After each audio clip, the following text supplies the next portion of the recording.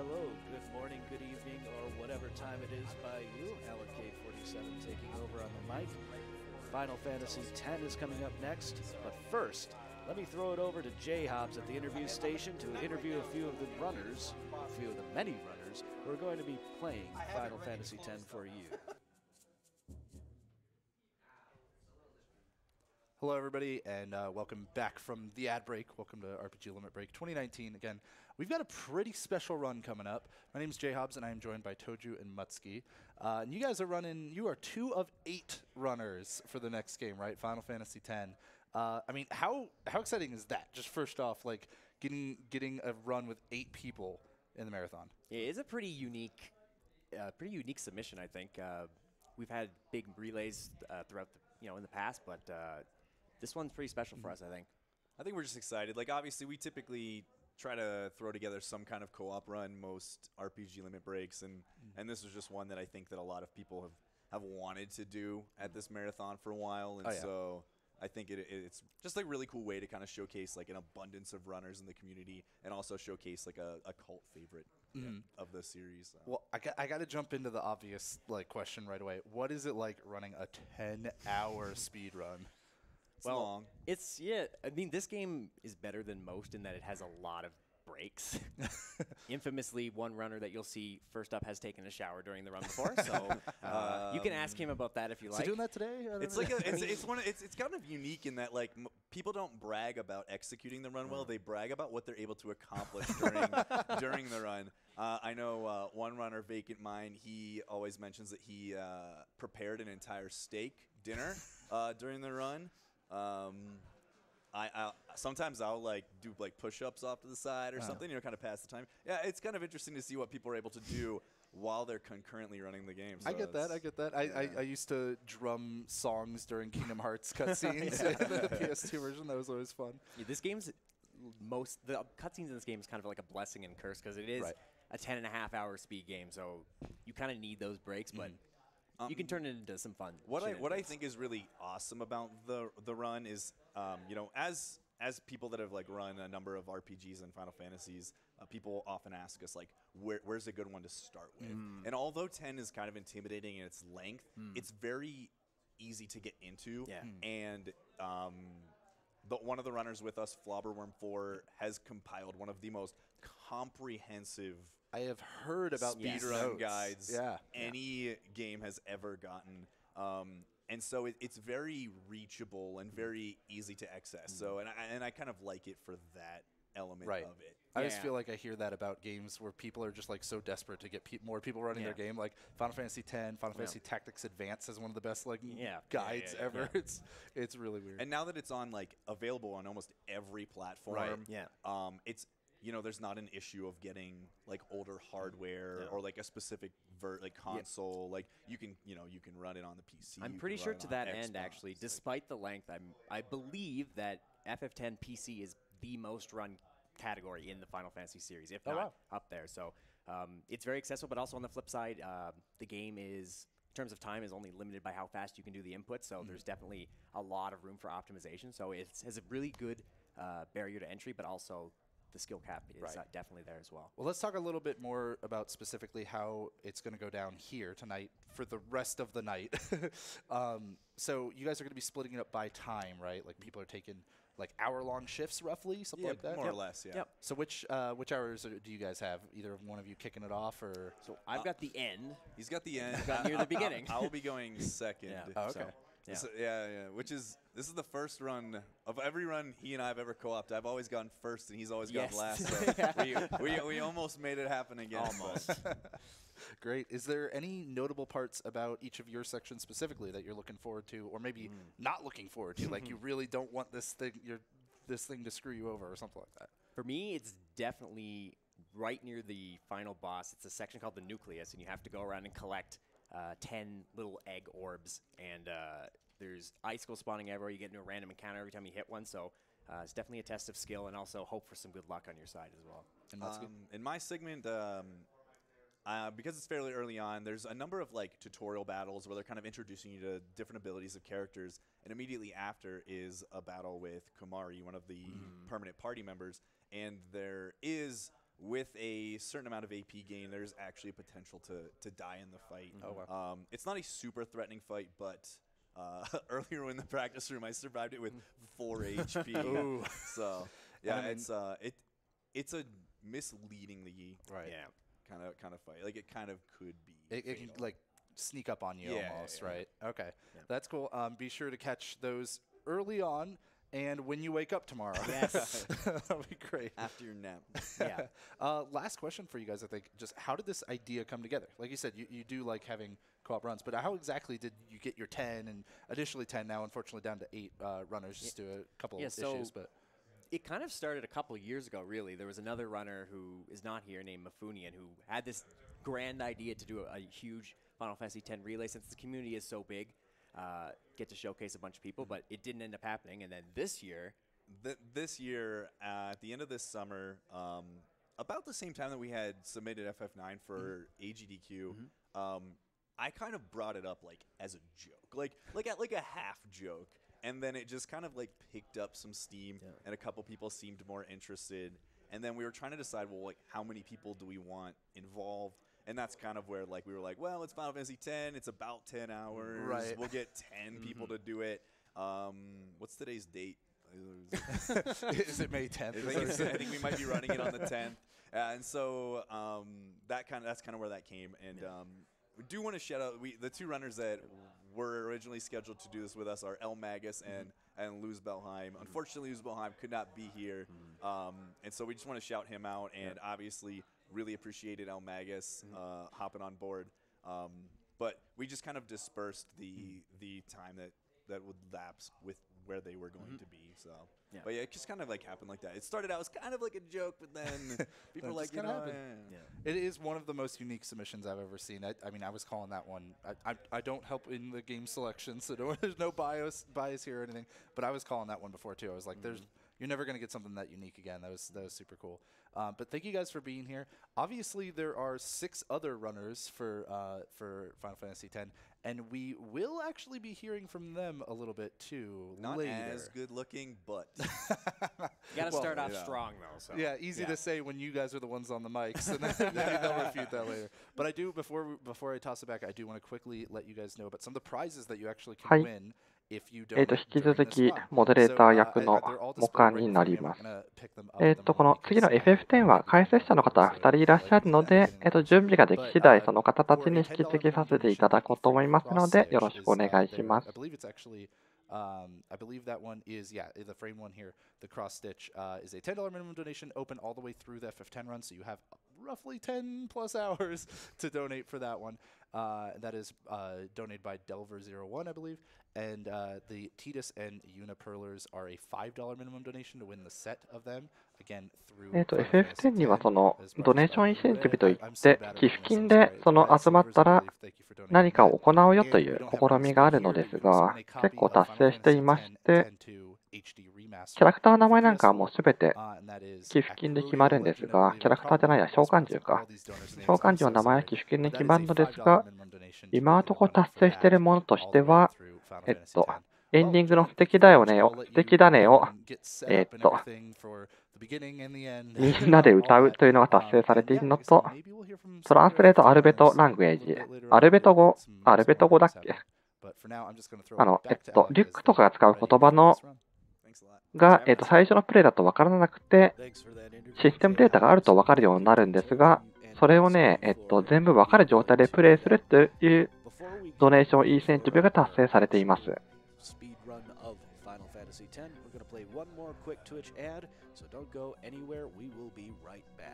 達成されているのは、オーディオグリッチショーケースっていう音のバグの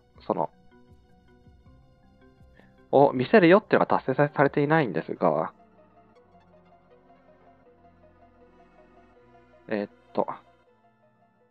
説明見る感じ、ゲーム内の音とか効果音がおかしくなるバグがあるらしいのですが、それを披露するかどうかというものがまだ達成されていない状態ですね。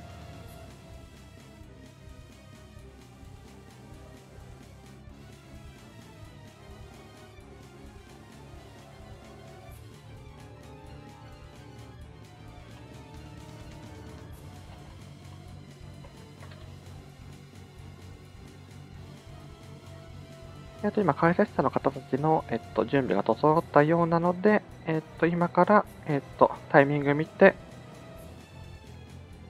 話していただこうと思います。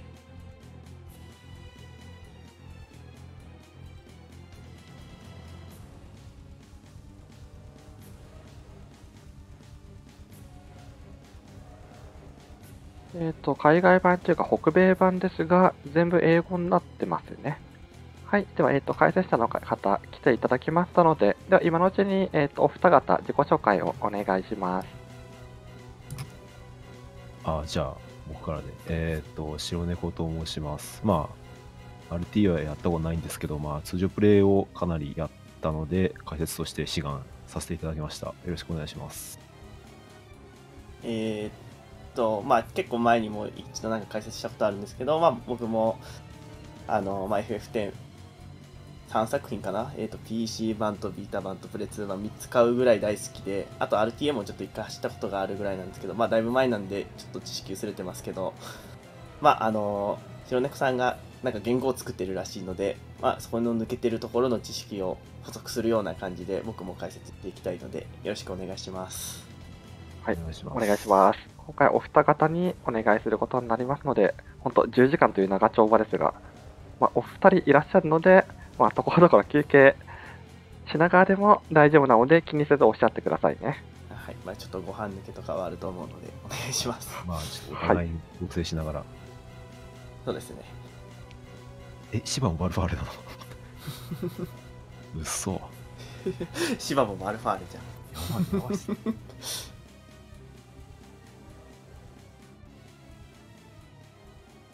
やばい今、おっしゃったのは、ドネーションインセンティブで、その、召喚獣の名前を決める投票をやってるんですが、なんかすべてのいろんな召喚獣でバルファーレと、入力するために寄付をしている方がいらっしゃって、召喚獣2つバルファーレになりそうな感じの、3人ですね。3体か。3体バルファーレですね。3体になりそうな感じに、バハムートとイクシオンとシバかな。がバルファーレ。で、バルファーレっていう、そう、召喚獣はもともといるんですよ。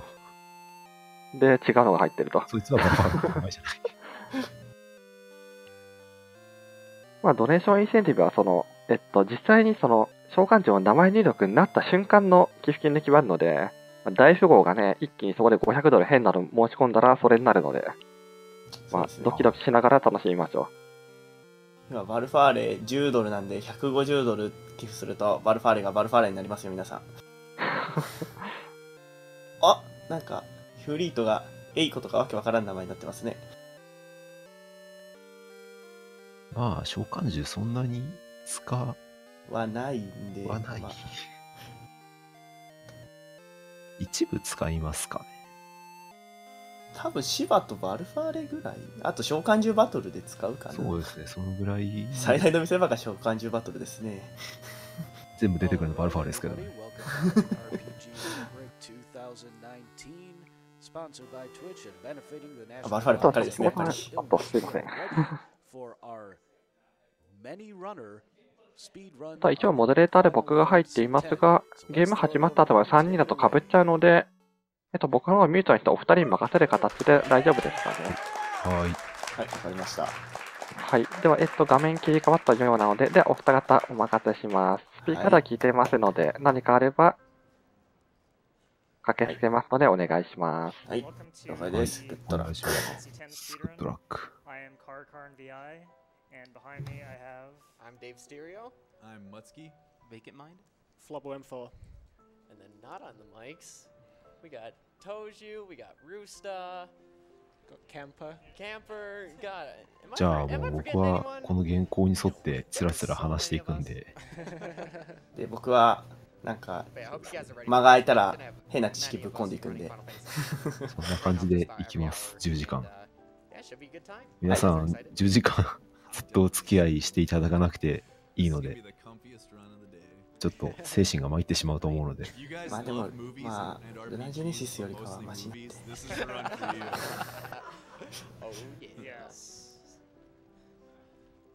Alright, so first thing we need is Titus's name, because that's going to be coming up like almost immediately. 英語と日本語版で RT そんなに変わらないですね。というのもそんなにバグとかないんで。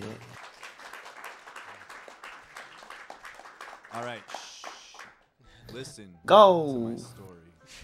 あ、ここでグッドラックですね。はい。Okay, so right off the bat, you can skip like a minute 40 seconds. Listen to my story. The opening cutscene by pressing select.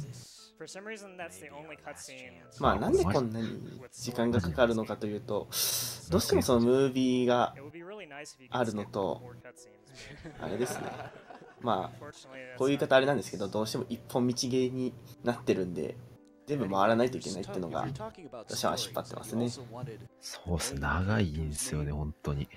There's a bit of a bid war at the very end, right before it closed. The winner is I Ate Your Pie, but we also had donations for other names, including $35 from Edward Malus, doing 壁抜けても結局行き先一緒だからな。Fat Man.壁抜けするより普通に走った方が多い部分がまあ多いんじゃないかな。開幕とか。あとこのゲームトンズラという結構優秀な技あるんで。We had a lot of money going towards Titus or Titus's name. That's a discussion point of its own. But at any rate, back to you. It's Titus, by the way. Let's just settle that now. It's Titus now. Raise your hands for Titus. And Titus. Okay. We see who wins that. ザナルカンドからゲームがスタートします。Alright, don't confirm it. I gotta make sure I don't get into 奏者の方、一応ニコニコの中コミュニティがあるんですけど、FF10、これアメリカ版ですよね。一応この人10時間16分5秒の記録持ってるんで、まあ45分なんで結構余裕持って時間設定されてますね。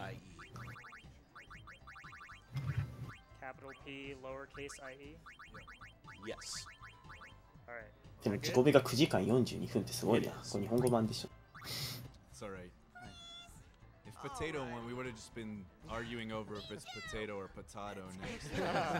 まあこれ一人で走り切るのは本当にやばいっすね、一人で10時間は。僕学生時代に1回頑張ってしたんですよ。もう半日ですからね、本当に。半日ですか。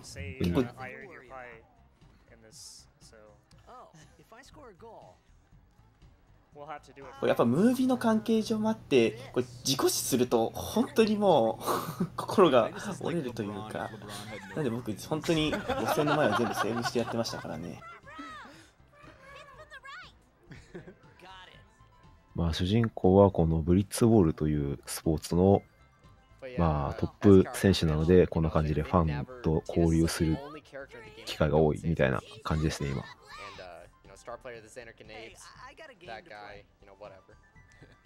And they really had to like kind of work around it too with adding the voice acting in this game, and they kind of like sidestep naming him a number of times. They're like, and you, Xander Canade player, like they kind of like nondescriptly describe him with like a nomination of some kind to avoid actually having to like call him. ブリッツボールはみんなやるでしょうね。まあ多分ブリッツボールは勝つと思うんですけどね。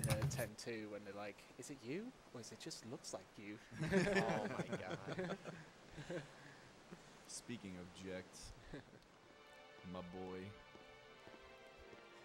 Wait, this game had a sequel? まああと1点さえ取ってしまえば、あとはボール持って自分のゴールに突っ込んでおけば敵絶対来ないんで、それでここで終わせるのもあるんで。このなんか書いてあるのが主人公の父親のジェクトさんです。まあ、ジェクトさんは伝説的なブリッツボールプレイヤーだったんですが、ある日突然失踪してしまったと。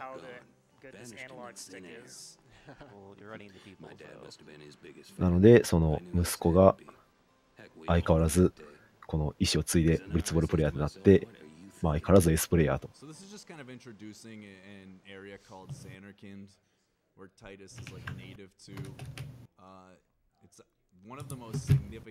さっきのビルはちょっと後で出てくるんで、まあ覚えておくといいと思います。まあ英語なんでちょっとわからない人もいると思うんですけど、まあそのジェクトに対してのちょっと皮肉も、やっぱこのやっぱりストーリーもさ、なんかやっぱりちょっとセリフ周りとかも面白いんですよね。やっぱりティーダが若いんで。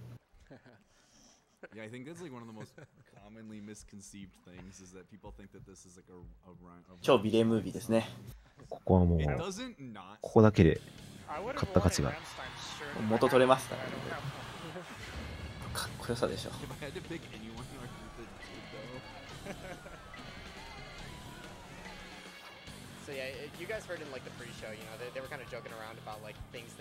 今期はめっちゃ音楽でテンション上がってますね。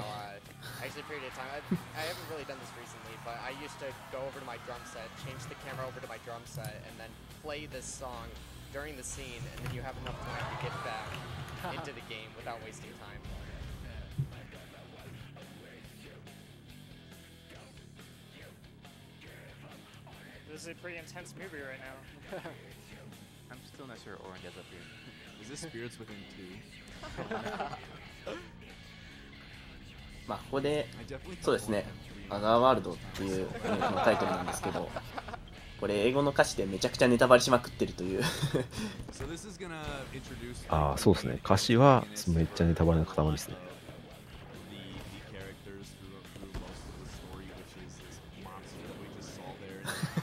まだ脇処理おじさんはまだです。アクセル見えるのはもうちょっと後なんで。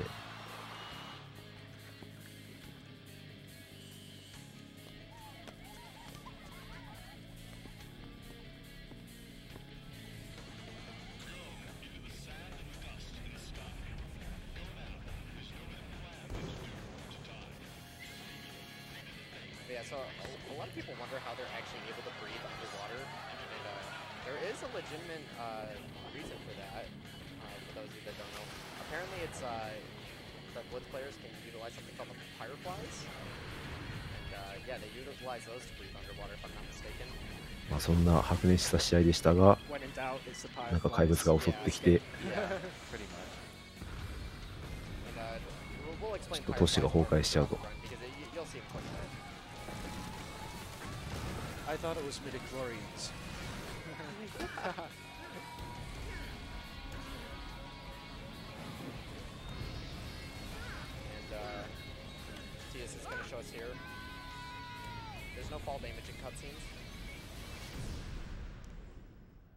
Fall damage in Final Fantasy? Really? Definitely not. Alright, I think J-Hobbs is going to do a little mini interview with a couple more runners here coming up. We got Dave is going to be heading off. あれどこでタイマーストップだったっけ？エボンジュにとどめさせた瞬間だった。そうですね、ラストをとどめさせた瞬間で終わりなんで、エンディングはないですね。エンディングがあればぜひとも見たいですけどね。ぶっ壊れたスタジアムを出て、アーロンという非常に頼りになるおっさんと話してついていきます。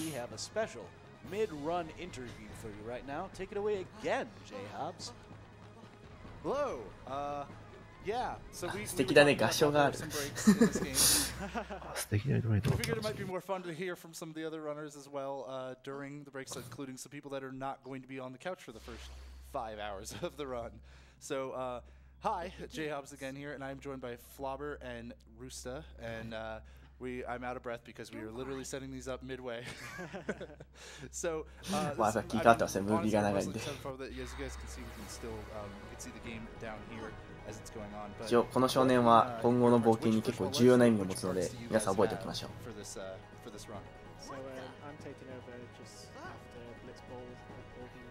今後もずっとこんな感じなのかな。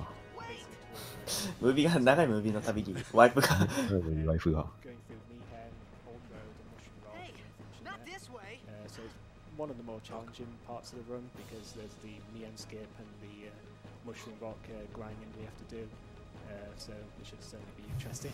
And I'm taking over right after you kill Wendigo when you go to the Albet home in Tikino. So I'm going to これがシーンです。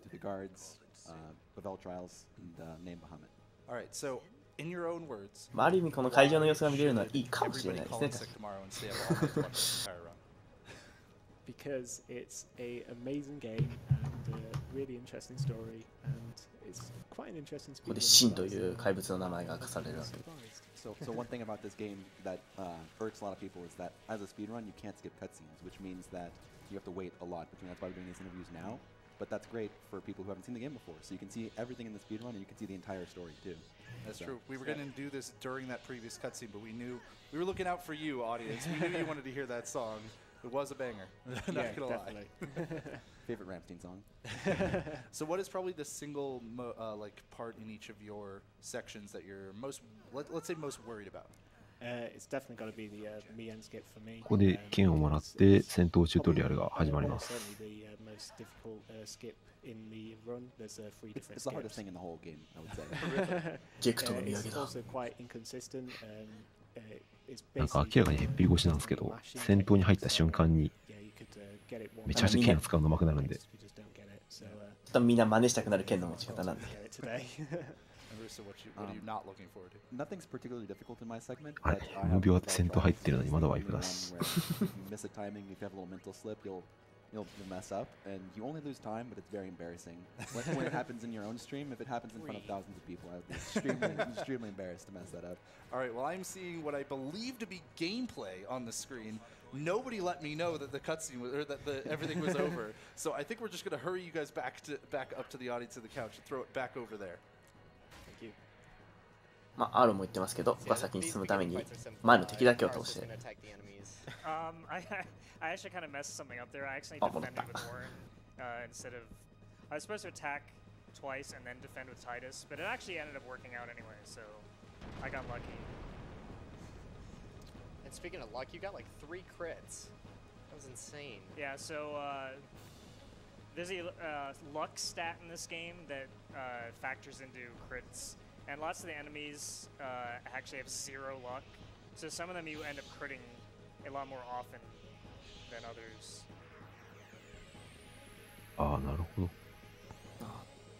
で、ここで一応チュートリアルボス戦。で、ここでオーバードライブの使い方を学びます。あ、グラビリティデミティ。オーバードライブっていうのは HP の下のゲージがマックスになると打てる技で、まあ、要するに必殺技ですね。で、アロンの必殺技はこんな感じでコマンドを入力して、このオーバードライブ技は、全体攻撃をする技なので雑魚を一掃できると。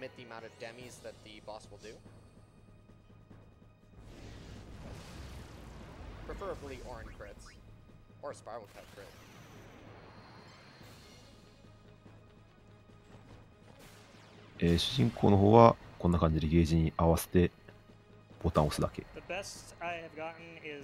どちらかというと単体攻撃に特化してますね。そうですね。で、おそらくこの2人がオーバードライブ打つのが、これが最後だと思います。あ、いや、アーロンは打つと思います。アーロン1回だアーロン1回かな。流星打ちに行く。まあ、ティダは多分これで最後です。そうですね、多分最後。あ、でもたまに打つかもしれないです。後半は多分、後で出てくるキャラクターにオーバードライブゲージを渡すのが仕事になったりするので。で、なんかひたすら殴ってますけど、こいつはグラビデっていう HP を4分の3にしてくるやつしか打ってこないんで、どうあがいても死にません。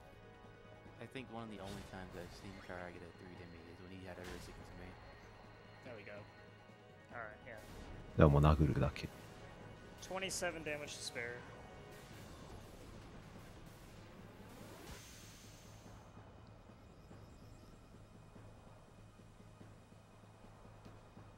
And as Carl's going to be proceeding into the next zone,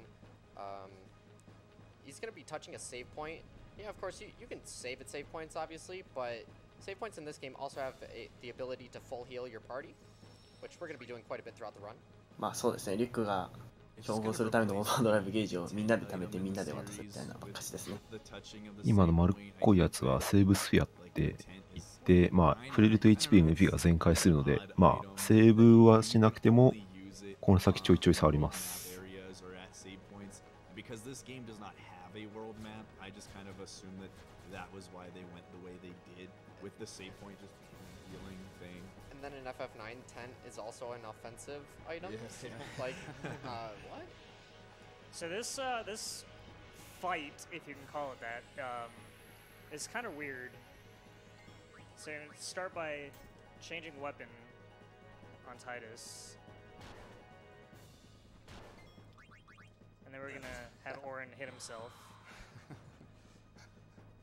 So you just want to be able to advance the turn so that Titus can see this giant generator that is right next to the ちょっと battlefield. 敵が多いので、クレーンを落とすというのを思いつくためにターンを回しています。So yeah, the generator is going to take 3 hits. そうですね。多分攻撃すると湧いてくるので時間がかかるんで、多分そっちの方が早いですね。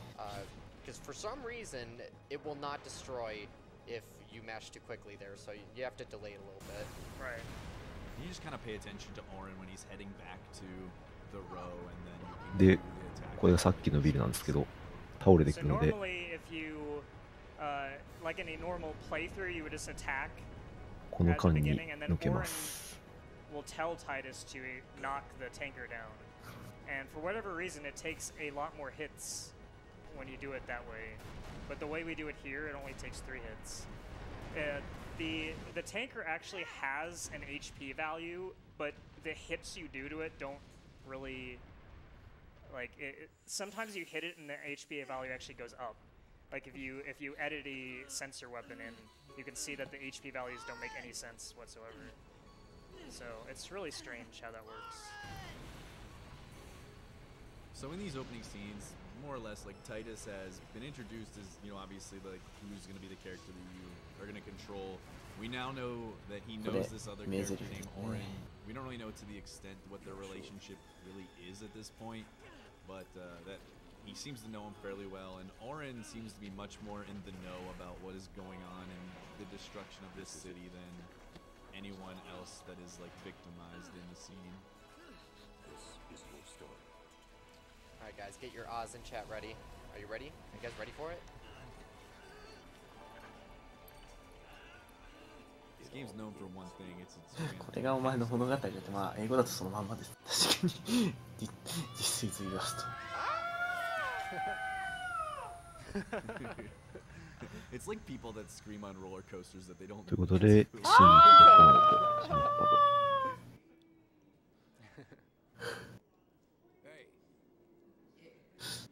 Hey. Now we're gonna be introduced to the greatest character this series has ever known. The best. Like, look at his logo is like a flaming pile of trash.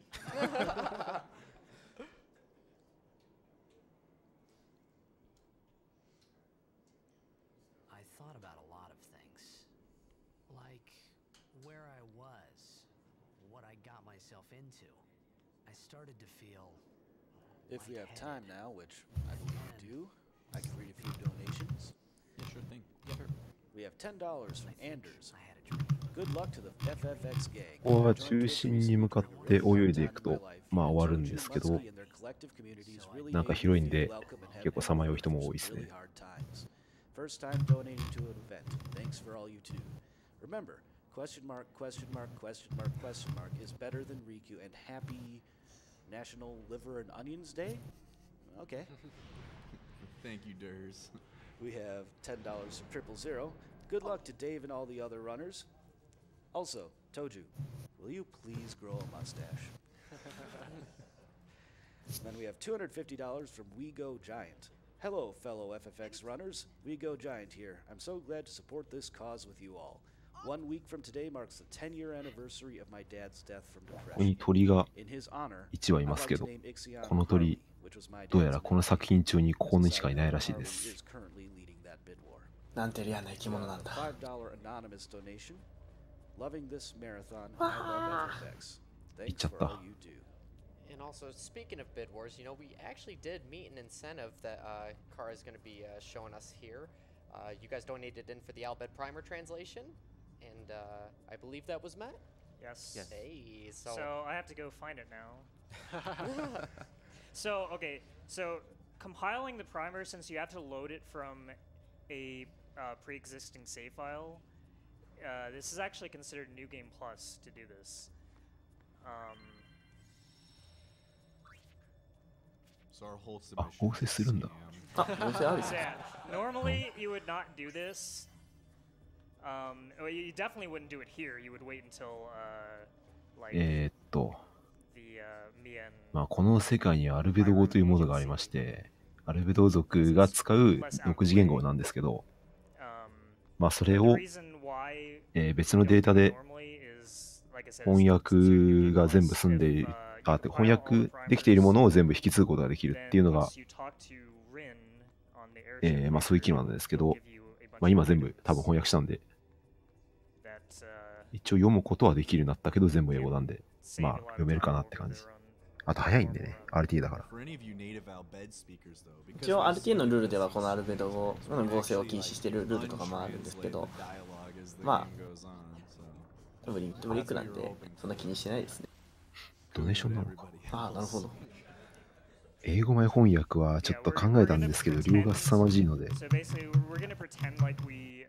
普通にセリフなんですからね。まあ、なんて言ってるかの簡単なことだけは一応言いましょうか。そうですね。Yeah, thanks again to everybody who donated. And if you guys have never seen a playthrough with the Albed Primers, you know, you guys are in for a treat. You finally get to know what they're saying. This next fight's relatively simple. Kara's just gonna. じゃあ結構 FF シリーズでよく聞くサハギンが FF10 だとこんな姿です。And hopefully, okay, nice two evades. So if it evades twice, で、あとこれ FF10 の一つの目玉というこの水中戦闘という。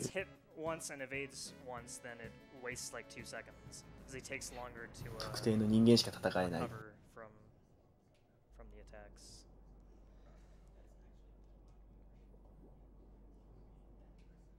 2体倒すとイベントが起こってなんか出てきます。水中石化、頭がパリーン。めちゃくちゃ強そうですね。こいつわざわざ神追動で捨てます。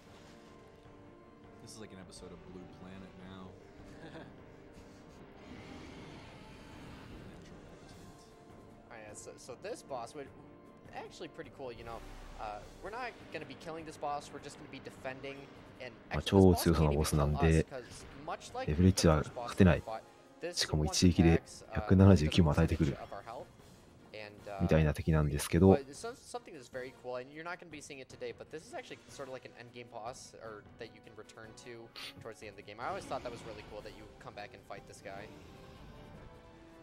ジオスゲイドだったかな。そうですね。あ、食べられる。なぜか戦闘ではなく物理的に追いかけっこ始まります。Yeah, it's like one of the only fights in any game ever that a preemptive attack is actually significantly worse. ちなみにさっきのこいつとの戦闘も HP を半減させる攻撃しかしてこないので死ぬことはないです。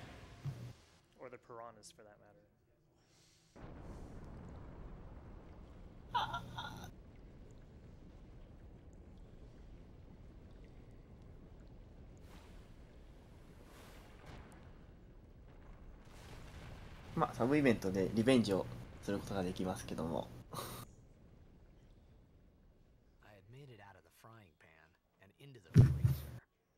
Now time to navigate up these annoying stairs. I thought I was gonna die in this place. Hopefully I don't run into the invisible wall at the top. じゃあどんどん悪くなっていく。夢も希望もありません。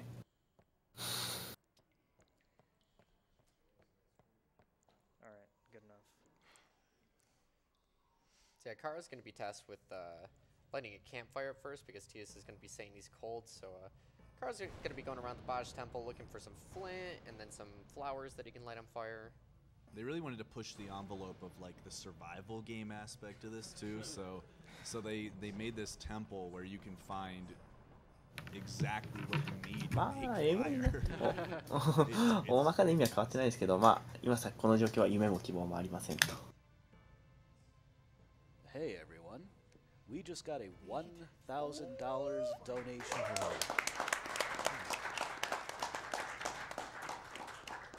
Thank you very much, Maximus531, who donated that amount.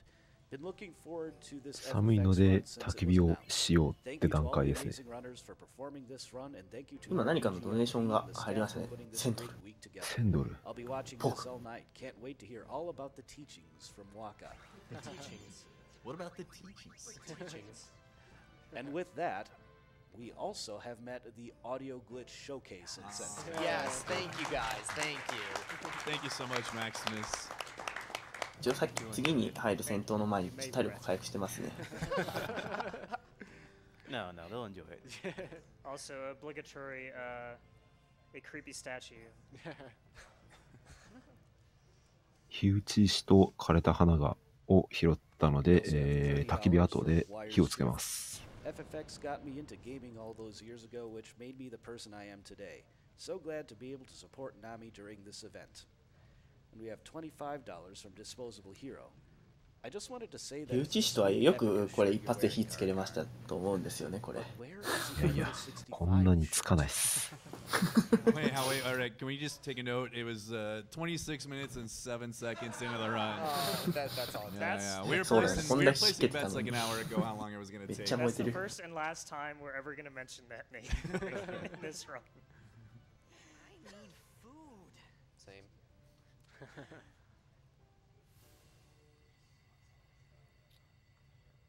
If you have any more, you can. 寒いって言ってる割には自分に大の字。 certainly do have a few more. We have $40 from Kalas. Good luck to everyone. Heart. I will be supporting from home. まあ今作は全員黒魔法白魔法を全部覚えることができて、ティーダも魔法が使えると言っても過言じゃないですね。We also have $31 from Keon Lion. Yo, what up, dude? I just wanted to say thank you so much for running with the freaking Muttski, dude. Good luck, my friends. Aiko sucks. Peace out, everyone. You guys are all my freaking boys, dude. You just been like, we read the donation without looking at it. We also have $100 from Neon Elephant with no comment. Thank you very much. $50無駄にしてると、焚き火くんの HP が危ない状態になっていると。Thanks, everybody. Thanks, Keon. そこに火にかける言葉は本当好きですね。あ、ちょっと待って。消えちゃう気が。Alright, so we're about to face our first, like, real boss in this run. Like the first one that could 焚き actually 火くんより仲良いのが来ちゃったんで優先します。So hopefully we're gonna get at least one crit here at the first クリックというモンスターですね。 We hope for all the crits, all the misses. Okay, one of eight. Good. 間にクリティカルが入れなければ多分6発ぐらいです。あ、受けてくれた一発。ありがたい。入らないから同じかな。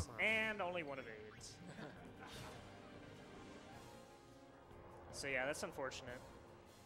And now Titus's HP is, or I8 your Pi's HP is a little bit low here. ある程度削ると。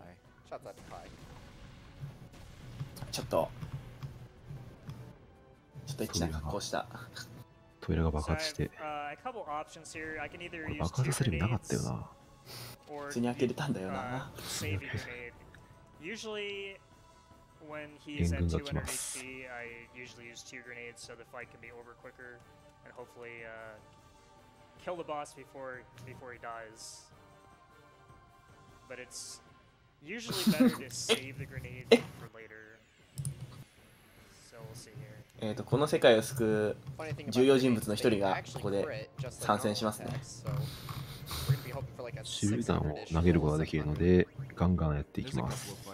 Early on, you'll see Kara do where if he can get a crit with the grenade, it can save quite a chunk of time, honestly. 手榴弾2回投げてあと1個盗むかな。 You can either steal 1 grenade or sometimes you can even get 2 grenades in 1 steal.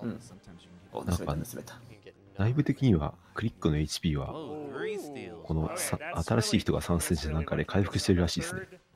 マックスまで回復してるはずです。 you only have a 25% chance お、 of 3連続盗み成功した。これは美味しい。でかいな。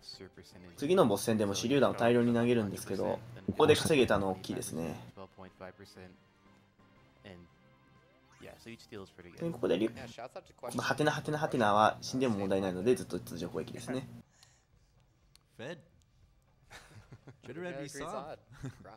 このシーンがやばい。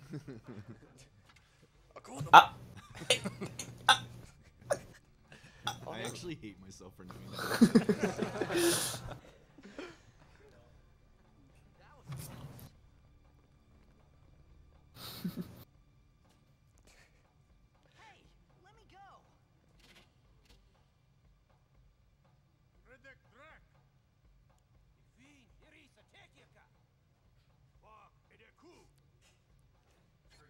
Fuck あ、全部翻訳されてます。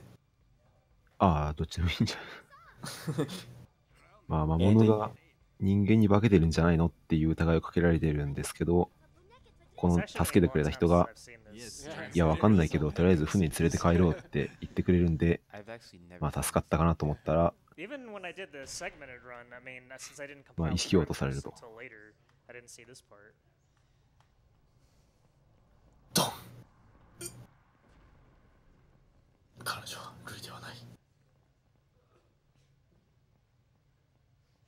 ご褒美じゃないですよ。We just got a $828 donation from OMGaMoose.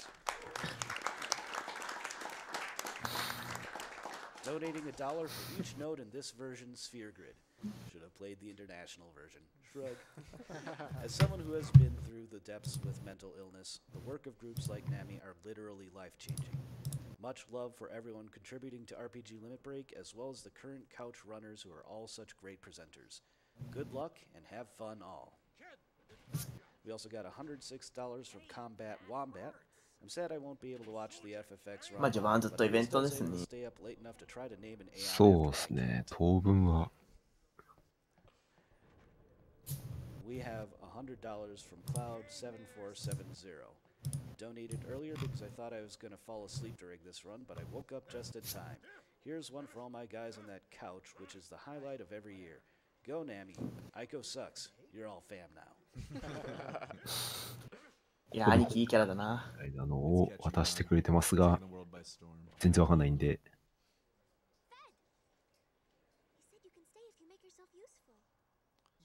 So now question mark reveals that she can actually speak the common tongue. And now here's where the no sphere good run dies.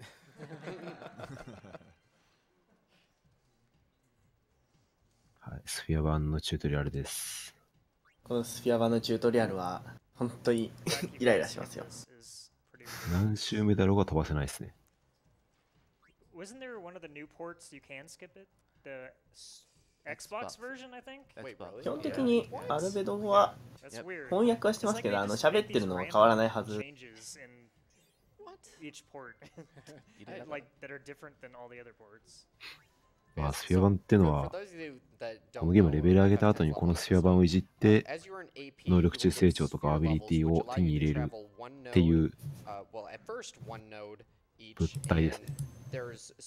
で、まあ、各人ごとに成長しやすい能力値があるっていうのをこのスフィア版で、疑似的に再現してるんですけど、別の他人のルートに行くことで、まあ、例えば主人公は物理型なんですけど、めちゃくちゃ魔法が打てる魔法型にすることもできるみたいな感じですね。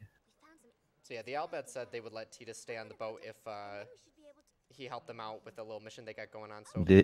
船に今いるんですけど、なんか海の底に機械が沈んでるらしいんで、それを、まあ、なんですか、サルベージしに行ってるので、それを手伝ってくれと言われます。お仕事頑張ろう。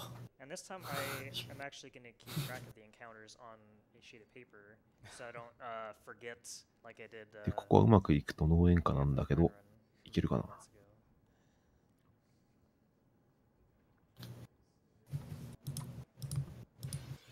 Not even close. ああ、バイン化した。まあですね、多分1回、2回ぐらいで。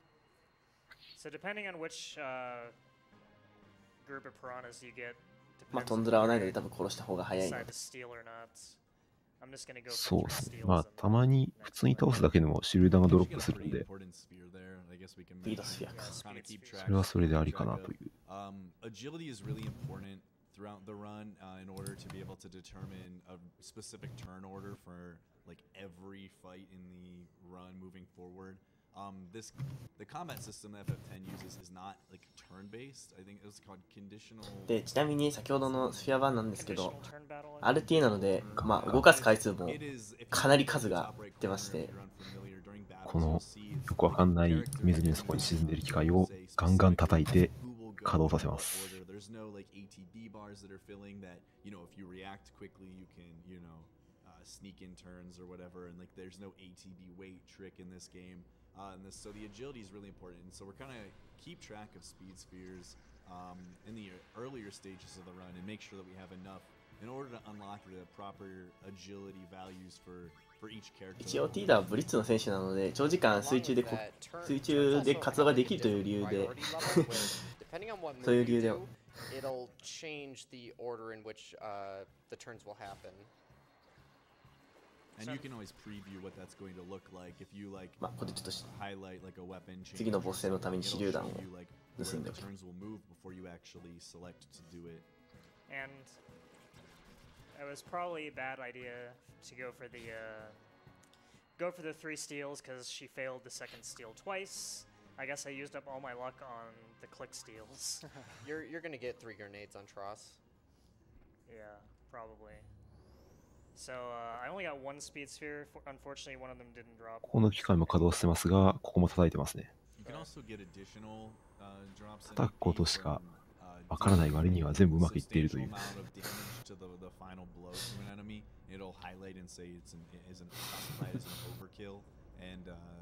We'll kind of take advantage of that as much as we can in order to maximize our AP input from each battle that we can. で、2体目のボス戦です。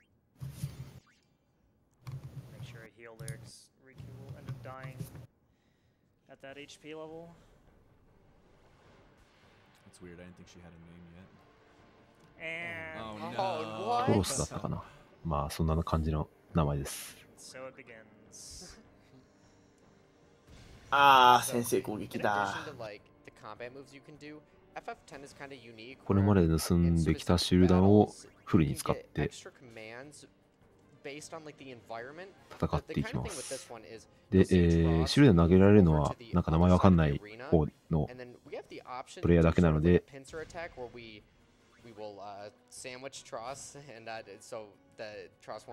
主人公の方はまあ殴ったり防御したりと。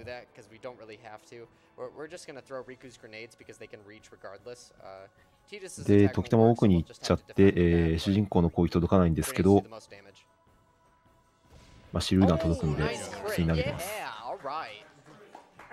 一応これトリガーコマンドのチュートリアルなんで、まあ、使わない方が早いという。おお、クリティカル。これは美味しい。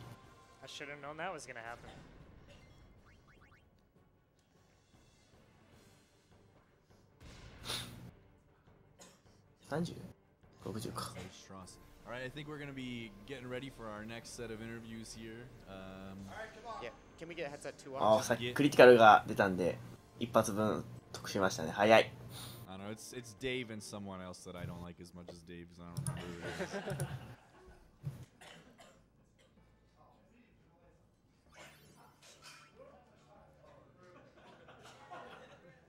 で、またここで長いまたムービーに入るんでインタビューですかね。僕らもこういうところで休憩した方が多分いいんだろうな。1万5000人見てる山。まあ、米国ですからね。人気だもんな。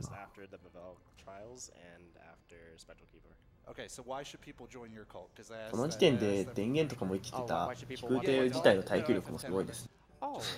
そうですね、まあなんか今言っちゃいましたけど、船の底にあったのは、まあ、でかい機械な、まあ実は飛空艇なんですけど、the entire time. Also, just the route and まあ concept こ is の amazing. Like 飛空艇はすぐに使えるってわけじゃなくて、中盤かなぐらいまでは修理してたんじゃないかなみたいな感じで使えないんですけど、中盤あたりで飛空艇が使えるようになるのはここで、まあ、救い出してたからっていう感じですね。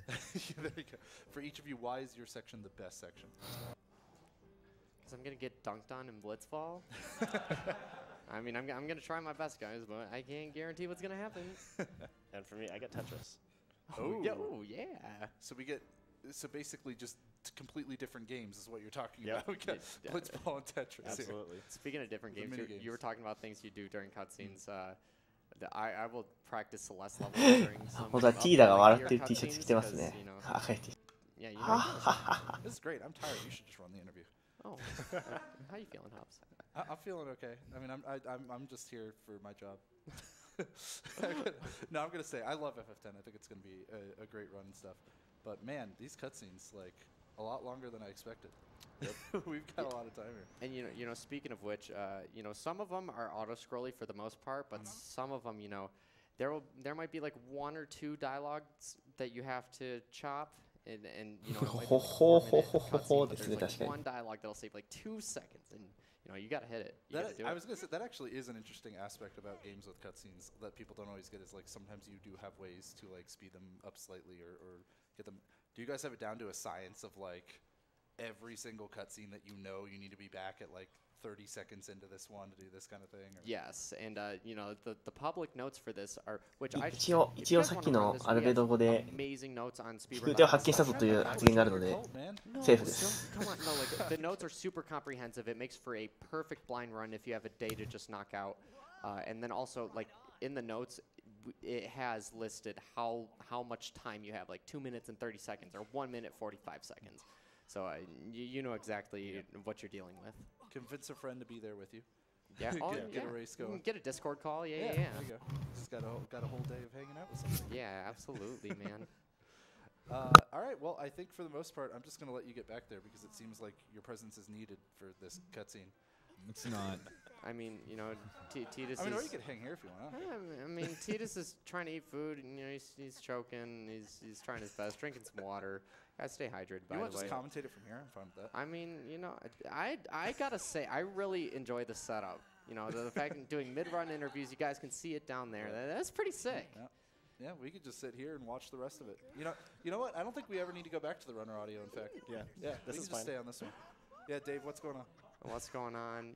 I've been having a fantastic time here at RPG. This is actually my first RPG limit break. First time ever being in Utah.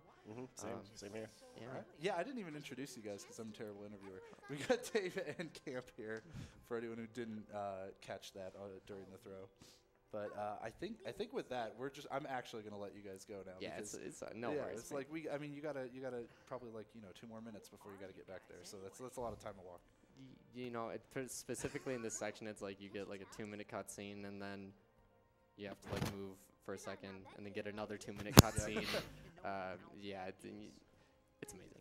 All right, well, I'll let you get back up there. ちなみにここはめちゃくちゃ大事なこと話してるんですけど。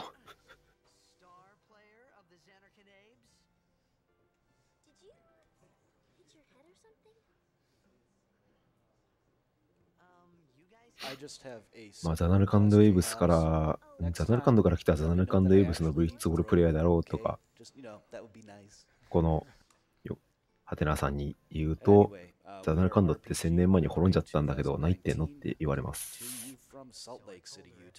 benefiting the National Alliance on Mental Illness, or NAMI, which was formed in 1979 as a grassroots advocacy organization by a group of parents whose children suffered with serious mental illnesses.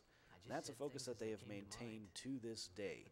So, if you have any personal connection to that, or even if you don't, consider donating, please.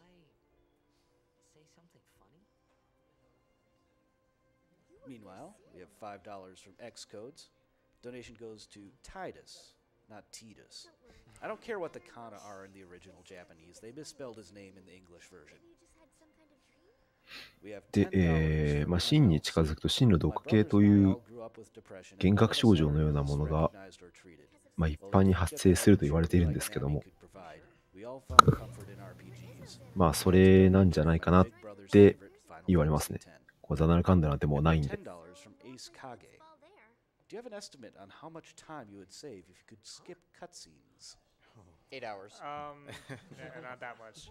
It depends. It depends on the amount of skipping you can do. I mean, because like in the sequel 10-2, you can actually skip cutscenes, but you can't skip all cutscenes. So it depends on whether you can get like every single cutscene or just some of them.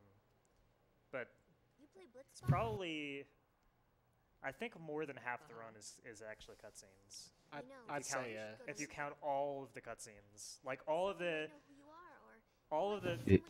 ルカというブリッツボールが、盛んに行われている都市に行けば、まあ、ブリッツボールプレイヤーなので知り合いがいるんじゃないのと言われて、まあ、じゃあ連れてってあげるよというところでイベントかな。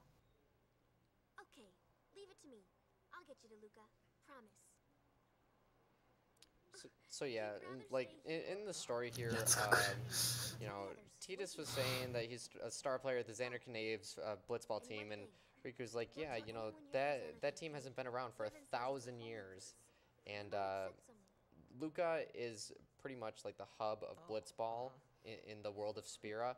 So she's saying, hey, you know, if I take you to Luca, you might find somebody that you know. So, and also she brings up Sin's toxins, where if you're close to Sin, apparently you can suffer amnesia or memory loss. Yeah, your head gets all foggy-like. Foggy-like. まあ自分がいたザナルカンドが聖なる場所だの、エボンだの、1000年前に滅んだだの言われて、ちょっと、はぁなんだみたいな感じになっている状態ですね。こ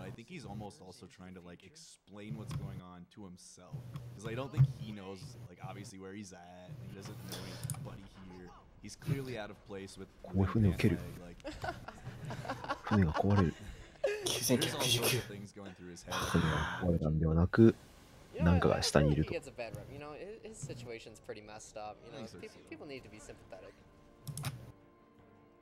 People just call him a whiny baby, but man, you're teleported into a world. Everybody says you're crazy and don't know what you're talking about. Your dad's better than you at sports. I do. So now he's actually encountering Sin a second time, and obviously you kind of start to pick up that maybe there's something that is between Titus and Sin. He's obviously, like I said, introduced as a threatening creature of some sort. Insinuous whirlpool. I'm gonna go ahead and do a save here, just in case, you know, like the game crashes or something. That would be pretty terrible. Car, have you ever experienced like a straight up game crash? I mean, I don't want to jinx it, but have you heard? Oh. そりゃそうだよな。まあ記録狙いじゃないってまあ5時間いいで。I just face down in the water. All right, now it's time. The game is actually going to introduce us to the second greatest character in the game. Oh no, he's not the second greatest. The only thing better than the character is his hair and his face. He dresses like Bowie the hero. またワープして。I'm glad that everybody just gets it. なんか南の島みたいなところに着きます。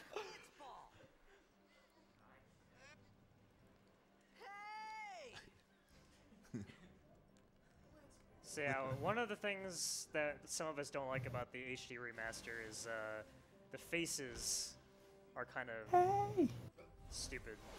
And Waka's face is probably the worst in the ボールがもったいねえ。 remaster.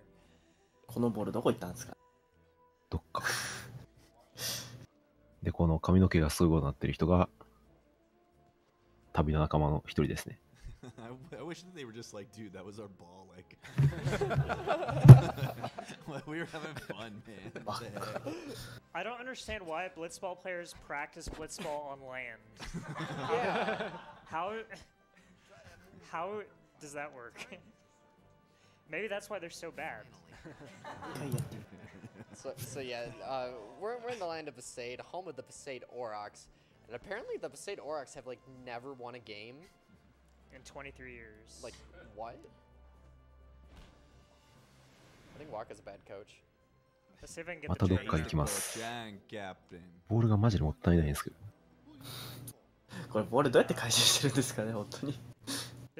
そのなんか南のこの島国でブリッツボールって貴重なはずなのに一瞬で2発も無駄にしてる。大丈夫なんですかね。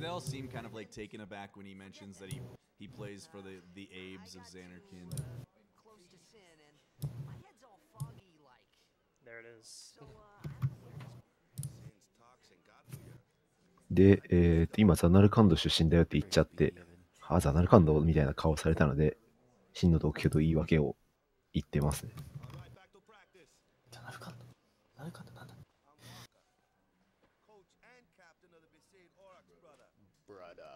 If you're a fan of Futurama, the individual that voices Waka also voices Bender. And as you'll see, Waka is the total liar here when he says he's going to get him something to eat. Yeah, he eats one meal in the whole entire game. So I just had to ask. Well, it's only 10 hours, right? Yeah. American was destroyed, right? 1,000 years ago. So it's just a big pile of rubble now. So Waka's gonna start explaining why sin sort of comes out of 手 nowhere, で it seems. 玉みたいな形を作ってお辞儀するのがエボンの賜物とい If う you have the word machines, why do you call them ポーズ Waka? か。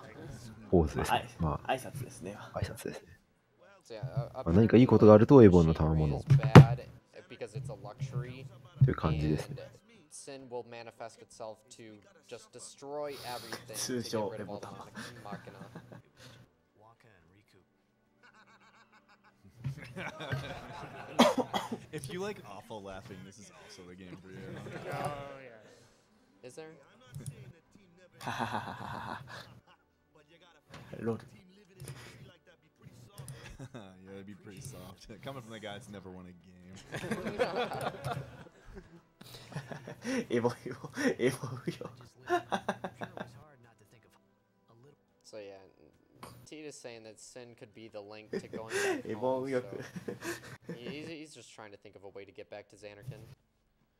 But you can tell, I think he's just そうですね。エボンはこの世界で信仰されているエボン教っていうのかなみたいな感じで、まあ、つつましく生きていれば、いつか自分の罰を清算できますよみたいな感じです。between Waka and Titus, there's clearly a more, like, I don't know, organic chemistry between them. Absolutely. So here's another big RNG part こ coming の up 崖 here. 絶対結構高いからダメージあると思うんだけど。 So you can get random encounters down here, and depending on which formation. で、村に行くことが今目的なので、奥に進んでいきます。 Especially if you get ambushed. So let's hope that doesn't happen. ここがすごい綺麗。 One of the best songs in the game. Alright, this one I'm just gonna kill them, and of Oh. course I get ambushed. Well, it could be worse. Could have gotten the. で、ワッカも戦闘に参加しますが、ワッカはなんとブリッツボールで戦います。 So yeah, usually when I get this one, I'll kill him. The other two formations, I usually try to escape.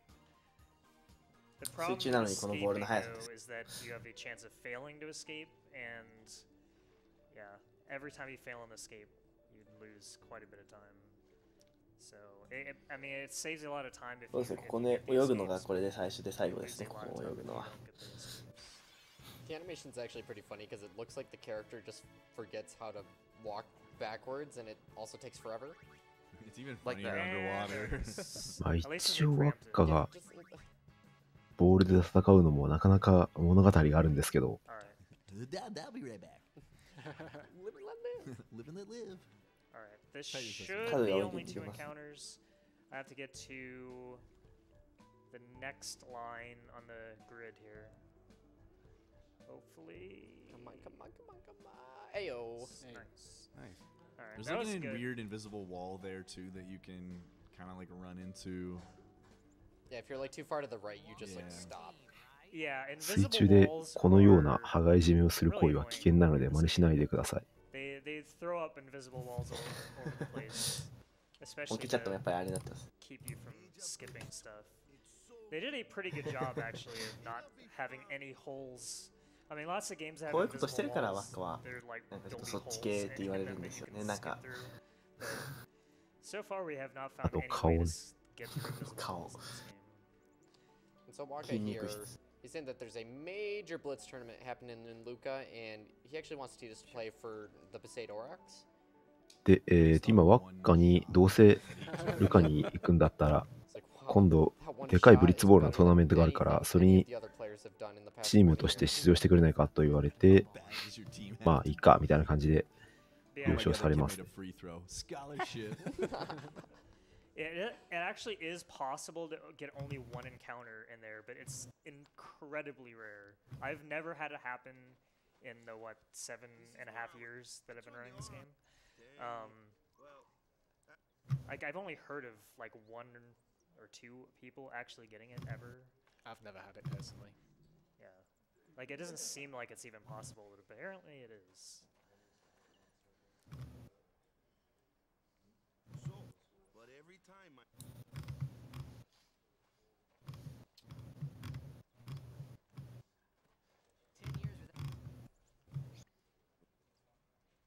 first match, but something else was. So, you want to win?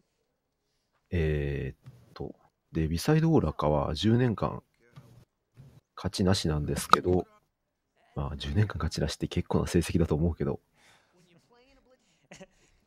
まあ10年間勝ちなしなので、あとまあワッカもガードに専念したいので、これを機に、ブリッツボールを、これっていうのはあれですね、今年のトーナメントを機にブリッツボールやめようと思ってるんだけど、まあ主人公が入って、主人公はもうエース中のエースなんで、もう目標は何って聞かれたら、いや優勝でしょというぐらいのエースなんで、まあ10年間勝ちなしだったビサイドオーラカは急に優勝を目指すことになってしまうと。You'll kind of find out like Waka has a pretty strong connection to the Crusaders, and that will kind of build throughout the first half of the story. But here he's just bringing Titus into the town. He's going to take him to the temple and see like what's going on, I guess. He even brings up food, and he still never gets fed. Again, he's lying again. He's like, yeah, we'll do it. Yeah, don't worry about it. Let's see. The Crusaders' Lodge is over yonder. Luzu and Kata are usually there.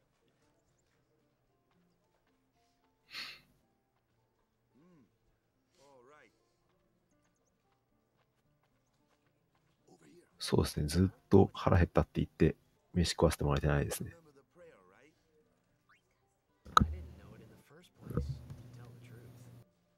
で、ここで先ほどのお辞儀を教えてもらいます。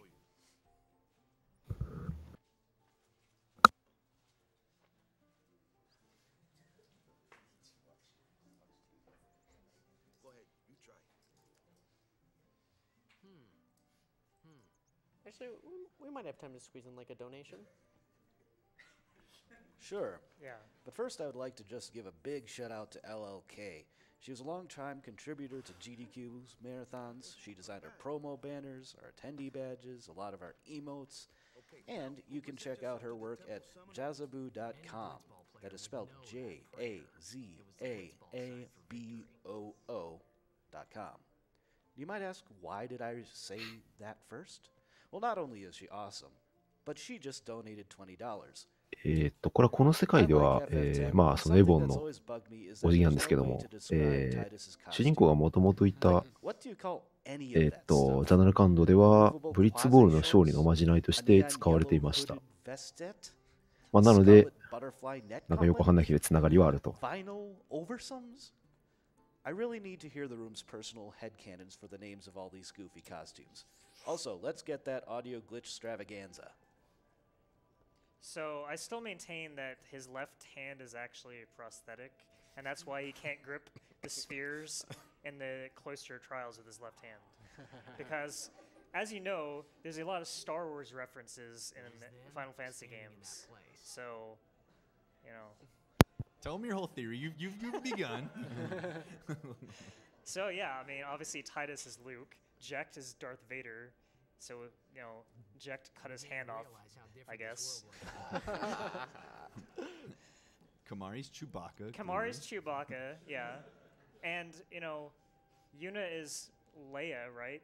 But no, wait, Kamari protects Han, but Kamari also protects Yuna, so that means Yuna's also Han, and that's where it starts to fall apart. Yeah.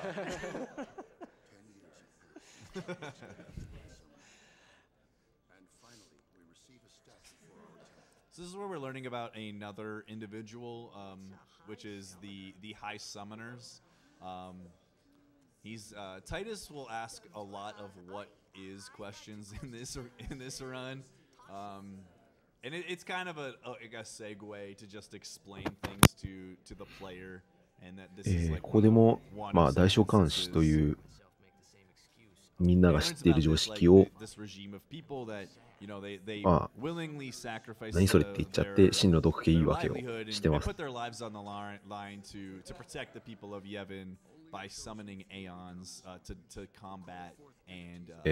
喚士っていう、まあ、召喚獣をお供にする、なんていうの、人は、究極召喚という神を、この世界の脅威となる神を倒すために旅をしてるんですけど、その究極召喚を、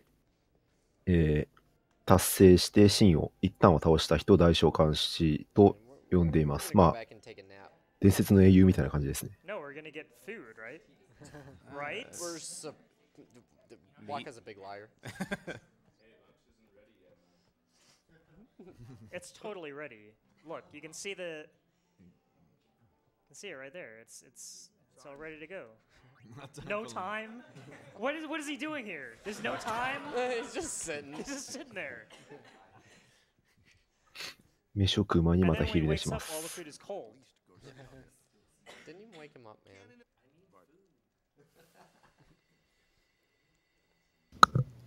というか、この先飯食う描写って多分ない。いや、ないっすけど、夜になるんで、まあ途中で食ったんかなみたいな。実際に飯を食う描写自体があるのはもう開幕の船だけですからね。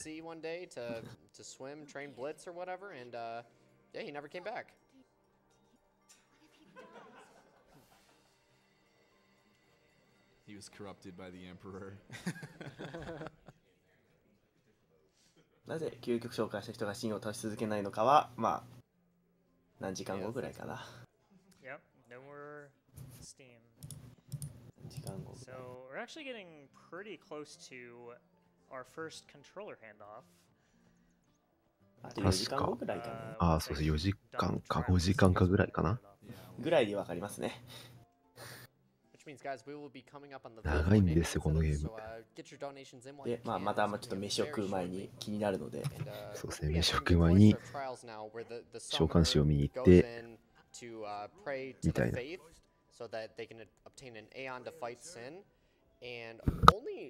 People called guardians can be in the Cloister of Trials, which guardians are appointed by the summoner, and he doesn't really care. He doesn't really care. まあ召喚師はもう一日もお祈りを続けているので、いや、一日はやばいでしょって言って、全く関係ない主人公が助けに行きます。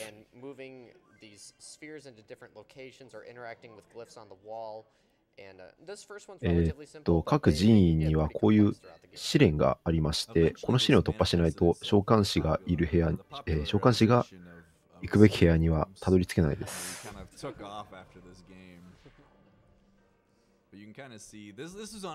のでこれはビサイド島の試練ですね。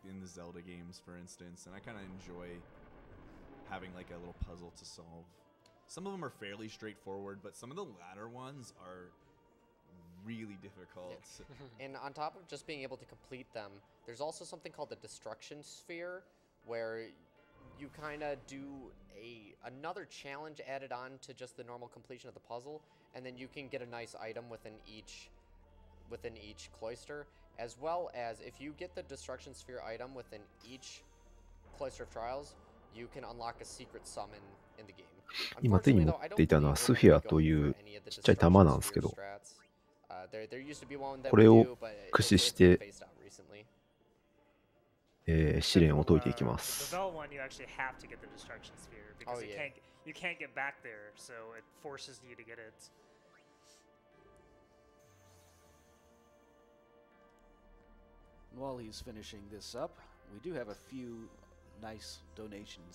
はい、この主人公君はなぜか片手でしかスフィアを持てません。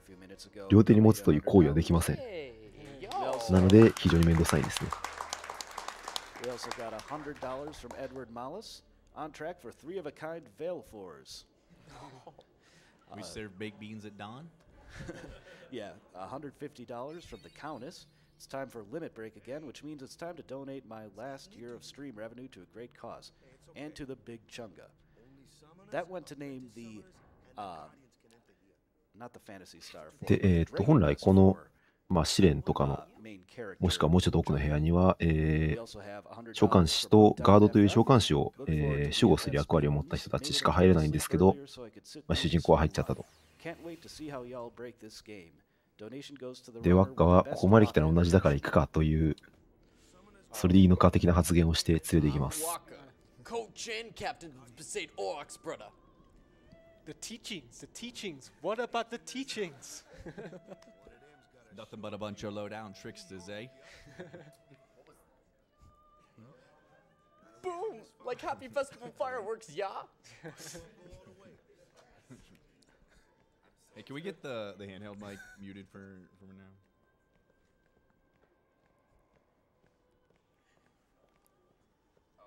What are you doing? No.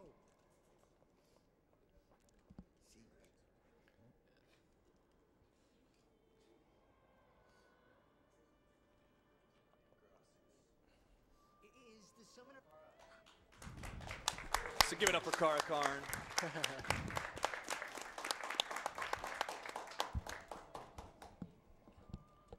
お、プレイヤー交代。So again, I'm Muttski. I'll be taking us through the. ああ、じゃあやっぱ1時間交代なんですね。まあ、確か9人って言ったんで、1たす9。ああ、10人らしいです。あれ、10人 ?9 人 ?10 人です。あ、10人。じゃあ、1時間交代ですね。We have $10 from Kyo's little monster. Yo! You just saw him dab. Whether you appreciate that or not, well, that's up to you. But he said, shout out to my favorite voice actor, Muttski. You can't do it, kid. I'm the best. We also have an anonymous $10 donation. I just want to thank Caracarn. A few years back, I was feeling real down on myself, and his chill stream of this chill game really helped me out. And $5 from Varis, and so it shall be Harley. That refers to the naming incentive for Ixion. We had that donation earlier for a person trying to commemorate their deceased father. So, if you're wondering, 召喚師になれましたと。it is that. And also, speaking of which, we are going to be coming up on the name of Veilfor very soon, within the next minute. And here I was thinking summoners were.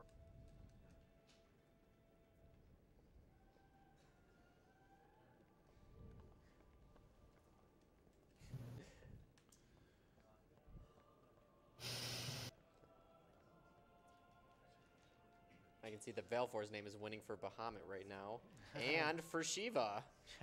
What about for Veilfor?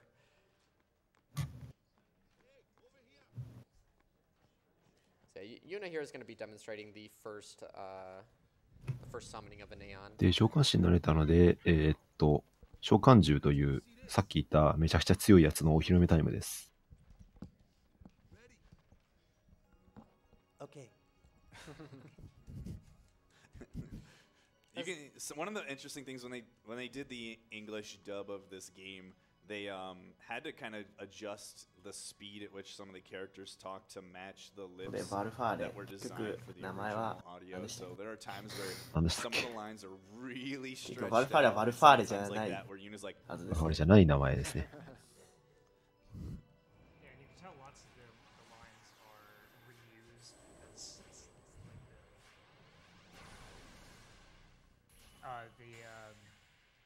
Lots of the lines are reused because the OKs sound exactly the same lots of the time. Okay, I'm gonna need Valifor's name here. Indeed. Valifor's name is not actually Valifor, but Raccoon. All right. 2 C's, 2 O's? Yes. 多分一番出番が多いと思います。こいつが。アルファーレが。他の召喚獣と比べて。If J-Hobbs even wants to do it anymore, I don't even know. J-Hobbs, do you 本気チャットじゃアライグマですね、完全に。Like, but not they, only that, but like they're also like 23 years. How is it possible for a single team to? Oh God. Okay, go. Come on. Go. Get the lights. Come on. We gotta do this. Hi. Oh wow, I'm loud. I'm sorry. Hi. Come on. I'm not moving. I'm comfortable. Caught us off guard with that one. All right, we've got our last interview here for FF10. We have CaracarnVi and Hollow or VacantMind or whatever you go by now. So, CaracarnVi, are you completely done, or is that? Or I know that because there's 8 people, not 10, it might have gotten split up a little bit weird. I will be doing another segment in about 5 hours from now. で、おそらく間に飯を食ったんであろうみたいな感じで夜ですね。ビサイドオーラカのメンツに主人公を紹介しています。My segment is more of like Sinspawn Glee up all the way into Thunderplane's shop. So we'll be doing getting Stone Breath, doing Guado Skip, destroying a Blitz Raider, dodging lightning 100 times. Twice, right? まあ目標が精一杯頑張るから優勝するになったと、もうみんな大はしゃぎですね。優勝なんてしたことないんで。Okay. So I've been asking most people like kind of what is the scariest part of their thing. What is actually the thing that you're most like looking forward to in your section? Of course. Yes, he gets to do audio glitch. I get to do Guado Skip, so that's. 英語は英語でいいですね。ビクトリーってだけですかね。We also need to get Stone Breath, and that's kind of a big deal for the people after. で、主人公はユーナと話そうとしますが、まあ主人公は村的には掟をガン無視して消火士の部屋に行っちゃったやつなんで、なかなかの悪者です。だから話すと、まあ、良くないよみたいな感じになってますけど、ユーナは関係なく話します。Right, I'm going to be taking notes. I'm going to be here for the whole run. So yeah, I'm going to be keeping AP notes and keep track of speed spheres and make sure everything goes to plan. And you're going to be taking the fast food orders. Yeah. Right. Like you're going to be making sure you get everybody food all night. No. So are you going to be here like also? Are you guys making sure that you get some sleep and get refreshed, stuff like that? So as soon as breakfast opens, I'll be eating everybody food probably. That's a good way of doing it. Yeah. Got to make sure. Also, got to make sure everybody stays hydrated, man. That's true. Yeah. It is. Well, like I don't want to keep you guys here too long, but I do want to ask you, how is it actually possible that Davesterio could lose 23 years in a row? Have you ever known a sports team to lose 20? I mean, you heard Vula and I were talking about before. It's just ridiculous. Yes. How are they in the tournament? Who allowed them? It makes no sense.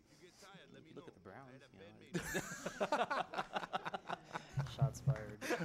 That's great. Well, I'll let you guys go back up there, or if you want to sit in the slightly more comfortable chairs, here they're not too bad. We can just continue to watch down here. But either way, I'm gonna go ahead and throw it back over there, and you guys can figure out exactly where you want to sit. So take it away, runners.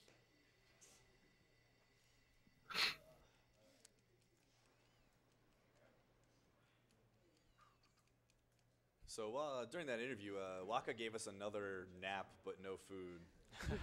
Again. And Deus is going to be caught between the 2 girls that he likes here, and they're going to kind of like fight over him. In his dreams. Yeah, only in his dream. When you don't know what to do in life, you just jog in place.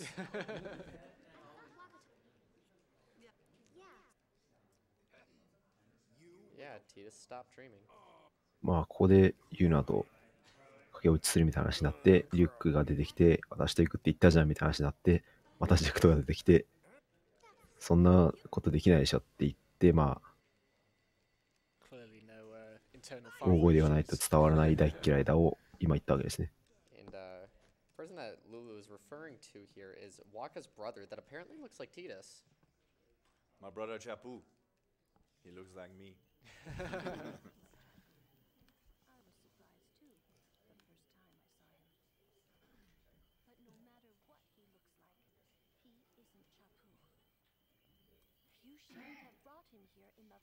She wears a lot of belts. Excuses again? Yeah, but... That's it. No more. Enough, Waka.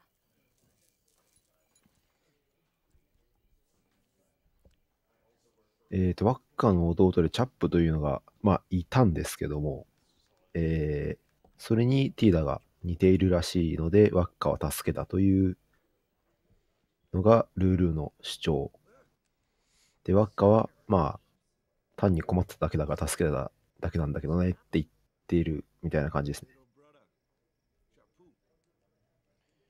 Also, honestly, if you guys have anything you want to plug or any donations or anything you guys would like to read, you probably got some time. Of course. First off, I would like to mention that there is also a donation incentive for the name of Ifrit. And as Roosta, one of the runners who is going to be playing this game later on, mentions in a $20 donation, quick PSA, there's a campaign to name every Aeon Veil for. If you don't want that, just don't try to name Ifrit Aiko, as Muttski hates her, and it would be mean to make him type out that name. So yes, Ifrit is the next one coming up in just a little bit. Muttski will be running it. So given that there is currently a $9 gap between the two names, you can decide whether you want to be nice to Muttski or to troll him. Your call, really. Either way, it goes to a good cause. We also have a $100 donation from Orim Shields. As a huge Caracarn lurker / fanboy, just wanted to show some support. Mental health deserves all the exposure and support it can get. Love to all involved in making this amazing event. Then we have $150 from Casper Ace. Hello and thank you to everyone involved in the making of this event. Super excited to see FFX making it in. Can't wait to hear you laugh. Too bad we can't have audio goods at that point. Donation goes to naming Ixion Harley. So there's our third nap. 3 naps, no meals. So yeah, Waka is going to hand over Chapu's old sword to Titus now. And, you know, on top of looking very cool, it actually gives us 5% more strength. これは本来チャップにあげるはずだった剣なんですけど、まあチャップは使わなかったからって言ってワッカはくれます。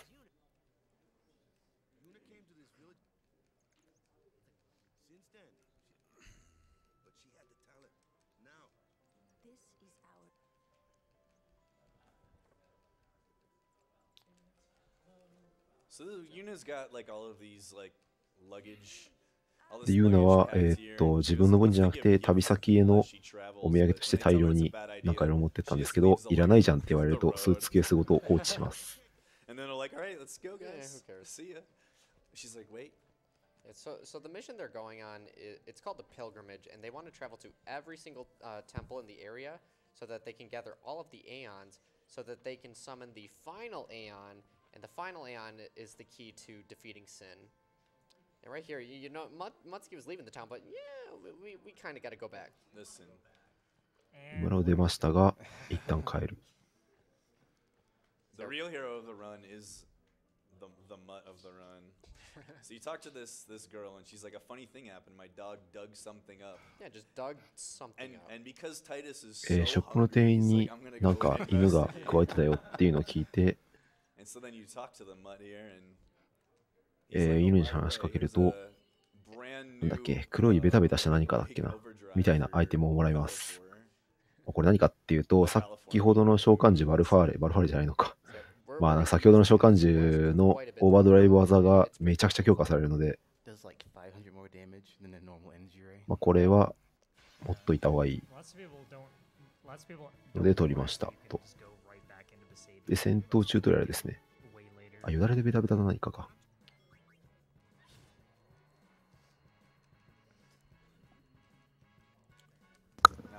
ちなみにリマスター版以降になるとダーク召喚獣が待ち構えているので、序盤に回収しないと回収まあできなくなるようなことはないんですけど、回収が非常に難しくなるので、この時に回収しました。今ないときついって感じですね。で、ちょっとチュートリアルが挟まって、ワッカは、命中力が高いので、飛んでいるっていう回避が高い。敵に攻撃を与えやすく、主人公は素早さが高いので、なんか狼みたいな素早い敵が動く前に倒せると。みたいな感じですね。で、こいつはプリン型って言って、ちょっと物理攻撃が効きにくいんですけど、そのために、ルルが魔法を打てるので、それで対処すると。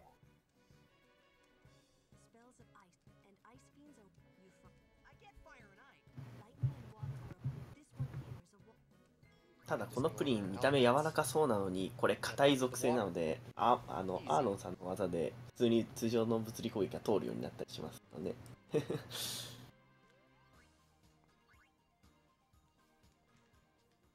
ワッカのモーションは鼻の下をこすってます。よだれじるじるはちょっと笑う。ヘイストをかけると鼻をこする回数が増えるので、めっちゃ赤くなっていくと思います。で、ユーナは回復と召喚準備ができるっていう感じで、パーティーが構成されてると。一人足りないな。一人足りない。あれ一人足りない。なんかもう一人いたような。気のせいですかね。出てきてないし。で、メインキャラ揃いました。そうですね。まあ、だって、回復も攻撃もいて、十分なんじゃないですかね。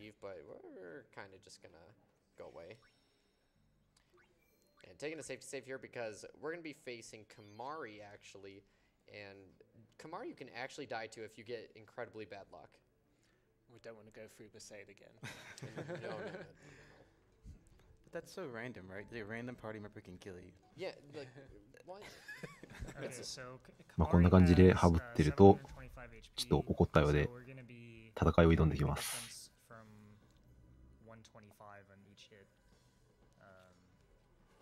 完全になんだこいつ、マーティからしたら。そうですね。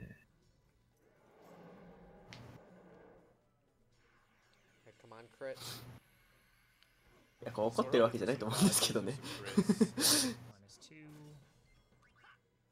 まあなんか戦い挑んできますけど、HP 全開状態であれば殴ってれば勝てます。ジャンプとかよくわかんない技を持ってきますけど、まあちょっと強いだけなんで。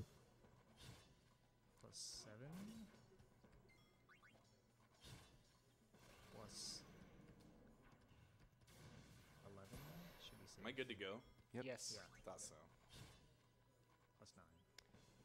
So yeah, if we happen to reach sphere level 3 on Titus, we would have been able to do a menu early on that increases our attack.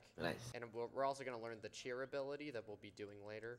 But yeah, that extra strength would have made the fight a little bit safer, but since we didn't get it, we did have the chance of dying on that actually. これキマリーという、まあロンズ族という、まあ種族の、仲間なんですけど、キマリーはちょっと、なんていうんですかね。こう序盤は、キマリはこれが得意だよみたいなのがないんで、ちょっと使いづらいんですよね。で、そう、こういうゲームって序盤が使いづらいと、それ以降、あれ、いたのみたいな感じになっちゃうのが、まあ特色なので、かわいそうにあまりいいやつ扱いはされないという。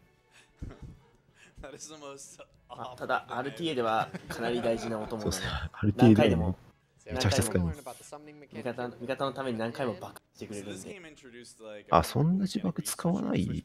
あ、でも使うかな。どうだろう。多分2、3回は爆発してくれるはずです。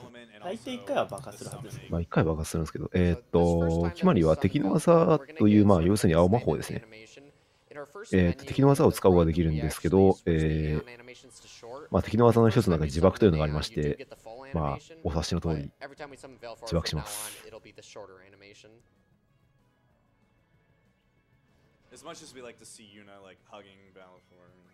自爆のためだけに、フェア版は HP と、あと味方が発動させるためにいろんなルートに行く、本当に万能キャラです。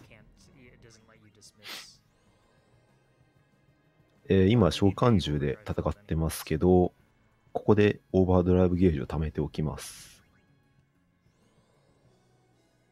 ので、まあ、本来は別にただの攻撃とかでも勝てるんですけど、わざわざファイヤーを打って貯めてます。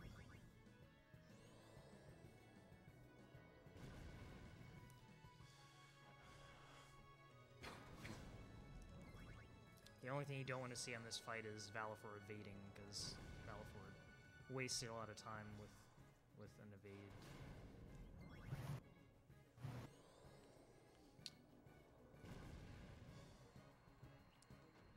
And then this next fight is actually pretty cool. It's supposed to be a tutorial that teaches you that Waka can inflict darkness on enemies.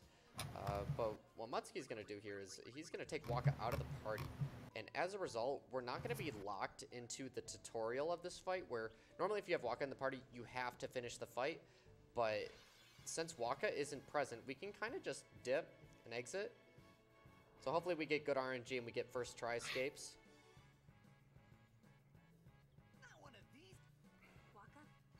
Yeah, Waka, it's your chance. なんかワッカが暗闇にすれば敵の攻撃を受けやすいとか言ってますが、もう戦う必要がないので逃げます。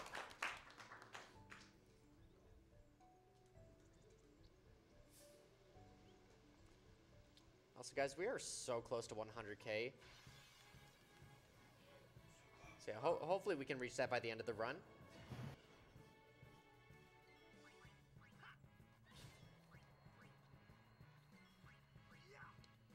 We actually have a pretty rare chance of getting a weapon here that will be pretty beneficial to us in the run. It's called the Lightning Steel. You sort of don't expect to get it in Besaid, but you can randomly get it sometimes. まあ序盤はちょっと AP も稼がないといけない。そうですね。最小の戦闘数でけど。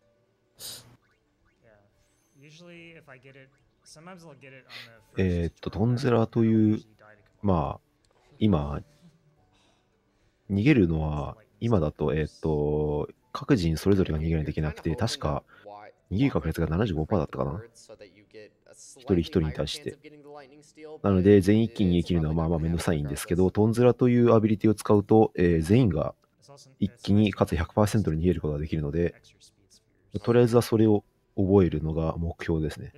そのためにちょっと稼いでます。あと1います。That last one he fought is not really a random encounter. It's not a tutorial, but that one is always forced. There is always the same formation. 定期戦で次の島、キーリカ島という場所に向かいます。ここら辺のシーンは好きに動き回れるので、まあ、カメラを妨害したり、変な動きしたり好きにしてますね。Yeah, this is mandatory. Speedruns are invalid if you don't do this. 落ち着きがない主人公だな。Little Bowie. Little Bowie. Little Bowie. Don't cry, Little Bowie. Goodbye. この引いたシーンでも結構動けるんで、意外と範囲が広い。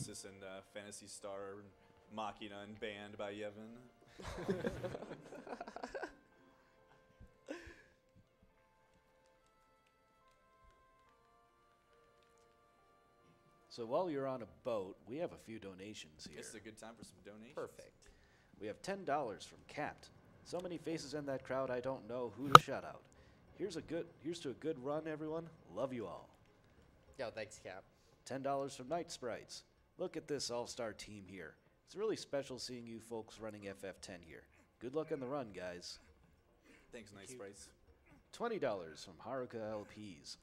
Just found this stream seeing my favorite game, Final Fantasy X, at the top of Twitch. Donation goes to Runner's Choice. $5 from Diego. I love this game, I love RPGs, and I love this event. Great job. Keep it up. Then $25 from Jacobo the Chocobo. Best of luck, yeah? Let's make those goers goners. This year, us Aurochs are taking the cup.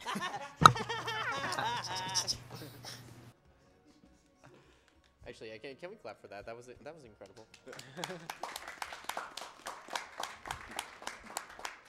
And the most incredible part is when he pulls a megaphone out of nowhere.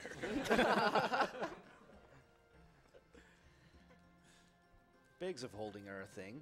You know, where else does a party keep their inventory? Anyway, we also have $10 from Bless RNG. あ、缶みたいな音は Bless RNG here. Been watching 多 a 分 lot そ of の RPG limit break.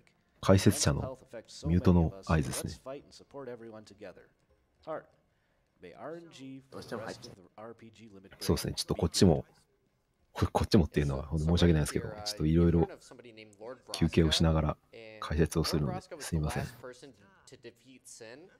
And that is also the father of Yuna. So Yuna's trying to follow in the footsteps of her father and also defeat Sin. Yeah, one thing we didn't mention, and it kind of gets mentioned later in the game, but yeah, Sin actually comes back after you defeat it, generally.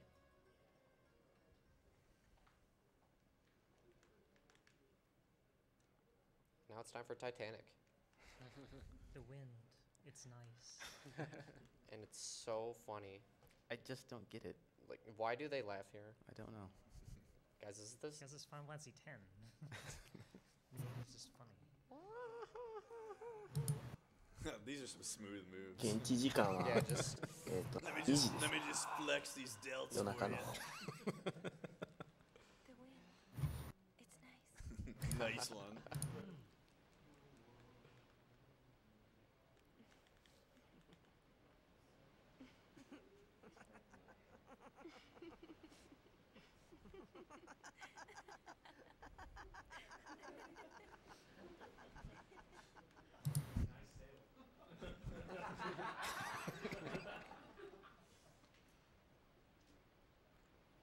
You're a blitzball player, aren't you?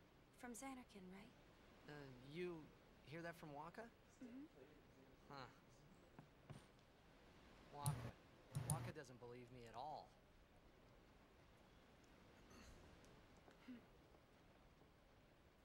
But I believe you. Huh? I've heard in Xanarkin They definitely have time for there is a donation. great stadium. This all is Like- one of the lit up, longer even cutscenes. at night. 10 years and 3 months for donations. It's always full. How do you know that? Well, we do have more. A man named Jack We have told me. $5 from He was my father's 02K. Just wanted to get my donation in before all the Eiffel 65 memes and Final Fantasy puns spear out of control. Been looking forward to this run all week and just wanted to wish you guys the best of luck. Let's have a great run. His name is Eject. $25 from Schmullis.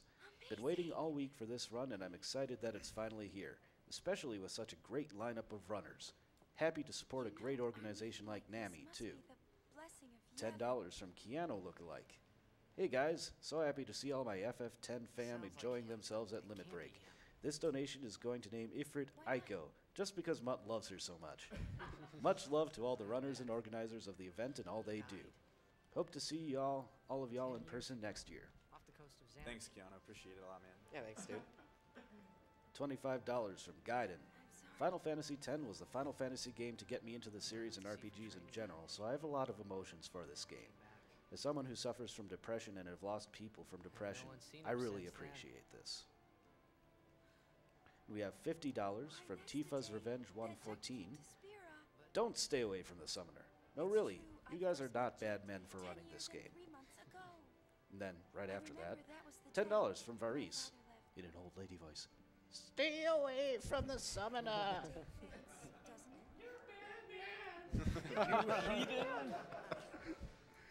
You heathen. Titus is like, how would my dad get here?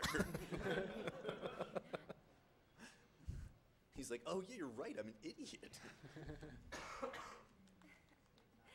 Yeah, let's laugh about it. And suddenly, I kind of like that this is a really cute scene and there's like these massive like harpoons on either side of them. はい、襲撃が起こります。ちなみに先ほどその甲板上を転がる人がいたと思うんですけど、このゲームなぜか芯が来て、それが船の上だと、回転して転がるキャラが必ず描写されるという、ちょっと意味はわからないんですけど。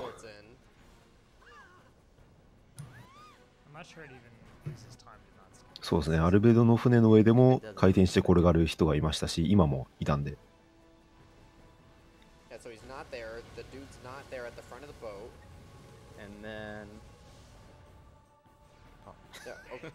And Waka shows up. Nailed it. Yeah, so you have to wait, you have to see his full animation. Actually, one of my favorite lines are coming up right here. I love this. Take note of the name of the town. シンですね。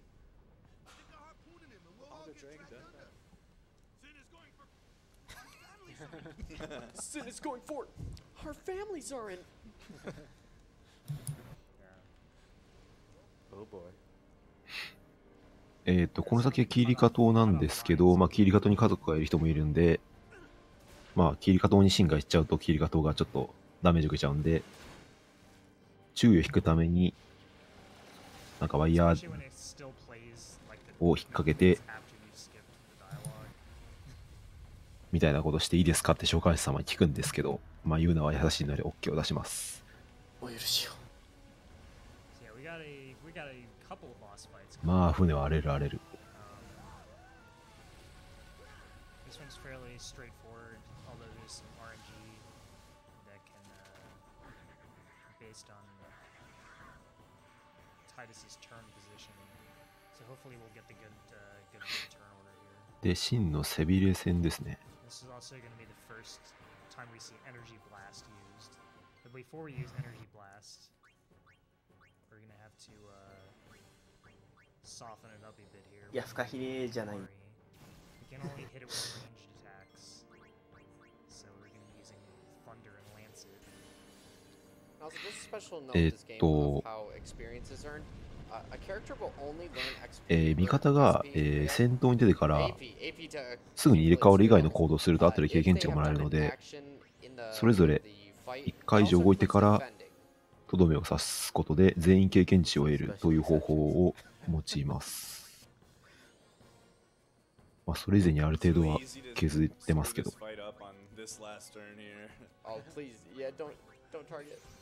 Oh my god, so yeah, you're supposed to target Sin with the energy blast here, but I swear, all of us here, all of us have lost runs to accidentally 決まりが来た技は、ちょっと英語だと有権という技で、敵の HP と吸収するという技なんです。今後この技が本当に凶悪な技に、決まりの活躍の場をお楽しみください。で、強い方のオーバードライブを打って、終わりですね。出して防御するか何かでターンを消費したと戻すと経験値。何かしないです。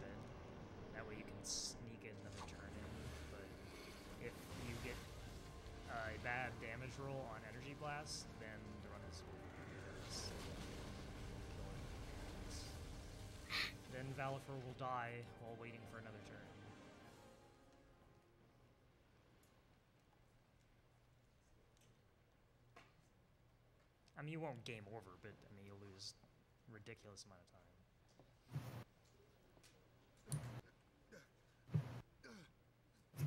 あれいないじゃんってなって。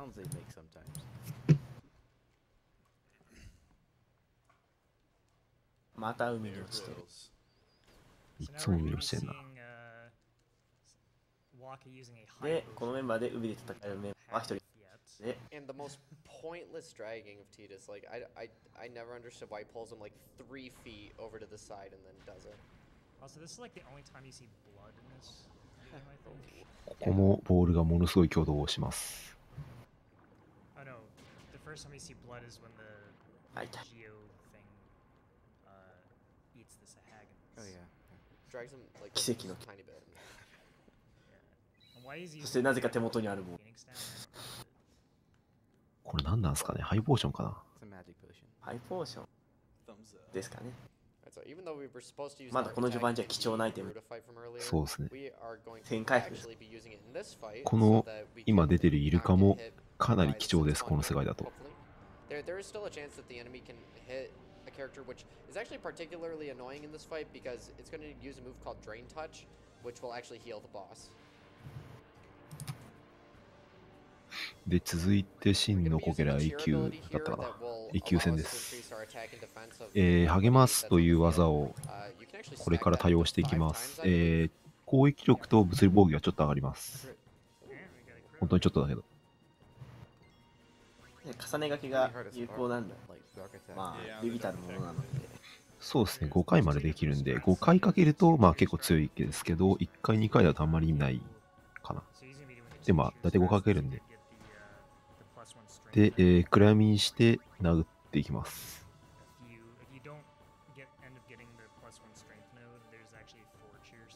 髪の毛の話してないんだよな。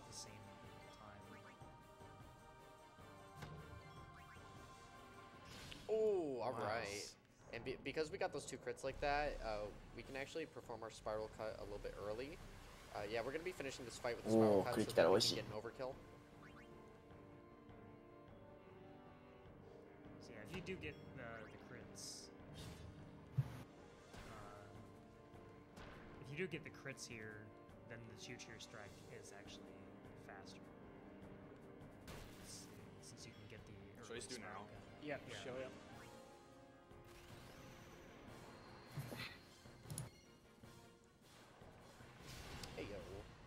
で、オーバードライブでオーバーキルを取ってとどめと。オーバーキルっていうのは敵ごとにオーバーキルダメージっていうのが設定されてるんですけど、それより多めのダメージで倒すと、オーバーキルになって、まあ、AP っていう経験値とお金がちょっと多くもらえます。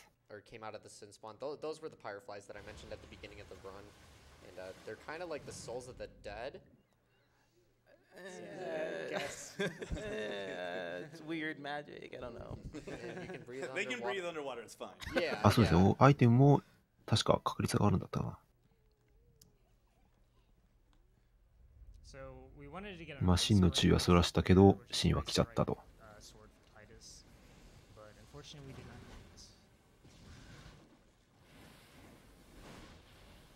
Actually, while this FMV is playing, we probably got some time for donations or anything you'd like to plug.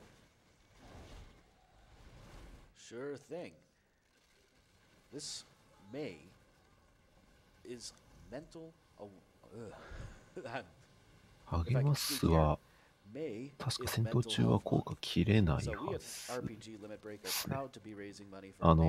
励ますが勝ったキャラが、交代して、まあ、励ますがかかったままなんですけど、まあ、なんていうんですかね。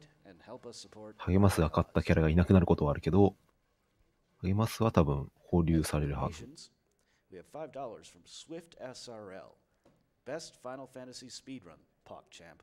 Also, nice glasses, Jeff. We have $50 from Frosty.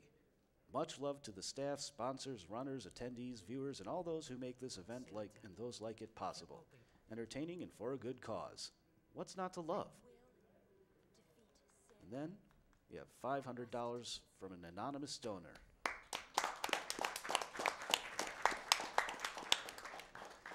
Donating for all the happiness these games have brought me over the years.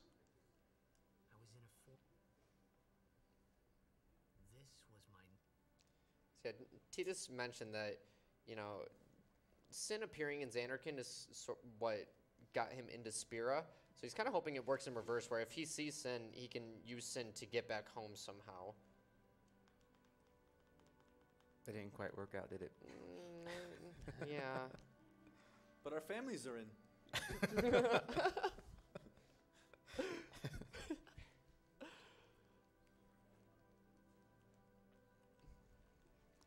Thanks be to you.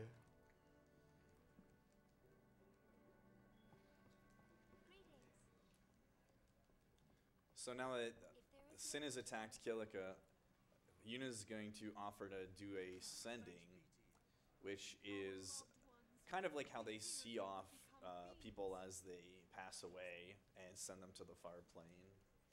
And also will be like probably one of the most iconic FMVs, not only in this game, but probably the entire series. Agreed.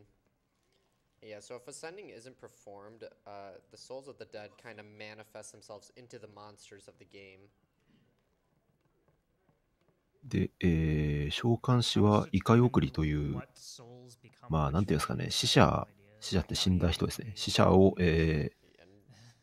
まあ、異界という死者が正しく行くべき場所に送るという、なんていうんだろう、神秘の技みたいなことをすることができます。で、今からそれをすると。で、今、さりげなく、ブリッツボールをやるミサイルオーラかなメンツが違う方向に走ったと思うんですけど、あれは村の復興をしています。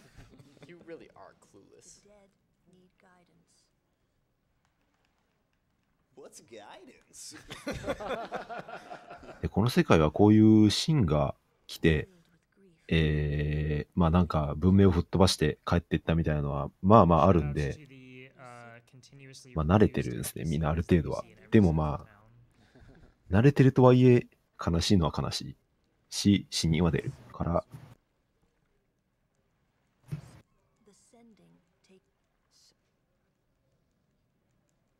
Sometimes you even have the same NPC twice on the same screen. Like Mihen. Yeah. Or at the very beginning, the ちゃんとこの異界送りをしないと、今まで魔物のようにしまって、ボロボリ。そうですね、正しく異界送りがされないと、死者が魔物になっちゃうよっていうのはルールの説明にありますけど、死者が魔物になるってどういう理屈なのと聞かれたら、それは裏設定が多いので説明できませんとしか言えない。ちょっとややこしいことになる。そうですね、ちょっとややこしいですね。まあどうやって浮いてるのかも。そうもうチャクラでしょ。忍びだった。Not until sin is gone. Or until 10-2. No, she dances to Yeah, it's like a pivotal part of the combat. Yeah. What can I do for you? This is also ちなみにこのような異界送りの PS2 5の召喚師も当然いるわけで、一体何土曜取りをしてるのかと。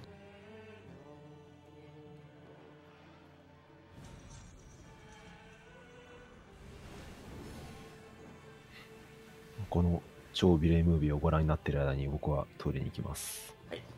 はい、すいません。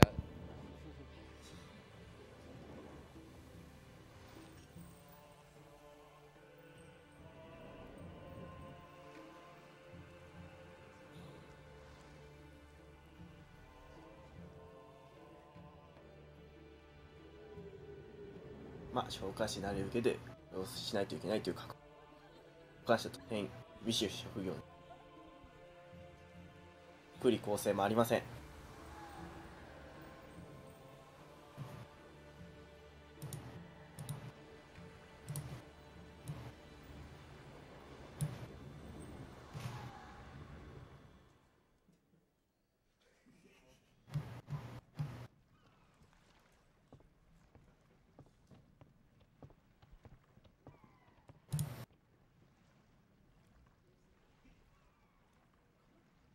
It must be tough, being a summoner. Yuna chose her own path. She knew from the beginning what it meant. All we can do Until the end? What's the end? So if you notice when he asks that question, that everybody just like stops what they're doing and give him like really mean looks. You'll kind of like learn more about the pilgrimage later and see that he's kind of committed like a bit of a social taboo here. I hope ここでちょっと英語なんで言えないんですけど、ちょっと意味深にエンドと出てきます。はい、戻りました。they've reached the far plane by now, but no tears そう、召喚師がイカ送り師っていうのは、あれこれ拾いました？まあいいや。そもそも召喚師って、なんていうんですかね、召喚獣とかと心を通わせるときに精神感動みたいなのをしてるらしくてですね。その精神感動の技術を死者との魂と行うことでイカ送りをするみたいな設定らしいです。Everybody has aspirations, but nobody knew that Bowie I'm gonna be a blitzball. is gonna be a blitzball when he grows up. 今の子供は最速でいくと 100% 邪魔されるらしいんで、話しかけちゃうと。We have a $25 donation from Aramless. I want to be a blitzball when I grow up. That is so perfectly timed. We also have $10 from Garvin. Good luck to all the runners. Actually said God luck, which I'm sure you would take as well. Might even be better than good luck. And a special shout out to my boys Muttski and Tojju. Heart, thanks for the months of entertainment and for helping to keep me sane, my dudes. Another heart.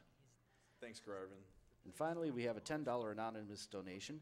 Good luck to all you amazing FF. まあ主人公がこんななんか復興しなくちゃいけない時にブリッツボールやっていいのみたいなこと言ってますけど、ワッカがこういう時だからこそブリッツボールやって気持ちを高めなくちゃいけないんだみたいなめっちゃいいこと言ってます。I mean, if I learned anything from their like career record in Blitzball. That guy too, he's just like hammering. I need to pound this one.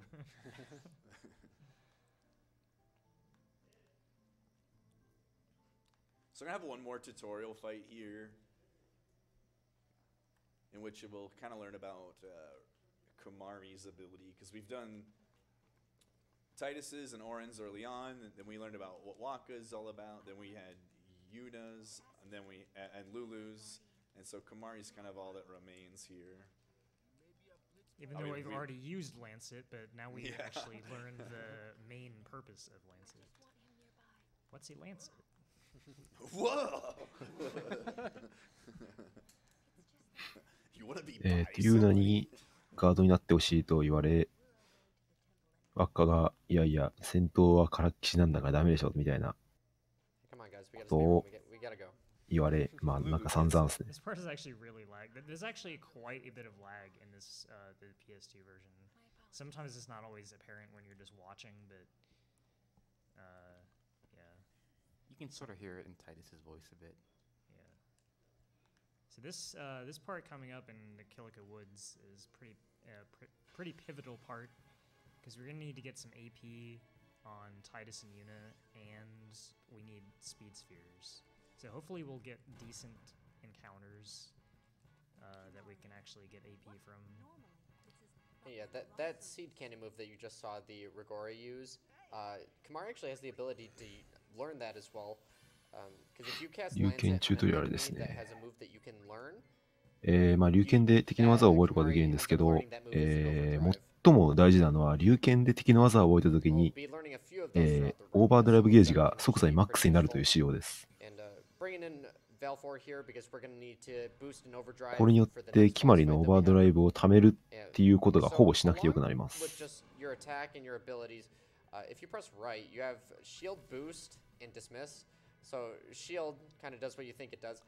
で、ついでに召喚獣のオーバードライブゲージを貯めます。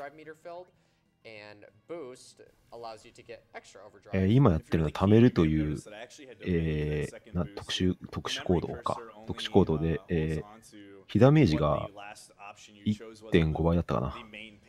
になる代わりに、オーバードライブゲージの溜まりが 1.2 倍とかになります。で、逆の守るっていう、被ダメが減ってオーバードライブゲージが溜まらないっていう行動もあります。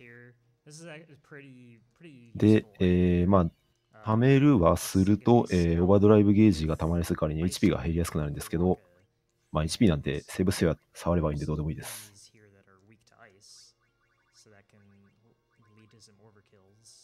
で、今、トンズラを覚えたので、以降は逃げるのが超楽になります。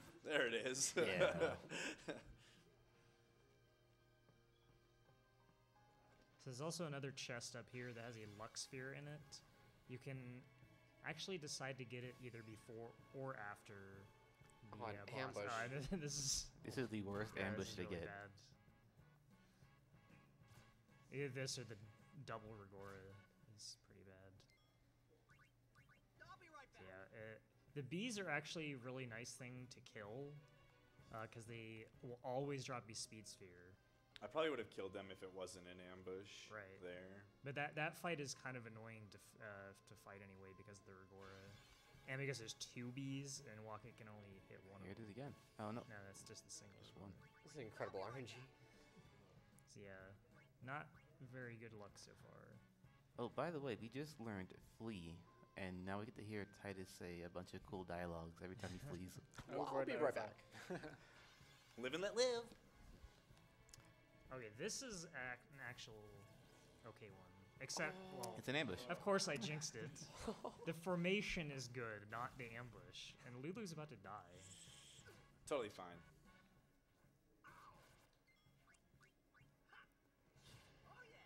Oh yeah.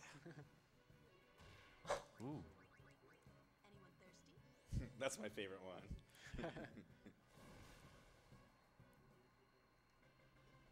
Thought so.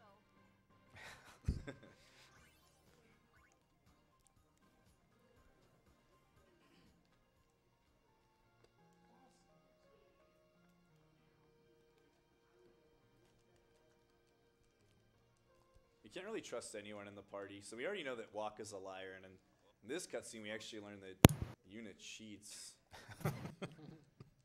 まあちょっとさらっと T だが毒を食らって FF10 の毒がおそらく状態以上最強の以上の HP の体力の30% か最大 HP の 30% 食らうのでまあ直さないとほぼ確実に死ぬという恐ろしい状態以上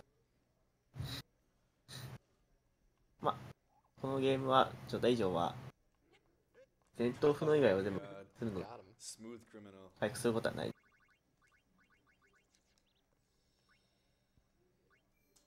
これの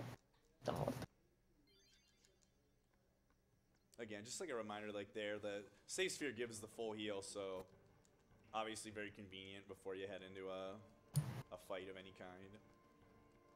まあ出てくるのは当分先ですけど、ボルボルとか Which is 死に important ま for す。 this fight if Valifor takes damage in the Lancet 真 fight. のコケラがいたので討伐をします。 Unit can go first. 突然ボスが入るんですね。ここ Hopefully we get Titus.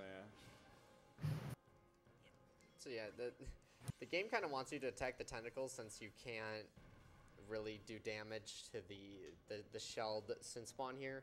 But we're kind of just gonna energy blast it into the next phase.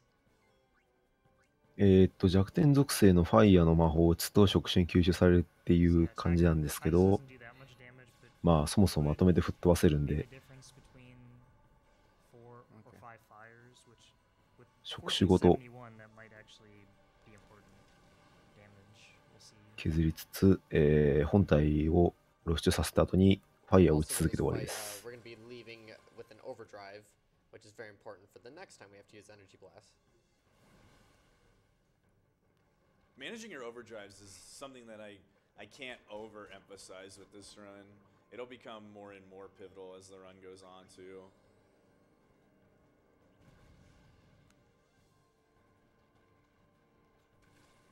Yeah, honestly, Final Fantasy speedruns are really like always about like setting while you're doing the fight you're probably setting up for other future parts of the game as well.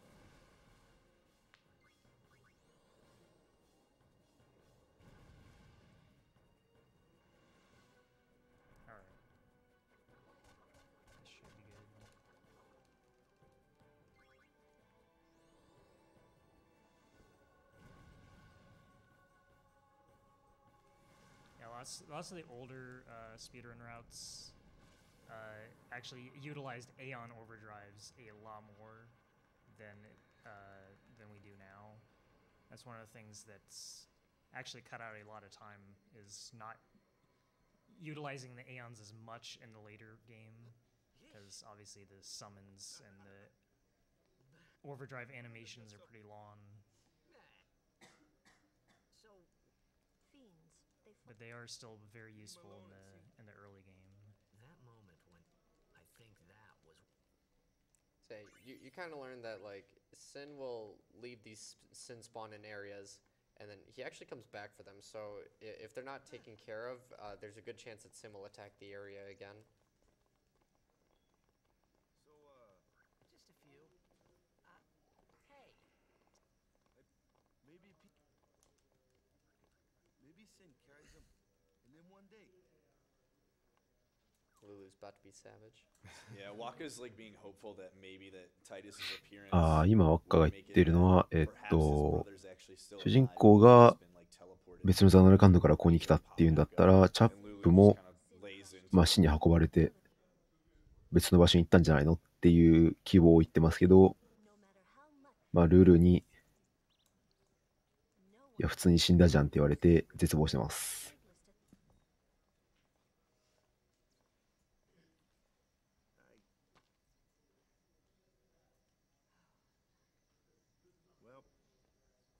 Stuff happens. Something had happened between. Well, whatever it was. いや、まあ、ちょっと言い方があれだったんですけど。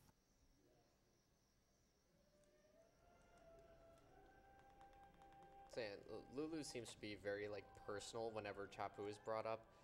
That is actually because they 多分ね、僕の言い方が悪いんですよ。そんな、いや、普通に死んだじゃんなんて言ってないですからね。And then 10-2 comes down, we find out Waka's Muttski girl. So we met Sin, we talked about Jekt, but now we're gonna meet the real villains of the game. 別のブリッツボールチームのルカ・ゴアーズという、まあ、ルカのチームですね、に、出会います。Draymond, Steph, and Kevin Durant right here.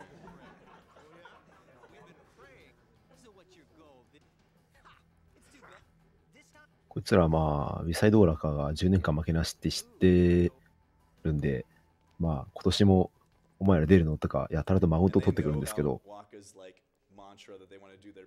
そんなに強くない。No, we're actually thinking about winning this time, maybe. Well, even 10 years after he left, just thinking about my old man got me angry. But maybe that was just my way of keeping. だから数で3番目くらい。So now the question is. そうですね、10ぐらいかな。Listen, I'm gonna pray for some competition.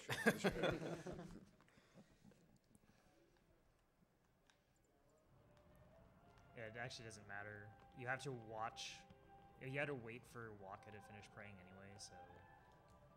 ああ、そうですね。チャップとルールは一時期付き合っていた時代もある。あったはず。チャップが死ぬ前に、なんか結婚申し込むとかいう。ああ、そうだ、言ってた言ってた。なんかシーンの追い払い作戦みたいなのに、これ成功したら結婚申し込むんだって言って、まあ、言っちゃったと。で、今出会ってるのはドナーですね。ドナーは先輩召喚士の風を吹かせて、ガード多いのは、あんまりなんか、そういう引き連れてる人が多いのは良くないんじゃないのとか言ってきますけど、まあ、言うのは、なんだっけな。ガードが多いのは心が許せる人の数ですとか言って、逆に論破します。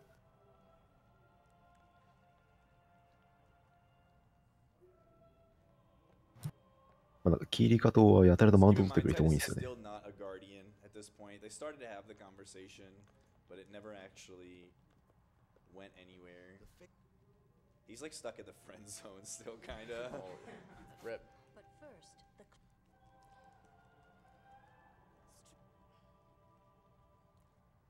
Yeah, you know, they're all gonna go down to the cloister and not Titus, because he's not a guardian.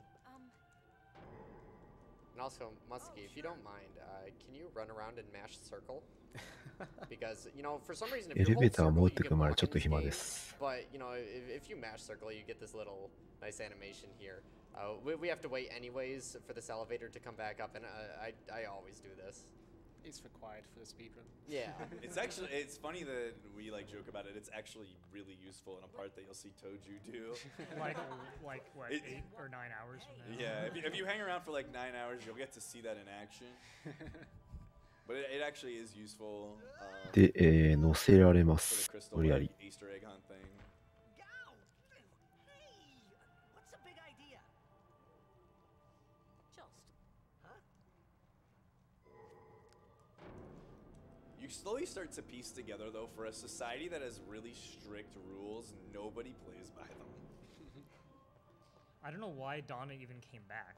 I mean, they were leaving. Yeah. She just came back for no reason. And are they just gonna stand there waiting? 今ちょっと選択肢が出たんですけど、ここで待つという選択肢を選ぶこともできますが、これどんぐらい待っても事態は好転しないので前に進みます。He's like, might as well just go in now. Whatever. I do want to point out they do take one whole day. Like Yuna and the other team take one whole day to get past this, and yet let's watch how long Muttski takes. で、キーリカ寺院の試練ですね。Does it really take a whole day? Yeah, they said tomorrow. I think he's being sarcastic. No, they really take a whole day. Okay. So some of the spheres have different properties. There's different ones for each town. So these are the Kilika spheres. Earlier in the one you saw Kara do, they were called Besaid spheres. A little bit different. These ones like obviously have a fire element to them. Maybe you can figure out what element your summon you'll get is. I don't know. Lightning? Yeah. When you この試練の面白いとこ put together. やっぱりその召喚獣の属性によってちょっと試練の内容が変わってるのが面白くて、キーリカは非属性がメインなのでこういう手を使ってバスするという。今後出るところ属性に合わせた仕掛け。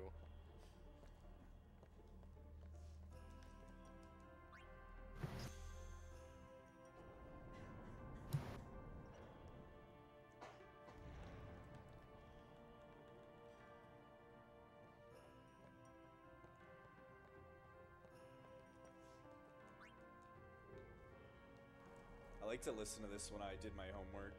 Yeah. Made me think about stuff better. I just burned down more walls here. And actually, funny thing here, we can kind of just like leave the area with the sphere. Yeah. We're just gonna steal it. Yeah, whatever. Easy. Does someone want to explain the affection minigame while? Yes. So like, certain cutscenes in the game, you'll have specific characters join you, or specific things happen based on who you've like talked to throughout the run. Or also, you can gain affection points by healing them, right? Yep. Reviving them, healing them. Yes. Anything nice. Yeah, so this is all in the background, and we're actually going to be considering that throughout the run because there's a cutscene about like 5-ish hours into the run that we want to have 召喚師は、祈り子という、 the shortest cutscene with the なんていうん most だろう minimal な、 time of まあなんか、魂みたいなものと、その先ほど言った精神観応を行って、召喚獣の力を借ります。で、まあその、借りると言っても、助けてくださいという思いを相手に伝えなくちゃいけないので、ちょっと時間がかかる。というのが、まあお祈りをする時間というわけですね。まあ、ユーナは最初1日かかったくせに、ここら辺から劇的に祈る時間が早くなっていきます。It's okay. We're on top of it. Alright. Yeah, we got effort right here. I think Muttski already knows what it is. ユーナも RTA するの刺してどんどん巻きになってる。 Not quite. What is it? 名前は Ifrit スティーブ。 is スティーブじゃねえんだ。 I go for. イフリートはなんだっけ？ How is that? Is it just like FOR? Yeah. I go for. You guys are monsters.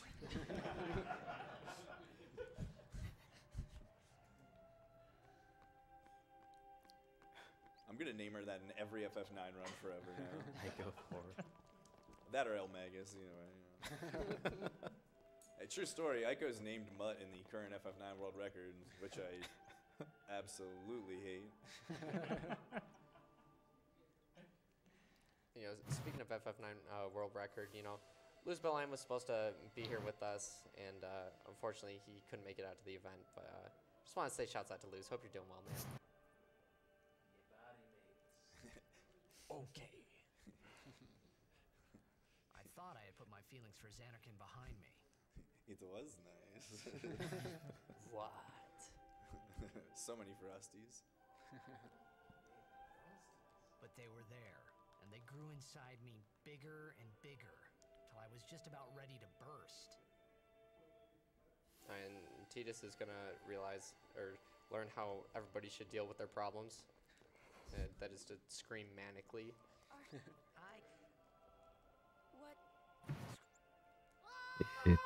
まあホームシックなみたいな感じで突然叫び出します。So, you know, we kind of had some poor encounters on the way here. Hopefully we can get some better luck on the way out.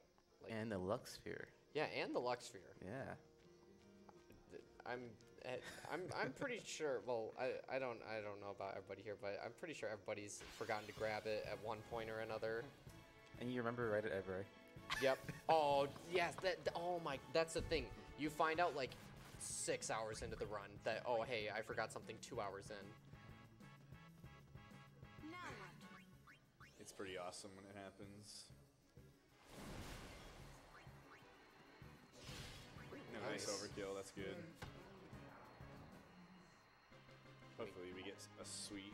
Can we get like 4? That's what I'm hoping. 4? Oh yeah. That's good. That's good. Hey yo. Rolling in the speed spheres.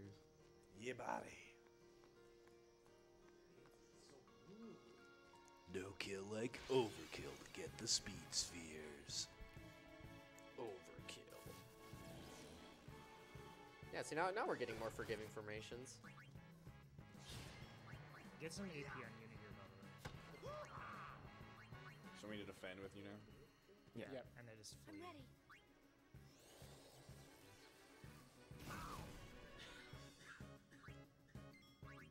I'll be right back.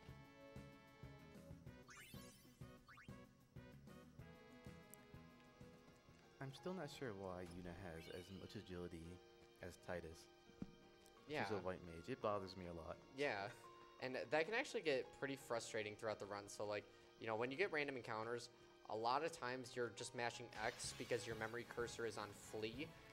You know, sometimes randomly Yuna can just get a first turn instead of Titus, and yeah, that's the noise I make because you accidentally summon Valefor, or you just summon an Aeon, and yeah, it takes forever.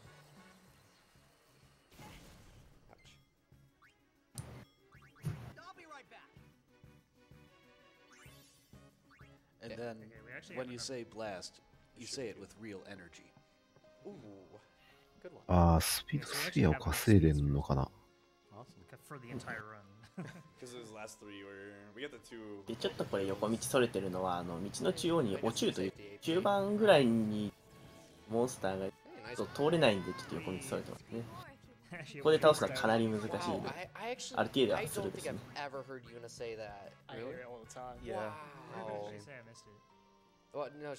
今ちょっとイラついてるんでディーラー出るたんびに叫んでます。You can scream more if you'd like. I've literally never heard that. That's a good thing to point out. All battle dialogue is random. So you can hear like battle dialogue you've never heard before. You're just, and it's wasting time. You're just like, shut up, shut up, shut up, shut up, shut up. For what it's worth, I don't think I've ever heard it before either. Yeah. So that concludes my segment here. We'll be passing off to Davesterio for Blitzball and beyond. もう用はないので、キエガトを後にします。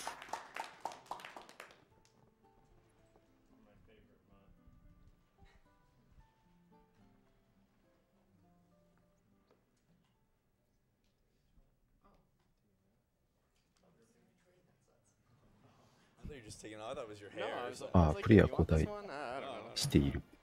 Didn't realize it all reached everyone. ちょっとそうですね。 Yo, what's up, guys? I'm Davesterio. I'm gonna be taking over the Luca and. 今一緒に乗り込んだのはキリカービーストと、これもチームの転がる要因があります。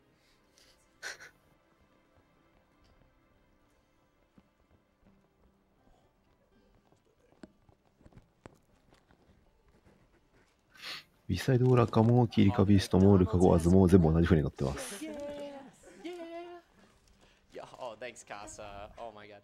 Yeah, and yeah, Tojju and Roosta went out for a little bit, and now I got myself a McChicken and a small fry. All right. I said no pickles. Oh. RTA なので多分話しかけないと思うんですけど、戦争の中とか行くと、結構その会話が面白かったりします。選手同士の。Thanks for whoever got this for me. なんで皆さん会いましょう。Speaking of NPCs that just sort of antagonize us, yeah, somebody named Owaka here. He's gonna kind of knock our swag. You know, we've been kind of we've been making fun of Titus this entire time. He's just like, yeah, you're ugly. ここで大若屋という、行商人みたいな人から、なんか金持ってなさそうだし、服も汚れてるし、みたいなことを平然と言われます。またマウントだよ。普通に行商人としては有能なんですけど、性格があまり良くないんで。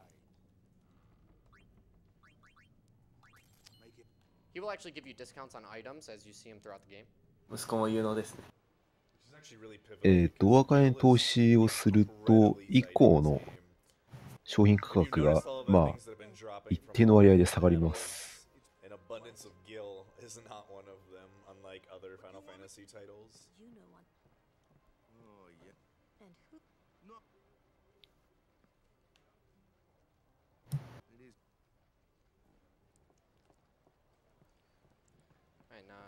今話してたのは、ルカに行けば知り合いいるって言うけどいなかったらどうすんのって話ですね。Wait, I don't. The sublimely magnificent jack shot Mark 4? 3. 3. So close. So close, yeah. There was no Mark 1 or Mark 2. But people came back.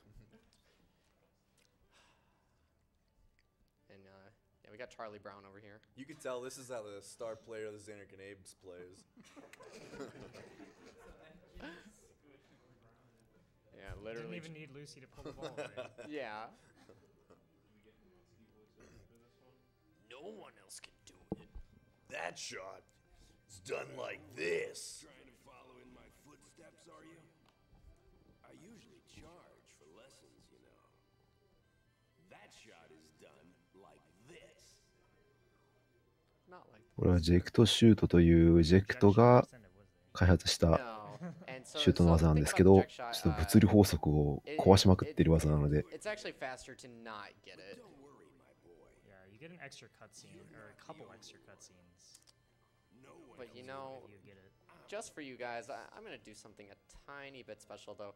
So like, there's this mini game that we're going to learn here where we have to just move the direction pad in a certain area and press A. で、これをジェクトに無理だと言われ続けながら、主人公が習得するというイベントなんですけど、協力ですからね。やっぱり習得するんでしょうね。Just so you can hear some lines. You're out of your league. You're out of your league. Yeah, there's a few for you guys. Shouldn't it be you're out of my league? Yeah. Yeah, really though. I'm talking. Told you you couldn't do it.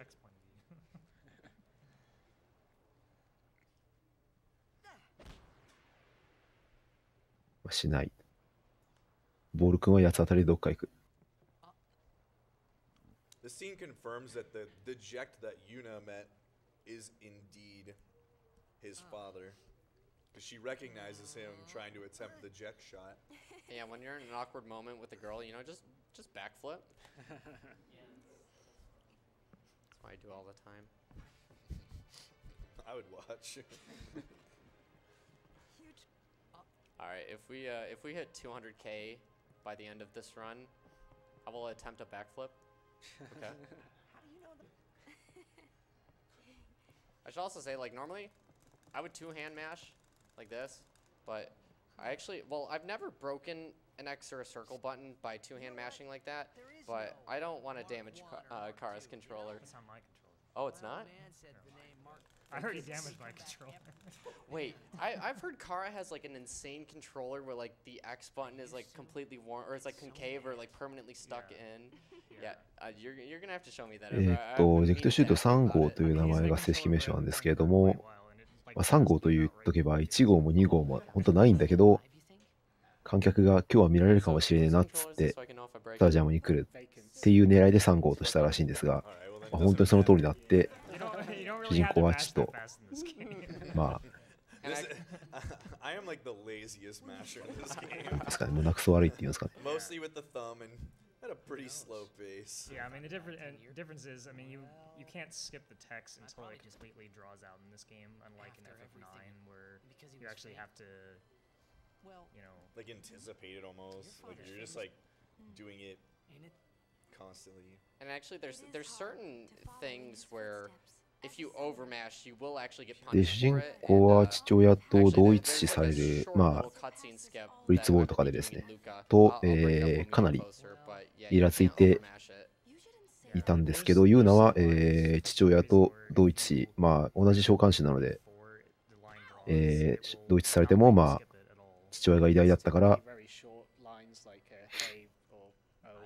まあ、誇りに思うかなと言っていて、全然考え違うじゃんみたいな話ですね。あ、今ルカに向かってます。So nap to meal count is now 5-0. Come on, Waka. And also, guys, you know, I want you guys to keep your ears out because, you know, if you guys have played FF9, there's actually an FF9 song as sort of an Easter egg here.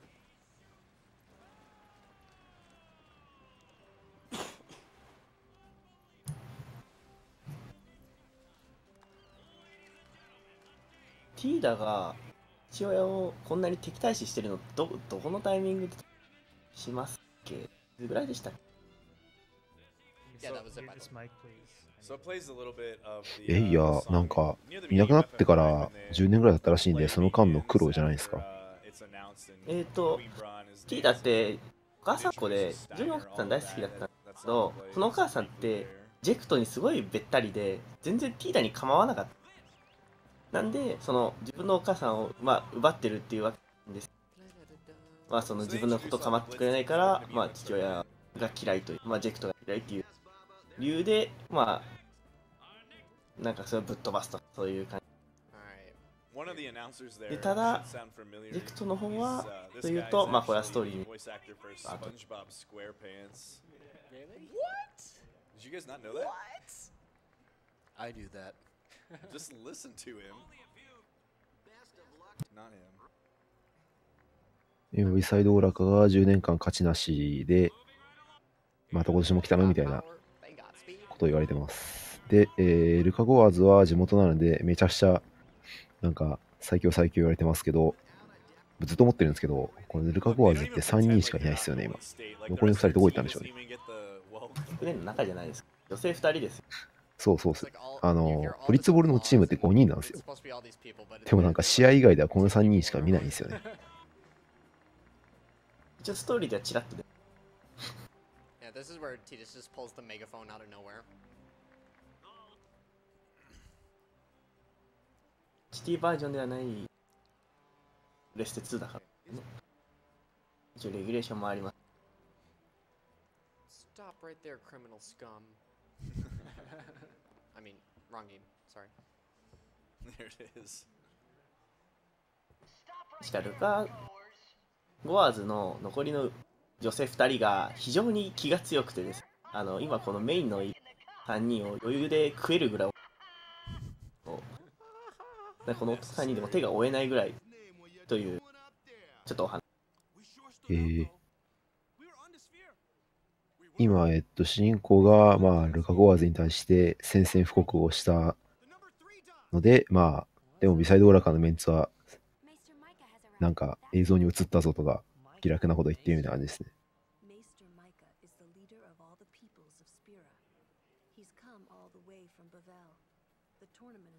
で、今、何番だっけ、なんか港に、マイカ総老師っていう、まあ、めちゃくちゃ偉いじいさんが来たって話ですね。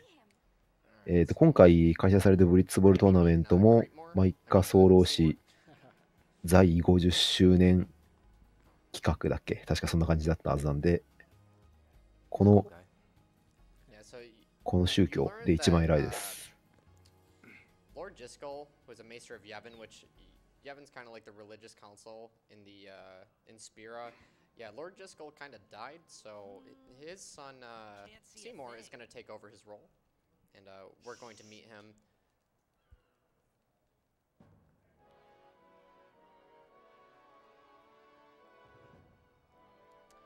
Actually, you know, this is a short cutscene, honestly. If you have anything you'd like to plug or any donations or anything, you know, now's a decent time. Sure, we have a $10 donation from Alice3. Been loving the run so far. Thanks for making my favorite game so much fun to watch. Let's go, Dave. Teach us how to blitz. You got it. Let's make them goers goners. Who could it be? We also have $5 from the mother of Red Silvers, who is an attendee here. I wanted to donate to Nami after seeing the passion that my son has shown talking about RPGLB. I'm happy that his gaming hobby could lead to the type of good everyone here is doing. I'm blown away each day when I hear the totals you all have raised each day. Everyone here involved should feel proud of your accomplishments. 散々言われてんな。 And finally, we have $100 from King Fizzle. Sad I couldn't catch my favorite game live, but I still want to support all of you guys for running it. ここでまた FF10 のキャラがちらっと見えてます。もう見た目が悪そう。見た目悪そう。ここ今喋ってんのがマイカソウロシですね。 Oh, and there's $5 from Reliant23. Oh, yo, Reliant. His name is neither Titus nor Titus. It is で今紹介されてるのが、シーモアローシ。で、ローシは4人いて、その1人がマイカソウロシです。で、マイカ、シーモア、あと2人ローシいます。まあ、後々出てくるんで、あんまり覚えてなくてもいいですけど。シーモアは後々に大量に出てくるんで、これも覚えなくていいです。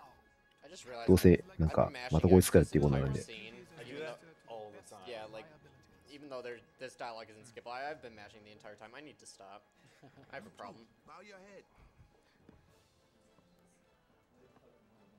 And after, dude, I still do it. I think when you run enough of other games like 7 where you are 大量っていうか、4回戦いますから。make it a habit. Yeah, it's just まあ4回大量でしょ。で戦わなくても出てくるんでね、普通に。しかもこいつすごい変態なんです。 That hair doesn't like do anything. 許さない。Well, if you're a hair gel salesman, maybe. で、先ほどのローシの話。これ、実はちゃんと種族一人一人別々でいるんです。被ってるの人間だけかな。ちゃんとグワード族、まあいわゆるシムと、あとは決まりと同じロンド族。ね。ちゃんとみんなバラバラなの。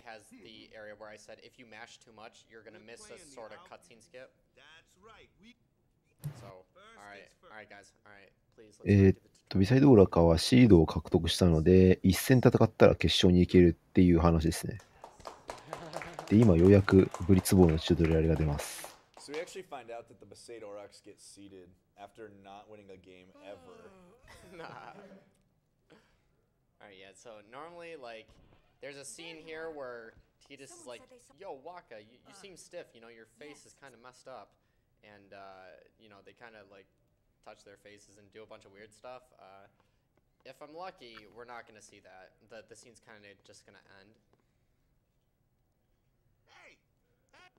So yeah, it's going to be right here. Right here. So... で、カフェでアーロンを見た人がいるというので、カフェに行くと。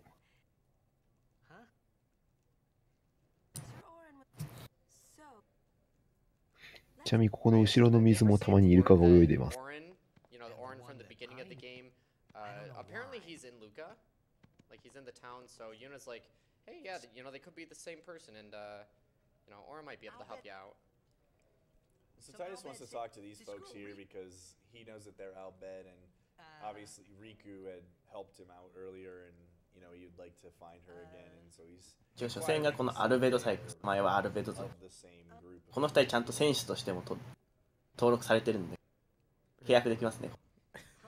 最強チームです。アルベドサイクスが多分最強ですね。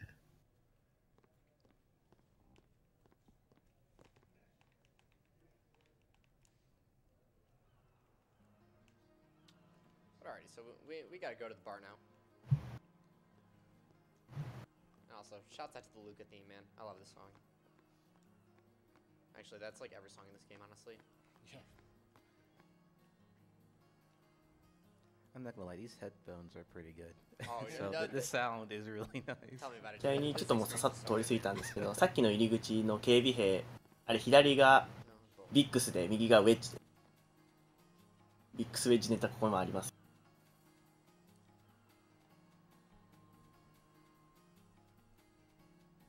で、どちらもブリッツボールで選手で。ウェッジだけだ。It's a microphone Yeah. like that she's talking to, but I always think it looks like a lava lamp. I'm sorry. Yeah, so you'll learn here that Yuna's pretty famous. You know, they got the cameras out. You know, kind of wanted to do some interviews, but yeah, we got places to be. We got speedruns to do, and we got whistling lessons to teach, I guess.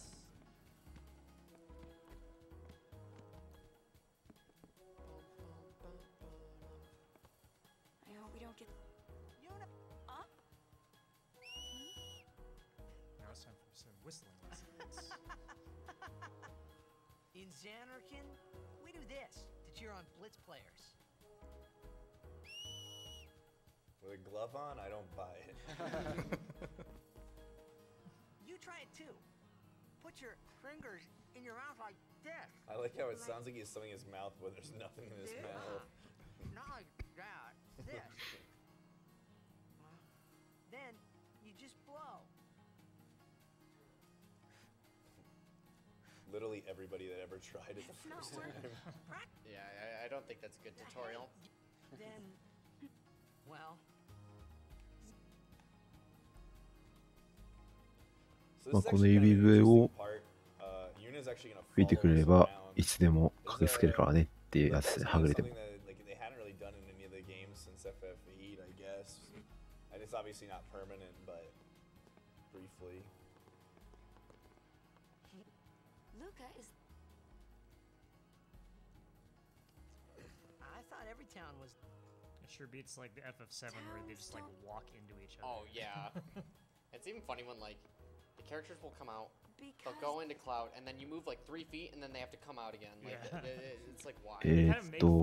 ミサイルとかキリカと比べてルカはなんでこんな反映してるんだって話なんですけど、基本的にこの世界では街がある程度大きくなると芯が来ちゃって、まあ壊されちゃうんですけど、ルカだけはそのブリッツボールスタジアムがあるので、みんな命がけで守るからここまで発展してね、維持されてるっていう話ですね。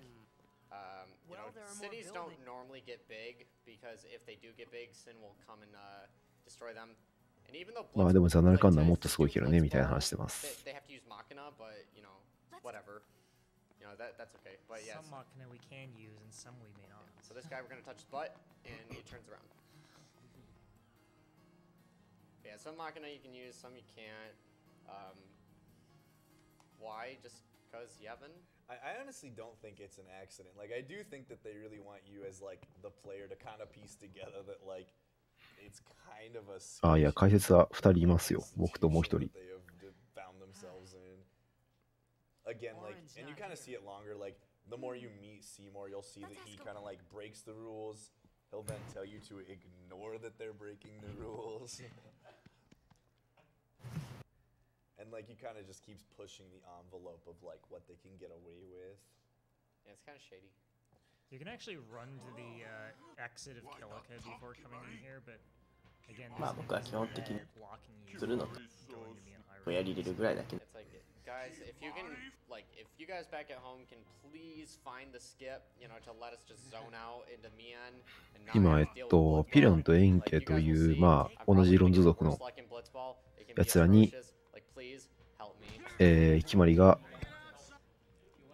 まあ、ちょっと、煽られて、ブチ切れで殴りかかって、乱闘が起こってますけど、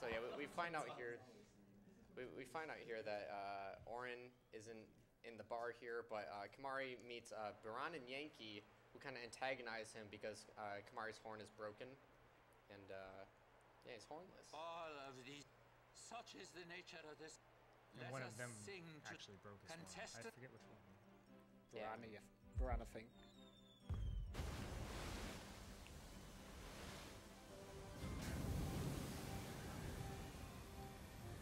guess we should also mention, if we didn't already, if you happen to run the PC HD remaster version, certain FMVs you have the ability to skip with a small time frame. Kind of like we did with like the first cutscene of the game where we hit select, but yeah.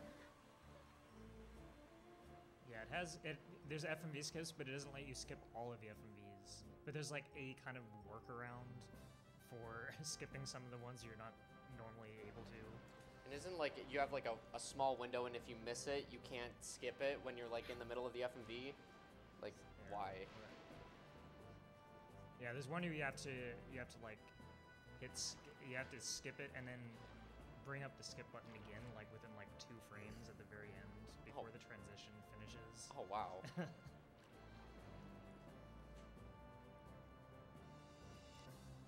Yeah, one of the more annoying things about the HD version though is the battle menus, because there's like a delay in between each action you do, so the menus just don't flow very well on the HD version. Yeah, that's why lots of people prefer the PS2 version, just because it's, even though it's slower, it's this much. It just feels better to it play. Just flows better, yeah. なんかロンドン族のいさかいが起こってる間にユーナがさらわれます。 Yeah, Yuna's gone. Yeah, we've lost Yuna. Where? Huh? Yuna's been kidnapped in exchange for her safer. If they're only blitzball players, but we shouldn't take. Yuna needs Kamari. Kamari, protect Yuna. We get to see all of Titus's animations here. Yeah, every single one. Yeah. Also, the amount of times they say "Let's go" in this game is ridiculous. Let's go. で、アルベル・サイクス側が、ユーナ返してほしければ負けろみたいなのを言ってくるんですけど、まあ、10年間勝ちなしのチームに、そんな卑怯な手使うとか、大したチームじゃねえだろうという正論を主人公が言い出して、じゃあ試合ばっかり任せて俺らは助けるかみたいな感じになります。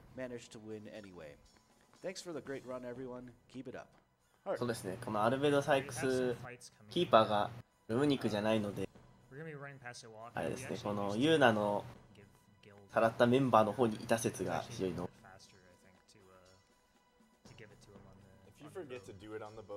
あ、チームが良かったとこですかね。なるほど。キーパーのルムニクが確かレベル1でキャッチ18だという恐ろしい数値を持ってて、どんなシュートもやってたんです。ムービーでも流れるんですけど、キーパーがルムニクのキャラじゃないんです。なんでこっちのユーナの方のダッシュ作戦の方に参加してた説が非常に濃厚。バトルもできるルムニク優秀。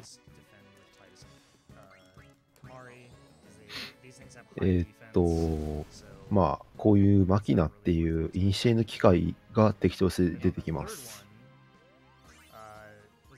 まあ3台で一発なんであんまり大した敵じゃないんですけど。I mean, it just wasn't worth attacking with Titus and Kamari at all. But the third one is actually a fairly recent strat that you actually do attack with them, and actually saves a significant amount of time.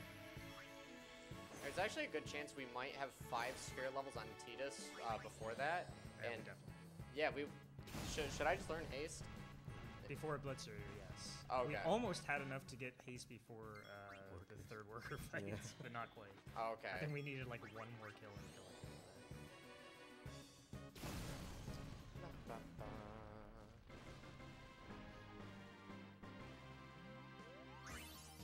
Wait, did I just... Actually, no. Yeah. No, we do have enough. Right. We do have enough. Damn, Or well. no, was that? Yeah. Well, let's do it. Okay. Honestly, in none of my practice runs, I got it. Or I deliberately practiced without it, but you know what? We'll do it live. Yeah, this is not very common to have haste this early, so. I just have to remember to touch the save sphere so that we can cast haste in the obliterator fight. Yeah. 今ヘイストを覚えました。多用します。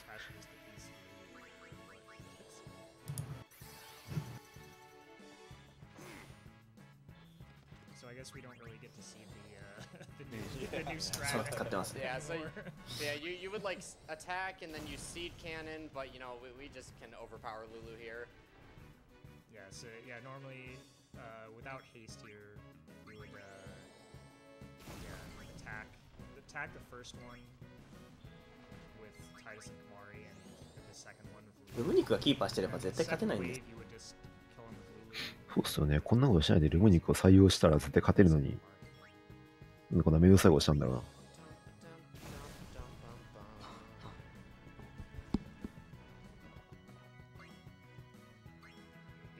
Usually any regular run you wouldn't kill as much. Kill like a marathon run. Just make sure we have enough AP. That's my first time seeing that. Pretty cool. Hey, yeah, nice. Make sure you touch the saves through though. Yeah, so we can it haste. doesn't have enough MP right now. Yeah. That's another thing. We usually skip the save sphere. 2対2ですよ。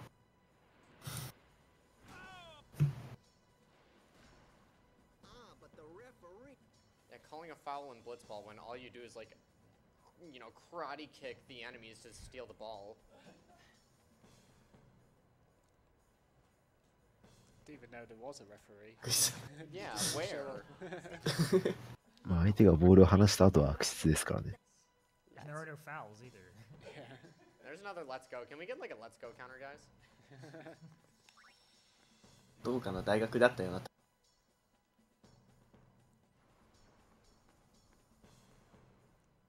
So the boat that we're trying to まあセーブスフィアがあるということは次がボスね。 ボスがある。 last line of dialogue. That was 2 let's goes in a row. Yeah. Let's go. 今ムービーで一瞬ルールがいなくなってますけど、ルールは牙に抱きかかられて乗ったと解釈してください。それなのに前にいます。何前にいます。なので前にいます。抱きかかれてたので前にいます。 It's gonna help us do a bunch of damage to Blitzerator. We're also gonna be hoping for some specific drops that have a low percent chance of, you know, dropping, but maybe we can get some good marathon luck. ブリッツボール特訓機のアルベドシューター。ね。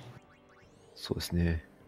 まあアルベルシューターと戦うということは、これを壊すということなんですけど、右側にクレーンがあるので、これに4回3台を当ててクレーンを動かします。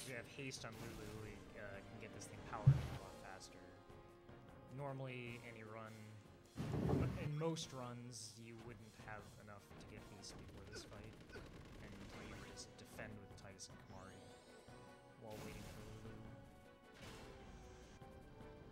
Haste on this fight saves like 11 or 12 seconds, but getting the extra AP to get haste, it takes about the same amount of time. So.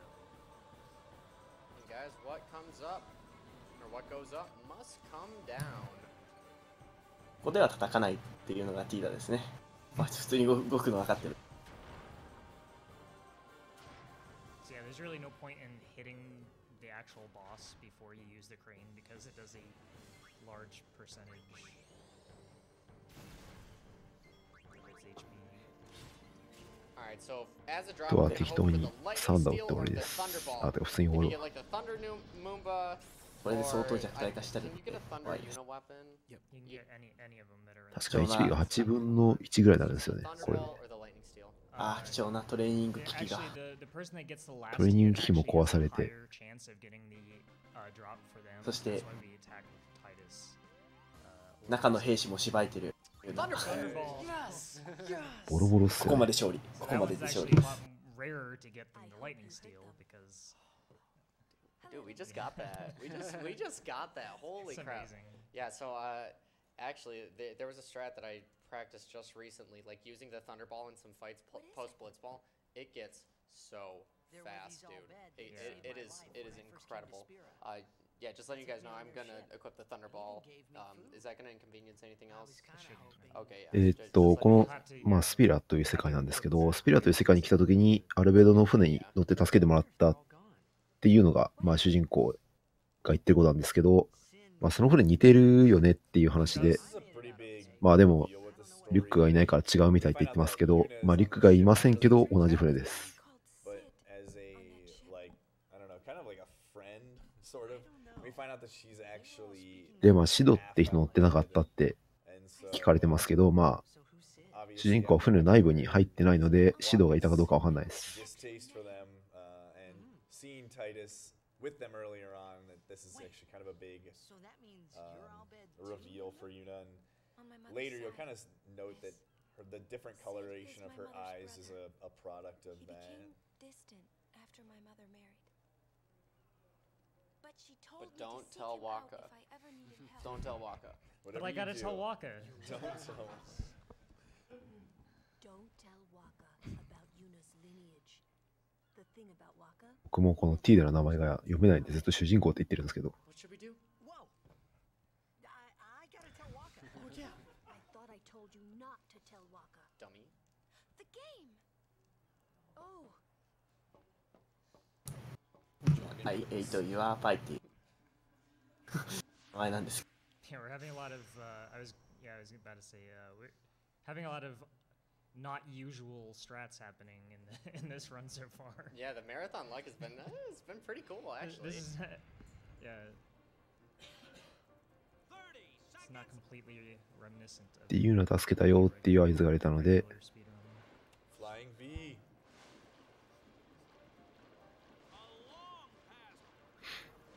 ミサイドオーラカが。まあ最後の猛攻を仕掛けるんですけど、これがすごいんだよな。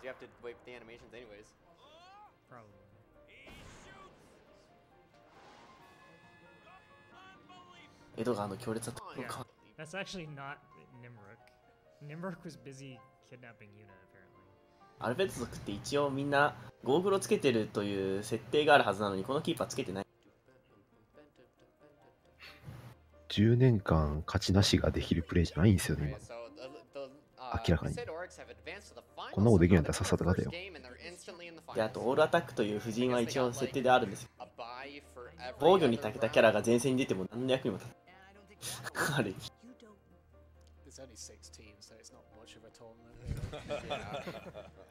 あのアルベドサイクスにこんなプレイできるんだったら、10年間勝ちなしはないでしょっていう感じしかもうないというぐらいな感じなんですよね。一応大器晩成なんで、レベル99の状態だから最強だ、全員最強なはず。一応10年間でレベル99にしたんですかね。レベル1も上がってないんです。Last donation for me, I'm afraid. で、ここでワッカはもうボロボロなので。And as our family has always had mental health issues within it, supporting the cause is a no-brainer. Good luck on the run, and remember, the best team and the best minigame in all of Final Fantasy is the Kilika Beasts. They literally lose their home and still keep on fighting. Yeah, shouts out. And finally, before we actually head into Blitzball, we have a $5 donation from Lurking Assassin. Oh, yo, Lurking, what's up, dude? All right, Dave. Let's win this win. Let's make the goers goners. まあ、実戦はマウント取られまくったルカゴアーズとの戦いなんで、そうしたワッカーじゃなくて主人公がメインに出ると。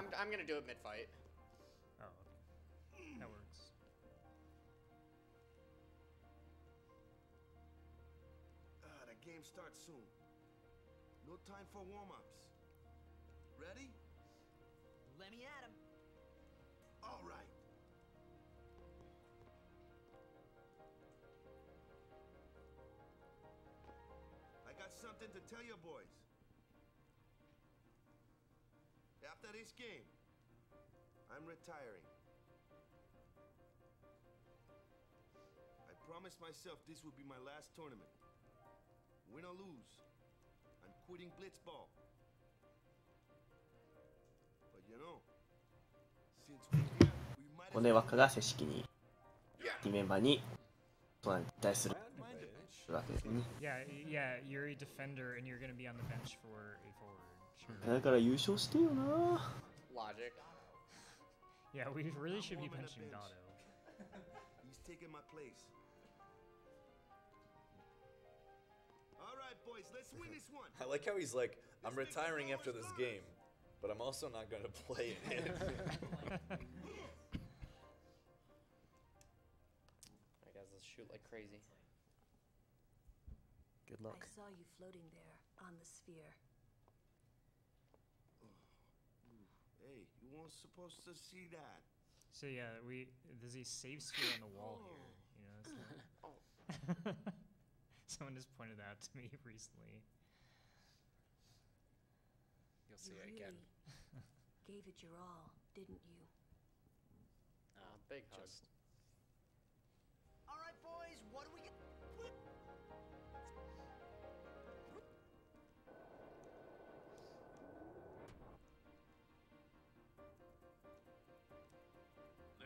In just a few.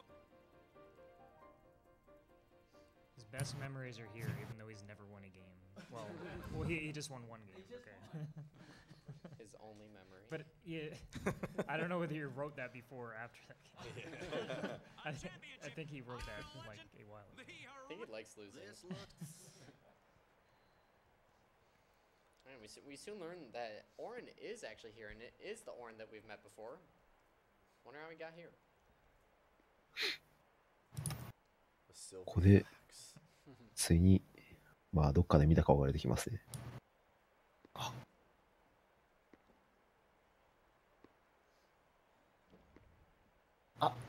Inquiring minds want to know what is in Orin's jug. Mead.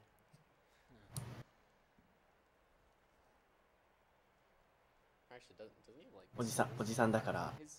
And for one of his overdrives that he does, like brings it down, a bunch of fireflies come out. He does banishing blade or something. Yeah, I don't know. He just carries around dead people. No big deal. All right, guys. I need you guys to 多分 RTA 的には多分1点も取らずに終わらせ Honestly, る。 anything 多 can 分 happen here. I 0-0 の I 引 could き just 分け。 not get ball control and い just やー、 get どうなん dunked ですか on. ね。 Yeah, なんか大して差がないんで、勝っても、 I'm kind of nervous. 勝って負けでも。 Yeah, we really want to win this game because we get a nice little prize. あ、一応ここで女性メンバーが横に。 You really don't get anything useful from winning. Oh really? Wait, what do you get? You get like a potion or a phoenix down or something. It's, ちょっと like, 待って、それも。 it's really stupid. But starting with this version, you actually. バルゲルダさんですね、この人。 Which is pretty important for the. ファーゴワーズの守護神ですね。 Yeah, allows us to superpower Tias a little bit and makes the end game a little bit more easier. All right, guys, here we go. You ready? Listen to that bop too. いや、V2 モードの BGM なんか、ずっと聴いてられる感じで。 Good starts. 2分の1。先取った。お、2分の1ですよ。お、普通にやる？マニュアルにして。あ、やっぱりそうですね。そうです。多分、最初放置で、後で、あ、パス回してる。勝ちに行く。勝ちに行くのか。でも性能的には結構きついから、多分初手でやるんじゃなくて後でやると思ってたんですけど、あ、逃げてるな。ジャッシュは初期スピードがちょっと速いので、実はずっと逃げられるという。こんな感じで敵を集めながら、ある程度の距離に来ると敵と出会っちゃうんですけど、スピードが速いとこんな感じで集めることができます。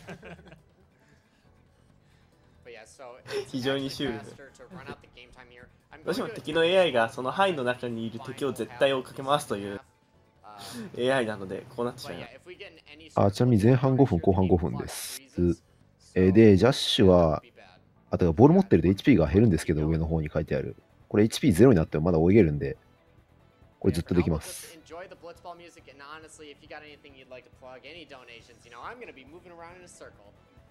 そうですね。で、相手のゴール前ら辺で、まあ、主人公に渡してシュート打ってもらえば1点入るんで。で、一応 HP がなくなると、そのパスとかシュートとか行動ができなくなるっていうのがあるので、まあ、でもどうかな。間に合うんじゃないですかね。Well, what does that mean? Well, awareness, for example. NAMI participates in nationwide awareness opportunities like Mental Health Month, Suicide Prevention Month, and Mental Illness Awareness Week. NAMI has also partnered with a wide range of companies and organizations like Fox Sports and Google that they use to get their name and mission in front of new audiences. So, if you know, one of the biggest problems is actually that many people don't know what mental illness can be. これ見てる観客本当どう思ってるんですか？ So this is very much an important thing to do because まあこれをしてる時の味方の挙動とかも結構変なものになってるんで。めっちゃカタカタします。 We have $50 from Mistodon.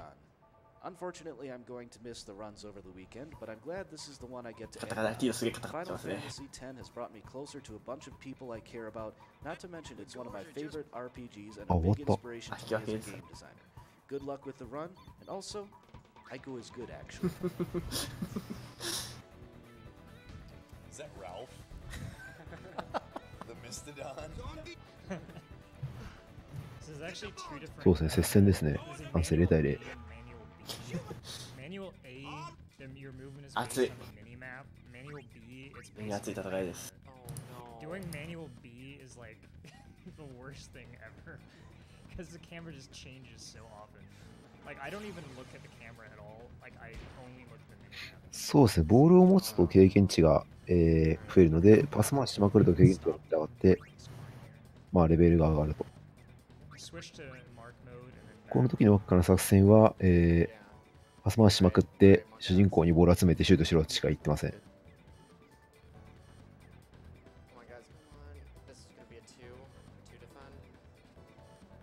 激しいタックル。で、このゲーム敵にボール取られてるとあんまりできることはないので、あ、カット、OK。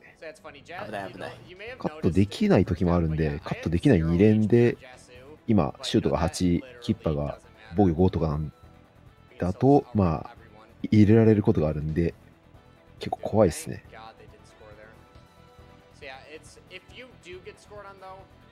数値は確か 30% ぐらいまで上下する。あ、確か55ですね。プラス50からマイナス50まで。だから、150% から50% までかな。なので、シュート5、キッパー5でも余裕しようじゃなくキッパーが入るの。あいつマイナスばっかり引くから。多分。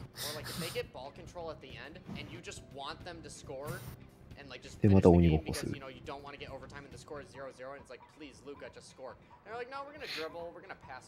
結局、その、ボールを取られると、普通に攻め込まれて、点取られるんで、じゃあボール取られなきゃいいじゃんっていう戦術がこれですね。スピードを高いやつに持たせてずっと泳いでれば取られないんで。We also have two $100 donations from anonymous donors with no comment. Thank you very much for your generosity. $25 from Zenlos. Hey Dave, glad to see you at RPG Limit Break. Your FF7 to 10 runs have helped me get through some of my worst bouts of depression. I remember the first Final Fantasy X run I saw from you where you hit sound glitch and run, to say the least. Good luck with the run. 後半の3分経つと、まあなんか聞こえてくるなと。I didn't go for. It's like a 10-second time save. It's kind of risky. You notice when we hit 301 on the game. 突然の会場からの輪っかコールです。If you attempt to score and you score like during that fade out, it actually skips the goal animate or the animation where the goal gets put on the screen in the scoreboard. And yeah, that's called a 301 skip. ブーイングじゃありません。 A little risky and 輪っかを呼んでます。ブーイングじゃありません。It also skips the next blitz off because the goers will get the blitz off automatically after you score a goal. So it will actually skip that extra blitz off. There's actually a pretty big window for. 初プレイの時は輪っかが出るのはいいけど、なんでティーダが抜けんのってぶち切れてましたね。普通にティーダはシュート役として優秀なのに、いやいや別にアタッカー2人いてもいいじゃんって言ってティーダが抜けるのがマジでわけわかんなかった。まあ一応レベル3になるのティーダ結構難しいんでジェットシュート使えるかどうか怪しい。今現時点でレベル3の輪っかに変わった方がポイズンシュート、まあ、シュート力自体は多分輪っかの方が上の可能性もプレイではありますからね。ところで輪っかが出てきちゃうんですね。で輪っかボロボロだったんですけど普通に HP あるんでそう戦いますね。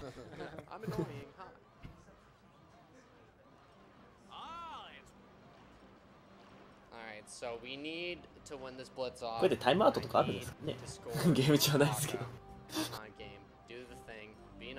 まあ難易度これおかしいっすよね。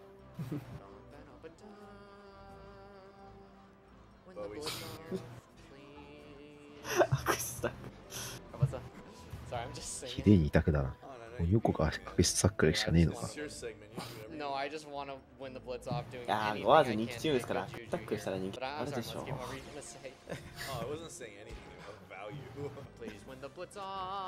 実際はハーフタイムの時しか選手ができないか。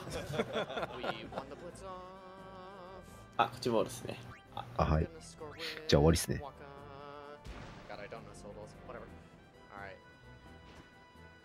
あれいや、これ前線に球を渡して。あ、じゃあ行くんすね。行きますね。へえ。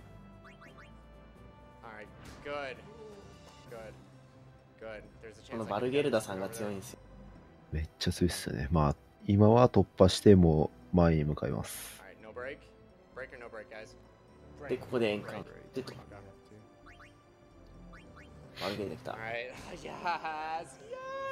ノーブレイクポイズンシュート。いや、はい、K でしょ。16勝ちだったら、まあ、倍値で。耐えた、やったな。横から蹴ってるのに正面から来るボール。で、1点入れたんで、あとは流れで。ちなみに点が入れられた側が必ずボールを取ります。赤で一緒ですね。弱っ。最悪これ入れられるんですよね、マジで。シュート8でキッパー5ですから。ああ、そこでシュート打つならいいや。あ、やばいやばい。あ、やばいかもしれない。あ、やばいんじゃないですか。おお。おお。ナイスキッパー。ナイスキッパー。まあ今みたいにカットできないっていうことが結構あるんで、額面上だと余裕で防げるのに、やばいじゃんっていうことはあります。キッパー取れないゴール。今のは取れないだったな。4対5とかでしたね。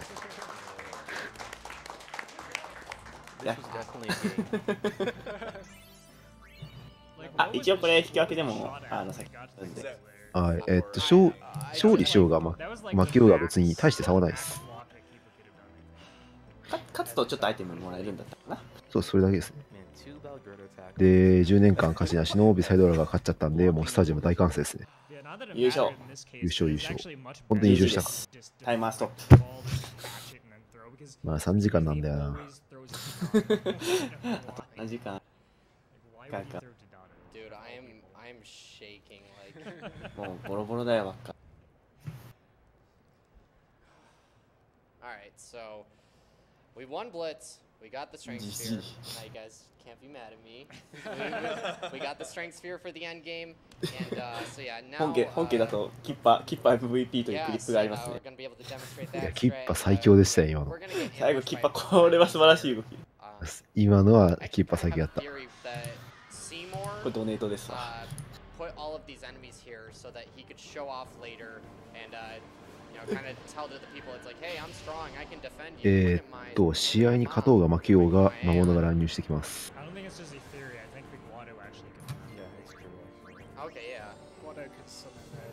で、散々疲れてるのにそのままモンスター戦に入ってワッカはバリバリ元気という。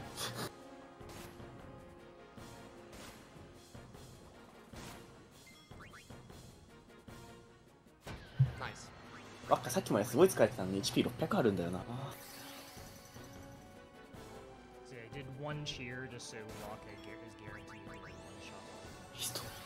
He has a chance of one そうです shot ね、ワッカはまだボール、さっきまで使ってたじゃんで済むけど、主人公はいきなり剣持ち歩いてますからね。These things also have zero luck, like some of the earlier enemies. So you actually crit these. ここは、戦闘が継続で行われるので、ヘイストとかのバフは全部、スキッパで戦闘行われるので、まあ、ヘイストとか最初にかけちゃいます。It's actually kind of like an important part too, because you get so many strength spheres here. Yeah, you get a ton.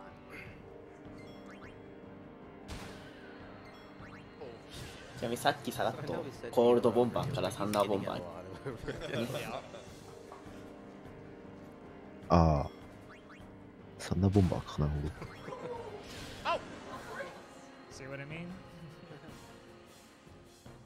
Alright, so this guy that's sticking around here, we're 大丈夫ですかね、なんか、あまりのキッパの人気にこの先の召喚獣の名前キッパになるとかないっすよね。I should have changed targets again there to ないでしょ。 avoid the next turn that was happening. I kind of did a little mistarget there, but yeah, you kind of want to pay attention to like your turn. 確かドネート100ドルぐらいで逆転できるような差あったと思うんですけど、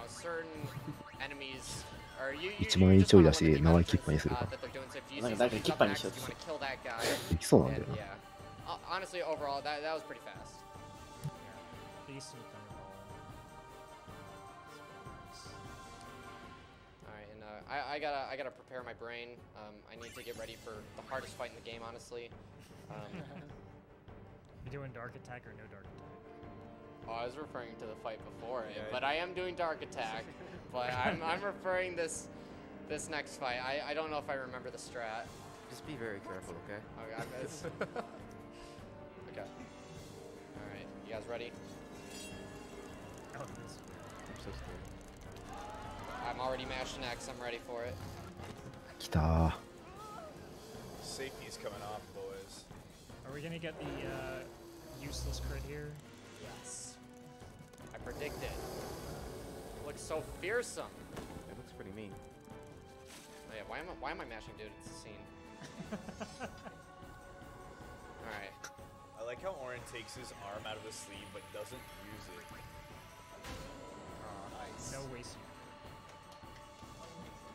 Good job. Perfect execution. Thank you guys. I tried really hard. Alright, so you soon まだ realize 湧 that きつるおじさんと言われ Waka る also ゆえんですね。 recognizes Orin as the best guardian there ever was. Because Orin was actually the guardian of Yuna's father. And apparently he's the best guardian that ever lived. Garuda can be kind of annoying because has an AoE attack and also counters. いやーちょっとアーロさんの脇のツルツル具合にちょっと驚きましたわ。 So yeah, when he's まあトイレ when 来 he's たんです。 above half HP, he has a 30% chance of countering. Once he goes under half 暗闇にしてひたすら殴っていきます。一応暗闇にすると攻撃が当たらなくなるぞのチュートリアルと同じモンスター。 You're hoping for Orin crits here, but nada. So yeah, dark attack is a safe strat here. So you die. It's actually a little bit faster strat where you don't use dark attack, because you end up getting Ties will end up getting 暗闇とはいえほぼ全体攻撃のソニックもなぜ避けれるのか before the 不思議ですね。 before the 100% counter attack threshold. モーションが見えてるか。 But it's risky, especially if Titus is low HP going into the fight, because then he can die to the second Sonic boom. And if you get a lot of counters, then Orin might die too. Alrighty.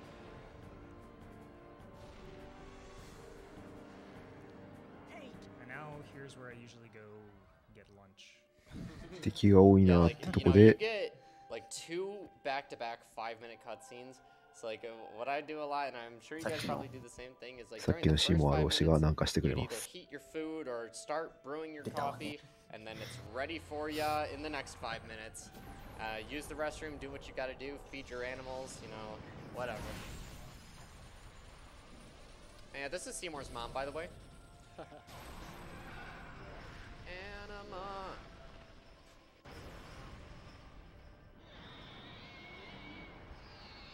I thought this was the bottom half of Ultimacia, actually. The last phase of めっちゃ怖いっす。 True Ultimates, yeah.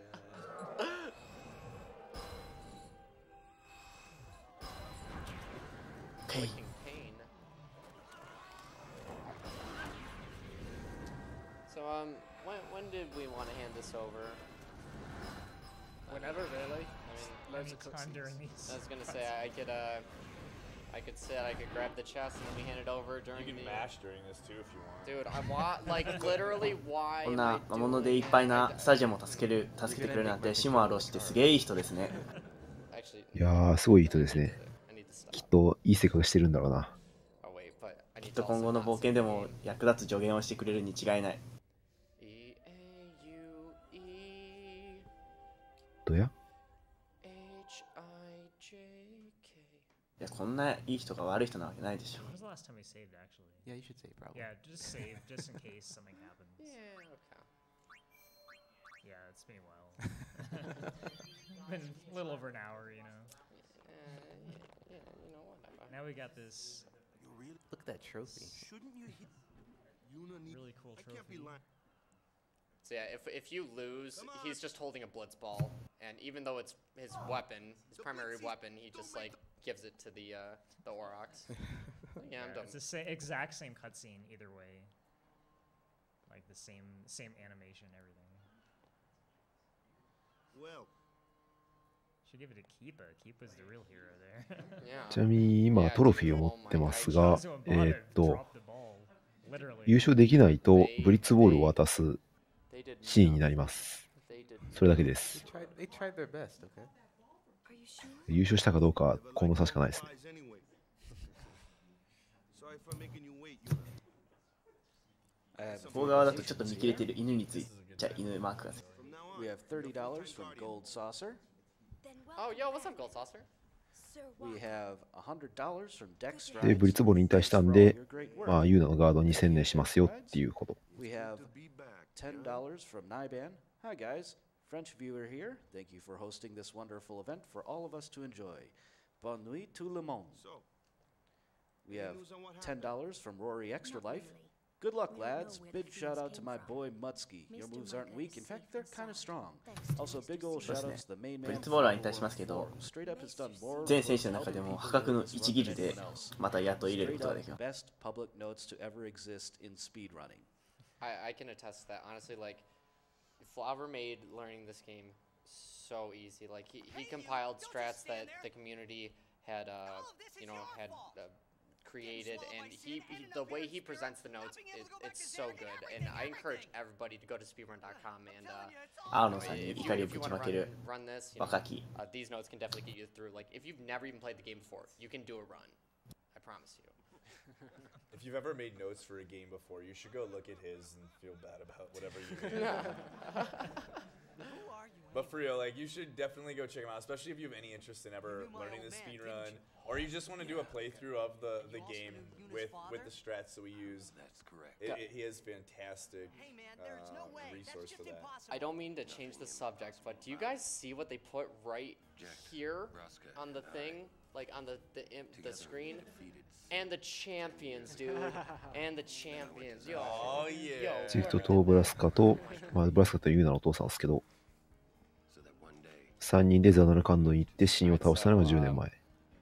Yeah, the big bombshell is gonna happen. The big bombshell. My old man.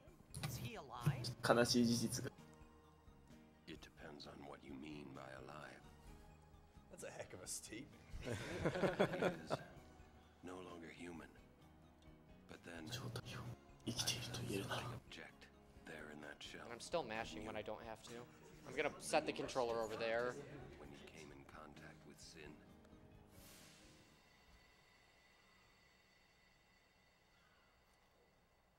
It can't be. Luke, will you do me a favor? Sure. See my backpack over there? It is. Sin. Will you reach in that side pocket and get my chapstick? Where's the chapstick? No, that's ridiculous. get No pretty way. dry. I don't believe you. While you guys are But it is tending to your cracked lips. We have $10 from Astolfo. Shout out to Blitzball. We have another $15 from Adjective Animal. Blitzball puns for Blitzball speedruns. I'm psyched to watch the rest of this run. It's incredible how quickly you can beast this game. Seriously though, you guys, I'll rock. Thanks for this glorious run. Fine then. Come or don't come, it's your decision. Then we have $10 more from Zenlos56. Hey, Zenlos again. Let's go. That's awesome. An anonymous donor donated $14. The donation's not coming in increments of 5 was bothering me. Had to fix it for my mental health. That is what we were benefiting, so thank you for helping others while helping yourself. And we have $25 from Halodome. Hey from France, love watching your speedruns, so interesting. My best friend killed himself recently after many years of depression and bipolar disorder. It's hard to spot the warning signs, so I hope these charities can educate us all and to keep and watch over our friends. All the best. All the best to you, Halodome, as well, and our condolences. Will I ever go home? Back to We have $5 from RPD234. While you may not be willing to discuss a certain musical act you discussed during the 2017 Final Fantasy IX run, we could always bring back the Mighty Ducks discussion instead, given we just finished playing Blitzball. Alright, we're gonna take a small detour here. You know, Oren says, follow me, and we're like, no. We're gonna go this way. So we mentioned the hidden affection values earlier. This one is literally hidden because we actually want to get +2 affection on Oren here, but he doesn't. You don't actually see any response. You just had to mash X while you're standing next to him. We just want his affection, but he just gives us a cold shoulder. Yeah, exactly.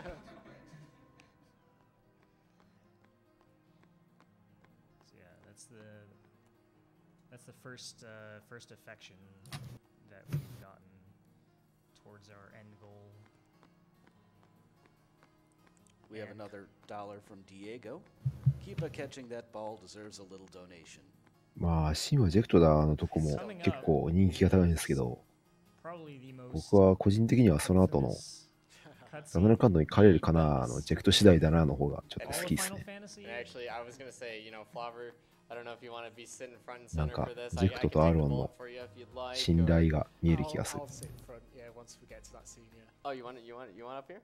You gotta bash first. But yeah. Oh yeah. Oh, all right. Oh, I'm actually supposed to mash here? Okay. Yeah. He's still in town. 良くも悪くもティーダは若いんで、やっぱりその感情の起伏が激しいのがやっぱり好き。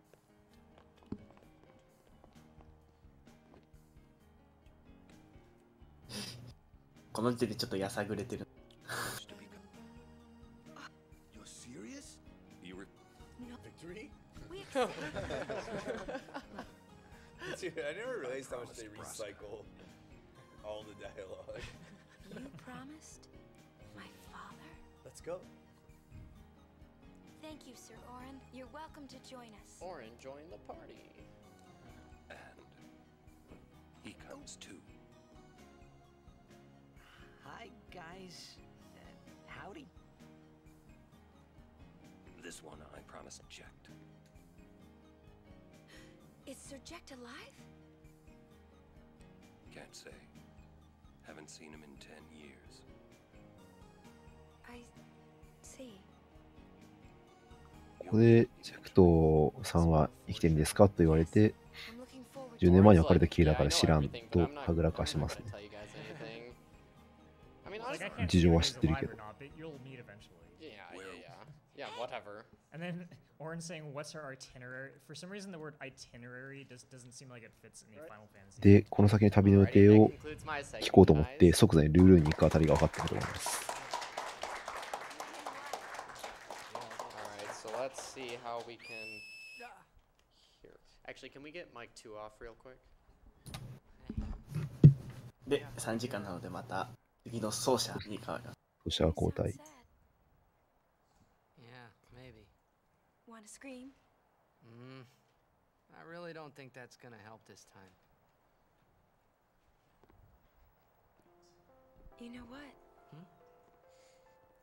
It's embarrassing to say this myself, but summoners and their guardians are kind of like spirits rolling light. Do we all A do lot it? of people in Of spirit course, I expect depend on everybody in us. the room to do it. Yes, 召喚師はその神運に対する唯一の希望なんで、召喚師は常にまあ笑顔でいることが義務付けられますみたいな話ですね。なかなかブラックだと思うんですけどね。Me neither. Chat, you might know the 夢も words. 希望も福利厚生もありません。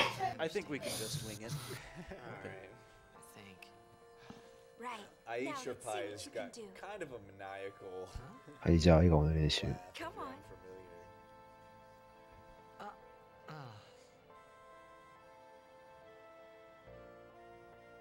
But hey, if you were told that your dad is responsible for like a million deaths in the world, I think you'd have trouble laughing normally also. This is weird. Next, try laughing out loud. Yeah, What? That too. Come on, show me. What? And if no one's seen the Japanese version, it's even better than the Japanese version. It's like vicious, man. It sounds violent. Alright, here we go. Here we go.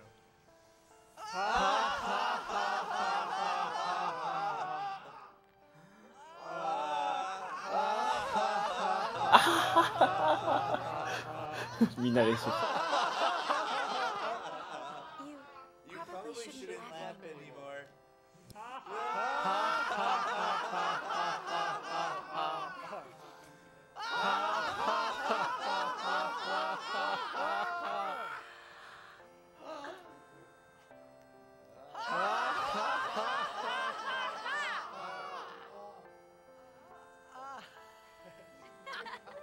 R.I.P. headphone users. Yo, chat, you guys are beautiful right now. Beautiful. Too funny. Too funny. It was your idea.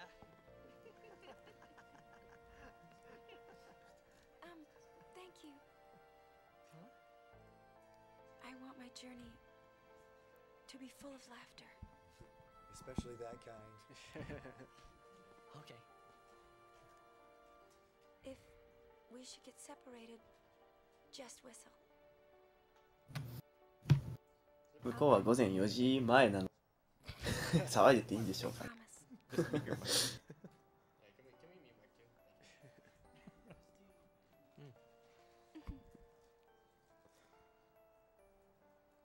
Well, let's go.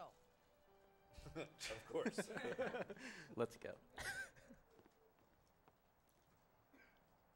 What are you looking at? We were just worried you guys might have gone crazy. Sorry. Well then, all right. 何見てんだよ。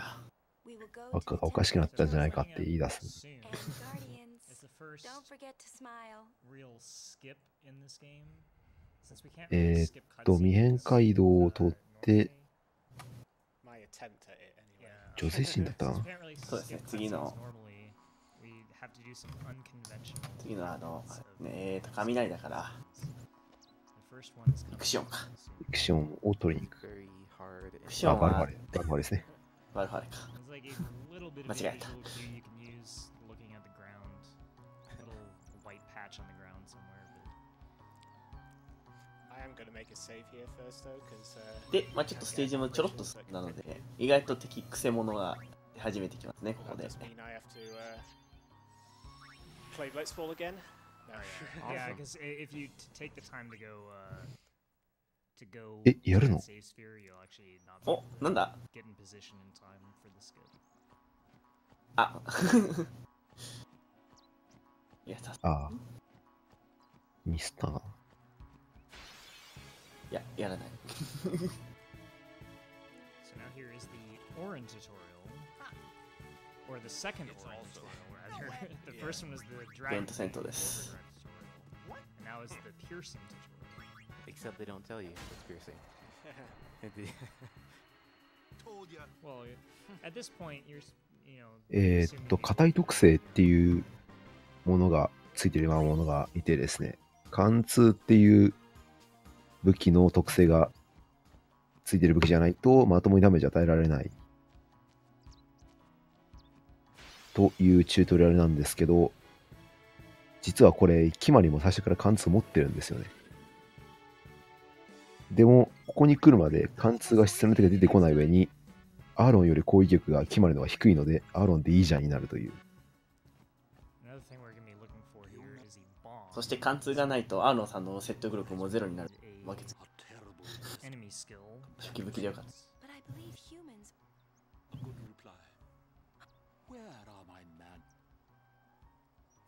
歴史を教えてくれるおじさん。メイチェンと言ってなんかひたすら語ってくるんですけど、まあ語ってくるだけなんでただの邪魔ですね。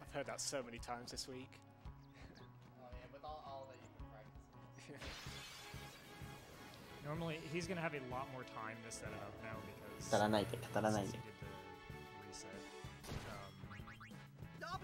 Normally the NPC is a lot closer, you don't have as much time, but now he has time to get in position. He's gonna try to trigger a cutscene at the exact time that he's triggering the dialogue with this guy. Oh, we back. Yeah, so he's gonna try to trigger a cutscene while he's interacting with this. Oh. And it's gone. That's okay. Okay, so yeah, so does that trigger that spot that triggers this cutscene? If you talk to, you have to talk to him. 一応先ほどの通行人がちょくちょく通り過ぎるんですけど、ここに話しかけるとアイテムもらえます。今なんだかスティンガーだったか？ああ、スティンガーモニターですね。なるほどね。一応決まりの。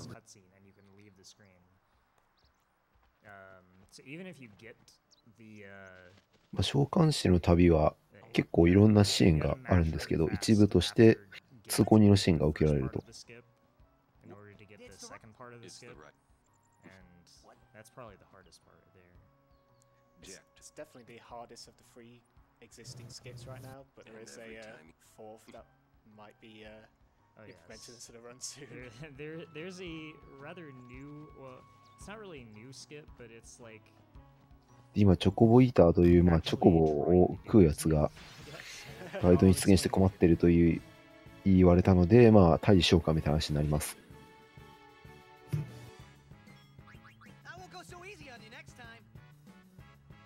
で、アーロンがちょっと笑ったのは、ジェクトも同じようなことを言ったから、それをちょっと思い出して笑ってる感じで。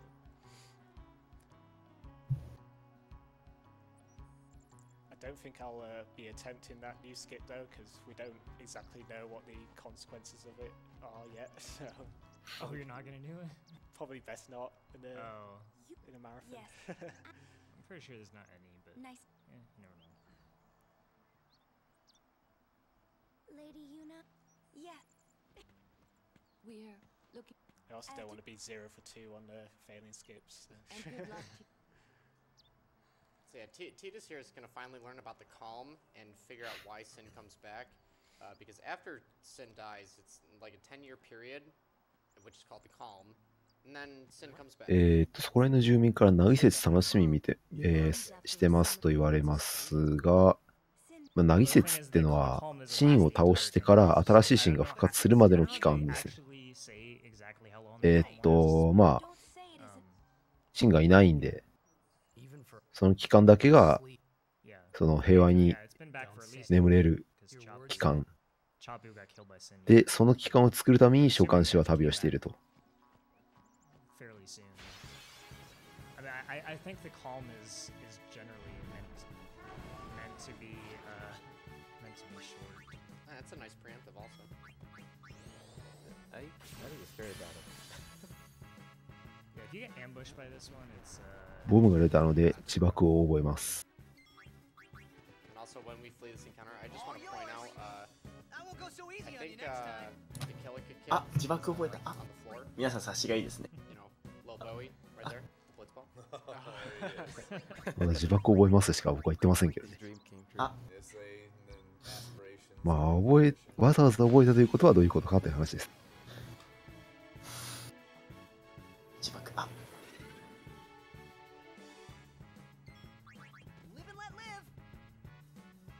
We we have a $5 donation from Mars Girl. Hey guys, I stay up overnight to get work done and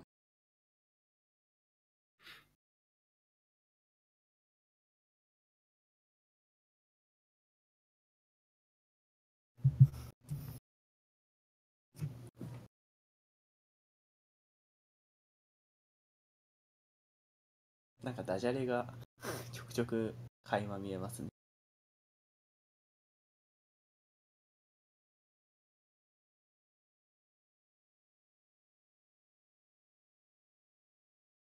Audio glitch. It's been met, I think. Yeah, isn't it?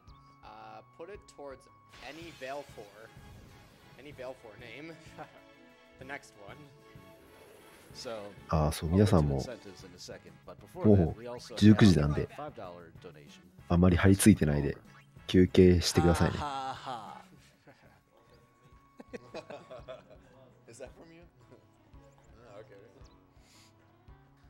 あと6時間ぐらいですか。もっとあるな。7時間ぐらいあるんで、ずっとこれでもストーリー全然進んでないんだよな、これ。そうですね。これ序盤ですからね。3時間半やって序盤。まだ結構序盤。まだ山場5個ぐらいの召喚師バトルはしなくていいと思う。そうですね、ノラはやんないかな。なんかベルなんとかさんは多分やんないと思う。ベルゲミです。あの人いい人なんです。あの人はもう最高にこのゲームで一番いい人です。本当にめちゃくちゃいい人のいい NPC です。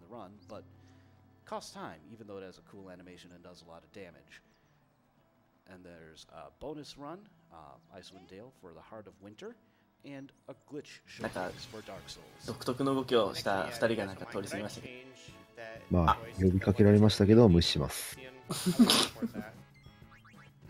話す必要はないんで。ちな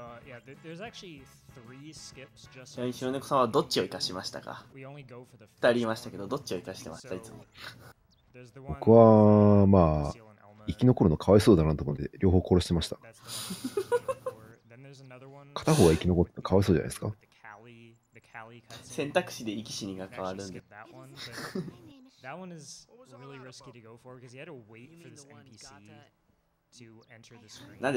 んで無理やり死に特攻させようとするんですか？なんて人だ。どうせなら心中させてあげた方がいいかなと。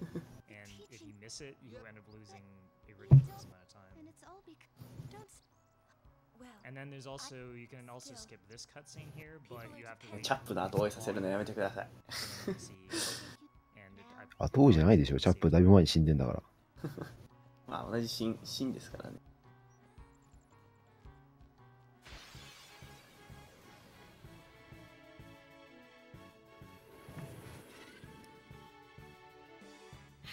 まあなんかサイコパスとかいろいろ言われてますけど、まあ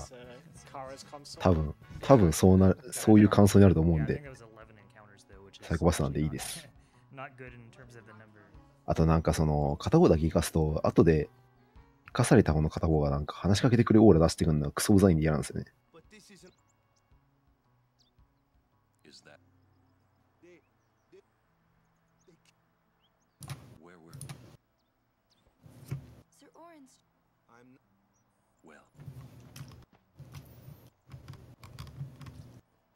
ここでちょっと輪っかのアルベド嫌いがちょっと垣間見えますね。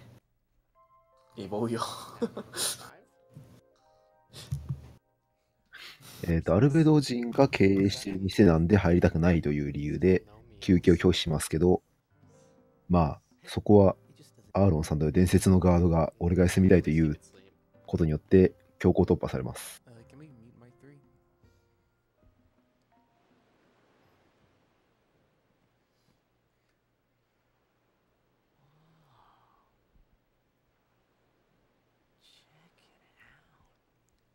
This is another 5-minute break. Shortly after we've had 2 lots of 5-minute breaks. Quiet, almost gentle. ここからちょっとまた5分ぐらいムービーが続く休憩タイムですね。皆さんトイレ。 Called in sick tomorrow. Then school got canceled. Ayo. Yeah, dream. Hey. Pretty. Pretty. Sure is. Some quality I wish I dialogue. could live in a place like this. Peaceful. Living with a smile on my face every day.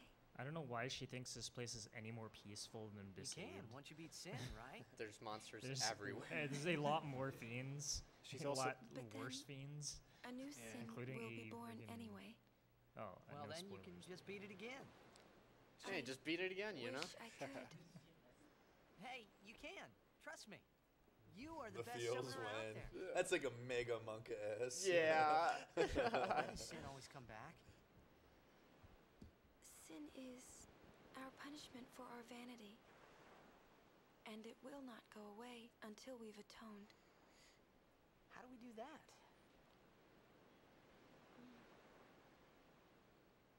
What did we do that was so bad in the first place? Your people abused Machina. Was it using lots of Machina We're or something? playing Blitzball. Oh, wait. Was that such a bad thing, really? It's funny. Hmm? Ever since I was young, I never questioned it.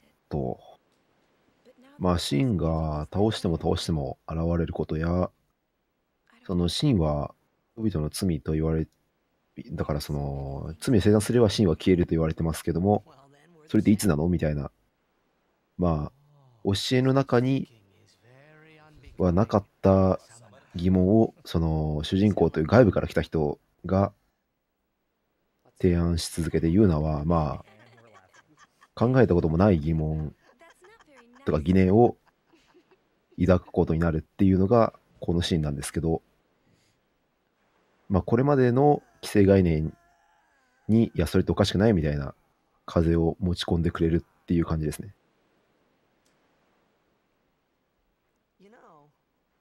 これまで信じてたものが外部の風によって実はおかしいんじゃないかと思い始めるっていう。Dude, this is like so scummy, actually. He's just, oh my god. You can't think, that's a cute girl in the fifth seat from the right. Good one. And you can't be thinking about where you're going to go on that date, because the minute you do, that's when you lose. Yeah, she's Yuna's face. You can tell she's You like, see, oh really? How many girls do you what I tell this mean to? You really shouldn't worry, you know? After we beat Sin, that's when you can worry about That's the thing. Like even on with the PS2 graphics, you can see a lot more emotion in their faces than you can in the HD version. But Yuna, the HD version how are is you just supposed like to beat something big like totally that? emotionless. The final summoning. Everybody got like crazy Botox. It's the only way to defeat And sin. Yuna's eyes The are like only way. ridiculously big for some reason. With it, we can call in the some final aeon. cutscenes, and then That's the goal others, of the her eyes are pilgrimage. really small. It's Wait, what? Yeah. Oh. It's, The faith of the final and then of course summoning lies Waka, waiting like I in mentioned far before, north to greet Waka has like summoners his that normal complete face, and their then he has like pilgrimage. his really stupid looking face. Yeah, and then like the scene where it just zooms in on it. It's like, 究極召喚にですね、説明がされてます。北の果て、地図的に北なんですけど、北の果てのザナルカンドという場所で、まあ、究極召喚を教えてくれる人が待っているので、そこに今向かっているという感じですね。で、このザナルカンドは、まあ、1000年前に滅んだ方のザナルカンドなんで、主人公がいたザナルカンドではあんま関係ないです。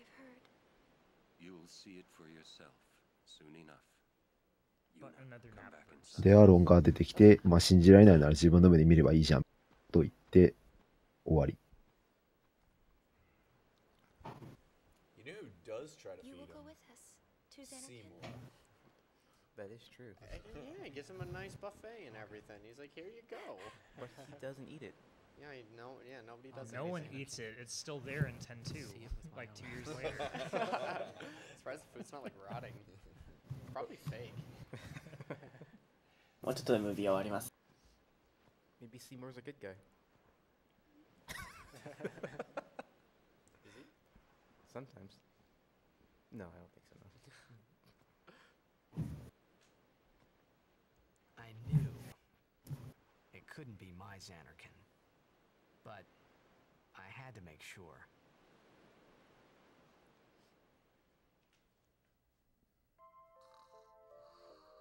I like the snoring during it too. Bidusa.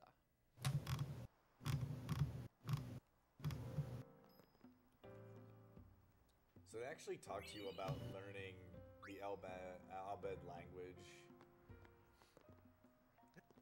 but obviously we've already gotten all of the primers. I meant to say Oh, and Titus just doesn't know it. He said it, even though we know it.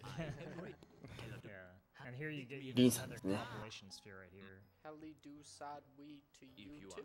Yeah, this is the compilation sphere that I used in the New Game Plus segment. アルベド語のチュートリアルなんですけど、まあ、なぜかわからないですが、アルベド語をもう完璧にマスターしているので、意味ないですね。で、外から悲鳴が聞こえて、まあ、リンさんに、解決してくれるんですかと言われて、アイテムもらいます。レベル2キースフィア。そうですね。そう。まあ、リンさんっていうのは、この旅行講師っていう、なんか、アルベドが経営している中継地点みたいな、宿みたいなとこを一括で管理している、まあ、経営者ですね。結構偉いです。で、こいつがさっき言ったチョコボイーターっていう敵ですね。At least he does put it down. I actually, well, I almost said that, like, I would have wanted to see him eat it, but 逃がしてくれる。 I don't know. Alright, so he's それ just と gonna ここは haste RTA storm 的 here. には落ちます。はい。まず相手にヘイストをかけます。 Oh, oh no. いて。Okay, we hasted the boss. Things aren't going well. Oh no. Oh no. Oh. 次はいて。お、強くねこいつ。勝てないっすわ。落ちます。 Yeah, it's 勝った後死体も可愛い落ちます。死体も落ちます。 so yeah, it is actually faster to you know, just have the boss push you off. ユーナの死体を置きっぱなしだったような気がしますけど、まあ気にしないでおきましょう。 It was almost bad that あれ主人公さっき死んでたよなっていうそういう話。 we'd rather him not do that at all. Yeah, it was kind of a bit close. Yeah, the first one was good though, because Yuna got ここの会話は寝起きだから辛いっていう話に対してアロンはじゃあずっと起きてろという辛辣な言葉をかけるシーンですね。チョコボは救えなかったですが、世界を救いに行くので、そんなことはどっちでもいいです。さっさと行きましょう。 It's actually Yuna's overdrive that will be reset, so まあ回復するので問題ないですね。 So he's gonna take a save here because again, there's some ambushes that you can get and that are like you know if you お若屋は一回投資したのでもうするでいいですね。 0% chance of survival at times. 地理的には今、上から落ちてきたので、上が正しい道振動で、下が古い道旧道という感じなんですけど、今、旧道にいます。が、最終的に北の方に目的地があるんですけど、そこに行く距離はあんま変わらないんで、まあ、目的地に向かって走っていく。 一応先ほどのチョコボイーターを倒すとチョコボに乗せてくれるので早いと思いがちですが、まあ、ボスを倒す時間の方が圧倒的に長いので落ちた方が早いです。あと意外と道が狭いんですよね。だからチョコボに乗ると突っかかりが多かったりしてあんまり時間短縮ならないんで。 They'll aim for Titus, which we don't want, obviously. Soおっと that's why we have Yuna in the party as well. I'm gonna heal as well.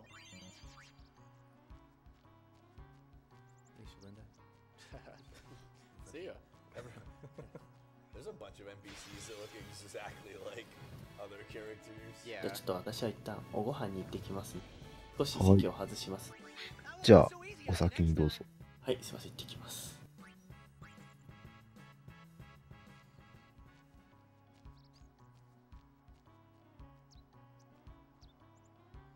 are out of high road.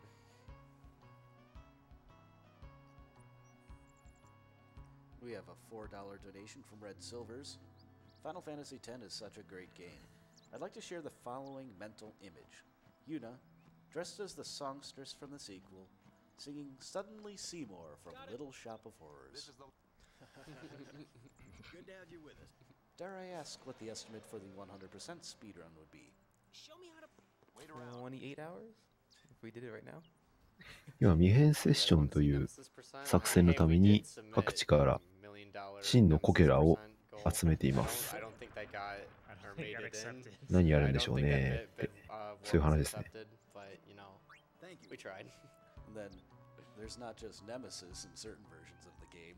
で、未編セッションをやるために、ちょっと召喚士1個でも通せないよと言われるんですが、まあ、未編セッションをやる担当官より偉い人が今目の前から歩いてきたので、お話をするって感じですね。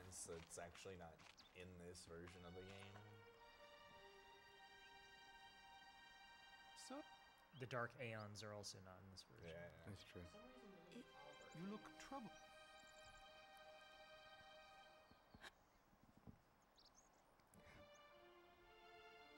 The Dark Aeons are something that will casually leave you in fear if you run into them by accident. Maester Seymour. Hold. Yes, you. I need to have Summoner Yuna. He needs to have Summoner Yuna. I will take full responsibility. But our families are in. Very well. ここでちゃんと責任は取るから、ユーナ1個も通してくれないかって言ってるあたりが、今はいい人だと思う。Before this part, but for some reason you can't advance to the next screen when you do it. Another invisible wall. That isn't the one that we're talking about, that we were talking about before, but... Yuna. Shall I go for the skips? I'm probably going to fail it anyway, but... I'd like to see it attempted. But yeah, why not? Okay. I mean, we did safety save, so... He's amazed. I mean, once you get to the next cutscene after that anyway, I mean, everything's back to normal, so...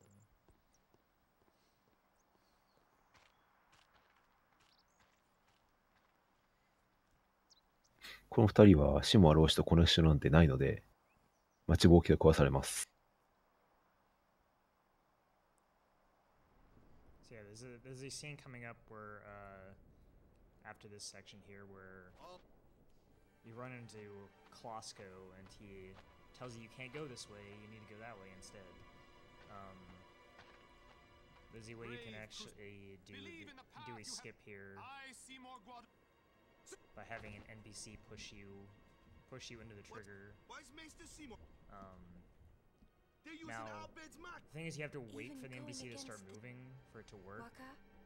And the Klosko cutscene isn't that long, so at first, this skip was actually discovered quite a number of years ago, but it didn't really save time because the Klosko cutscene isn't that long, and you have to wait for the NPC. But it was just discovered recently that it actually skips a cutscene later on in the game, so it actually ends up saving maybe 40 seconds. 40, 45, yeah. And also ends up despawning Lucille on Mushroom Rock Road, because usually she's riding a chocobo on there, like following me around, and she usually gets in your way. It can be kind of an annoying like hazard at times. Honestly,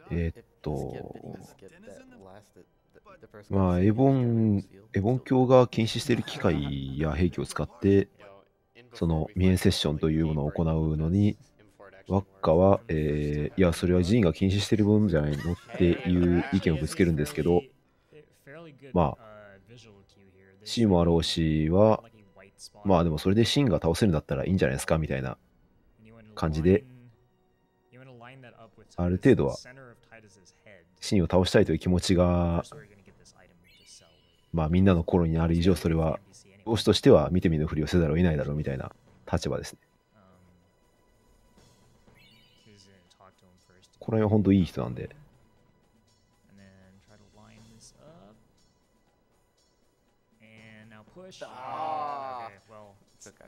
A little bit out of position, but yeah. So You had to have him push you into the trigger and just like mash as fast as you can. I don't know how many. I don't know what the frame window is for that. Take that road to the I was definitely getting We're a still lot in the more midst often when I was trying to do it with turbo. So it seems like. You can't say that word here. Oh no, I said turbo. He does eventually come round again, but obviously it takes forever, so might as well just continue on with the cutscene. Alright, now this is a very critical part of the speedrun. Because we gotta get a lot of AP on Yuna and Kamari here. And there's been several ways of doing it over the years. This, the way we're doing it now is fairly recent. In the last year or so, I guess. It's actually utilizing Valifor, or Raccoon. Raccoon, this one. So this is good, we got a Funguar. We used to not want to get Funguars, but we actually want to get Funguars now.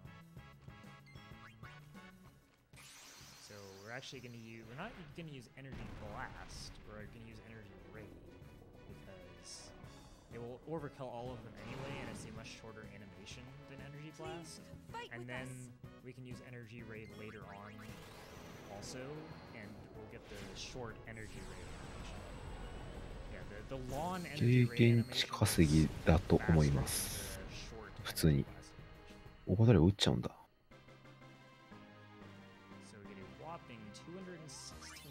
ああ、でも確かにその方が早いかもしれないですね。倒すだけなら。Do a little bit of initial menuing here. I believe we don't have enough sphere levels to complete Yuna's menu, but it's going to allow us to, it's going to help us in some of the fights throughout the road.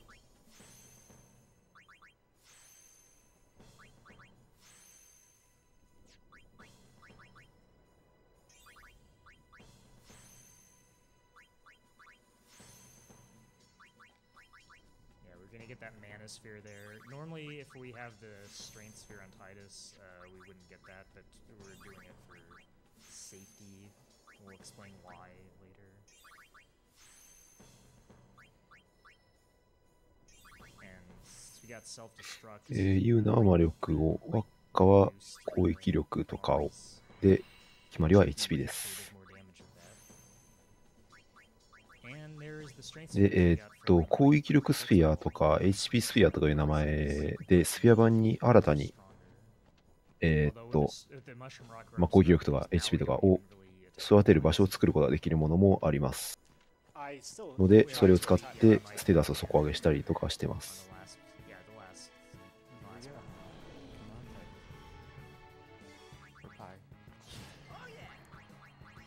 まあ、その先ほど言ったんですけど、決まりの HP を上げるということは、つまりそういうことなんで。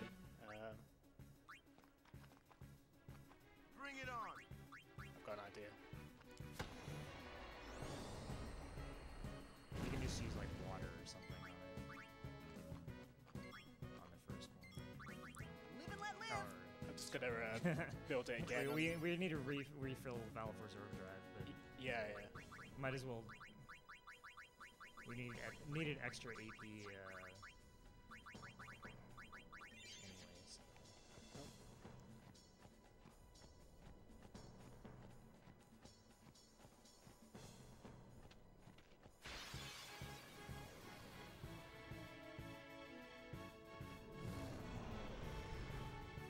Watch and weep, Crusaders. And then he runs away.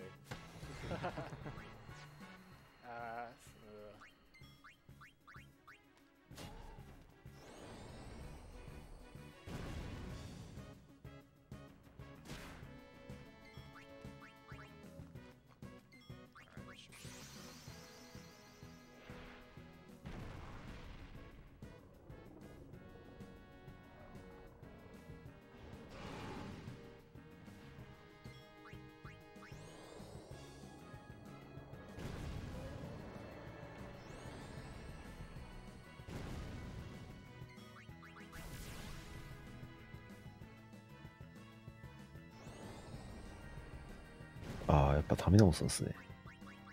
ためるを使って、まあ。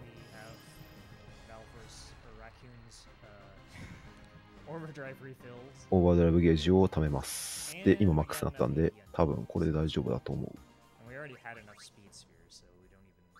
Lots of times you'd like to get speed spheres on here, but we have an abundance of speed spheres. That's now we've pretty much gotten everything we need で、ユーナのステータスが上がると、召喚獣のステータスも、一緒に上がっていくので、まあ、ユーナの魔力ばっか上げていると、召喚獣の方も魔力がどんどん上がっていくみたいな構成になっています。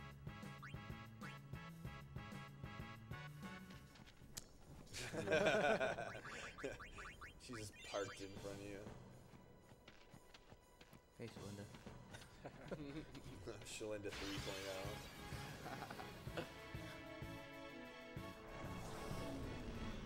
Oh no. This one is really slow because all of them has magic. Wow, they really hate Waka. Oh wow, he might. I'll be right back.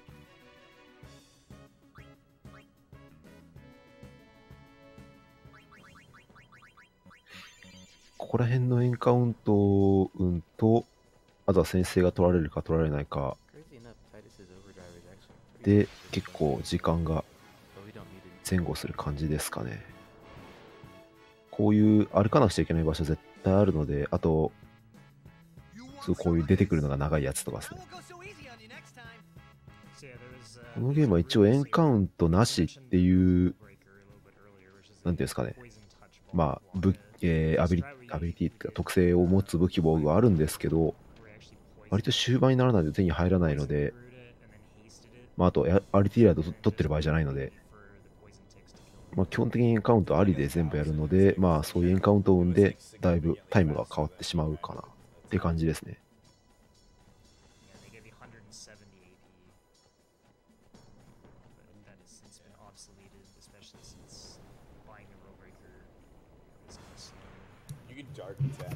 はい、すいません、ただいま戻りました。未編セッションには間に合いましたか？まだ始まってないですね。まだやってない。俺も有名になるために参加しなきゃ。俺がシンを倒すんだ。一般兵なんですけど大丈夫ですかそれ？知りそう。一般兵気になりますけど。But yeah, those strats are kind of ancient now. Yeah, it was mostly a Japanese version strat because, like I said, you don't get the strength sphere. We used to utilize the strength. チョコボに乗って俺も突撃ってしたい。あれをやりたい。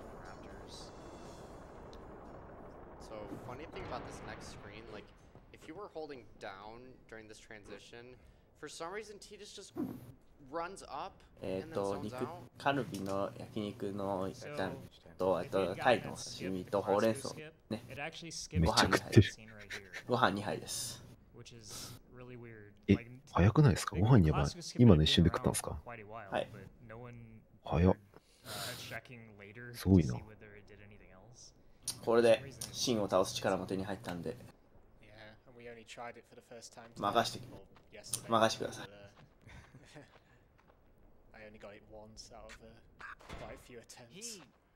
そうそう、夜は長いから。ワッカは恨みつらみの末に大砲を蹴るという所業に至ってますけど、ワッカはビサイルとかずっとサンダルなので、まあ、サンダルであのフォームでこれを蹴るという痛みがなんとなく分かっていただけると嬉しいです。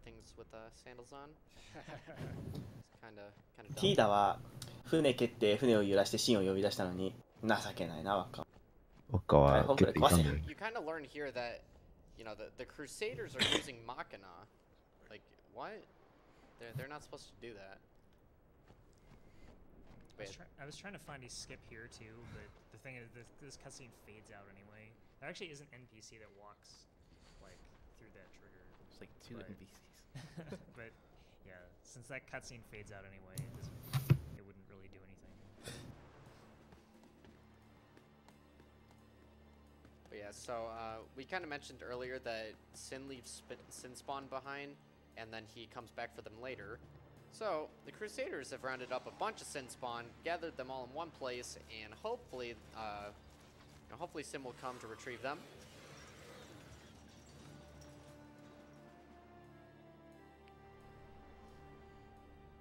わあ、ちょっと残酷なシーン。It might be a hopeless, but the crusade, they want to, and that's just, isn't. But I still think Mackin up. I expect a crit self-destruct in this fight. Yes. Make it happen. That'd be amazing. 何でしょう、真のコケラをいじめて真を寄せるさ。そうですね。まあそもそもシンって真のコケラに戻ってくる習性があるんですよ。だからそこら辺にあるコケラもさっさと倒さないとシンが戻ってきちゃうんですね。で、シン、じゃあ真のコケラを集めて悲鳴上げさせればシン戻ってくんじゃんっていう理論でシンを呼ぼうとしてるわけですね。で、シンを呼んでシンを倒せる力で立ち向かえば、お、シン倒せんじゃんって気づいたと。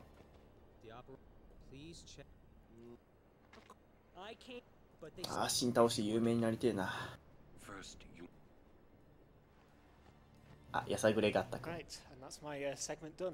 RTA の第一の難所ですね、ここ。上にキノック老子だったんです。こいつも老子の一人ですね。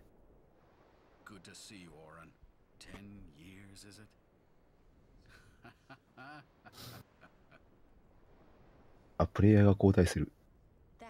あ、ちょうどいいお時間ですからね。ちょうどいいお時間ですね。Yeah, we gotta make sure that all of our headset wires and stuff don't conflict and we don't yank キノック老子はアーロンと、まあ、昔同僚だったので知り合い同士ですね。Tell me, Oren, where have you been the last 10 years? I'm VacantMind. We don't have time for this now, do we? Let's go kick Glee's butt. This plan won't work. Do it. You know that. I mean, let's go. We'll just let them dream a little longer. What? Lord Keenock. So yeah, Lord Keenock comes over here and he's like, "Oh, Oren, yeah, it's been a long time since I've seen ya. Where'd you go? What were you doing, man?" What has happened? And Oren doesn't 何 want 人 to 目 talk という about か what 1時間に1人でやってるん pretty で、 secretive. まあ今4人目だと思います、多分。I kinda think we don't belong here. It is time at last. We must tell the Albed waiting outside to Just a begin the quick operation reminder at that once. if you donate through RPG Limit Break during fiends this may run, break you'll be through. eligible This for place the is not prizes safe. of a Final sure you're Fantasy prepared X to and defend 10 yourselves. HD Tell me when you're remastered ready. copy for the PlayStation 4, an Ifrit Cross Stitch, and Perlers in the likeness of Titus and Yuna. You can see those on the tracker site if you wish. There are pictures there. Additionally, if you donate $100 over the course of the event, you will be eligible for our grand prize of a Nintendo Switch and a bundle of several excellent RPGs for that console. To make sure. So you saw there, but before he confirmed that he was ready for the operation, Vacant talked to Oren. That was another instance of us trying to gain Oren's affection. The end goal is that, you know, about like five and a half hours into the run, we're going to be getting a snowmobile cutscene, and we want Oren to be the person who will ride next to us. で、今、真のコケラに電気を流して、 So we just try to gain as much affection as we can. 悲鳴を上げさせて、真を呼ぼうとしたんですが、 Yeah, it kind of broke out. It's like the Jurassic Park of battle. なんと真のコケラが合体してしまいましたと。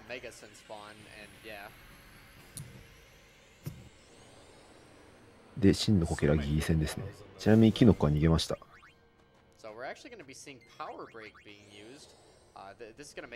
いつが強い。RTA 第一の難所です。こいつがほんと強いです。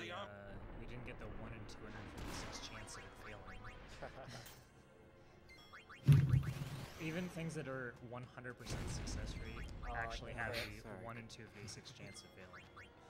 So yeah, no crit there on the self-destruct, but as you guys saw, that did like over 3,000 damage. That is the reason why we learned self-destruct on me and Hyro. You didn't give Titus a turn? 一人亡くなりましたね、一瞬で。ちなみに戦術としては自爆してオーバードライブを打ち、で周りがオーバードライブを打つと一気に切るので、残りの向こうの攻撃でオーバードライブをもう一回貯めます。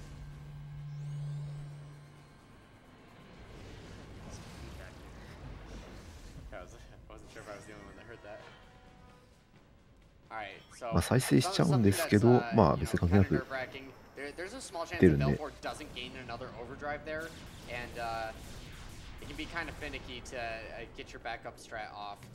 回打って終わり。But Viking killed it. So I did mess up and I didn't give Titus a turn there.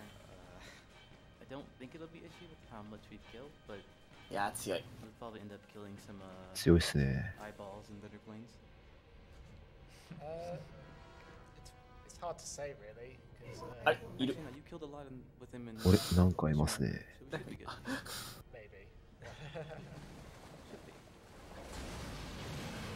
mean, look at the bright side.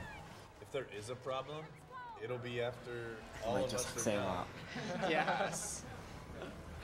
Not me though. Let's go. あ、腕は向こうに一定のターンが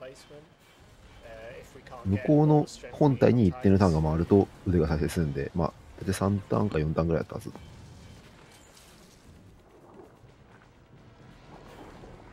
Now we have like an aquatic sin spawn coming after us.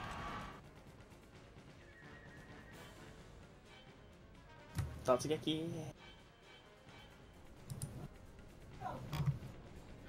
さっきの戦闘のリス4位は何なんですかね。RTA はやってないんでわからないんですけど、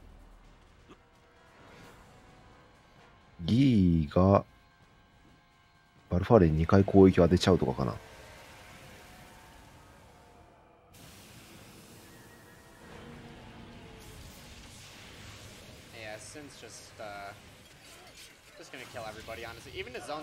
はい、一般兵は血になります。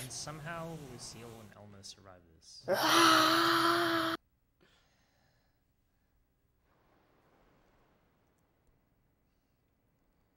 can't stop a space whale. Yeah, you can't. And you know, we'll soon see that you know, the boss that Vacant just killed is actually not dead. Also accompanied by one of the best songs in the game.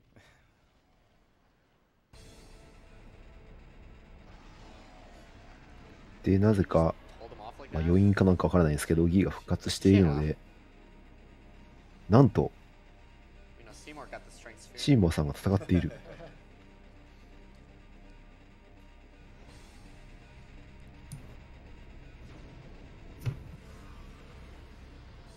ああ、ご飯食べてなかったら即死だった。素手で止めとるのすごいですよ。ということで、シーモアさんと戦います。共闘ですね。なんとこのシーモアさん、ステータスがちょっと頭おかしいんで、MP999 あります。ピコン。ファイラ。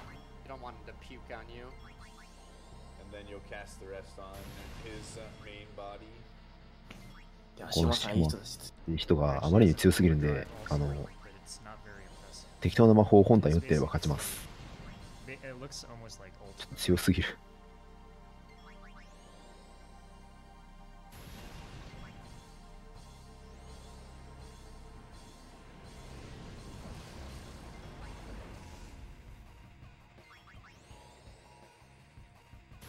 そう、ちょっと HP 低いかなって感じするんですけど、まあ一応魔法使いタイプなんで、まあ、こんなもんでしょって感じですね。まあ、RTA じゃ回さないんですけど、まあ、スピア版増したら HP なんていくらでもみんな増やせるんで。そうですね、まあ、でも、初期の MP999 って強くないですか？そうですね。これも最強。ああ、勝ちましたわ。シーモアさん、最強ですわ。強いですわ。シーモアさんは最強ですね。こんなのが敵に回ったら絶対勝てないじゃないですか。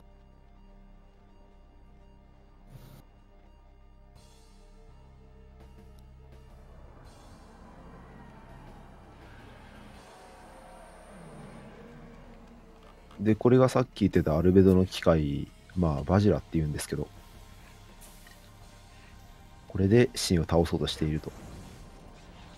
Yeah, honestly, we got a lot of scenes coming up. I don't know if you have anything you'd like to plug, any donations or anything.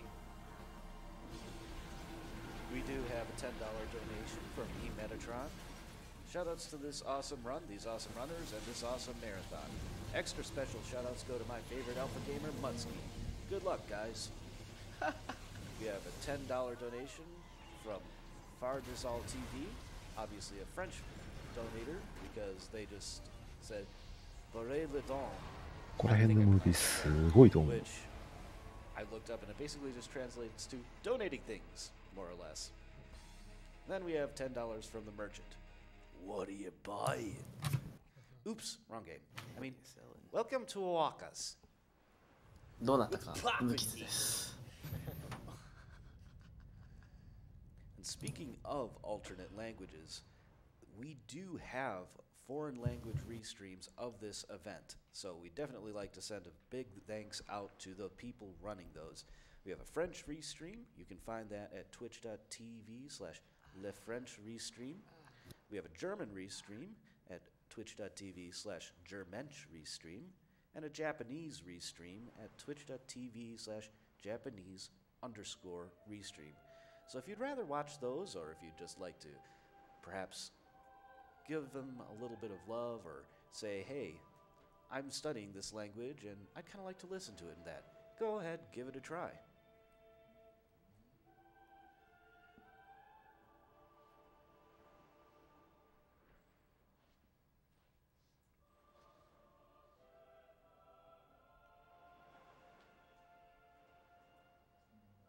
One more important thing to note is that we are once again partnering with the Yeti. We have 8 amazing t-shirt designs and also a hoodie available and pins. So if you head over to theyeti.com/rpglb, you can look at the designs and 何も話していないとガッタだけが生き残ります。 each t-shirt will be donated to Nami. And that is spelled Y-E-T. シンは帰ります。 So theyeti, YETEE.com/rpglb.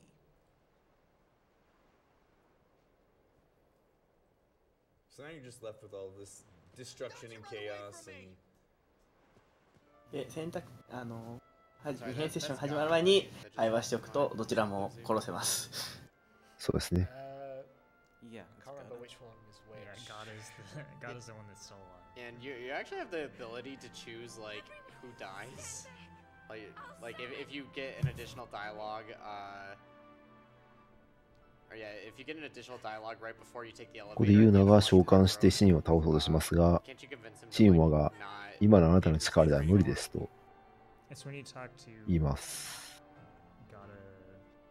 Something like before that. Gui. Yeah. There's 2 options. If you pick the second option, I think yeah, you convince him to actually go against his orders and go to the front line. Yeah. And then he ends up dying instead of losing. It's all a bit morbid. Yeah. Yeah. And we're just gonna swim out into nowhere.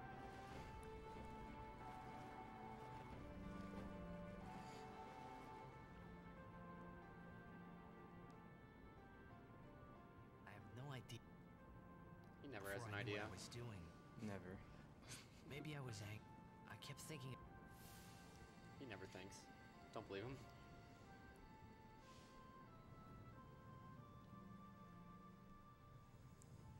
Alright, so we're gonna get like a really, really bizarre flashback here, sort of.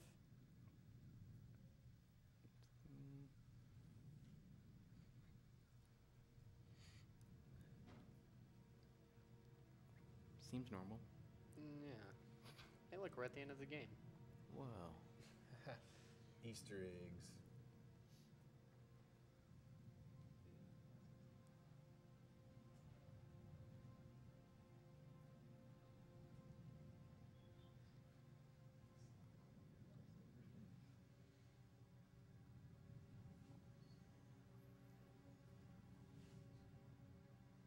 And one thing I found like very strange about this cutscene is you can move around and then you just lose your character model for some reason. And I never really understood. Yeah, you can run around with the young Titus here. Kind of reminds me of FF7, when you can run around with the young Cloud. Yeah, For really no reason. Yeah. And then it's like, okay, we've lost the character model. Yeah, there he goes again, disappearing.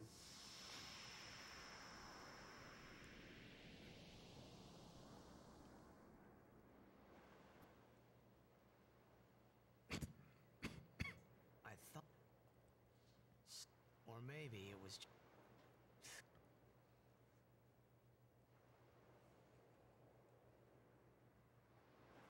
We just got a $5 donation from Jeff86.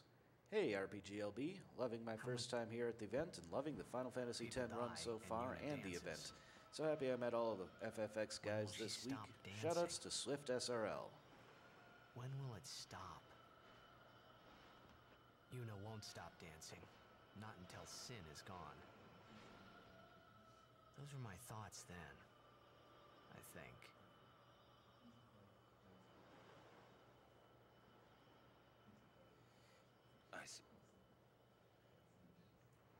Many store. Yours. What?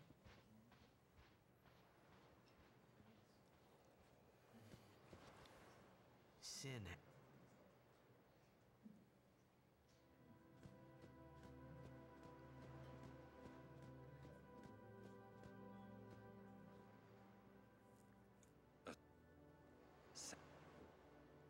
What do you... Those who turn from... The past 10...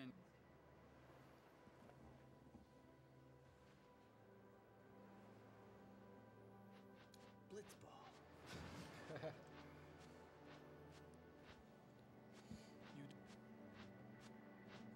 But now, more than ever, you... Anyone else? I think we have time for a few more donations. 半分どこ As is often the case in the middle of the night, we're ど running うだろうな low on those, but 4分の1くらい that just 半分いっ means てない that で I すね can remind you what you would be donating for. So, この時のシーモアも、まあ辛い時こそ明るく振る舞わないと、召喚師はスペアの希望なんですかみたいなことを言ってます。励ましてくれるなんてなんていい人なんだ。 helping people with mental illness improve 私は希望となりましょう。ユーネスカの夫であったゼイオンのように。 through support, and that includes a whole range of disorders from fairly simple in theory, which can still be でちょっと very 反プロポーズ的なこと言って affecting on a person, to even the most serious. Yeah. And if you think about it, when you That look doesn't- at the fact that the average delay from the first symptoms of So we killed psychosis all those people just for a chance to to see treatment me? is 7 weeks in the United States and 74 weeks in the US, that means that we have a long way to go. で、マシンはジェクトなんですけど、そのジェクトの部分が主人公に会いに来て、 Think you need help, or if you know somebody で、 who シン needs help, do が not、hesitate to read out. まあ、大量の人を殺したという展開に、主人公くんは、そんなことあるかみたいな話になるんですけど、まあ、それがシンだっていうのが、の説明ですね。Okay, so we're coming up on the Jose Road, where I will be trying to get the stone breath ability on Kamari. You'll also be trying to do something else, right? Hmm? Oh, yeah. You'll also be trying to... A skip. Oh. A nice trying to skip. skip, right? Yeah. Let's... I expect you to get it. Totally been done before. Yeah, totally.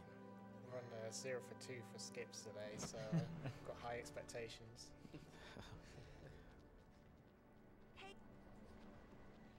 She's a...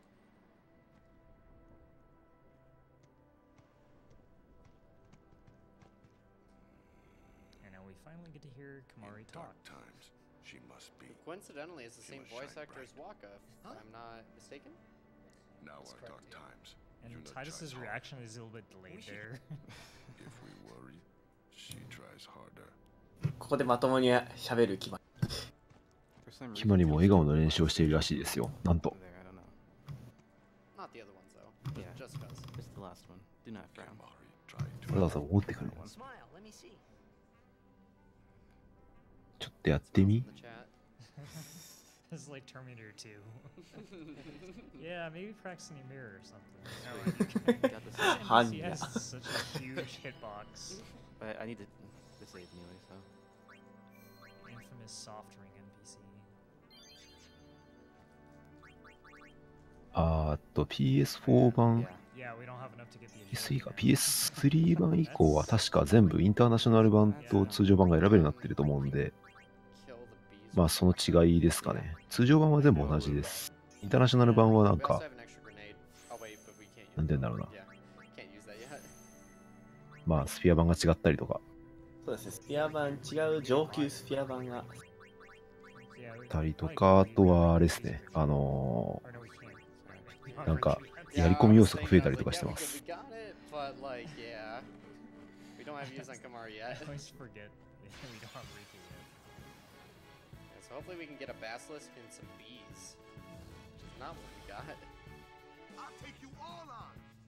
結構 FF10 のバジリスクはないです。じゃあちょっとジョデジーンまで通るので、僕もご飯タイムに行きたいと思います。いってらっしゃい。You get 600 AP off overkill for Sinspon Gui, so that's approximately what was short on for Tidus. Double basilisk. So an awesome thing about Kamari's Lancet is whenever he learns a new skill, he actually gets his full overdrive meter, and 石化数的バジリスクです we'll ね。 actually abuse that later in the run, but で、ここで it's just nice to be able to get instant overdrive. 重要な石化をさせる技を覚えますね。 There's a skip we were kind of mentioned earlier. It involves 一応味方にかかる石というのは金の針という解除できる。敵にかけるとそれを解除する手段は敵にないのですぐ分解して即死になります。なので避けられない雑魚戦っていうのがあるけど、基本的にこの決まりの光網もしくは石化爆弾、リュックが使った手榴弾ですね。その石化手榴弾という散らしていくことになります。まあ多分これはオーバードライブの回収にだったかな。石化ブレスは本当に強いです。RTA に対して重要。でも決まりは通す。Hold the text and get pushed all the way into the trigger, and that will skip the entire Josie Temple part. So it'll probably save like over 20 minutes, but it is not really possible to do in real time. First down the moon, then we cross the thunder. I mean, if someone can find a way to do it, then sorry, I tried. Yeah, you got further than I usually do. There's like a really cool video on YouTube of it being demonstrated if you guys would like to check it out, but yeah, I don't know if it's ever going to be viable in a run. Yeah, shout out to eCast, who's the one that actually found most of these. で、まあ、あとこれ聞いたが、ダナルカンドまでどれくらいって聞いたら、まあ、先にジョゼジーノでお祈りですという。また試練に行きます。あと先ほど通り道にいろんな人がいましたけど、話しかけることによってまたアイテムもらえるんですけど、まあもらったのはメガポーションという全体に2000だったかな、回復するアイテムだけを回収しましたね。Okay, so coming up is Jose Temple. Instead of Jose Temple, we have the Orna Fiction minigame happening, where we'll talk to him 3 times. What? I heard you. Yeah. Oh, another side effect of if you got the Josie skip, you would skip getting Ixion. So then you actually would not have to fight Ixion at the end of the game. So that's even more time saved later. Speaking of which, we're probably about 5 minutes away from naming Ixion. So. Yeah, get your donations while you can, guys.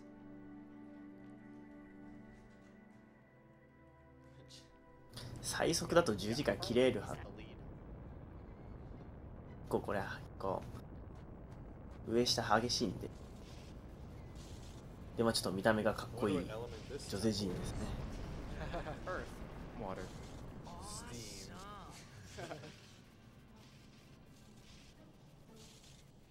Clearly, the element of surprise. Oh. The lightning mushroom rock. That means another. What if it's Another done? summoner? What if it's down now? We have to hurry. Let's go. Gross. Oh, I forgot to mention the line where she says we can't, or where he says we can't. ああ、先ほどの悪そうな話っていうのが、神はジェクトというのをまだユーナは知らないんで、まあそれはちょっと伏せておけという話ですね。で、なぜティーダに教えたかというと、まあいざとなった時にそれをして泣き出したら困るからということで、まあちょっとアーロンなりの意地悪ですね、ティーダに対してのですね。Yeah. I don't know either. I just a +2 affection. Yeah, it is. Yeah, that's it. This is all we care about. サルさんはやたら人懐っこいんでめっちゃ寄ってきますね。I'm guarding my. Since I was a child, I wished I would. You must have. Who would bring their 6-year-old brother with them on a death mission? Become a summoner. Sorry, clearly. Yeah. Sorry. Very well then. I accept your challenge. His sense of judgment becomes clear later on, anyway. Yeah. Isaru is like the character that thinks that Aeons are Pokemon. ティーダの名前はアイエイとユアパイっていうことなんですけど、マリオの RT を走ってる奏者さんの名前ですね。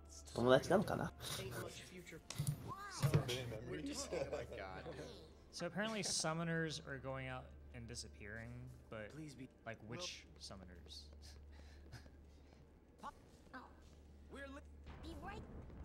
イサールさんですね。この人もめっちゃいい人なんですけど、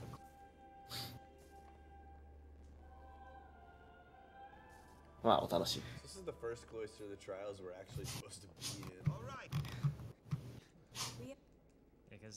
Because Donna, obviously Donna hasn't been captured yet, because she comes in later, and Isaru is just there. We have Yuna with us. I don't think there's any other summoners out on Pilgrimage right now. There's like the one that you can fight. 戦ってた人がいるのか。Yeah, but she's that chill, so she doesn't count. Yeah, she already did her.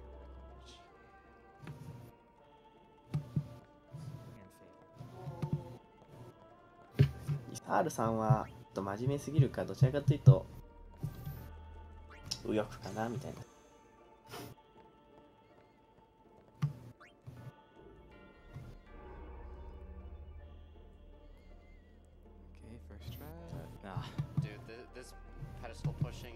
でまあ試練なんですけど、まあさっきちょっと岩が開くシーンがあったと思うんですけど、まあこう雷属性ということで雷を利用したギミックがあるというね。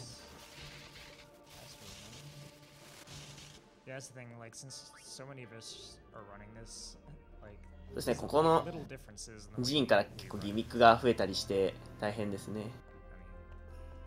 There's some things that are just like personal preference that don't really. でも RTA なのでもう関係ないんですけど、シーモアが使ってた召喚獣、まあアニマっていうんですけど、あれを使うためにこうなんだかな、まあ、特殊なギミックを解かないといけないんですけど、ここから結構めんどくさくなってきますね。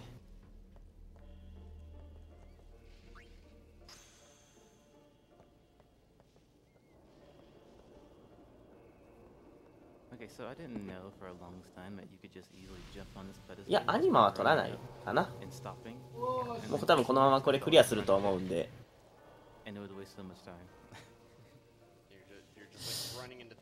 あとどれくらい？あと6時間。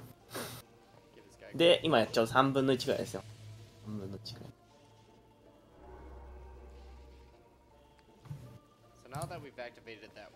多分このペースでいけばもうちょっと早く終わるかな。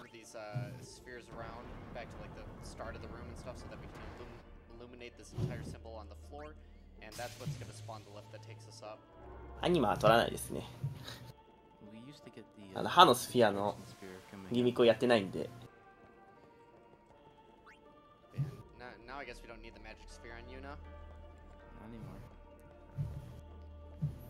いい加減両手で持てよと。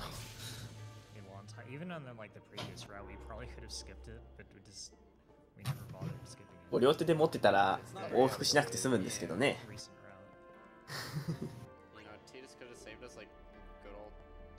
seconds here if he would have just picked up both of those.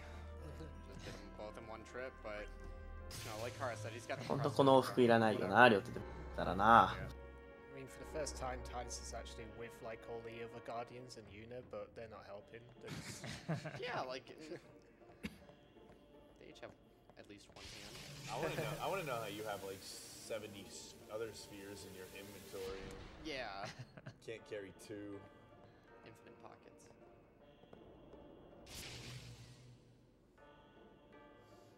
で、あとは台座を全部押してクリアですね。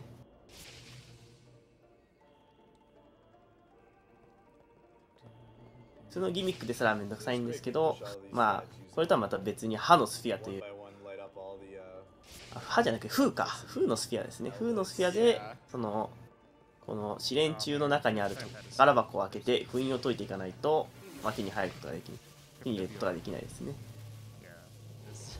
This is like the worst RNG part of the 10-2 speedrun.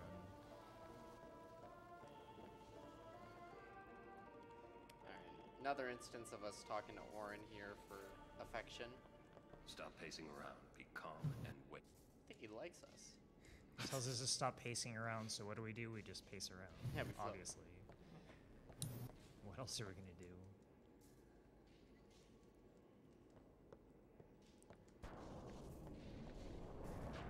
Well, still trapped. It's Donna.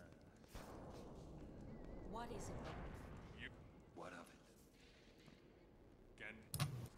で、ここでちょっとさっきをイフリートのところで出たドナいるんですけど、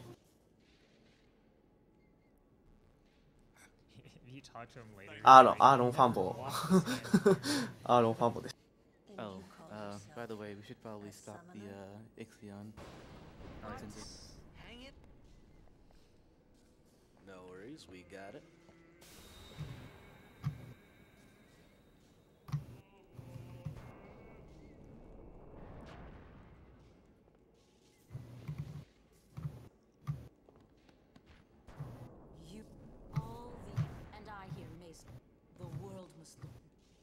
Nothing to do with my father.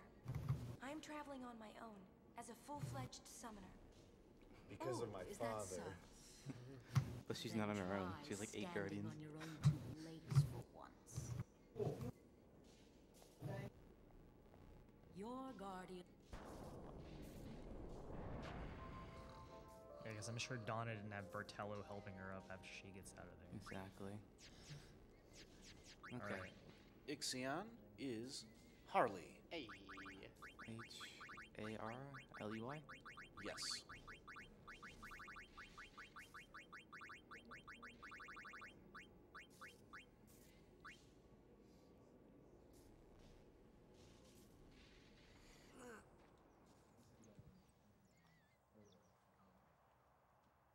And just one more time for Orin. We're gonna get ready. Get ready. Get ready. ハーレーってあれですかね、なんか車かなんかのあれですかね。一応この召喚時の名前はなんかドネートで決まるらしくて、バイクか、そうそうそう、詳しくないんでわかんないです。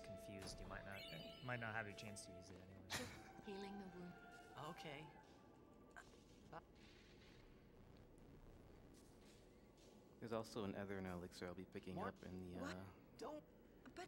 Moonflow North End Cross Along. Don't worry.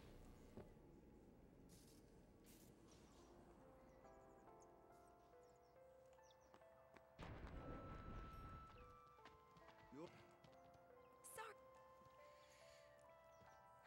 Really, there's A summoner with bad hair. What's the world coming to? You could have. What is it today? Everyone's picking on me.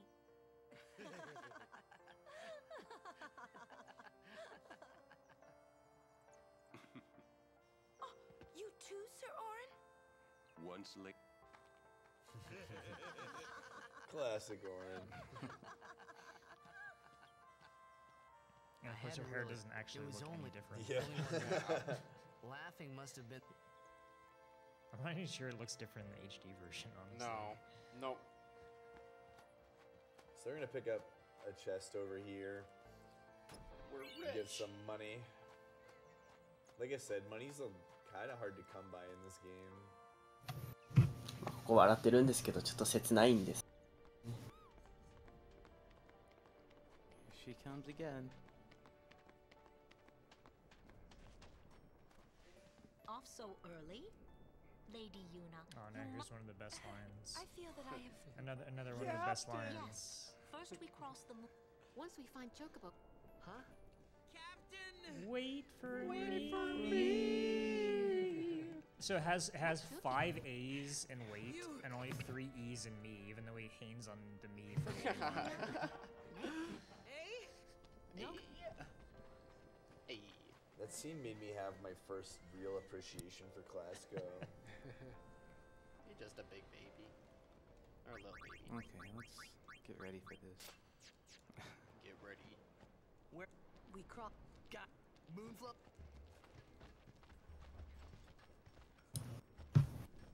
で、次は、一応原稿画なんですけど、なんで今サンダーボンバーをスカウトにしたの？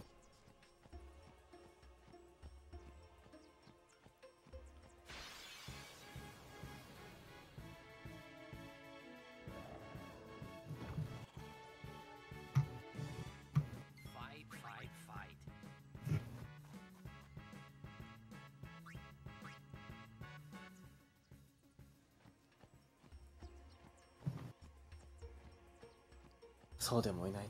やってられなかったんだろうっていう切ない感じで。I kind of like this iteration of this song. Too. Yeah, it's like two Xanarkin, yeah. I should have slept in this morning.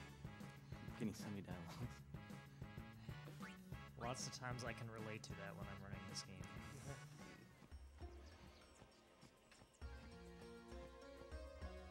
So we meet back up with Buran and Yinka. We haven't seen them in quite a while. Homeless. And there's that's Owaka's brother right there, I believe. Once. またさっきのルカでちょっといざこざがあったヴィランとエンケですね。まだ通してくれますよ。大丈夫ですよ、まだ通してくれ。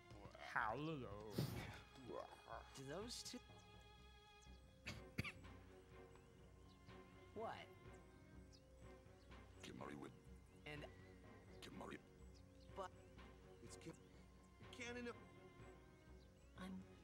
The cannon interfere line is another one that's like repeated many times. Supposedly, Rontos deal with their own problem. if we guard Grottos deal with their own problem. Okay.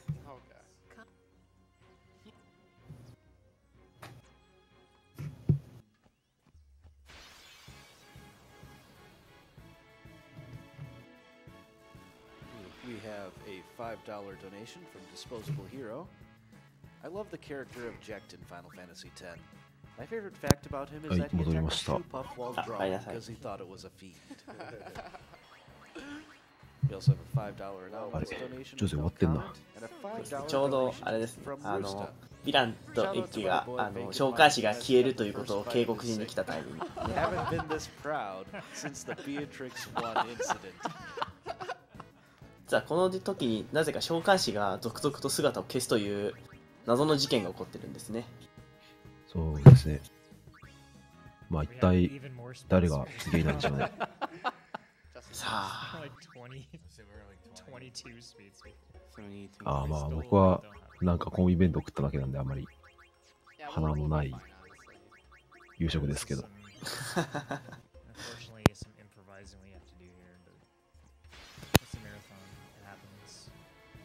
いや怖いな。How much AP the Tojju is getting? I've never looked into it. Just haste Lulu and just keep casting fire. Hmm?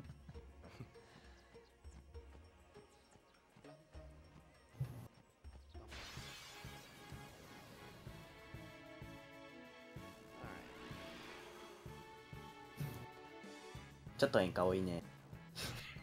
そうですね。この短距離でこの量はなかなか。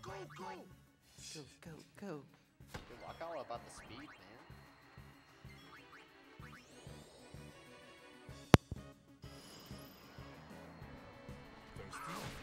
すぐ倒せる敵だけ倒して逃げて AP 稼ぎですけどね。Four more speeds here.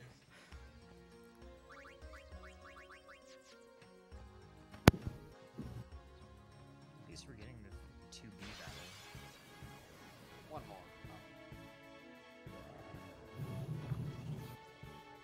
There were fewer fiends in my time. Oh, really?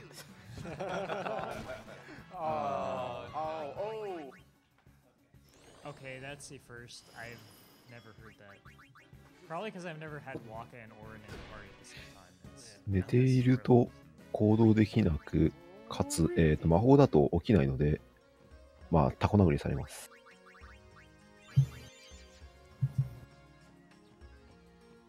で、死んでも一応 HP は1になるので、まあ、回復すると。そうですね。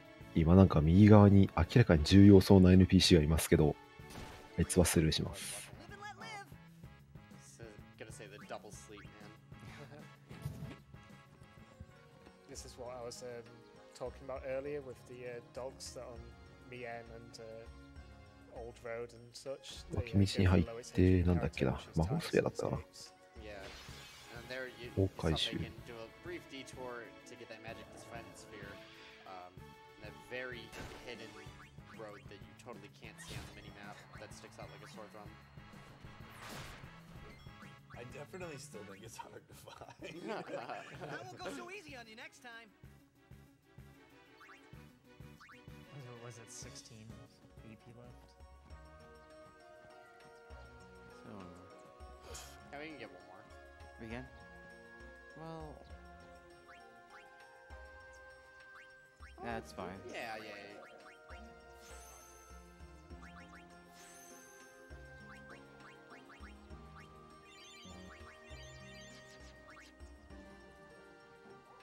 not getting agility?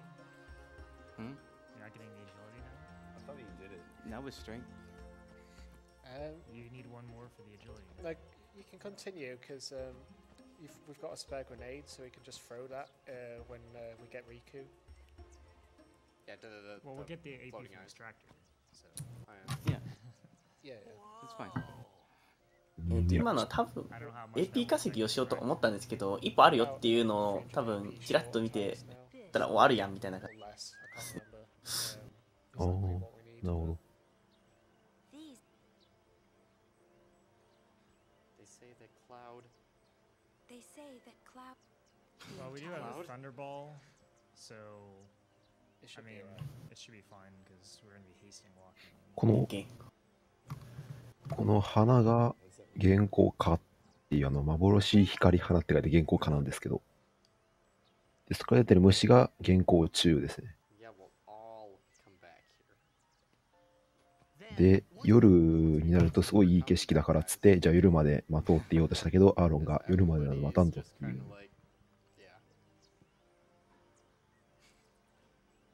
じゃあ、シーンを倒したらゆっくり見に来ようっていうだけですね。そしてこの空気。One of my favorites in the game, honestly. It's definitely like desktop wallpaper worthy. Yeah, this one right here. I like it.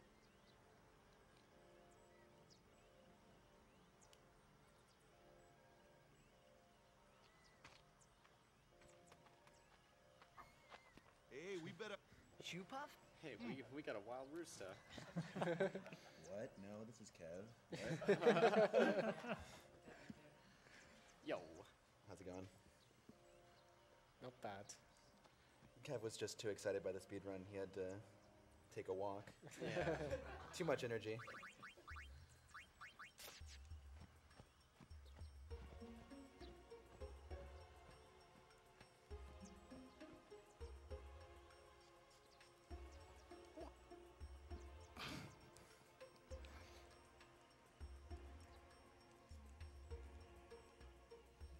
You guys weren't kidding about the sound of these things.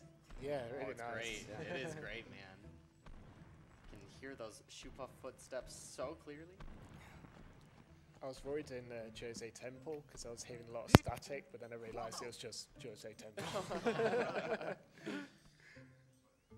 Right. has So issue. you do not want to talk to Orin here because it's actually a very long cutscene. It is +2 affection, but it's not worth it. It's not worth it. I have made the mistake of talking to Orin here instead of the next one. Yeah, because it's What like, have I done? He Here, just keeps talking. Here he has like 6 sentences, and then he has 2 words in こ the の other instance. チョコボと一緒にシパーフに乗りたいんですけど、さすがにチョコボはシパーフに乗っけられないなって言われたので、じゃあチョコボでも行ける浅瀬を探すかってなってるって話ですね。まだクラスコ君がずっとクラスコ君ってるからね、かわいそう。クラスコ君はチョコボに乗ってないのでずっと走ってます。これが先輩後輩の格差なんだ。See, they just push the boundary of how much they can do with a whole bunch of lag. Yeah, yeah, okay. Right. Are we all going to do our best Right, Shoop Shoop Puff? impersonations? Right, Shoop Puff? Any Hypalo impersonations? Yeah. Shoop Puff impersonations? Yeah, I couldn't remember the name of the... あ、これ、ジェクトの話聞くのって強制じゃないのか。多分アーロンに話しかけないといけないやつ。強制だと思ってた。僕もいい話なんで聞いてましたけどね、いつも。話しかけないとこの乗るフラグが立たないと思ってましたから。そうそう、俺そう思ってた。別に関係ないんだ。Oh, and we get the best Waka animation here. The most pointless Waka animation in the world. ジェクトが酔ってここに切りつけて、なんかシパフを攻撃しちゃって、で、まあ、そのジェクトは迷ってるから、そのアーロンとブラスカがその持ってる全財産を出して詫びを入れたっていう話。それ以来ジェクトは禁酒したらしいです。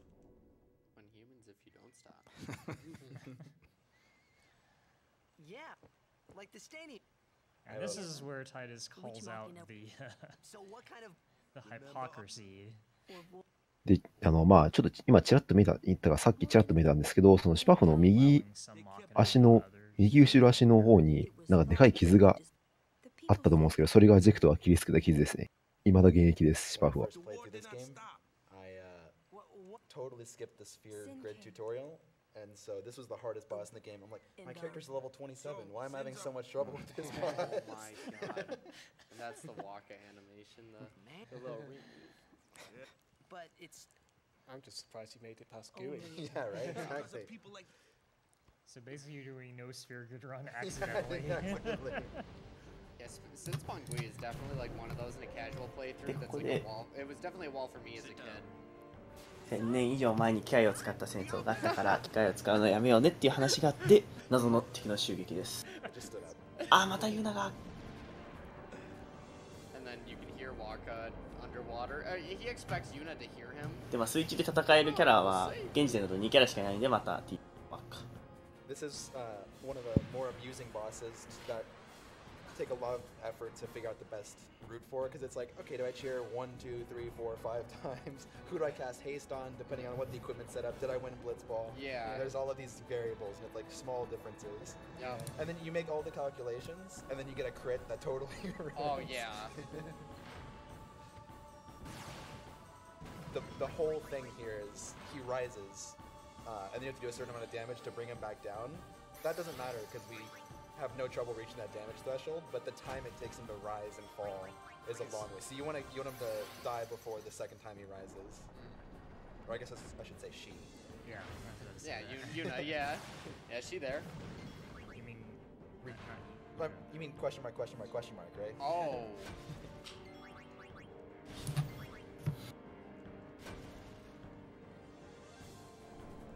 And this was why I kept dying, because I could not over damage him, and so the depth charges killed me every single time. Oh yeah. Actually, yeah, dude, I haven't seen this move in forever. I completely forgot what it even looks like. You have to do, what is it, 500 damage before his next turn? 500. Yeah. Which is obviously no problem for our 戻れたかな。はい、まあヘイストかけて殴るだけです。ヘイストめっちゃ強いんだこいつ。You can get really unlucky here and also have Titus get targeted down. which is really annoying. この機械はブリッツボールの時に戦った水中仕様の機械なんでまた。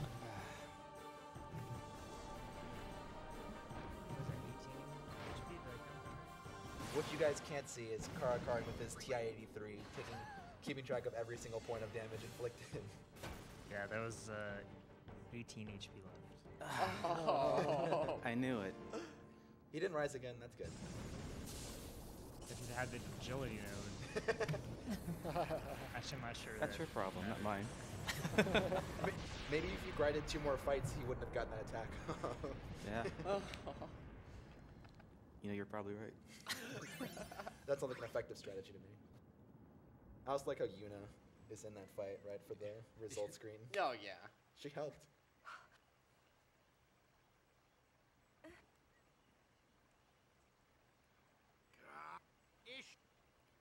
Is everybody okay? We're all okay now. Yuna. Can you mute mic 2 or whatever number this is? It's yours. It's just not mic 2.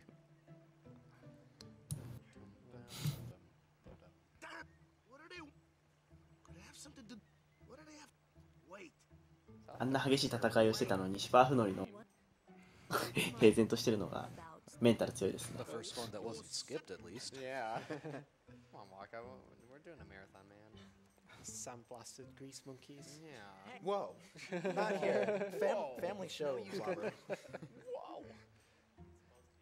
Who you calling scruffy looking? Oh, wait. It's not Star Wars. Okay. It's that easy. That's all I need to know. You're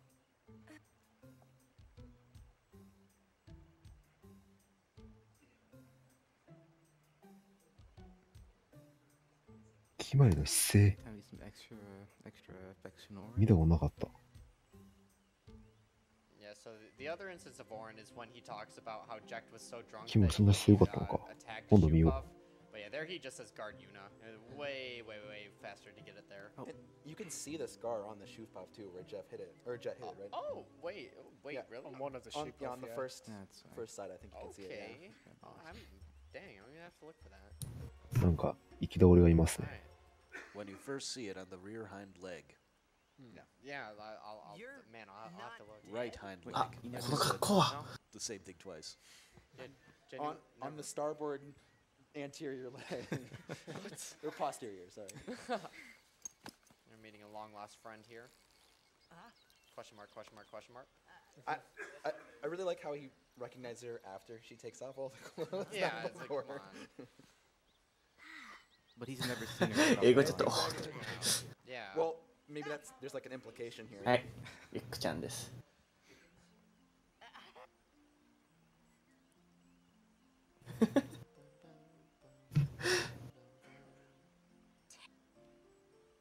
Yeah, you don't. You. Oh. さっきのボスの操縦をしてたのがリュックなので、まあどうしたのなんか顔色悪いよというのが、いやあんたらにやられたんだよという話ですね。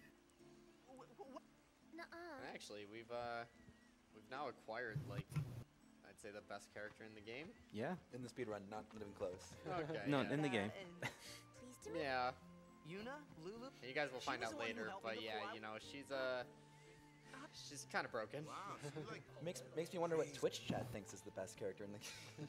All right, yeah, Twitch chat. Who do you think is the best character in the game? I want to see it actually. そうですね。この Glasgow, RTA を yeah, who is the best character in Final Fantasy X, guys? I want to see it. 一番活躍をする。 So Riku's in the lead for best character, and Klasko's way behind, saying, "Wait for me." Yo, somebody said Shalinda. Shalinda Oh, rap. nice. Whoa. Keeper, yeah. Keeper? Oh. After today. Dude, Jasu, there we go.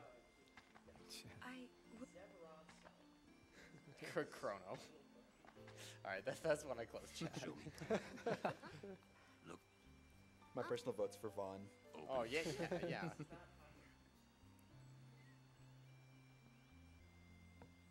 So the spiral thing, iris thing, is like supposed to be a recognizing characteristic, but like Waka doesn't notice. Yeah. Apparently, yeah. Or anybody else.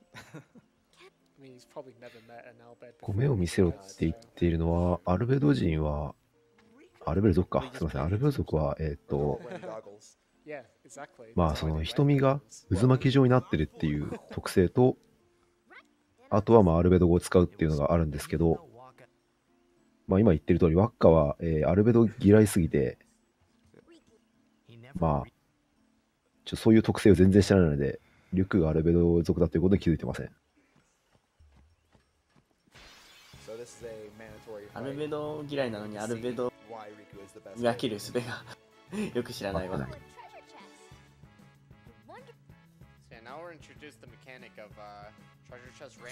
あ、ここでこのゲームを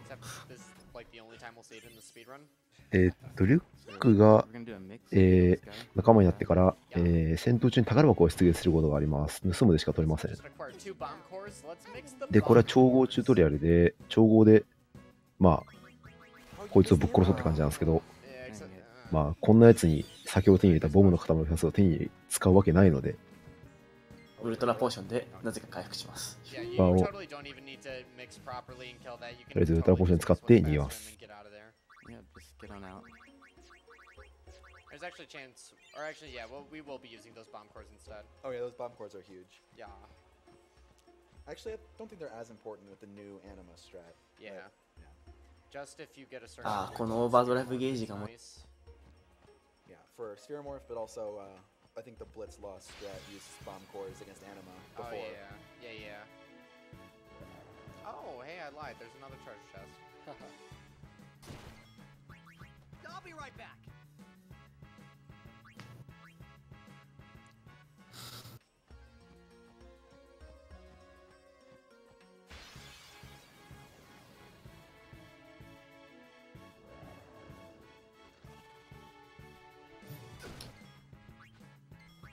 I'll be right back. You just still go Yeah. first because of the missing agility. Yeah, so what just happened is Yuna got the turn first, and it's kind of a habit from the second half of the run to just mash X, because Titus always gets the first turn. And so you just mash X to flee, but if you mash X with that, then you might accidentally summon, which is a very pie-in-your-face mistake. Yeah. I wonder if we'll see an accidental summon during this run. I mean, I have a habit of jinxing things, I guess, but no, we're not. I guess I should be happy that my segment is the exact length that you don't have Yuna in the party. So. Yeah. Well, you get Val Trials, so I mean that's torturing itself. That's true. I think what we need is more speed spears. Yeah. Oh yeah. Go back. We only have like 50. We can get all of the accuracy now. All right. So Guadasalam. We're in Seymour's hometown. グアドサラムというグアド人のグアド族だわ。グアド族の、まあ、住んでるとこに着きます。ここもまあイベントだらけですね。イベントとムービーだらけ。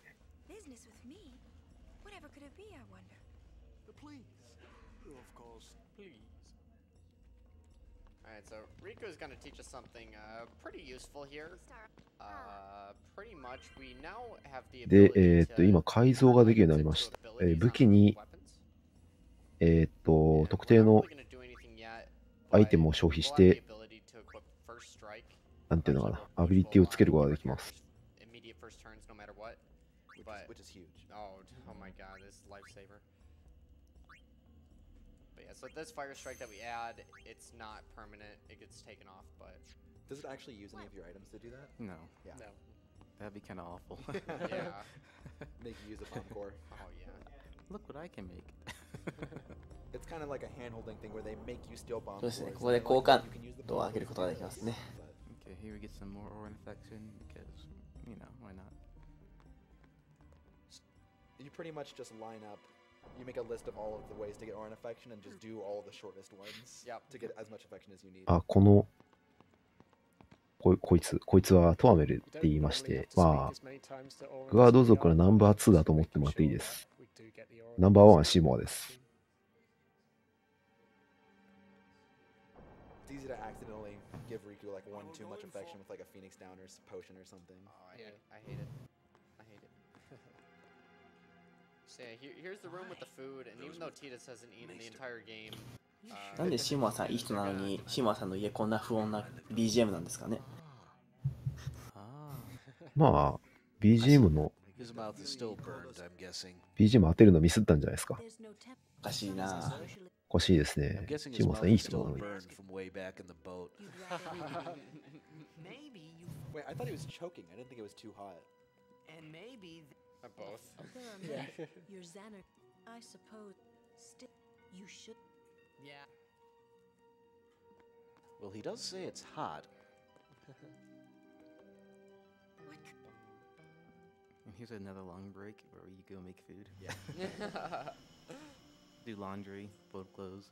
Yeah, it's pretty close to the midpoint, so you're like, all right, I'm halfway. Let's get a sandwich. Yep.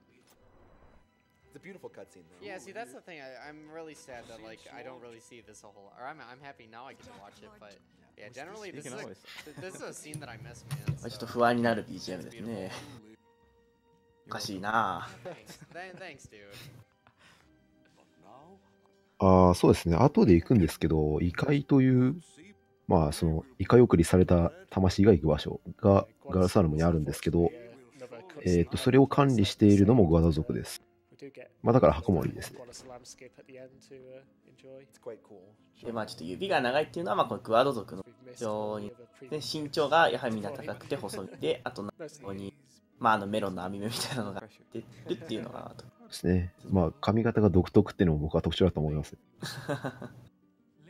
あと、女性と男性の区別かなりつきにくいです。で、シーモは実は結構特徴が薄いっていうのは、あれこれ大丈夫ですかね。大丈夫。ああ、どっちでもいいんじゃないですか。いいか。じゃあ、シーモさんってグアド族と人間のハーフなので、ちょっとグアド族のその特徴が若干薄れてる感じになります。コ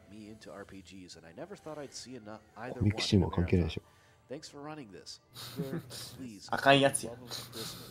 Make a version where you can skip the cutscenes. Yes. I think we can all agree that that would be a nice thing. In addition, I'd like to really quickly remind you that we have a fair number of incentives and prizes available. So, right now, our next incentive in this game is going to be Universal Studio Japan. Currently, Quigley is Universal Studio Veil4 in second with $295, and Clage, rather distant third with $40. かなり昔のスフィアから、スフィアってのはまあ映像記録媒体だと思ってくればいいですけど、から、再生されたマジの1000年前のザナーカンドです。has a choice for the final party member with either Grace or Raja, as well as a potential glitch exhibition and the chance to learn the Megid spell, which takes time but looks cool and does a lot of damage. で、そこにいたのが、You will be eligible with a $5 donation for a copy of the HD remaster of Final Fantasy X and X-2 for PlayStation 4ユナですか and Titus and Yuna Perlers, という、 pictures of which you can see on the 最初に tracker. ジンを倒した is the other Final 女性だったかな Fantasy X exclusive prize. That requires a donation of $10 in order to be eligible. Additionally, if you donate $100 over the course of the marathon, you will be eligible for a grand prize, which is a Nintendo Switch and RPG bundle. For more details on that, again, you may check the tracker. When that cutscene started and like the space was expanding below Yuna, I half expected it to be like, in the beginning, 6 Infinity Stones were created.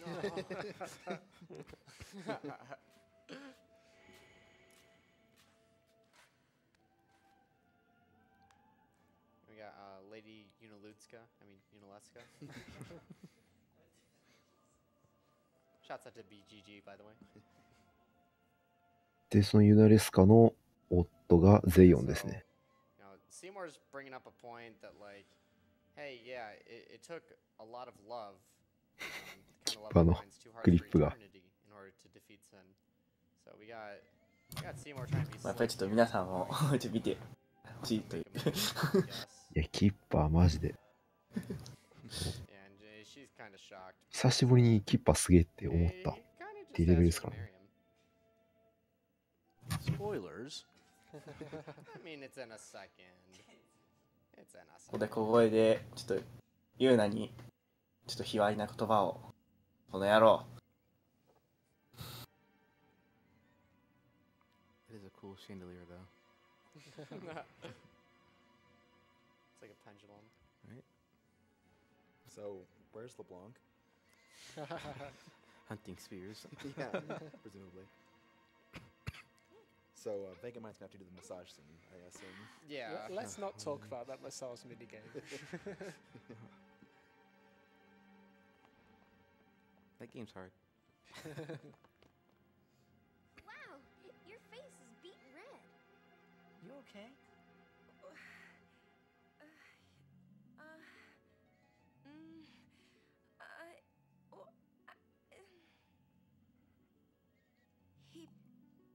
He asked me to marry him.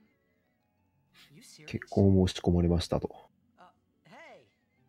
You know what Yuna must do. Of course. Lady Yuna. No. Hey, Vacant. All You're mashing. are charged with but this means more than just defeating sin. She must ease the suffering of all spirits. Nice catch. She must be a leader for the people. I proposed to Lady Yuna as a maester of Yevon. Spira is no playhouse. A moment's diversion may amuse an audience, but it changes nothing. Even so, the actors must play their parts.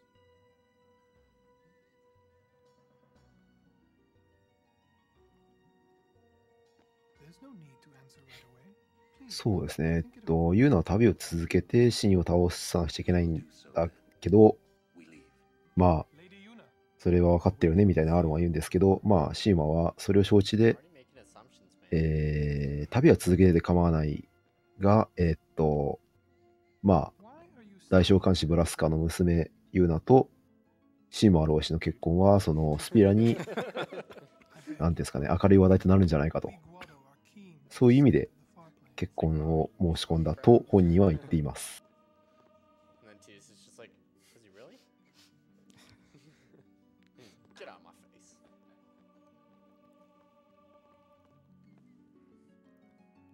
Caught a whiff of that far-plane wind. Yeah. Yeah, speaking of the far plane, that's actually our next destination. Yep. After that nice encounter with Seymour, we go to Farplane. Yeah. Married in the name. It would give Spira some. And we pick up a very important item on the way there. Very important. Incredibly. A high potion. Oh. No? Yeah. Yeah, that too. No, talking about the elixir, I assume. Maybe Oh. if That? my getting Yeah, sure. if I could do that. I heard Guado potions are good. You should buy some before leaving. You could always just quit your. I'm sure that. I must. Like, I had to. What's there to? I'm going to see my. Go on. I wondered why. Do you love? 主人公とかリュックあたりは、まあ別に好きでもない人とわざわざ結婚する必要ないじゃんっていう立場ですし、ワッカとルールは、まあ、シーマーの言うことわかるけど、まあ結婚までする必要あるのかなっていうあたりで、アーロンは、まあとにかく旅が第一目標なんだから結婚までしてる場合じゃないじゃんみたいな、各人いろいろ意見があるんですけど、まあ、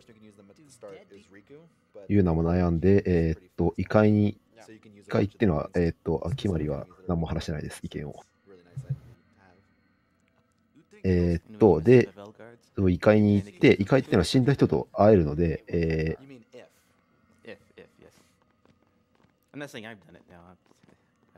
まあ、ユーナが異界に行って、父親、母親と話してこようかなって言ったので、みんなで異界に来ました。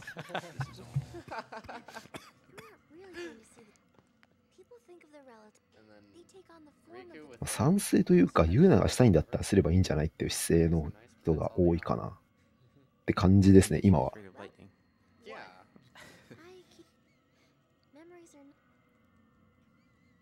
スピラのことを第一に考えてるシンワさんが悪い人なわけがない。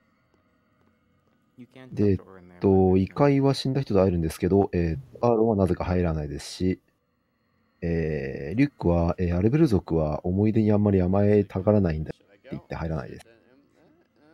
Body slam it. Okay, we're in. Just pops the button. The far plane cease to exist. Fiends run rampant everywhere. No one can be sent. Man, what have you done?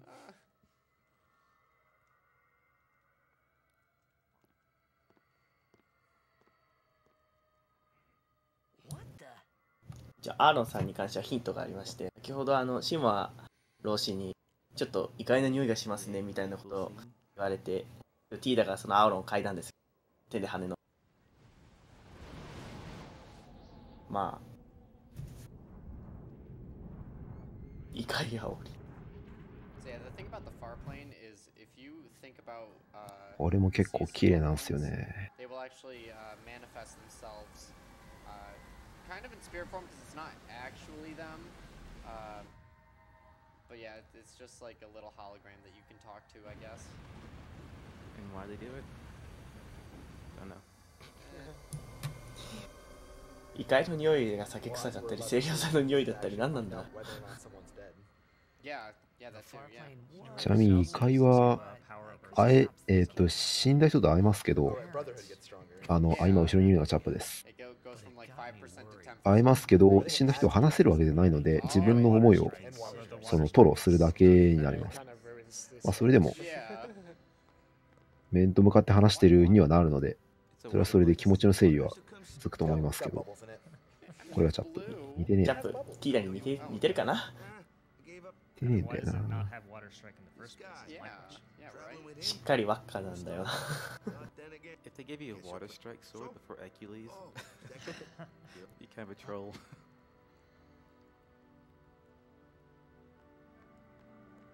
まあ、チャップにあげるはずだった剣をニコにあげちゃったって言ってますね。Just for that one shot he's holding. It's like, what are you doing with your sword out, dude? We're just hanging out. Ultra powerful. My father had defeated Sin, and the whole town was out in the streets. Everyone was laughing. They all seemed so happy. If I defeated Sin, that would make everyone happy, wouldn't it? I must do what everyone wants, not just what I want. Let's go back. You gotta tell Seymour. Before that, call Sir Jet. Give it a try. Huh? Don't worry, he won't come. Trying not to think about my old man made me think about him, of course. See, told you. He's in.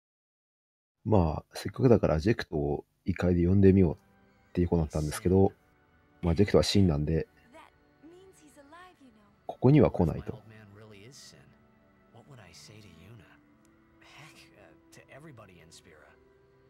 We're sorry. Why should I have to apologize for him anyway? I'd rather never see him again. What makes you hate him so? Everything he does just makes me mad. It was his fault that me and my mother... Mom? It's her. She's very pretty. But... Wait. No one ever performed the sending for her. She must have accepted death while she was still alive. Whoa there. That's my mother you're talking about. Oh, I'm sorry. And Yuna's lips are not moving. They actually, I think they fixed that in the HD version, except they didn't. Something out. I think they just like panned away from her Why I hate my when she said that instead of actually making the lip movements. It's actually a really good Riku line coming up where she's like, yeah! And she has absolutely no lip movement. Cool. Did they change the motion of the lips from the Japanese game to this one? No. I don't believe so. Whenever my it still has a Japanese maybe that's when I lip flaps. And they had to pair the voice acting and remodify the script so that they could make it work. Yeah, when I saw Yuna did the thank you mouth, I was like, was that arigato? Nice. The old lady, when a lovebird, it just gives up. It was, I hate. But really, And at the end, she says arigato instead of I love you. Oh yeah.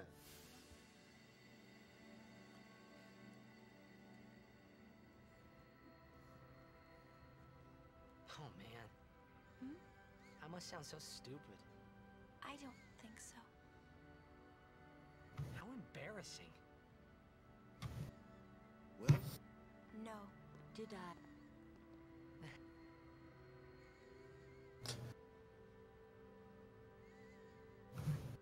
まあこれちょっと悲しい。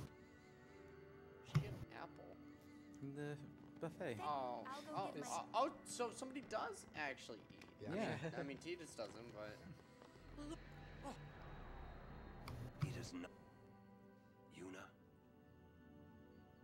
You'll see here that Orn kind of reacts negatively to what's going on here. He's like freaking out. Why is Riku in battle stance? He's ready to go. Just throws a grenade in the far plane. Yeah.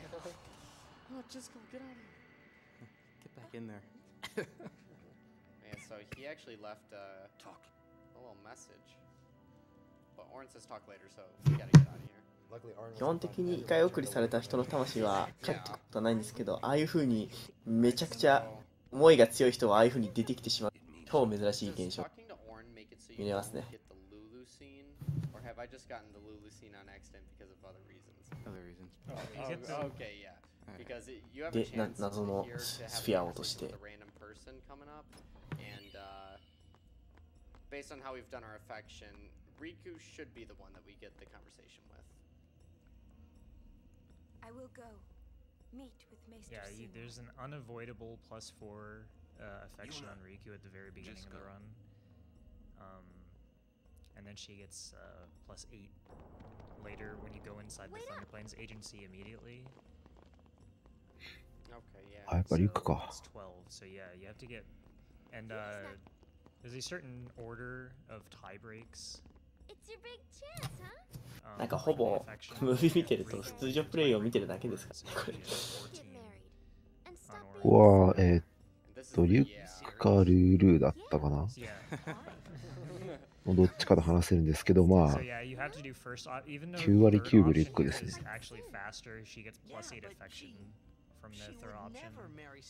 途中で外で待ってる時にルールに話しかけるとルールにですね。 So pretty much every. Did you guys explain how cutscenes skip or these Oh yeah, skips so work? yeah, here's the skip. This is the probably the biggest skip that's actually possible to do in RTA. Possible to do consistently. Yeah, it's probably the easiest one, at least in this version. But I know many people have messed it up, myself included. My Yeah, PB. It's like a lot of times, even when the lineup looks good, it can be troll.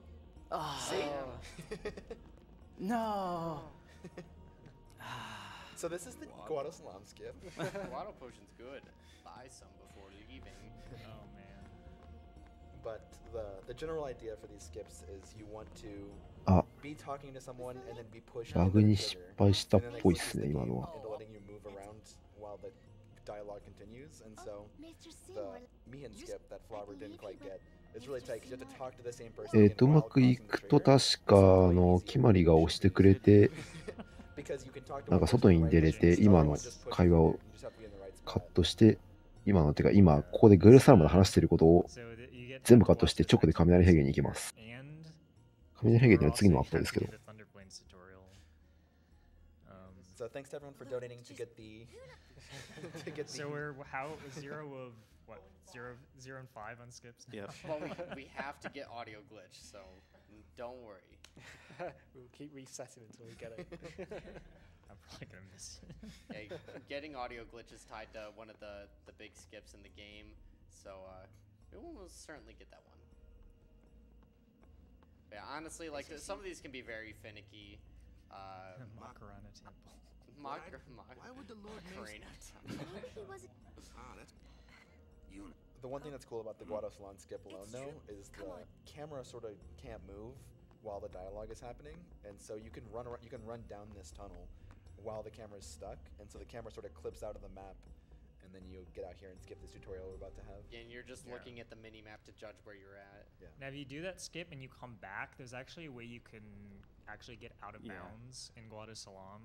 Oh, really? And yeah, I've tried like looking for some like random loading zone out of bounds to load some later screen, but 皆さんの大好きな雷平原ですね。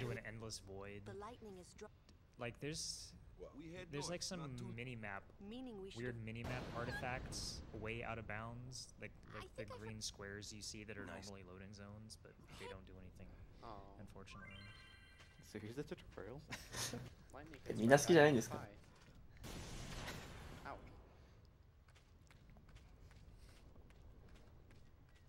雷当たって飛ぶだけど T だってすごくないですか？これ最初に見たときダメージ食らわないのかなってマジで思ったんですけど、食らわないですよね。雷避けるのも相当先に進んでくれればよかったのにいちいち戻る。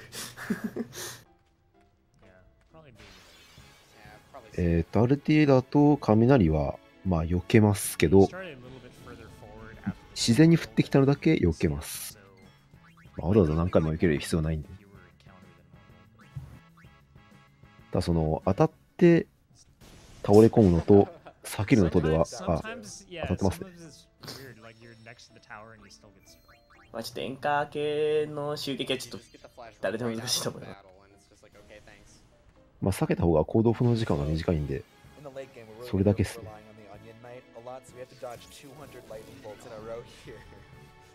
一応避けるんだったら一番手前のあの丸いクレーターのところで避けるのがいい。あとは普通に通り抜けるだけなんで飛来神の近くとか雷を降ってこないし、まあそんなに雷で困ることはないかなと思う。からちょっと本当に敵が強くなってきますね。Yeah, you actually get punished for pressing X when you don't have a screen flash. I think does that up the encounter rate? 今までなかったラ系の魔法をここで容赦なく相手が打ってきます。What I do know is I've seen people make like photodiode based servo button pushes, so that when the screen lights up, it pushes the button for them, so they can just put the controller down. Tool assisted. TAS. Yeah, that's worse than turbo. Yeah, right. But turbo's not allowed. Nobody ever said anything about photodiodes. Yeah, good point. I'm pretty sure photodiodes are not on stock controllers. I won't go so easy on you next time. So if you're not allowed photodiodes, are you not allowed spoons for FF9 either? That's not stock. Well, neither are fingers. Challenge accepted. I won't go so easy on you next time. So one enemy that we can look out here is I forget what they're called. The lizard enemies. Melusine, I think they're called in here. Yeah. And they have a steel. Their rare steel is petrified. そうですね、折り返しですね。夜9時なんだが。But the petrified grenade is pretty awesome. It's Riku can use it at first, and eventually others can, and it just. 話の密度的に後半の方がめっちゃギツギツという。You can just throw that instead of worrying about RNG for things. You just insta kill every enemy in the fight, or there's a boss fight where you can insta kill the two accompanying enemies aside from the boss itself. Well, now we have a new strategy for that one, so I don't think we just there. I mean, you will still see the petrified. 時間通りに終わればあと Where would the petrified grenade go first now? まあ2時に夜2時ですね。かわいい。ちなみにリュックはまあ小さい頃にそう雷が嫌いになった理由なんですけど、小さい頃になんか海で遊んでたらしいんですけど、その時になんか同じアルベル族の兄貴っていうやつがリアル兄貴だね。そうですね、魔物に襲われたリュックを取ろうとして、リュックにサンダーの魔法を直接打ち込んで、それ以来雷嫌いになったっていう兄貴のせいですね。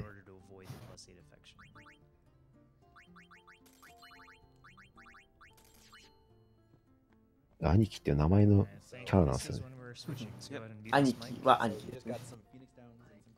Those grenades will be literally used on the second to last boss. The last real boss. Yeah. 兄貴図体で魔法が使えるっていう実は結構ハイスペックな兄貴なんですね。We might use one of お、プレイヤーチェンジ。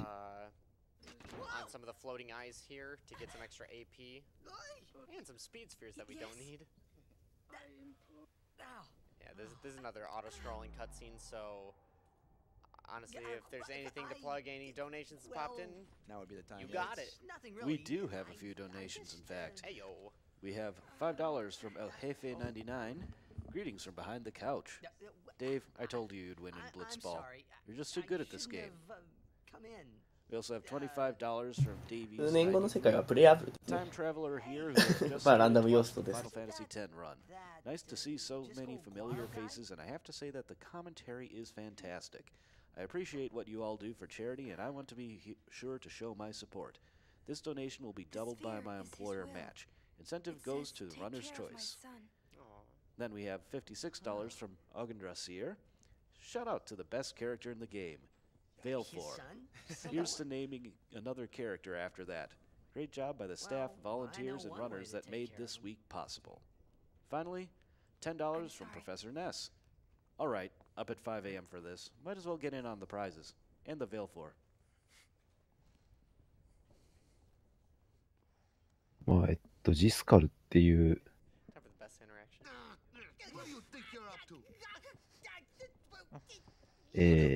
異界でなんか出てきた人、ね、ジスカルが落としたスフィアに、まあなんか息子シーマをよろしく頼むって書いて言ってたよっていうのをユーナが今言ったって感じですね。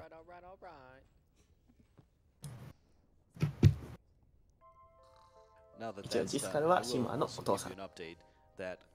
うん。そこら辺はちょっと関係がややこしいんで。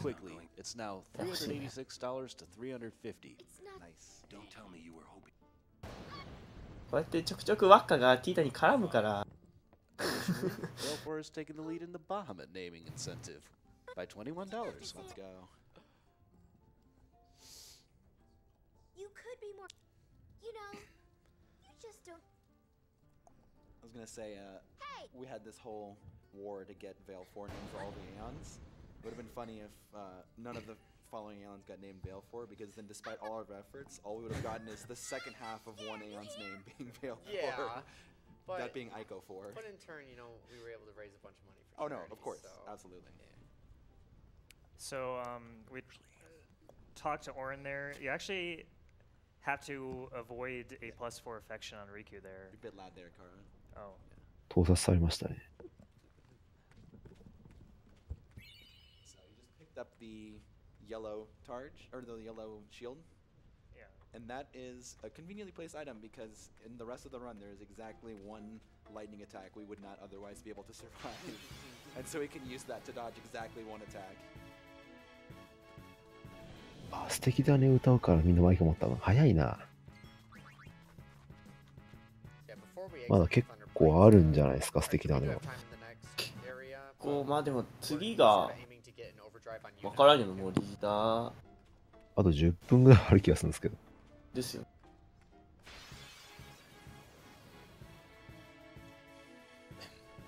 世界一ピュアなキス。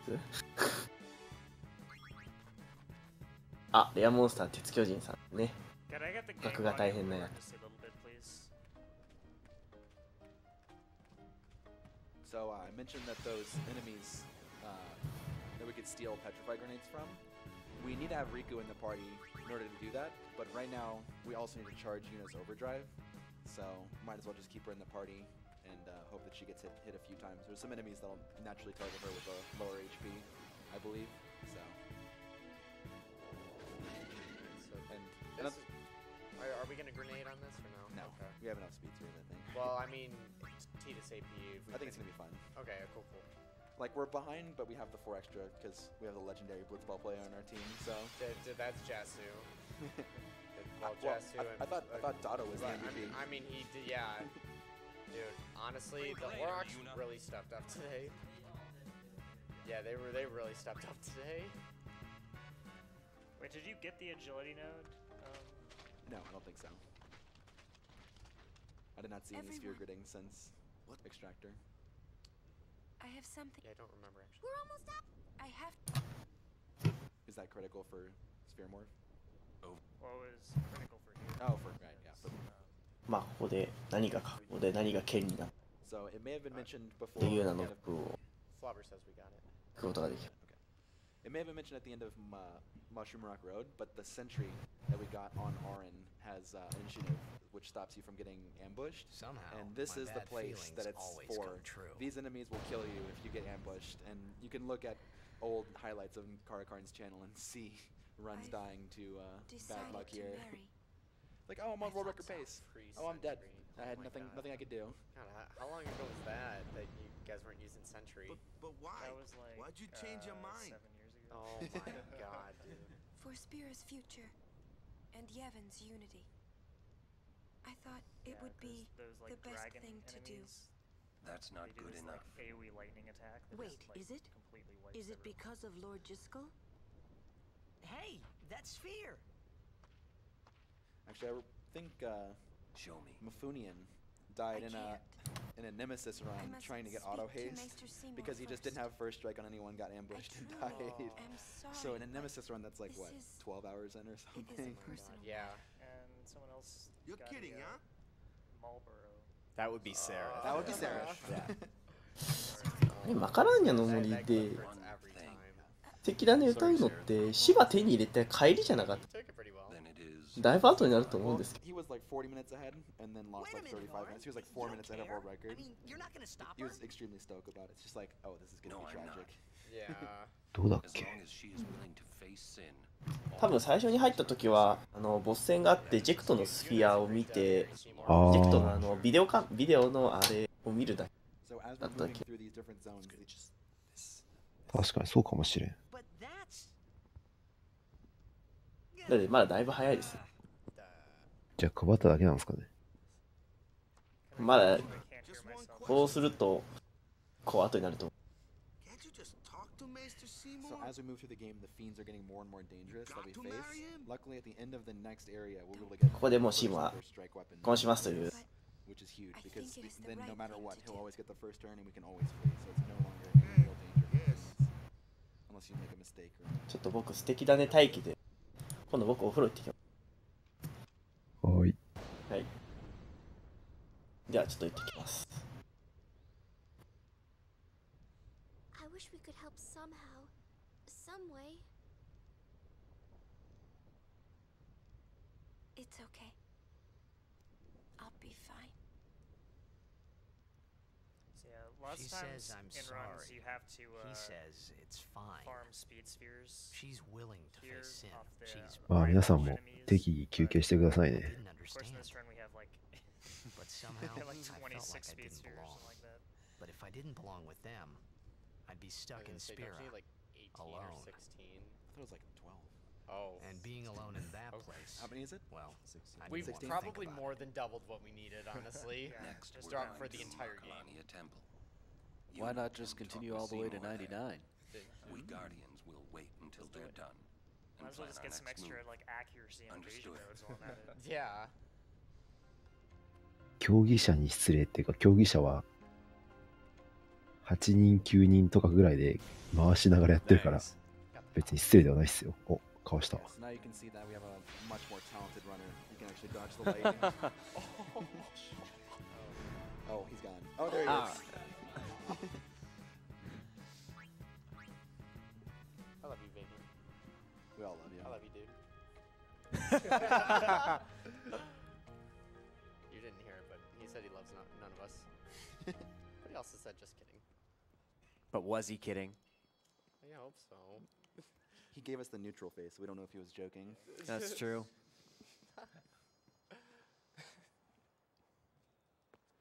So sometimes if we fill overdrive in Thunder Plains, but I didn't really get an encounter that I マカラニャの I 森に wanted to 着 get き a ます。 single Iron Giant to do that, but I didn't get one, so I'm just gonna fill it in Macalania Woods. Lots of the enemies in この Macalania ゲームで平均タイムって RT っすよね。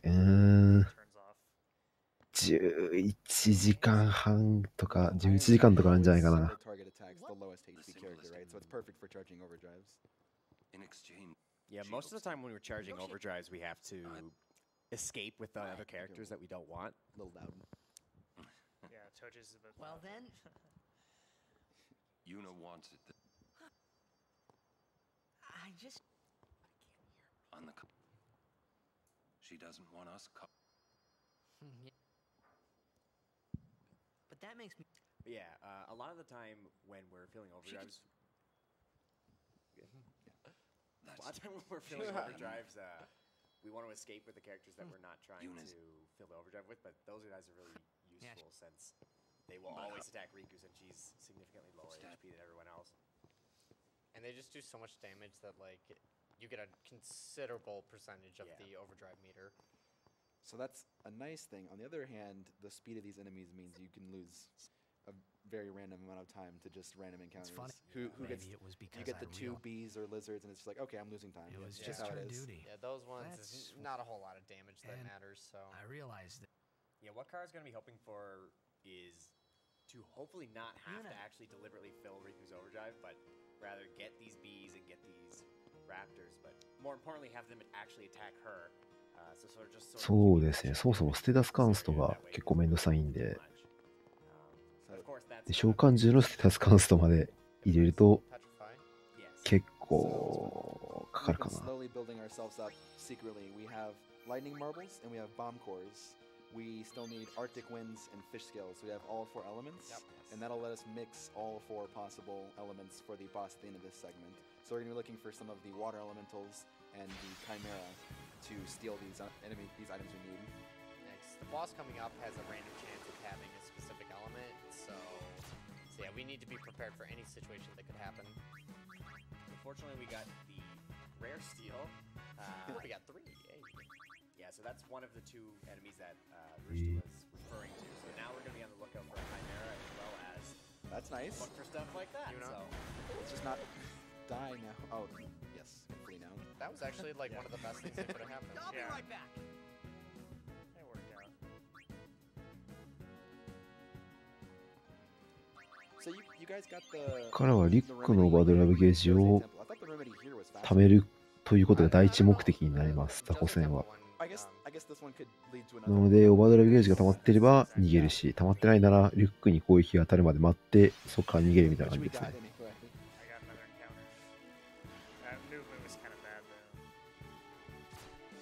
Every time I'm in this segment, I just imagine Nicolas Cage.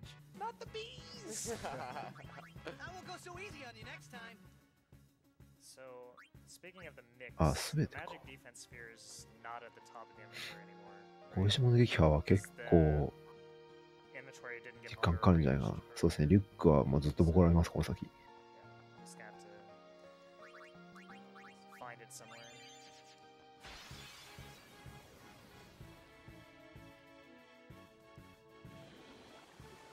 So we don't want Arn in the party now for the... Come on, oh. Yeah, it's the 1 and 8. I'll be right back. Oh yeah, for some reason you can't get a preemptive or an ambush in Makalani Woods. Oh, like interesting. no matter what. No matter what you have equipped. Why? I didn't know that actually. Yeah, it's really weird. Nice. Live and One let more. live. You actually have enough right now because she gets right by the counter attack. あんまり覚えてないんですけど、確か闘技場の最後の敵って死の線5 99どころじゃないんですよね。なんか500ターンとかじゃなかったでしたっけ？ He has an element and he's weak to, the opposite. So you attack him once, he'll counterattack. You'll see his element, and then we'll use one of those 4 items we've collected mixed with the magic dispense here, and it does an impressive amount of damage, as we'll see. It's the first instance of 1週間で笑うでしょ。 I got the encounter like ああ、僕からバルテルができます。まあ、ドナがいなくなっちゃったらしいので。So encounters in this game work differently from the other Final Fantasies, where it's just a certain number of steps from where you are every time. So if you get an encounter just before a zone or just before one of these cutscenes, it's just an extra encounter. You just lose time. That being said, you probably would be surprised to find out that the encounters in this game are pretty consistent. Like, almost always you're going to end up with somewhere around 150, 155 encounters, although it is possible to get, if you get really lucky, to get lower. I think, Kara, you've had a run that's low 140 at one point as well. Yeah, like 142 or something like that. But yeah, it is pretty crazy that despite the fact that there are a lot of encounters throughout the run, overall is quite consistent. But that's one of the many reasons why it doesn't really make sense to try and do a TAS of this run is that you can't manipulate anything to get your encounters just fixed based on your seed. I'll be right back. Yeah, really the best you can hope for is like, honestly, most areas are going to be at most plus or minus 2, if not plus or minus 1. So even over the course of the run can't really add up, and especially when you're doing RTA, you're going to get that plus or minus 1 throughout. So it just sort of evens out over the course of a 10.5-hour run. And it's also like when you just flee and you don't get any voids, like 13 seconds you lose. Yeah, it's or サブイベントの超集めというものが強制でやらされます。 If you activate it, you actually can't get any more encounters が、無視して until the end of the screen, but 進みます。 since I got the 超集めは、誰だったかな。七葉の武器という、超ね、超。バタフライを集める。It is possible to just if he gets fire as his weakness, you can just cast. 超集めは七葉の武器という、それぞれのキャラの最強武器をまあ開発していくのに必要な工程なんですが、決まりか。ありがとうございます。決まりの武器を開発するのに必要なんですけど、まあめんどくさいんで誰もやらないです。誰もやらないというか、やる人はすげえなって感じ。そう、決まりだからいらないじゃんってなっちゃうんですよね。本当に決まりかわいそう。そうですね、雷よけがルールですね。This mix pretty much just gives you a relatively strong cast 9 times of the aura, I think, version of the spell. So it's like you get 9 Blizzara, Fyras, etc. You actually can. 右下にちょっとタイマーあると思うんですけど、一番最初の蝶に触れて、一定時間内に全ての、青い蝶に触れることができればクリアみたいな感じ。Prices are too expensive, right? And you're like, yeah, they're too expensive. So that actually lowers his prices enough that we can afford to buy the Sonic Steel, which is sort of an invaluable item because it has first strike on it. And as you've probably seen throughout the run already, agility is really important. So being able to just sort of ignore all that and automatically get the first turn is completely invaluable. で、ここでアロンが、道を切り開き始めます。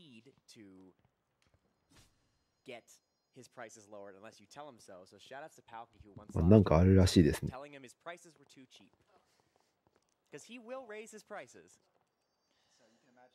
Roosta when he was playing this game, like, oh, I'm gonna use reverse psychology and say they're too low. Yeah, no, and he just raises them. I'm like, he's an honest what merchant. The heck, man? He's not messing around. And the reason why we gave Awaka Gil within like the first hour and a half of the run was so that he had lower prices there also. Wait, what about the rule breaker, guys? Dude, ancient strats, man. Ancient strats from 10 years and 3 months ago.ここはスフィアという、まあ、先ほど言った記録媒体が生まれやすい空間なんですが、スフィアが生まれやすいということは魔物も出やすいということで、いきなりボス戦です。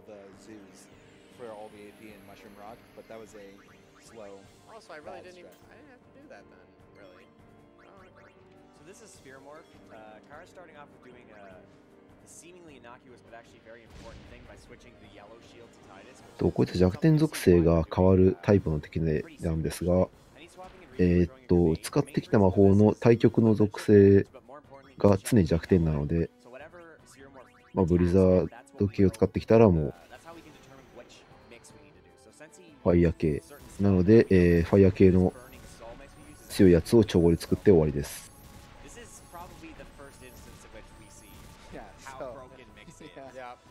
Casual, 12k damage. 12k damage per hit, yeah. Also, it's a bit amusing that the damage roll possibility on those 9 hits is just below. Like, you can actually get a damage roll on that. So those hits we did actually do matter. We check his weakness, but it also matters that we do that damage. Yeah, some of the older strats used to involve, rather than using a grenade with Riku, we would attack with Kamari and or lance it and or attack with Orin, depending on how. Or there's a grenade. Yeah. There's sort of different ways, but like, at least in the past, ジェクトのスフィアというのを見つけます。まあ今そこで見ることになるんですけど、ジェクトが旅をしている途中で、まあ主人公に向けて残したスフィアですね。So, for example, one thing that people used to do is self-destruct the Kamari, which will retain the overkill for the rest of the party, but obviously he doesn't get anything. That's the worst idea I've ever heard. That is one thing. I think summoning Balfour is something people used to do. That's, like grand summoning and energy blasting. So one thing you do. But you have to recharge Yuna's overdrive, which is rough. But so you mentioned the yellow shield. Yeah. We're going to use that 2 bosses from now. So that's really cool. The other really cool thing is by doing an action with Titus before switching him out of the party, he actually gets experience. Yes. Right? It would be cool if, that always happened. Yes. And it was really good that Spheromorph responded with the Blizzard attack, because if he would have responded with Fire, we would have had to make him change element, because we didn't get the Chimera encounter to get the Arctic Wind. But we got good RNG. Could you stand closer to him? It's best to get either lightning or water, though, because in case I don't get enough silence grenades, bomb cores. The bomb core strat later. Well, also, I think the Arctic Wind does the same damage, but it's moot because we don't have one. So. Yeah, they all do the same damage. What's weird because the fish scale's less, I think. Yeah. Well, the mix is the same. The mix is the same, but the the regular damage. Could you use lightning marble against the guards in Baval? Yeah, instead of bomb core? have to. In fact, that's what I should have done on that one run. Yeah, so there's a part later on in the game that we're talking about where you use items and Titus to kill a few enemies in a sequence. We used to just bribe enemies for the items we need, but now we kind of collect them on the way, and so we're keeping track of specifically what items we have, where we can use them, that kind of thing. The run is really well interlocked and fits together. Like, we changed Titus's armor, which affects something 2 fights from now, and just missing anything like that can be really bad. And Roosta mentioned bribe strats. We used to learn bribe on Lulu, but now after, what is it? After Luca, Lulu kind of just sits in the backseat the entire game, pretty much. This seems pretty interesting story-wise, actually. It kind of shows Jack's been sort of portrayed this whole time as perhaps not the most sensitive guy in the world, maybe not the best father, but it's sort of, yeah. まあ、ジェクトから、同じくこの世界に来て、まあよくわかんないかもしれないけど、ジェクトも同じ欲で、よくわからず右往左往してたところを、なんだっけな、僧兵として拾ってもらえたので、まあ、もうよくわかんないかもしれないけど、頑張れよと言ってくれます。Well, fights end. Spoilers. I'm just saying he could have potentially. Wait, we know he's not dead. Come on, man. So our last bit of で、以降は、スフィア各地に、ジェクトのスフィアというのが、置かれるようになります。まあ別に集めませんが、それを見ていくと、アーロンのオーバードライブ技がどんどん増えていきます。今、1個増えました。But it's also like a little bit nervous, makes you nervous because it's like you don't get any feedback for whether you actually hit it. で、今1個増えたのは後で使います。Hopefully there's no surprises for me here. 25 seed years. I think we have enough.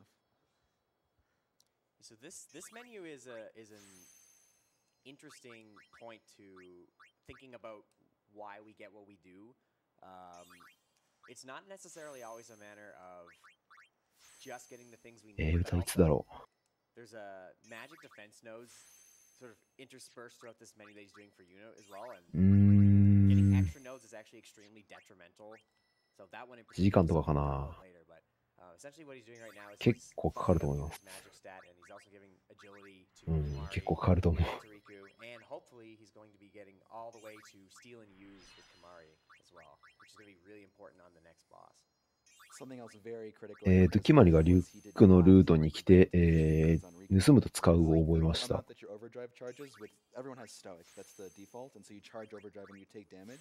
the amount you charge is the ratio of the damage you take to your max HP. で、 And HP so がめっ if ちゃ you 上がってます realize ね。 HP low, it only takes about 1,000 damage to fully charge your overdrive. If you get her a single node, it suddenly takes 500 more damage. Yep. So more than her full HP, like by 3 times. This is one of the smarter aspects of the sphere grid routing is he's using a lock on Titus here to sort of very quickly get into Orin's grid, and this sort of section here in particular is just littered with strength nodes, and you're gonna notice particularly そうですね、今ちょっと寄り道をしまくって、主人公は攻撃力をかき集めています。あと HP。Yeah, hopefully it's fine. Yeah, so the critical thing for Titus there is get a little bit of HP, but then also agility and strength. So we're 1 node short for the next strength sphere, but we got a +4 from Blitzball, so it should balance out as though we're in a Blitz loss. Yeah. And then we can throw another menu in maybe if we need to. Things are a little bit different than I'm used to there, so it was kind of sloppy, but it was not too bad. FF10 is probably the least flexible, or like things change the least through a typical run, so. Yep.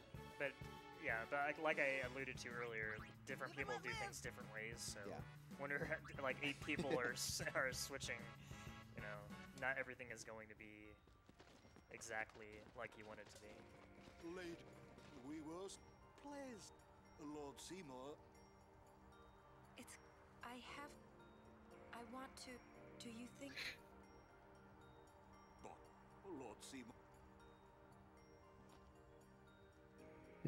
ユーナが結婚しても旅を続けたいというんですが、まあ、シーモア老師はそのことを承知してますかみたいなと言うんですけど、ドハメルはそれはもうもちろんその気ですよ、もともとみたいな感じで、それは大丈夫と。でもユーナだけ先に、結婚式会場に行くというので、忘れていくんですが、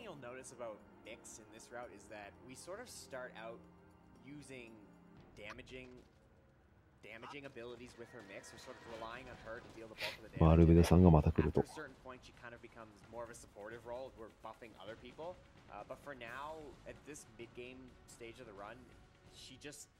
does so much more damage than anyone else, especially in a single turn, that this fight and the one we just did in particular are basically carried by her. She does almost all of the boss's health, so even though I just gave Titus a ton of strength, it actually doesn't really do anything on this fight. 今はアルベドシューター戦ですね。いいですね。召喚術を封じるすごい性能がアルベド族すごいっすね。今この中でけえ機械の変なやつの横にいるのが兄貴です。兄貴じゃないですか。ここしか多分出なかったはず。ちゃんと話が。So if Riku hits that 1,000 damage, she actually does literally all of the damage. Not most, all. Nobody else even hits the boss. I got that delayed brother dialogue there. That's why I was like, Kuno not Kuno. So this fight's a little interesting. It's actually changed. 今なんか宙に浮いてるのがアルベドシーラーって言って、まあ召喚と魔法を封じますよっていうやつですね。I still do the Gatling gun. You still do the Gatling. Okay, that's what I was going to say. So I can still explain this. So there's sort of 2 options in this fight right now. One is what you're seeing now, so he's going to use this ability. 召喚と魔法を封じられますが、使うは封じられていないので。It's going to hit everyone at random. He wants to get. There's actually a sweet spot where Riku will have her overdrive filled enough but not die. The worst possible luck. Yeah. The worst. Well, not absolute worst, but one of the worst. The worst is when none of the hits hit Riku and you just completely wasted your time. Yes. This is the worst one Gatling gun pattern. So people who remember this fight casually, you have 3 of his turns before he uses a very damaging attack against you. You get your magic unlocked, but he's going to kill you really quick. So we have a very short amount of time. どんな風呂入ったの？森の香りの入浴剤に、アクセスでボディソップのメーカー知らないや。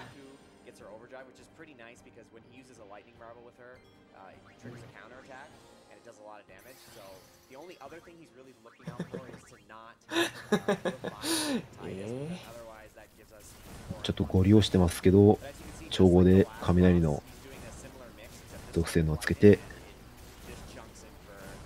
まあ終わりです。結構ギリギリだったな。カウントがあと1だったんで、あれが、0になると確か魔法ビームみたいなのを打ってきて全員対抗技なんで多分全滅すると思う。で、それあれを壊した後召喚獣とかに受けさせたりとかするのが。そうですね、その前にあれ、調合を打つ必要があったんで、まあちょっとご利用してた感じですね。Well, I mean, only if you revive her. Yeah, only if you revive her twice with Titus. Twice, yeah. Yeah, because since she'd have 13 and Orin would have 14. 今アルベド語を話したことでワッカが初めてリュックってアルベル族なんじゃねって気づきます。みんな知ってたけど。で、今更パーティーにアルベル族がいることを非難し始めます。ほんまは。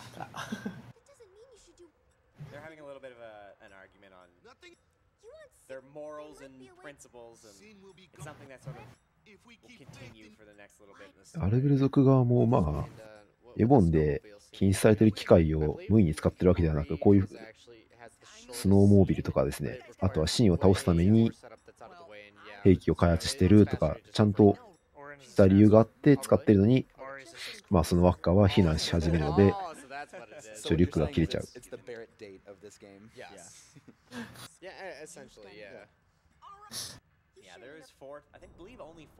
本当エボーよっていうことはちょっと面白い。Also, Riku and Lulu are also both possible to get in the speedrun. Lulu's one of those weird. Lulu's at sort of a weird affection point in this game that you can make little mistakes. 決まり一人で行くのほんま面白いですよね。こうだったらなんかアーロンにガーリュックにこのスノーモービルみたいなの動くのかって聞いたときに、まさかアーロンさんもアルベルじゃないだろうなみたいなこと言うのが。Since Lulu's been around for like since the beginning of the game, and if you talk to everyone, she gets a lot of +4 affections. まあ一人の方が会話が少ないんで早いんでしょ。The guys usually only get +2, whereas the girls usually get +4. So don't like just kill Seymour for no reason or anything. That'd be terrible. Yeah, Lulu's is by far the longest of these cutscenes. Riku's, so Orin's is 50 seconds shorter than Riku's, and it takes like, I don't know, maybe 15 seconds. そうですね。あと5時間です。So effectively you're saving them 35 seconds. So upcoming is two things. One is the disco skip, which is something we do all the time, and the other is the donation incentive that you donated towards, which is the audio glitch. And I'm just going to give a quick word of reassurance and a word of caution. If you've not heard this before, this is probably going to be very jarring, so I just want to reassure this will only be for 10 minutes or so. As soon as the fight's over, we will be resetting, getting back to its normal state. That's enough, right? But yeah, like barely enough. Barely enough. That would have been pretty bad if I didn't get that in there. It's still the same as a Blitz loss, though. Yeah. Right? But I don't have Demi though. Oh. Well, I guess I could get it though. But yeah, when you get audio glitch in a PB pace run, 向こうはそろそろ朝なんじゃないですかね。The world record for a while did have the, and Cara's like, I have to come back and I have to get world record without this dang glitch. 9時半ですからまあの方だともうだいぶ明るいです。Time-wise, to not reset the game and keep the audio glitch for the next 5 hours or whatever. 防御もありますし、HP が高いとオーバードライブタイプっていうのがあるけど、そのHP が高いとそれもたまりにくい。ね、他にもいろんなタイプがあるんですけど、おそらく1種類しか使えないと思う。Okay, so in essence, he's going to save here because it is a random chance to some extent to get this, but the TLDR of what he's doing here is when you cross the right side of that little awning below Titus, that's the trigger zone to a cutscene. So what he's going to try to do is move very close to みんなジェネシスで精神がやられている。 as he goes across it. Now, normally if you do it right, your chance isn't too bad to get it, but you can't sort of あ、ここもやるのか。 influence your できる ability な to get it by getting as close こ as こも possible. バグですね。 Trying to get really close to the trigger without going over. バグなんだけど、あ、できたっぽいですね。I think I have to redo it. Yeah, I think so. I actually did it. What? What? Did he have his arms up like this doing the what? Can you just redo it like this? Yes. Oh, really? あ、できたんですけど、ちょっとカメラがうまくいかなかったので、一回戻った。帰ります。RTA 要素。 So you can Kara's tapping the button, trying to get the smallest move. Because if he just pushes the button, it's gonna trigger the cutscene. D-pad? Come on. There we go. You'll know right away if it worked, for the record. Because it's very terrible. Yes. There's many instances throughout the game where you get funny. Yes! Yes! お、出すね。このまま奥に向かいます。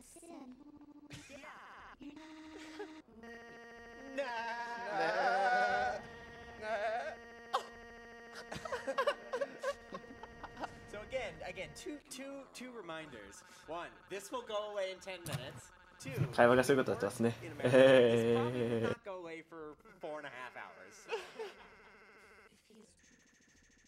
Yeah, so I actually got the skip without the audio glitch before, but I don't know, since I had to get there's a certain way that you can force あれですね、動物の森システム会話です。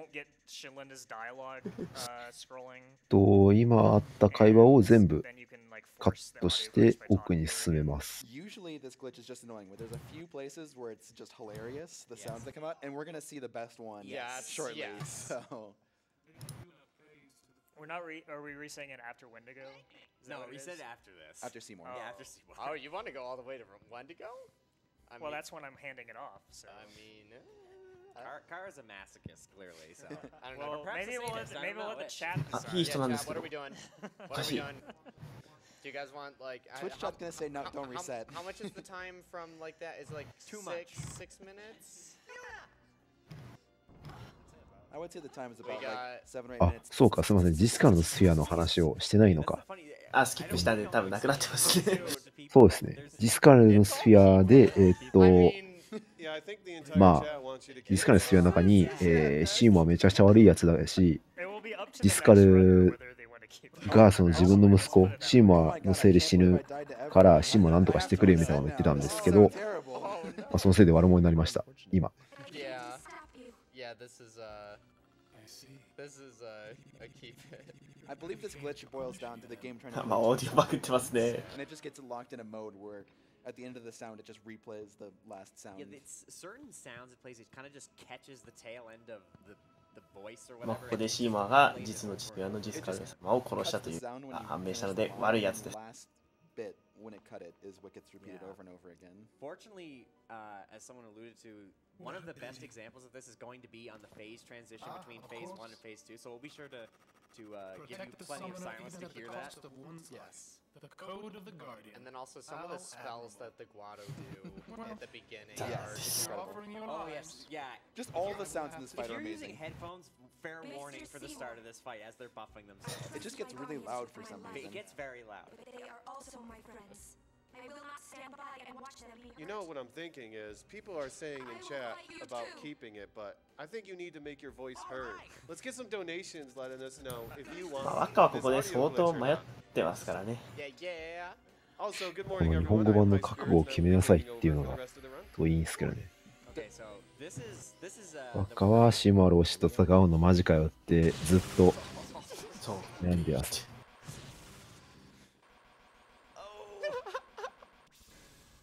Okay, so in between all the sound, this is the first major instance where Kara's going to be using the talk command. BGM がおかしくなってるせいで、防御魔法がすごいかっこいい音楽。Did you not equip the Sonic Steel? 特定メンバーがシーマーと話すと、特定のステータスが上がります。主人公だと攻撃力。で、この上がる攻撃力が結構高くてですね。あれなんかこんなについてんじゃん。今ですね。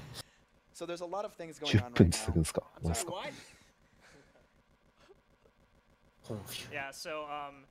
普通に9999出ます。With 8 of us playing. そう、上がる攻撃力倍率が結構高いんですよ。話すことによる。で、攻撃力ばっか主人公上げてたので、アングラ出ます。で、9999で得ると、一旦第一形態が終わって、召喚獣との対戦になります。アニマです。Can I get some Mr. Destructoids in the chat? Okay, to explain what just happened in the first phase, we're doing an old strat. We use Spiral Cut on Seymour. The reason why we're doing that is because it instantly phases into this phase here, where we're fighting Anima. You have to do 3000 damage. Yeah, you have to アニマは貯めるとペインしか使ってこないんですが、このペインがめんどくさいですね。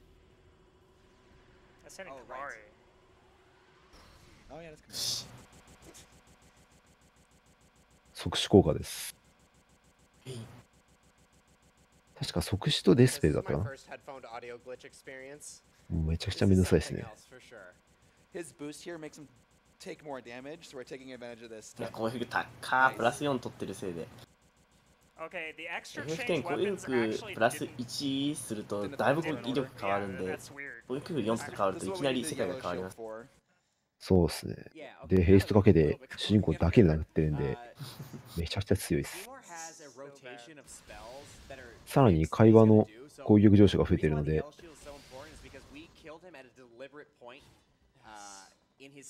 あ、主人公は雷向こうです。今。連続魔法。シンは必ず3、連続魔法を使うときは雷を使う第一形態はみたいな法則があるので、一発だけ透かしてあとは殴って終わりました。で、今さりげなくリュックのオーバードライブゲージをマックスにしました。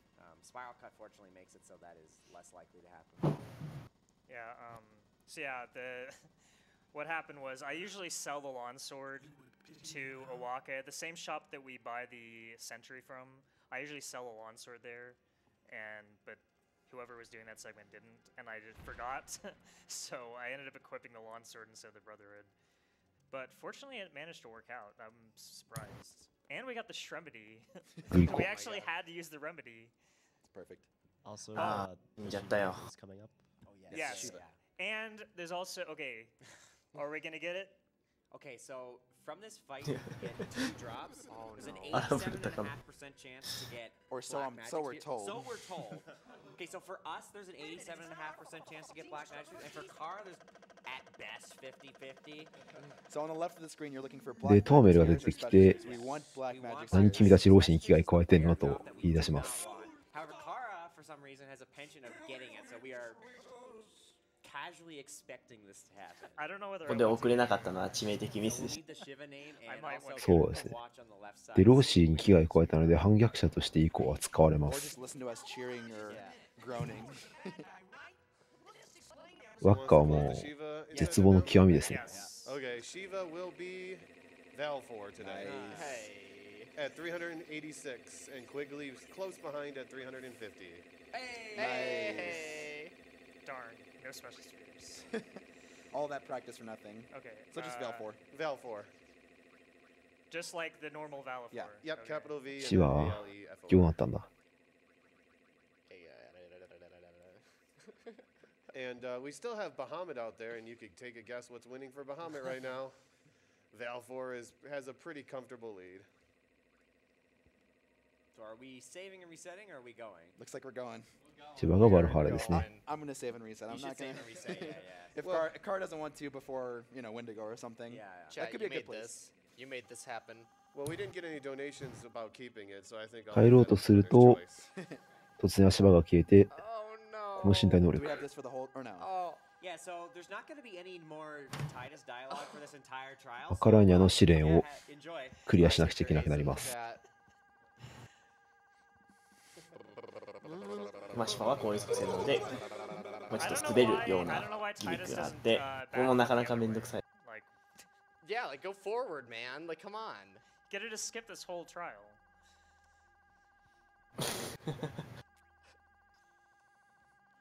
It's kind of weird that you have to do the trials after the after you get the Aeon. Yeah. Quick, let's Instead escape. of before. Hold on, let me push these pedestals around really quick.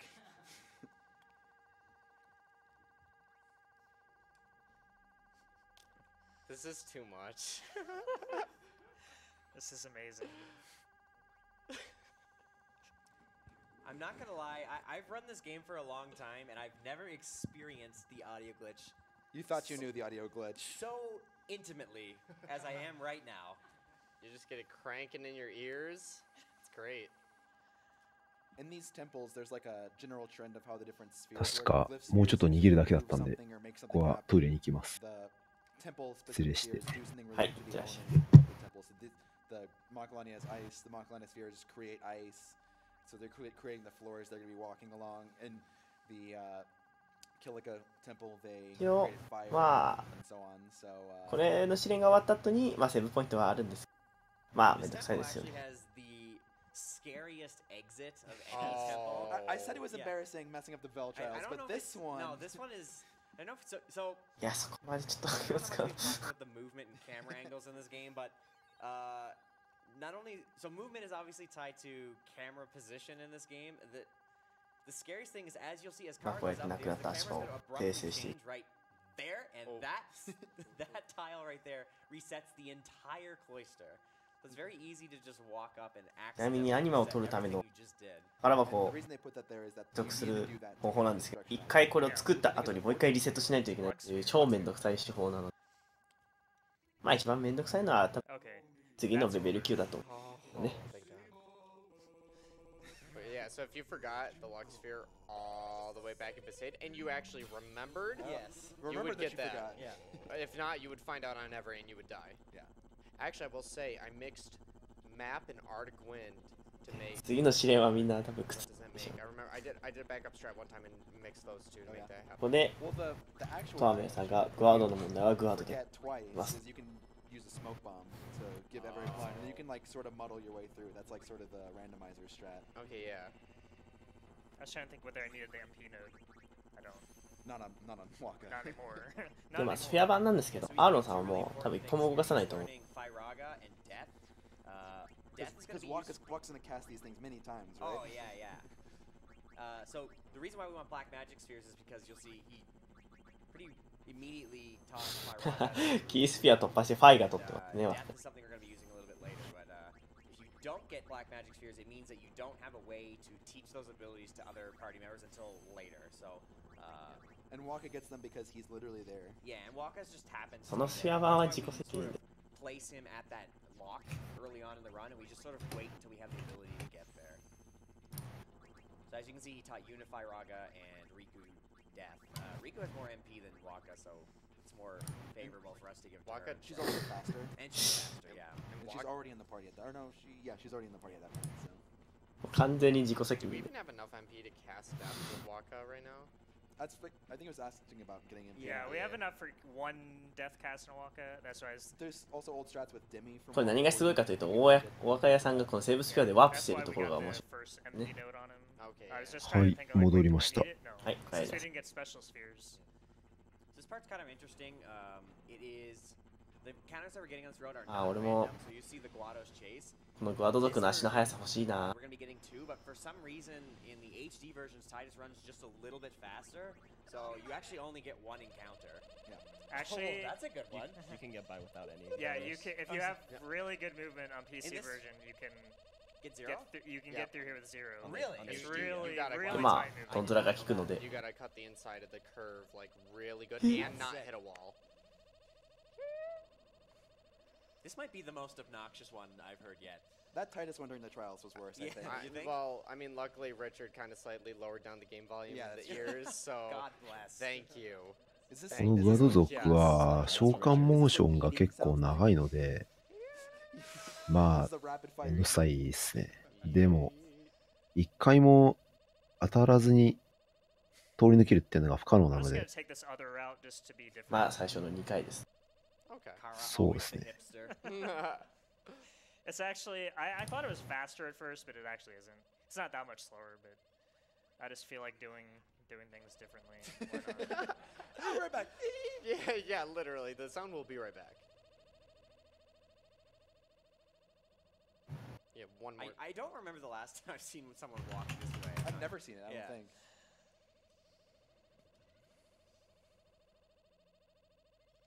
Yeah, so we just did a bunch of sphere gridding on Yuna. And we got her Firaga, we got her a bunch of MP, a bunch of magic, and a bunch of agility. What happened to the audio glitch? Hey. It's still there, don't worry. Don't worry. But we got those specifically for this boss, because it turns out the fastest way to beat him is to cast magic. There's the possibility of counterattacks in this fight, so by powering up Yuna, hasting her, and giving her magic, she can deal damage really quickly. We can't use something like Riku's Overdrive, because Riku's Overdrive hits random targets. So we've been fighting against the Sphere Morph was a single enemy, the Crawler was a single enemy, but now we would hit the Guados on the side, and the Guados cast Shell and Protect, which would reduce the damage, so it's not really an option in this fight, so we use the more targeted attack of Yuna. And you also see, she can deal damage. Yeah. In fact, not the only time we'll be doing this. Back on Jose High Road, we learned Stone Breath on Kamari, and I believe we'll be using that in this なんかめっちゃ強そうなのできましたが、これもボスですね。Previously was a lot more 強そう。しかも煽ってくる。多分さっき覚えた。This is one of the more useful places to do it. あれ、パイガス飛行物撃つんだ。あ、いた。BGM も早くなった。So the reason why we have to use ああ、先に音も殺したのかな。で、これ石化で殺すことによって、真ん中のボスにシェルとプロテスをかけることを封じてますね。This is so bad. And again? 今、両腕を敵上げてると思うんですけど、これカウンターしますよって合図なんですけど、魔法だとカウンターしないんで、ひたすらファイが打つだけです。Why? You're resetting. Followed by another $5 donation from Tiniest Buckle that also wants to keep the glitch. Oh my god.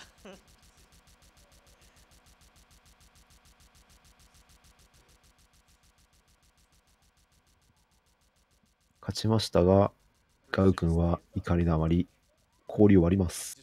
みんな落ちました。ユカドン。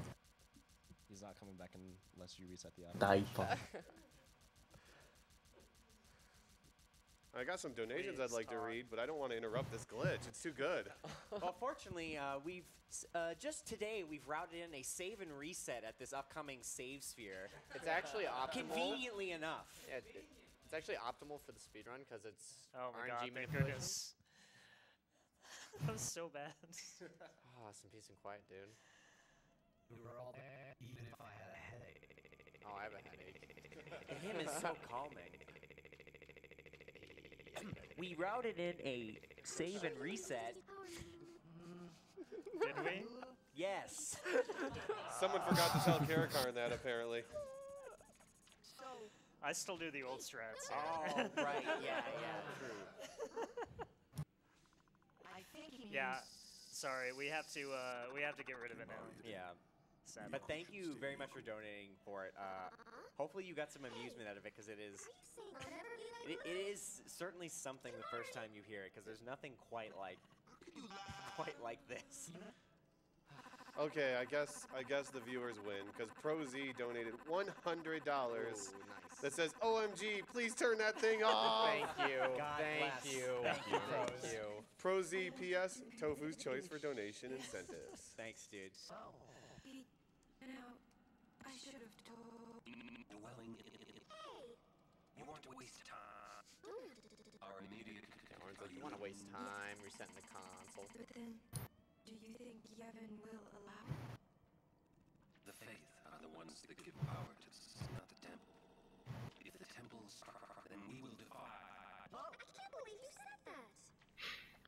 まあ今、アーロンが言ったのは、その召喚師に力を与えているのは、エボン、今これやってますね。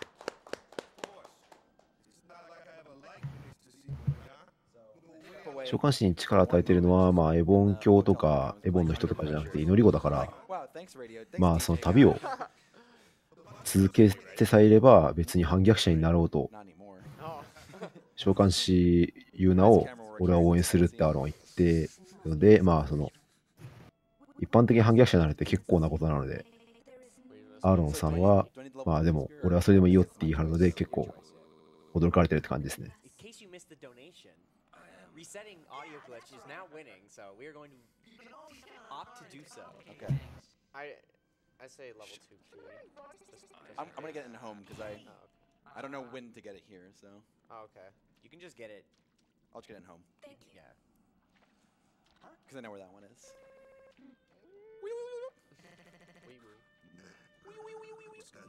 You know, we did get a $25 donation from Sprint6864 that says, please keep the audio glitch. This is gloriously hilarious.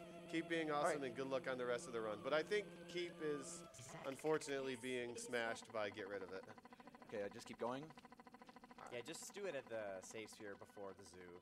Well, I actually don't remember where I'm supposed to go now. Because I only practiced from the Oasis, so is this... Yes, this is correct. You just go down after. Yeah.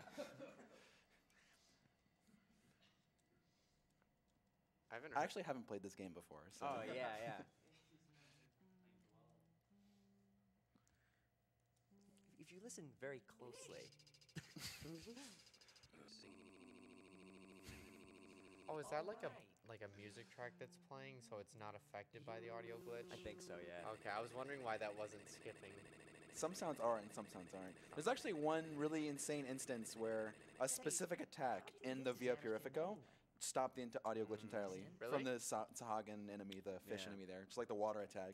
Alright, Just guys. completely ended it. If we can hit 100K by the time we get to, well, Beacon Elf, not home. I almost said home, but like when we emerge at Beacon Elf, we might.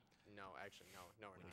Well, yeah, they have like 30 seconds. So. If we reach $1 million, I won't reset. Alright, yeah, okay. シンがザナルカンヌとスピラつないでいるので、シン殺しちゃったら、ザナルカンヌに帰れないじゃんなんて今更気づきます。Did someone say Nemesis? No, they didn't. You guys have done Nemesis. で今、マカラーニャの抵抗の下の方にいたんですけど、今立っているのが実は、シンだったということに気づいて、気づいた瞬間になぜかシンが動き始めたので、まあどうしようって感じですね。Does RPG Limit Break have a second stream?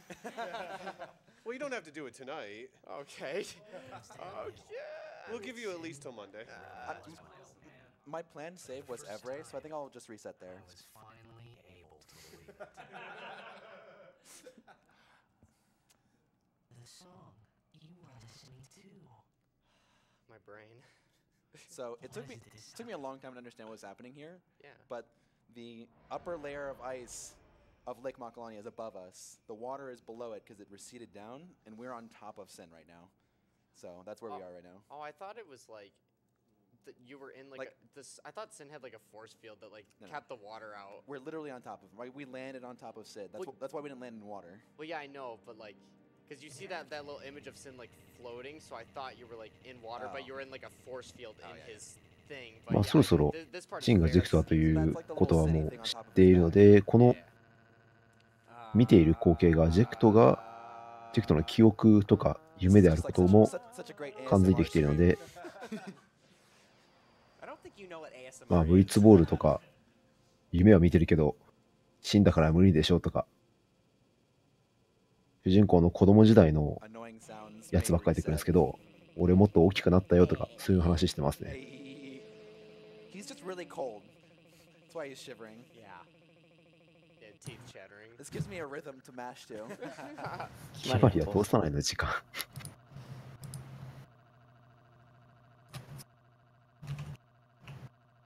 決まりは通さないの時間ってどんぐらいですかね。1時間半後ぐらいじゃないですか。damage happens. そんぐらいだと思 There's one place where you can actually reset at little cost. Yeah, we'll mention that. Yeah, as in the well. Via Purifica when we get there. Don't worry, at RPG Limit Break here, we don't turn it down for things like this. We turn it う。ま up. たワープします。 Yeah. Unfortunately, we did not reach 100,000, so we're just going to save and reset now to get rid of it. We are, right? Yes. Please. We are? We are. Okay. But yeah, sincerely, thank you for donating for that. I hope you had a good laugh out of it, because it's truly unique in speedrunning, of course.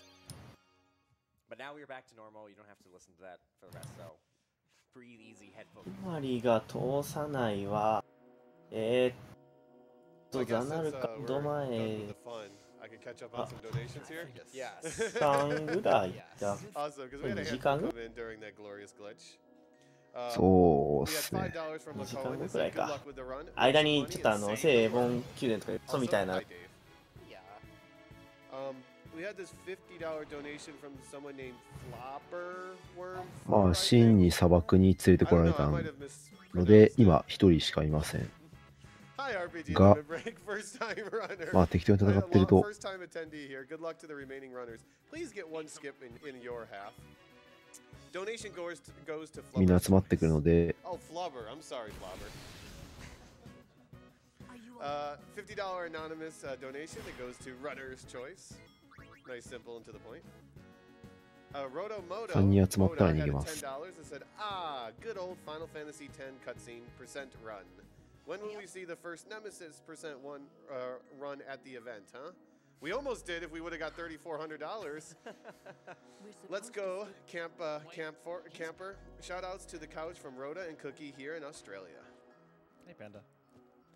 So it was mentioned a little earlier that there's invisible walls in this game.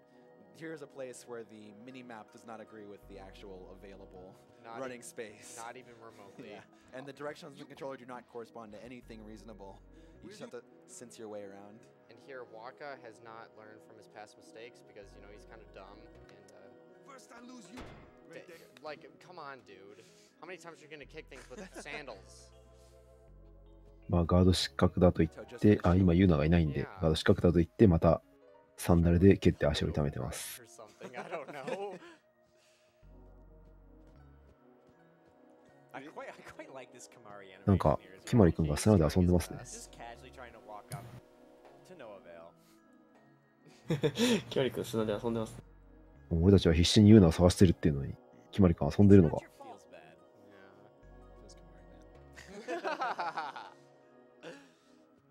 Yeah, the start of this part, we're pretty much just collecting all our party members.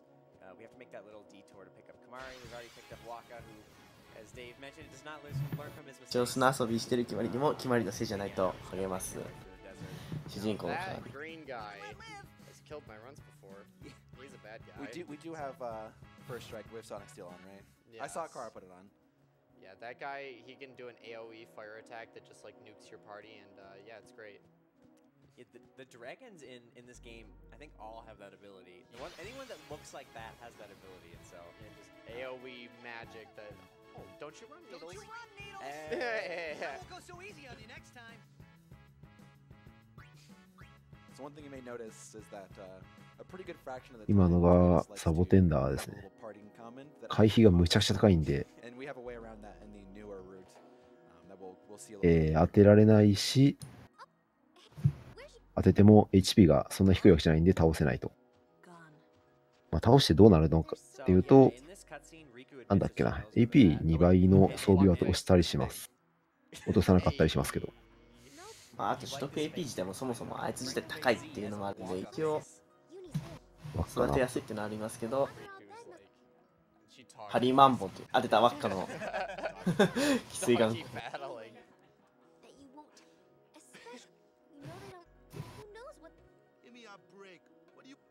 then Titus, when he's like, just does this arm thing. Whenever he's like, arm cloud. アルベドのホームっていうのはこの島にあるので、そこに多分ユーナがいるんだろうなというのはリュックが、教えてくれるんですけど、まあその輪っかがエボンの敬虔な信徒なので、アルベドのホームをエボン側にばらされるとアルベドが攻撃されちゃうから、steal from a Machina encounter, まあ、押してるけどバラさないでねって言ってるところですね。 but yeah, that's not really useful in the speedrunning at all. So is the only way で、今、チュートリアルがあったんですけど、機械に対してリュックの盗むを行うと、1回で倒すことができます。What we used to do in the old route is make the super long trek all the way down from Lulu's, basically your starting position down to Bribe. We would have been collecting AP on her throughout pretty much the entire run, but we no longer do that. What we needed that for originally is we would keep an eye out for the wolves or dogs, whatever you will, in this area, and we would bribe them for sleeping powders, which is going to be important for about the next area, well, a couple areas from now. But now we don't need to do that anymore, and so essentially all we would be looking for is 4 to 6 what we call tier 2 grenades. So essentially anything that's not an actual grenade, so like silence grenades, smoke bombs, sleeping powders, anything like that. But because because in Kara's section he was able to get silence grenades twice, we already have 6 of them, so we don't even need to get anything. Question for Roosta, are you gonna charge Orange Overdrive? Should I? Or are you gonna do like double death? Oh, he doesn't have an overdrive right now? If I get like a zoo over here, then I'll do it, but what do you think? Yeah, I didn't even pay attention to that, sorry. He's pretty close. Yeah, good on her. Oh, she's not low, I thought she was low. I won't go so easy on you next time.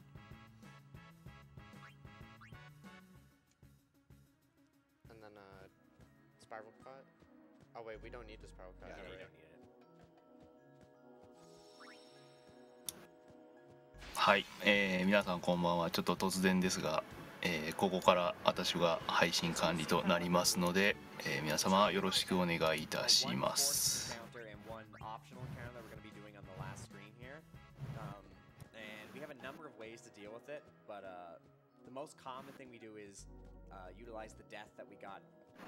はい。もうだいぶ終盤ですね。来てみればね。いやまだあります。まだあるか。まだありますよ。まだ中盤か。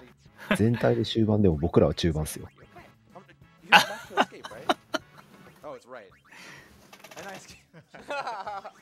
まあちょっと一番きついダンジョンとか。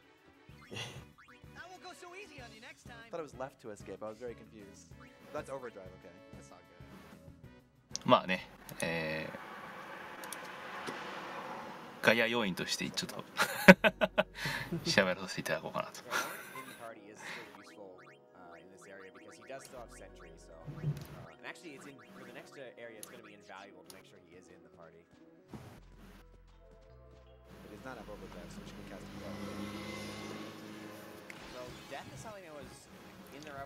あれ、この砂漠って塩化率高いんでしたっけ？いや、そうでもない。普通でしたよね。普通ぐらいです。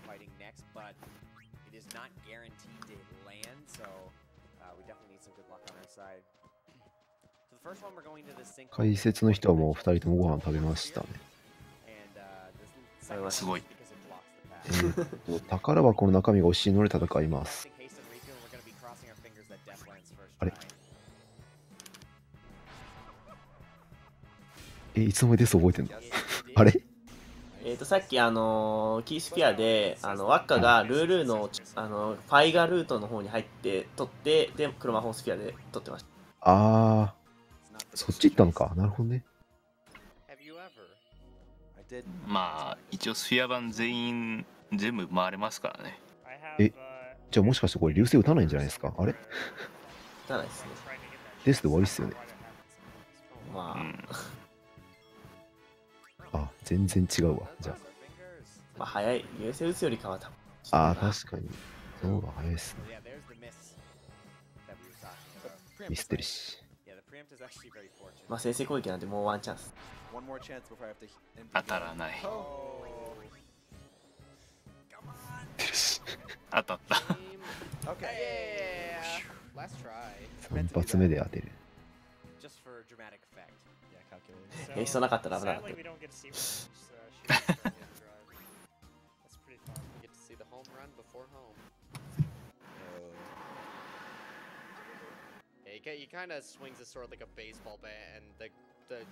そうですね、まあ MP はゴリゴリ減りますけど、リックの MP なんて多分こうしか使わないと思うんで、まあ大丈夫でしょう。で、これがアルベドのホームなんですけど、襲撃されてると。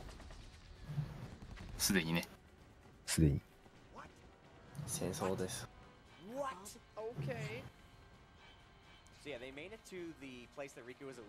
いや、これはもう一方的なあれじゃないんですか。一方的に襲撃してるっていう。Everybody's favorite part, by the way. For those of you that don't know, it's actually like, granted, we have translated the Albed primers, but I don't think. Is this ever listed in? 契約。あれ。アルベド語普通に見えた。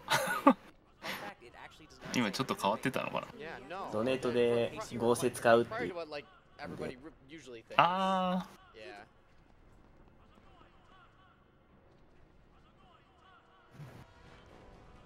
まあ確かに何書いてるかわかんないですからね。まあ英語版なんで。リップ。もう本家では F の字がやたら並んでますけど、まあ皆さんはやめましょうね。流すような人数が。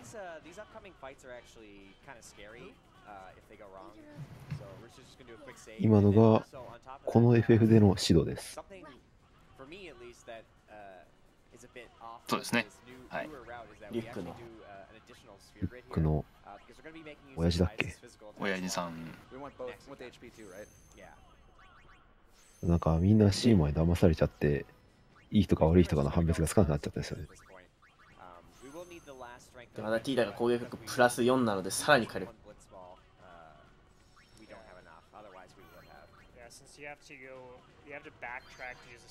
おじか。親父かどっちだっけ？リュックの父親で、ユーナのおじ。シドの妹がユーナのお母さん。そうですね。強制戦闘です。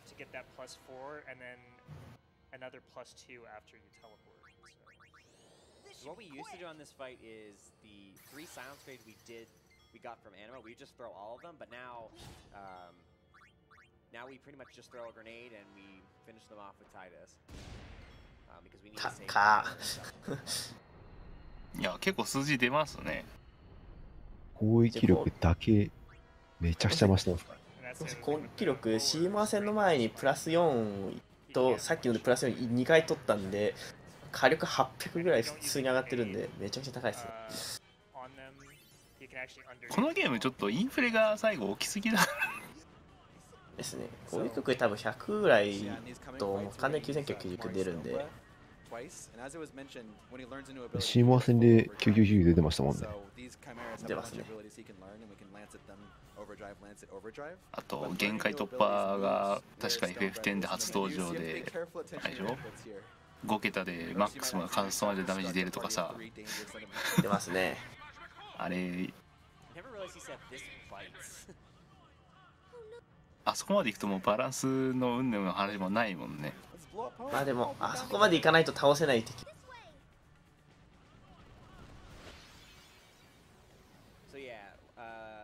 で、リュックがせっかく離してるのに後ろからこう邪魔するやつ。で、これも強制戦闘ですが、龍剣でファイアブレスを手に入れて、オーバードライブゲージをマックスにしてスイカブレスを打つと。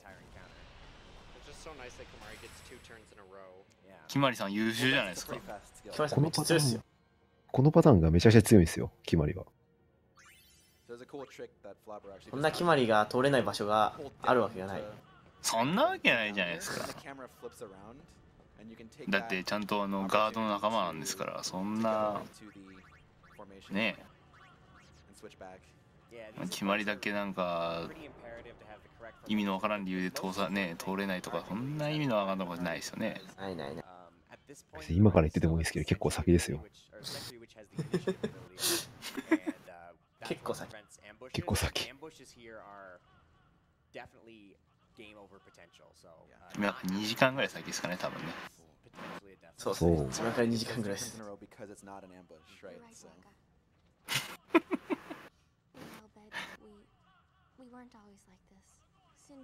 まあ、アルベドは結構各地に偏在してて、自分の家みたいなのがなかったけど、シドがアルベドまとめ上げてホームを作って、まあ、結構うまくいってたんだけど、なんか消費されちゃったって今言ってます。みんな頑張ってたんだよ。みんな頑張ってたんだよ。すいません、暑いんで窓開けてて車が通る音あってすいません。ここも強制戦闘ですが、まあ敵から技を盗んでゲージマックスでキマイラかはアクアブレスでした。で赤火ブレスを打つと。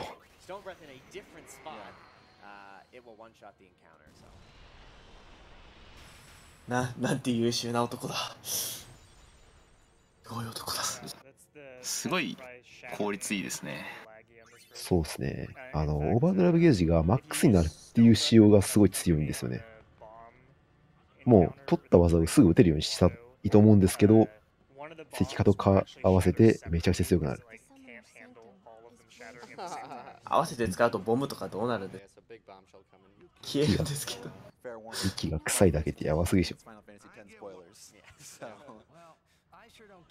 それをキスティスの前で言えるのか。平気で目からビームを出す。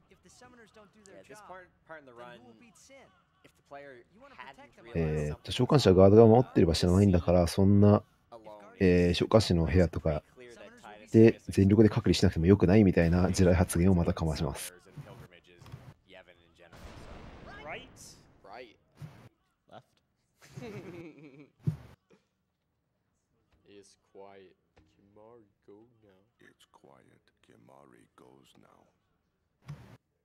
決まりは行く。ここですごいゆっくり走る輪っかが見れるんで。スローモーションがこう発動するんでね、しょうがないですね。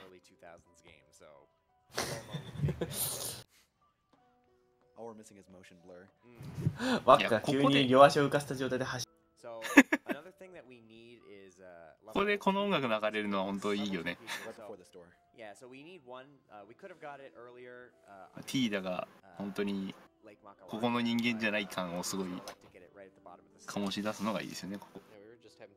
取り残されてるから。Yeah, so in FF10, when you hold the direction you want to go, that does not mean you're going that way, as you just saw there. Up means down. So we got our level 2 key sphere, and now we're going to enter probably the most emotional cutscene up to this point, so. ちなみにこのアルベドのホームはこれ1回しか来れないので取り返しのつかない要素いっぱいあるので皆さんプレイするとき気をつけて RTA では大丈夫です。Let's see.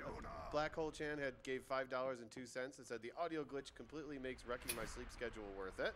輪っかの考えはもうちょっと先だったと思いましたけどね。輪っかの考えはベベル行ってからかな、確か。そうそう、ベベル行って、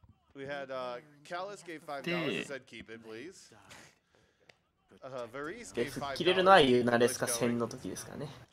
そうですね。めっちゃ顔つきが良くなってしまう方も。今イサールとドナがいるんですけど、周りの人たちがイサールとドナをかばって死んでいったので、まあ理解送りしてあげないとちょっと面目が当たらないということで始まります。We had a $50 anonymous that said another 50 to disable it. Can't have chat have its way. The Albed had no right stopping their pilgrimage. Yeah, I forgot which one it was. Yeah, you don't have to match. You can use sacrifice.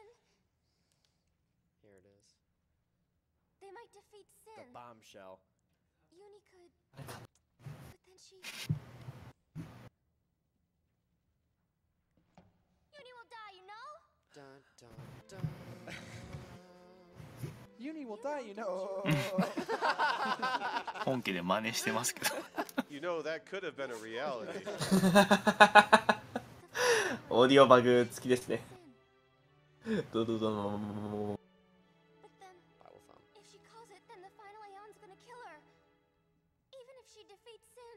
ここで初めて究極召喚でユーナが死んでしまうという事実が It's like 受けられます。 Raging, you know? You know? そうですね。まあ、ちょっと訛りがあるかなっていう感じだと思いますよ。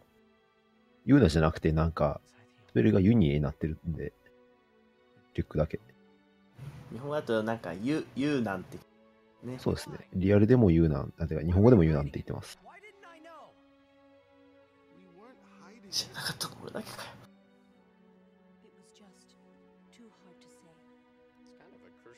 みんなその事実は分かってるけど変えられないからってみんな落胆するっていう大事なシーンです。Yeah, I feel like it's out of Lulu's character to not say something about that. Yeah.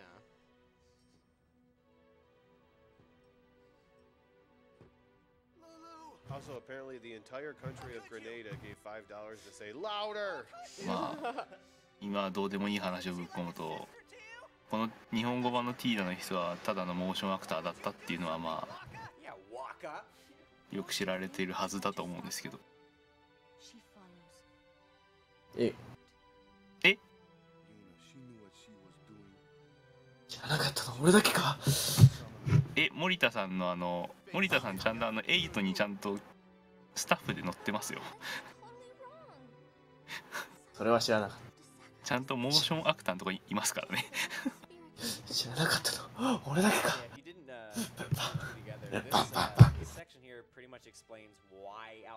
まあみんなの戻しますけど、みんなの犠牲となって死んでいくのはまあおかしいから、それをどうにかして止めたかったってリュックは言うんですけど、召喚師側はまあ犠牲って言われるのは侵害なんだよねっつって、そのみんなの役に立ってみんなが笑顔にできるなら構わないんだっていうのが召喚師側の意見なので、ここはちょっとぶつかりがある。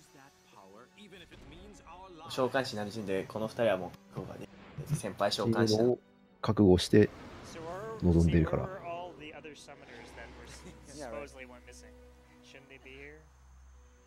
And they all have the same Aeons that just conveniently have different names as well. I want to know who got Wendigo though, because I'd love to have that one. Yeah, I think that the Wendigo is supposed to represent a bad guy, and they're summoning to fight him. I think that's what's going on here. I mean, he's not really doing a whole lot. He's just chilling. See, they're facing against each and other. And then T's like, I'm gonna punch Velfor. ちなみにこれ殴ってるのはバルファーレなんですけど、バルファーレって女性なんですよ。つまりそういうことなんじゃないですかね。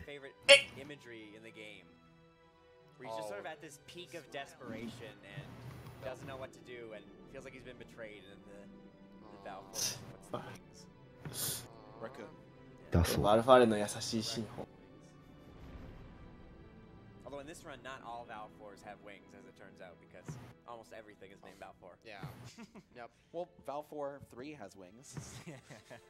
And good news with all of the runners' choices right now. 名シーンですわ。Probably going to be Bahamut. 10は名シーン多いですね、本当ね。Cool. I got a couple more donations here. Go for it. We got $54 from Captain Seroha. 一応あと女性の召喚獣はおばあさんとも分かりやすいのとアニマくらいか。あとメガス3姉妹か。そうですね、多分この走りではメガ3姉妹は見られないけど、アニマも一応女性ですね、あれで。いやいや、何も言わないです。Level 99 Toneberry gave $25. Good luck on the run, guys, and keep up the good work. Also, Camper is a potato. 行く先々の寺院で歌が聞こえてる。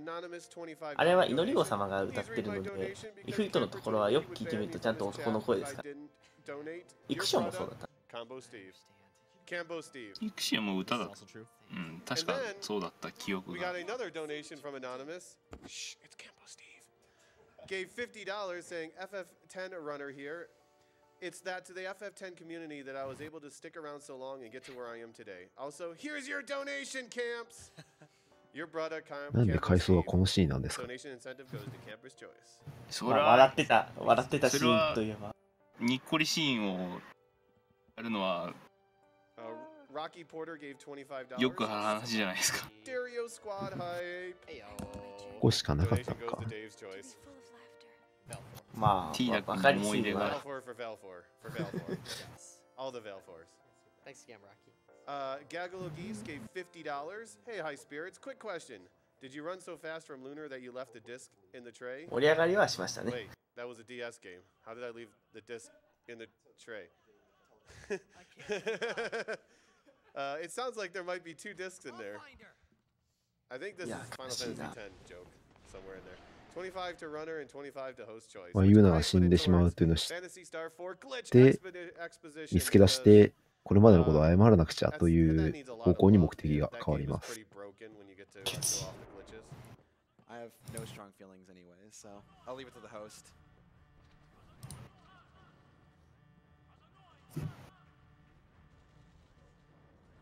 さあ、ここで、開始してから1時間ぐらい、30分ぐらいに、見つけた、あれに乗り込みますよ、いよいよ。そうですね。6時間の間を経て。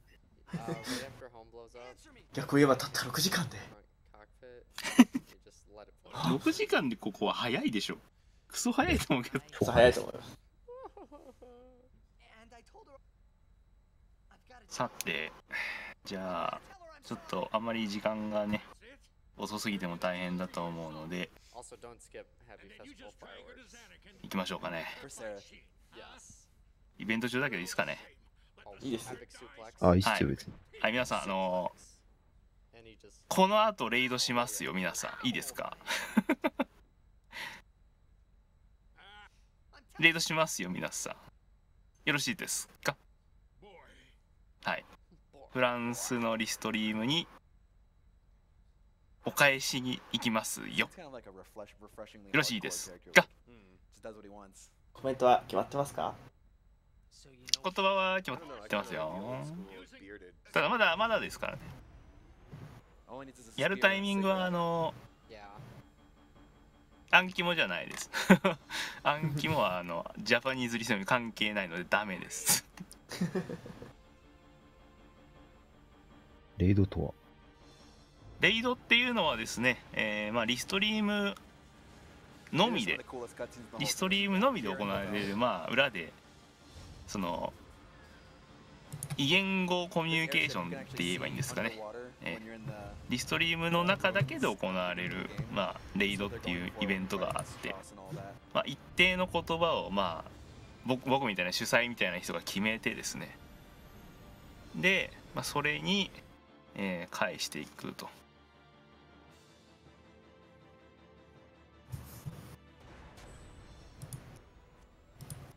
何にしましょうかね。決まってるんですよね。もう決まってるんですよね。こ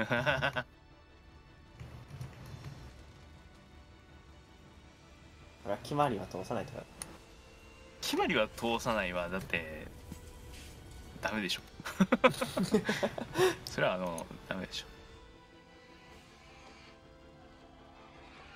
あれどこだっけ？こうか。あれ準備したぞどう？あ、これだ。これは僕ら普通に解説をしてていいんですかね？どうぞ。いいと思いますし、僕もちょっとリストリーム手伝わない。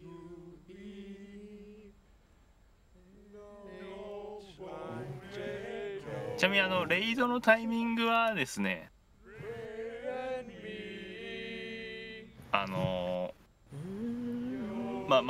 ゲームやってる人、やったことない人にはちょっとネタバレで申し訳ないんですが、歌ってるかなあと。悲しいな。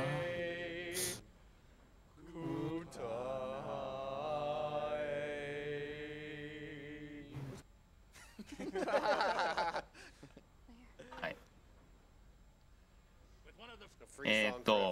やるタイミングはですね、タギの祈り子の歌ですね。はい、やるタイミングはCM にも使われたシーンですね。やってたよね。 CM で使ってたもんね、あれね。アルベドホーム。今、アルベドのホームを、まあ、魔物鬼が大量にいてもしゃあないし、ヒナもあったんで爆破しました。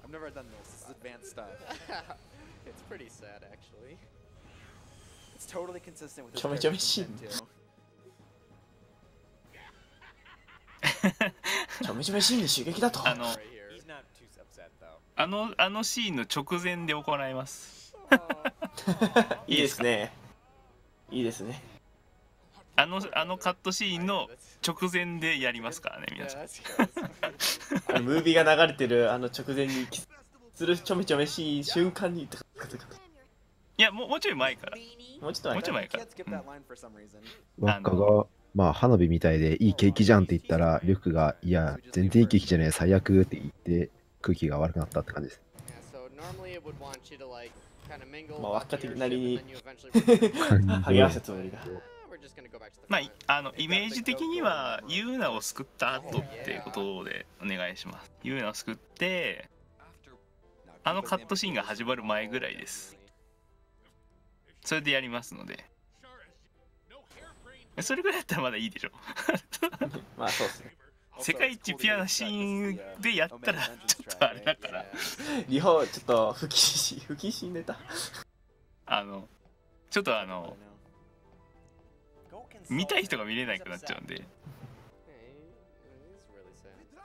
皆さん忘れちゃいけないのは、私、ジャパニーズリストリームのコメント見たらやってくださいね。間違ってもフライングダメですからね。ダメですよ。皆さんダメですよ。ね。で、ここベベリなんですけど、ユーナ見つけたんで、ベベリに向かいます。はい。Later on, you'll see it. It's not knocked over, and then another one will be knocked over again. Nice continuity. Must have shot that in different takes. もう URL とコメントは出します。So we still have the long sword. We can have to sell that now. もうちょっと行ったらやります。そうですね、ボス戦がちょっとあるんで、ボス戦がちょっとちらほら挟まってしまってるんで。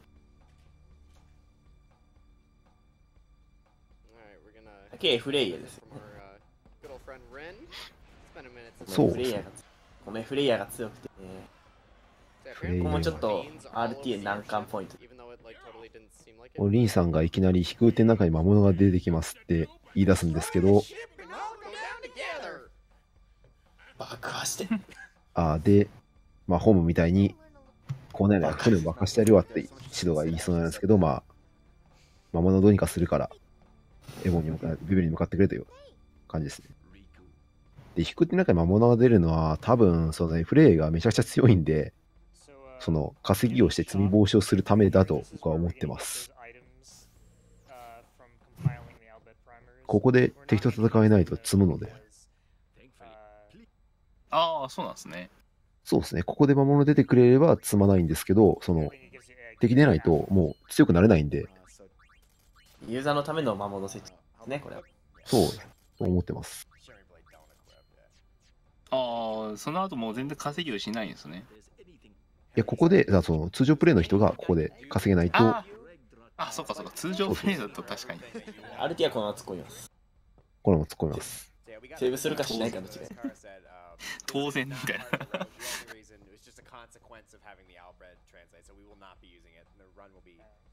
ちょっと僕が見てた動画と戦法が違うんで何が出るかわからない。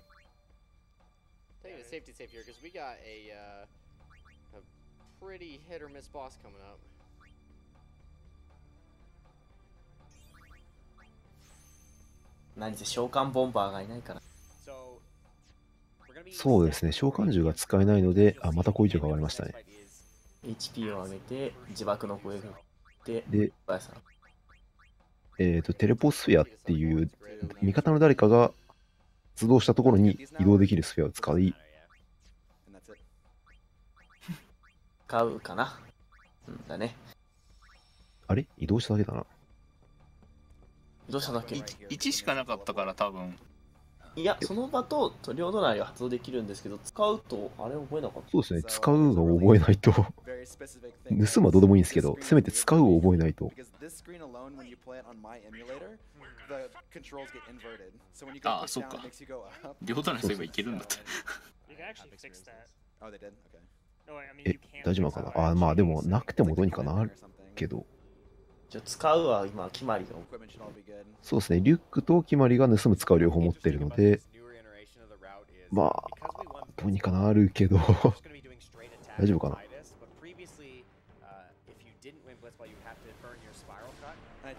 まあでもここは本当に熱い戦いなんで。これがフレイエですね。もうめちゃくちゃ強そう。強そう。いや、強い。いや、あんな飛んでる敵用だって、どうやって攻撃するんですか？手段ないじゃないですか。そのためのギミックもあるんで。シドに、近寄ってくれとお願いすると近寄って、遠ざかってくれとお願いすると遠ざかるというトリガーコマンドを行うことができます。で、指示を出せるのは主人公かリュックだけです。最初近寄った状態から始まるんですけど、遠ざかる必要性がないのでこのまま行きます。遠ざかるとなんかミサイルで援護してくれるんですけど、めっちゃ弱いんで、まあ、このまま行きます。2回 ?3 回確か3回。今近い。あとミラクルリンク。多分、聖戦の薬で、攻撃は強制クリティカルになります。で、強制クリティカルにして、主人公にヘイストかけて殴り勝つ。ガンガン HP 減ってるよ。で、HP が半分を切ると、相手が自分にヘイストをかけます。つまりもう半分です。これが早いですね。で、今吠えたと思うんですけど、ポイズンブレスっていうめちゃくちゃ強いのを打ってくるので、回復して、ポイズンブレス。白のターンがすごい下の方にあるんで、これ絶対もう離れられないんで、もうしょうがないです。受けるしかない。お、早い。主人公は殴って毒で死にましたが、ターンが来ていない決まりは生きているんで勝ちました。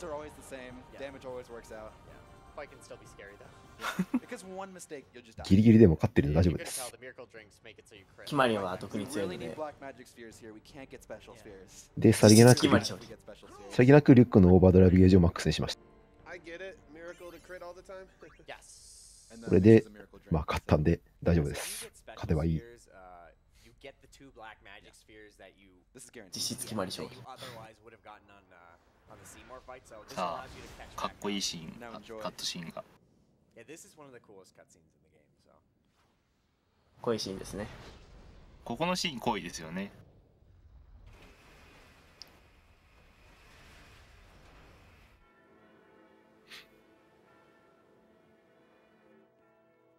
あ、輪っか落ちそう。Nice little hairdo change for Seymour.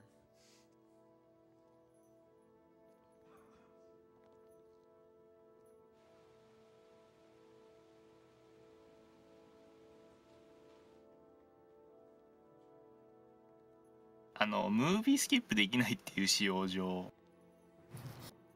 10時間かかってしまうという。そうですね、もう、長すぎてしゃあない。まあ逆に考えればトイレタイムとかそういうのが多いっていう考えれば。多すぎるんですよね。序盤普通にマップ移動できるまで1時間かかる。そんなトイレ行かないでしょみたいな感じなんで。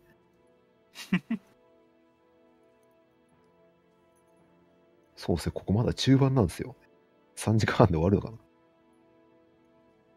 まだバハムートを手に入れる。召喚獣揃ってないですからね、まだ。で、ナギ平原決まりはと。ガガゼツもあるし。で、キノックが、なんか、やたらと原稿中が、守るたすと原稿中が出てくるんですけど、すごい原稿中が出てくるんで、なんかあったんじゃないかという感じで警戒態勢に入ります。まあ、なんかあったんですけど。まあ、フレイヤーが倒されたことによって、原稿中がパーッと。で、引く手も来ると。来た。無引きですね。自分もこのチェーンで移動したことあるんですけど、間違って海に落ちてしまう。成仏して。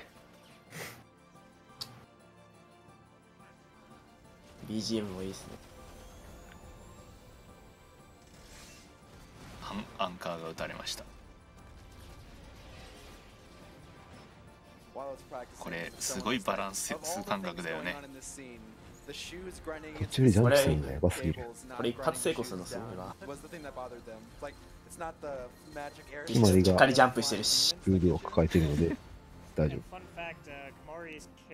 でこんなに数がいるのにこう戦闘画面に入るとなんかしょうもない数。海の底にあったのを引き上げて1000年前の整備した割には飛空点が頑強すぎる。まだ飛空艇見つけてから6時間しかどんなになってるの。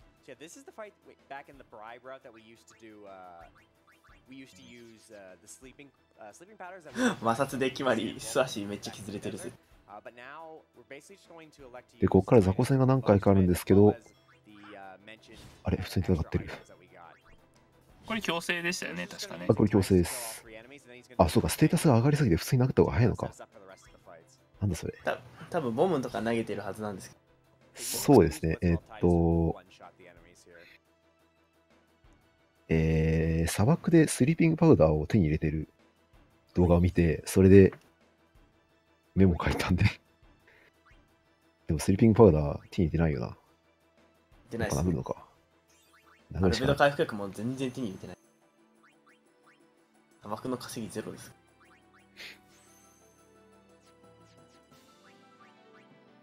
稼ぎが人によって違うからとか。そうかもしれないですね。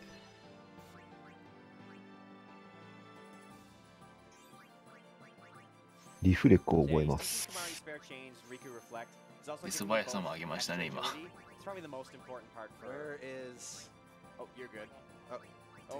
で、ワープ。あ、リュックもトンゼラ覚えた。なんだろう。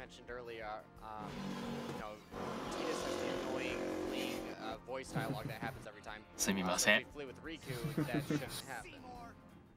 まだこれクリアした後、まだベベル級、祈り子様の部屋に行くのが、なおかつ錠剤の道があるので、まだだいぶ先ですね。まだ先。Those flamethrower dudes can do a lot of damage, so we can't let them get an attack off.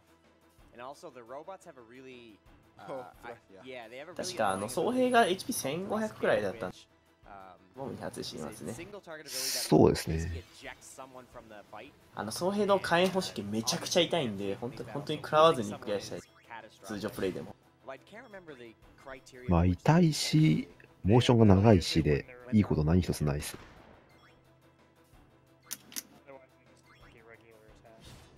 攻撃力が上がりすぎて一撃で死んでいく。あとまだ出てこないですけど、本当にガンタンク、さっき誰か言ったガンタンクとアンカー組み合わせたやつ、あれの攻撃もクソ痛くても話にならない。あ、これ出るんじゃないですか。あ、これじゃない。もう一個奥か。この後じゃないですか。この後ですね。遠くにて届かないとかわけわからない。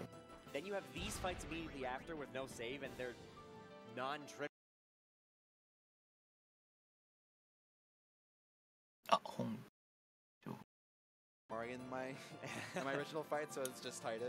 本家がちょっと動くあれですね。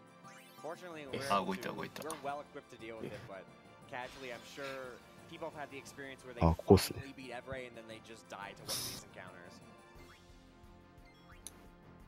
この謎の敵が遠くにいくからこう。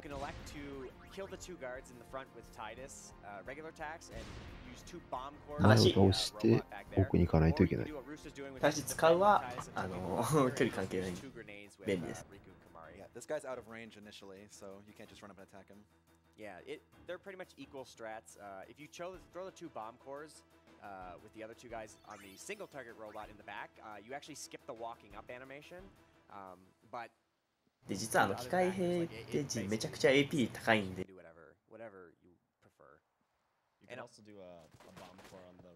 チームはと次に戦うとき、次にの普通のプレイだったんで、アルティア戦う。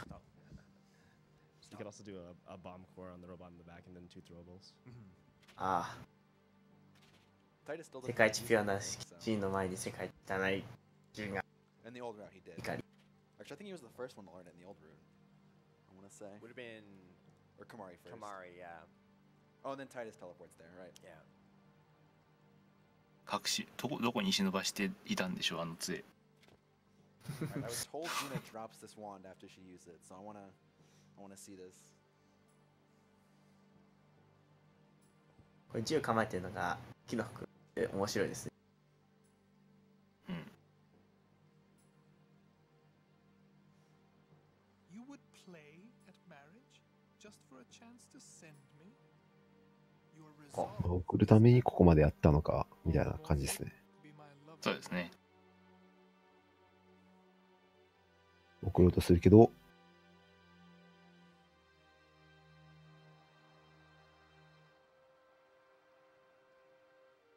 待てがかかると。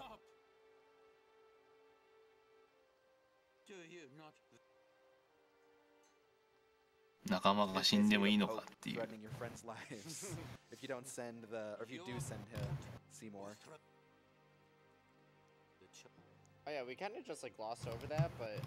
まあ、異界送りを成功させるか、仲間を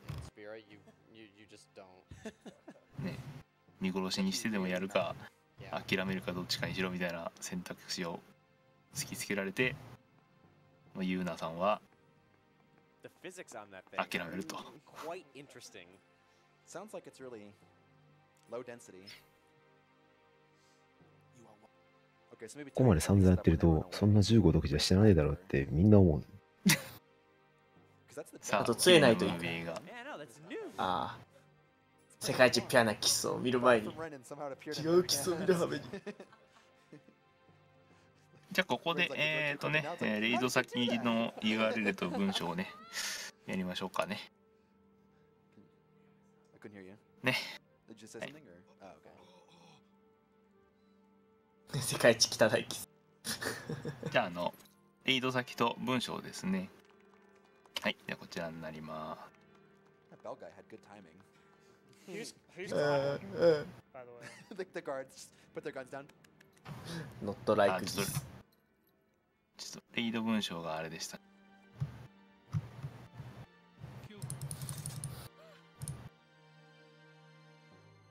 殺せ。蹴るぜ。殺せ。I don't know, bullets didn't work before. I am sorry, but it is for Yevon. Aren't those weapons forbidden by Yevon? Got him. There are exceptions.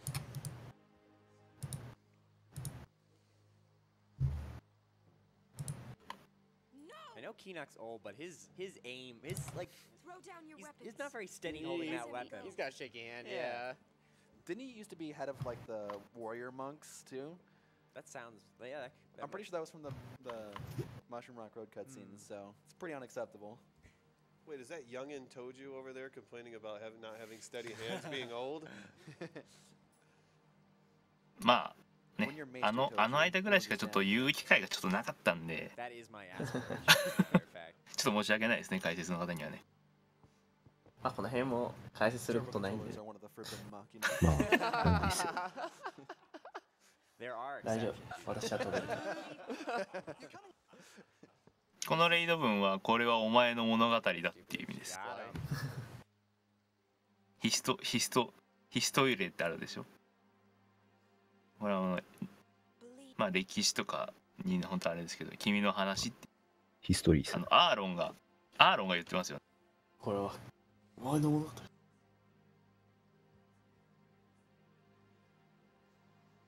Just like, all right, you guys are on your own. See ya. I'm out. ティーダも最後に言いますね。最初に言いますよね。うん。最後もティーダ確か。Good thing no one is summoning right Yeah, right. I like that her necklace is like バルファール呼べたんですかね。真似した兄貴はこのシーンバルファール呼べたんですか。いやわかんないですよ。過去の FF で高台から落ちて生きてた人いるじゃないですか。ここは一応エボンの云々じゃなくて、自分の祈りとか、思いが召喚獣を呼ぶんだっていうことの隠喩なんですけど、まあ、あんまりただ言うのはすごくねっていう感じにしかならない。で、突然照明弾を持ち出して逃げる。最初から撃てばよかった。いや、ああいうのは取っとくもんでしょ。シーマーさん、ちょっとチラッと見てしまう、うっかり屋さん。さあ、ここからレベル9の脱出ですね。めちゃくちゃめんどくさいです。これ長いっすよね、ここね。ちょっと長いっすね。なんか仕掛けがすごい多すぎてめんどくさかったイメージが。で、ここベウレの中枢部なんですけど、まあ、エボン教の中枢部でもこんな便利な機械を使っているということで、ワッカはなんで機械使ってんのって言って困惑を始めます。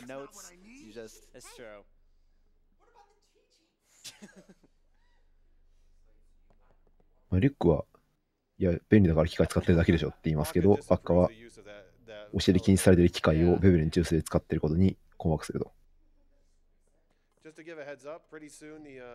ちなみに今これ、なんかエスカレーターみたいに移動しましたね。使わなくても一応下まで降りる。まあ、移動先はフォローしなくても大丈夫ですよ、別に。フランス語でリストリームしてるだけなので。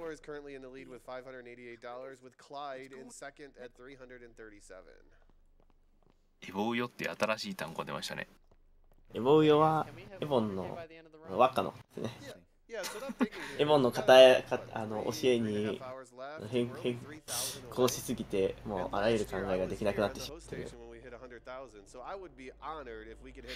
ベベルの、まあ、ベベル級の試練かな。ですけど、ここちょっと目が回りやすいんで、敏感な人は気をつけてください。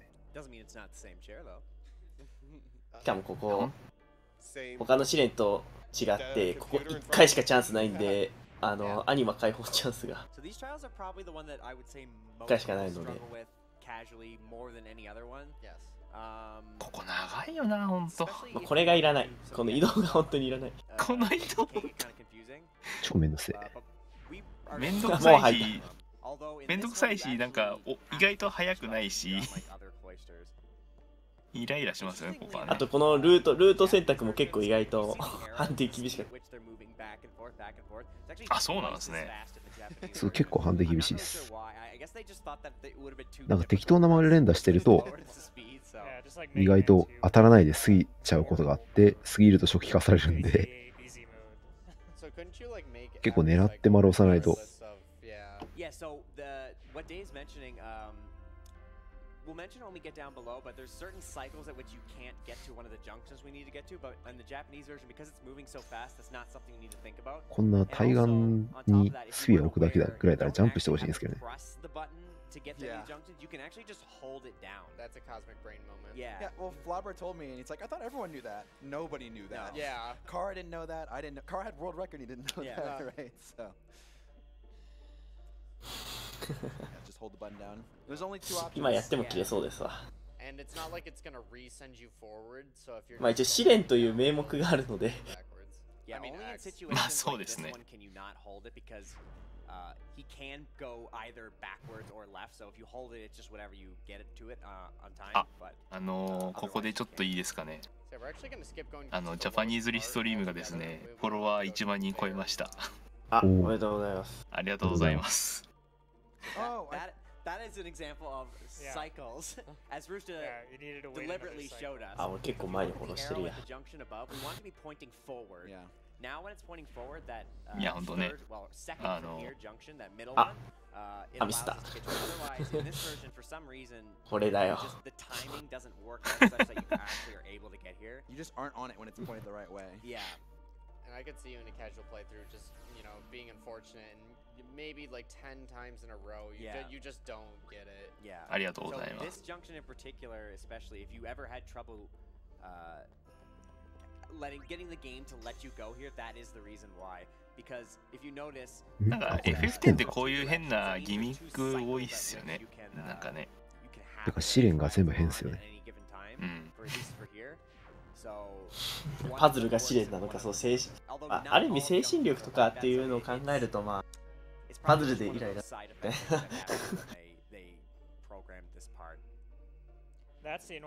そうですね、パートナー、前回ね、やるって言ったんですけど、まあちょっと、まあ、どうしようかっていうのがあったんで、ちょっと前回しなかったんですけどね。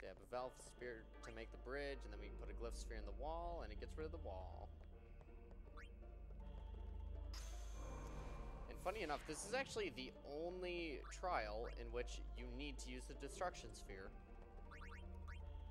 Yeah, if we didn't mention previously or you weren't here, the destruction spheres are mostly used for 見てるだけで hidden ない treasure な。 in each trial. So each trial will have これ初めてプレイしてこれすると本当にどこ行ってるか分かんなくなってなんか大騒ぎする覚えがあったんで。これ初見プレイは多分無理だと思いますよこれ。いやマップないと無理っすマジで。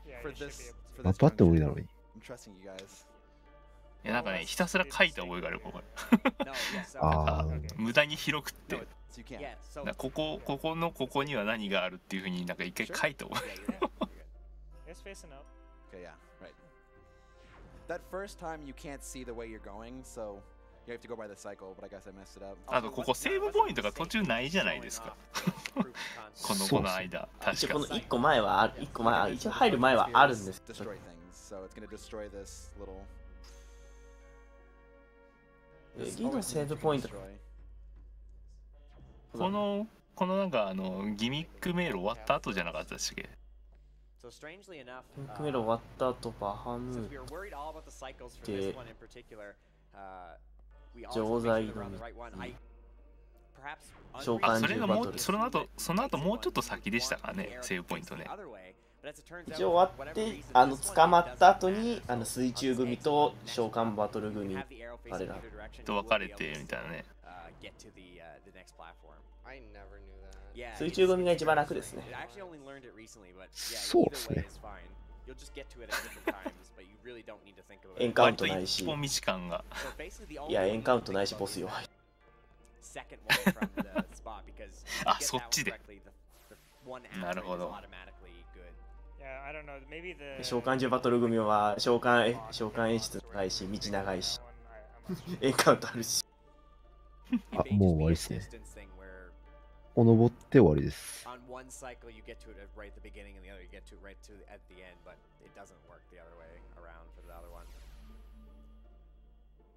だ終わりですね。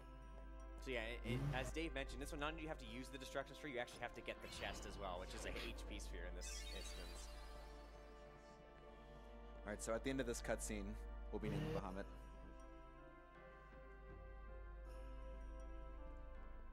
Inside? Then what do we? 中にいるはずと言いますが、中にいるかどうか行かないと分かんないじゃんって言って、まあそんな無理なことするねみたいな。けど、今更起きてもないでしょみたいな。で、決まりが手を貸してくれます。決まりの力の凄さに脱帽ですね。決まりは重要キャラだ。こう入った後に最近の決まりが咲いてるぐらいの力あるんですよね、決まり。だって、リーダー全然役に立ってないんですよね、これ。持ち上げる際。決まり、やっぱロンドンの力はやっぱり違いますね。But the teachings! What about the teachings? So you'll probably recognize this kid above the little pool there as ブリッツボールでもやたら HP 高かったりアタックシュートなどが高かったりフィジカル。最悪アローも入ってきてるっていう。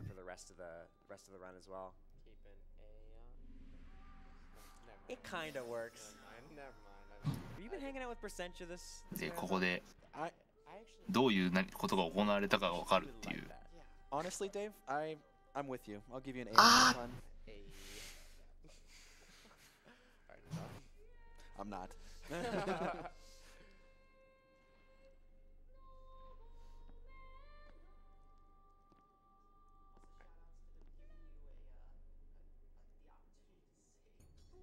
Should I save? まあ助けて出ると囲まれていると。Yeah, so we can cut it off now. And with $608.10. で、まあ、さっきの左の歌ってる歌も子供だったので、ちょっと声が。Not quite the universe, but getting there. 3 out of 5 ain't bad.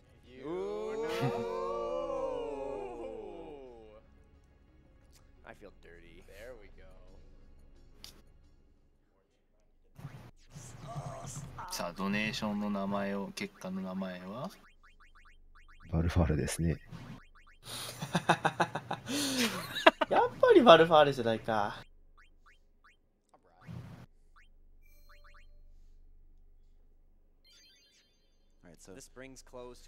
このバルファーレは絶対強いですね。初期でダメージ限界突破。お、プレイヤーが交代。はい。で、ここで。あのマーク意外と大事ですよね。マーク大事です。そうですね。後々使うかな。使ったり使わなかったりするかもしれないけど。特に一番上のマークは、そう3時間前ぐらいに見たばっかり。あれもう見たっけ見た見た。まあありましたね。今この主判決文を読んでるのがケルクロンゾっていう老子ですね。ずっとこの老子が、シーマは老子に危害を加えたのをどう、まあ、真実として受け止めるかみたいなことを言ってます。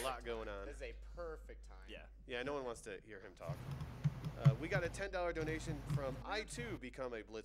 ユーナ側が、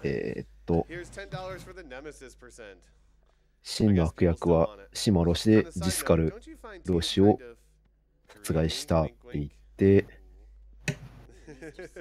シーマかなシーマが、知らなかったんですかみたいな顔をします。ケルクさん知らなかった。ケルクさんは何も知らない。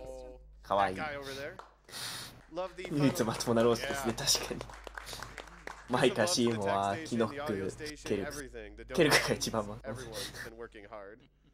Loving the Final Fantasy X run. Good luck to roosta, Camper, and Tojju. Looking forward to the final battle. で、シーマはロシを異界に送りたくて、死人は異界へと言ったんですが、まあ実はマイカソロシも死人だったと。この辺、ちょっと様々な衝撃の事実が。驚愕の事実をここで知らされるっていう、なんか。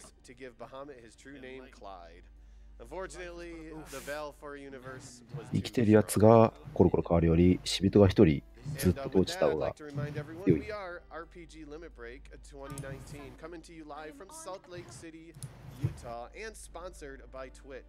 We are here to raise money for NAMI, the National Alliance on Mental Illness. The NAMI is the nation's largest grassroots mental health organization, and they basically their job is focused around 3 pillars of awareness, which is awareness, advocacy, and education and support. And we have been here for 5 years supporting NAMI, and we've had a blast, and they've been supportive, and we've been trying our best to support them. 召喚師の旅も全部、まあ、どうせ真が蘇るから無駄なんですかって聞いたんですけど、別にそれは人々の希望となるから無駄じゃないじゃんって言うんですけど、まあ、無駄ではないけど、解決にもなってないと。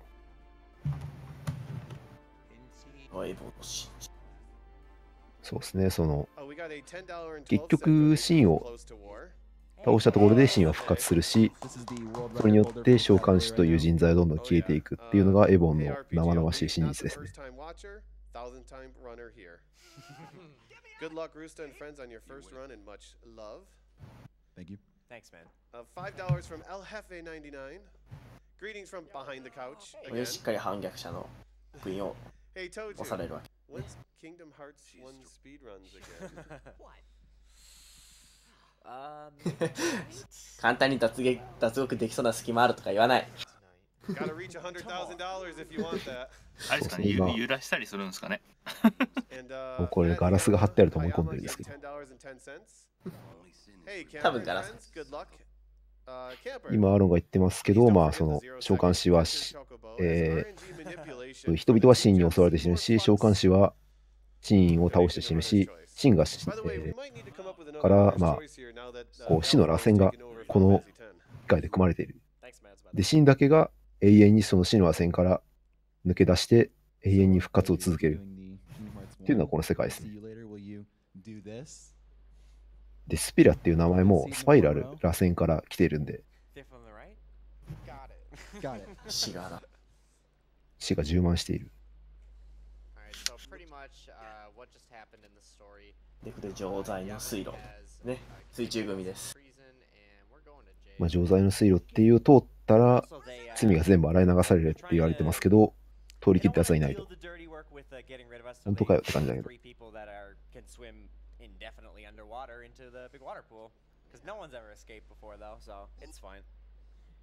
In Yevon's defense, we did repeatedly. 水中のオーバードライブはちょっとダサくなるので。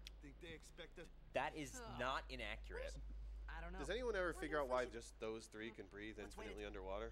Fireflies. Always fireflies. 泳げる組が突破する感じですね、こっちは。水中組さん。So Riku is a blitzball player? で、ケルクロンゾロ氏は、ここら辺の話全然知らなかったんで、現実を知って、スピリの上層部の現実に絶望して、この後、今、この場にいないんですけど、この後故郷のガガツーさんに隠居します。ロシやめます。ロシやめました。これマジロシやめます。I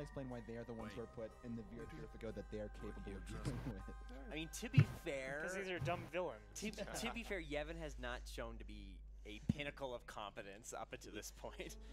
で、こっちは泳げない組ですね。水路は錠剤の水路で、こっちが錠剤のただの道ですね。錠剤の道は、まあ、本当は仲間を集めながら動くんですけど、ギミックがちょっとめんどくさいです。そんな仲間を集めながら行くみたいなこと、めんどくさいことできないんで、パッといって自動的合流は目指す。はい。まあ、アロンさんと話すんですけど、ゴールまでたどり着いてしまえば全員自動的に集まります。あ、やっぱりそういう設定だったんだ、あれ。そうですよ。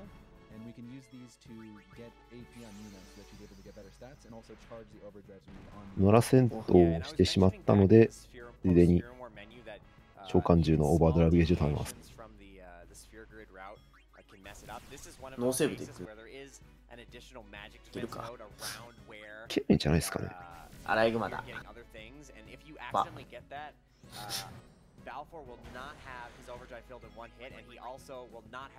これもバルファーレ。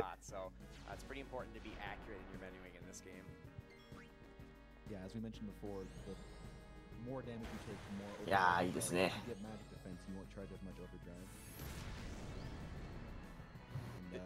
These are not weak to fire either, but Yuna's just strong enough here.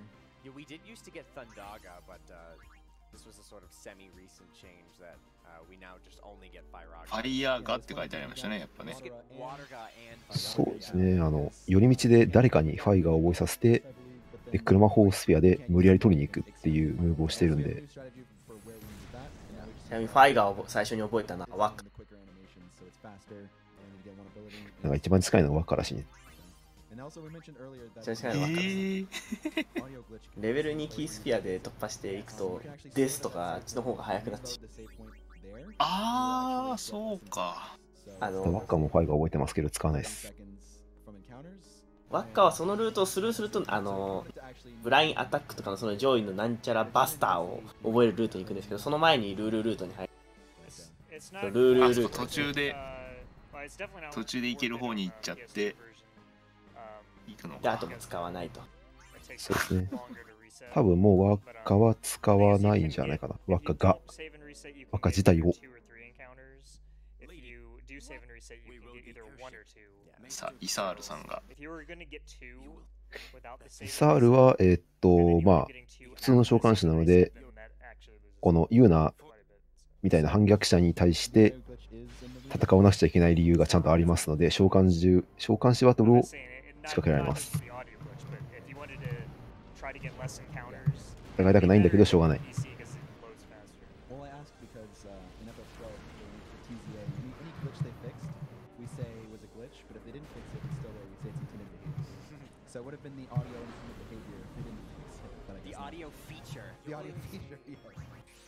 The audio feature. Oh my god, I thought we were done. We're never done. You were good with that glitch, by the way. That was solid. I was almost convinced. So this battle that we're doing now is essentially a summoner エイレイ 1v1. 一発 We're going to be facing off against 3 of Isaru's いや、強い。 which are very similar to ユーナの魔力をめちゃくちゃ上げてるんで、バルファーレの魔力もめちゃくちゃ上がる。 we can kill him in one shot with our overdrive. もう完全にユーナ依存ですもんね、あれ。そうですね。あとは戦闘回数だったりするんですけど、まあ、ユーナ依存なんで、 Despite the fact that blast is actually a stronger ability, just because Ray will also one shot, but it is just slightly ちなみに相手が出してる召喚時は出せません。で、初召喚の召喚ムービーは飛ばせません。さらに相手の召喚ムービーも飛ばせません。なので、泳げない奴らはマジ遅いので、マジムカつくというね。こっちのルートが遅い理由、大半これですからね。ほんま泳げないやつ。バルファロ呼んでますが出てくるのはシバです。あれおかしいな。これおかしいです。バルファーレを呼びました、今。でこいつは初召喚なので飛ばせません。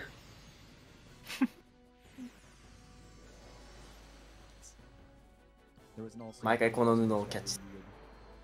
ダイヤモンドダスト超かっこよくないですか？ダイヤモンドダストマジか。いやこの演出はすごいいいと思いますね。すごいかっこいい。エッチだし。何より柴さんがエッチだし。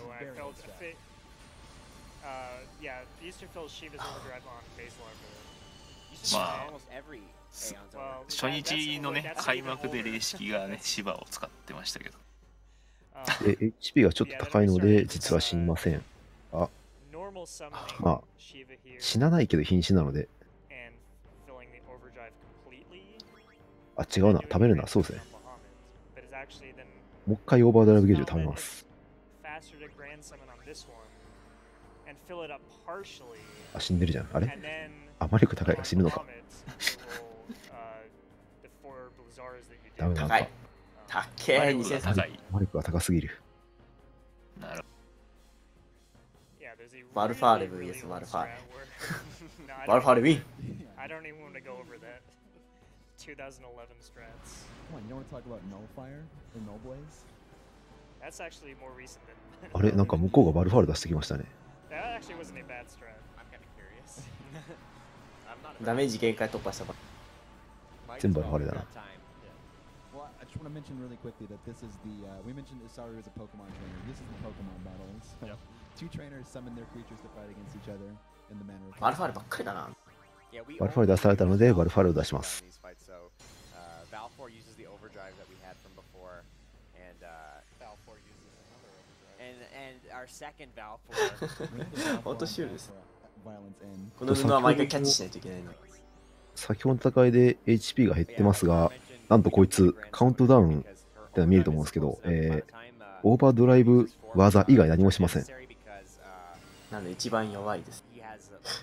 5ターン経ったらめちゃくちゃ強い攻撃を打ってきますけど、それまで何もしないんで殴り放題です。まあ、バハムタンでメガフレアなんで。なんかもう火がついてます。優しいじゃないですか。火がついてるんで、オーバードライブで終わり。もう瀕死もうポーズになったで、もうラスト打つだけで終わりです。So if he's not crouching down, he would have to do another attack. オーバーキル。Oddly enough, in the Japanese version, you actually don't get. いや、バルファーレが勝ちましたね。いや、このバルファーレが強い。相手のバルファーレマジ情け。今、日本語版だとなんか演出がちょっと違うみたいなこと今言ってたんですけど。そうっすか？なんか違うっつって今見えてちゃんと聞けない。違うかな？伊沢さん横で突っ立ってるだけなのに尻餅ついてるのなんでですか？衝撃で。いや、圧力でしょ、圧力。よくあるじゃないですか。強い人に物おじするときに、あーってなるじゃないですか。まあ、言うな、ちょっとしたアルベド兵なら、で、錠剤の水路側の視点になります。ここは、なんか、聞いた話によると、曲がり角がすごい曲がりづらいらしいので、最短ルート取るのがクソ難しいらしいです。というのも、どうしてもカメラの位置が悪いのと、泳ぐのが難しいです。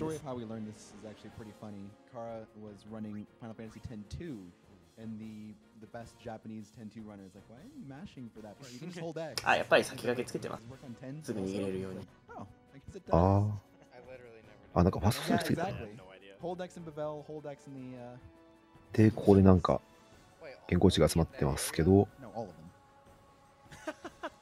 You just witnessed someone's mind being blown. Yeah, so shoutouts to Little Toneby for that. And also, あ、なんか出てきましたね。さっき見ましたね。Another Japanese runner of this game, Zeke. お、強そう。強そう。エフレイユ、オルタナですね。先ほど倒したエフレイのゾンビ体という設定ですが、ゾンビ状態、そうです、ゾンビ状態っていう回復がダメージになる状態なので、てーっつって。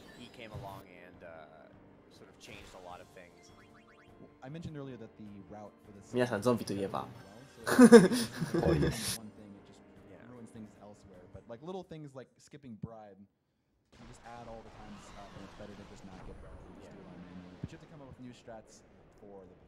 一応このエフレイヤオルタナ即死耐性ありますね。フェニックスノーで即死しないので。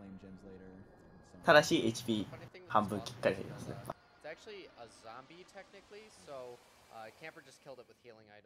ある意味最弱のボスです。ボスじゃないと思う。え、障害物ってことですか、じゃあ。そうじゃないですか。で、この戦闘が終わった途端、このマップでのエンカウントがゼロになるので、まああとは泳ぐだけ。そうですね。スキルも覚えた。まあ、使うを覚えて、デスペルを覚えた。デスペルを覚えた。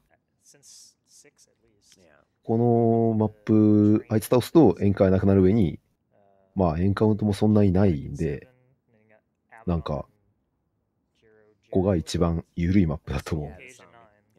なので泳げる組は勝ち。本来はあいつの倒し方がわからない場合は、鍵を開けて次の、でかい部屋に進むっていう行為ができるんですけど、まあ、倒し方知ってると、そんなことしなくてもいいんで。で、鍵を開けて進んでいくと宝箱を取れなくなります。まあ、RT は宝箱取らないんで関係ないですけど。完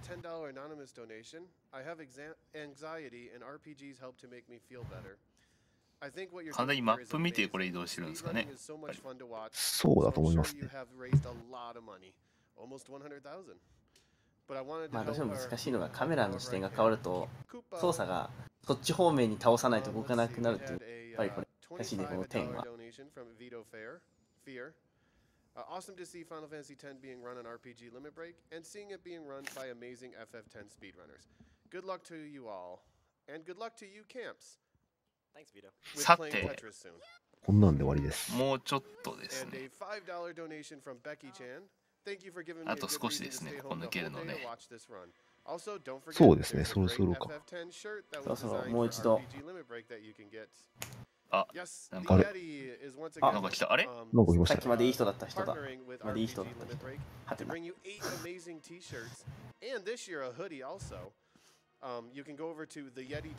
あ、キノクは。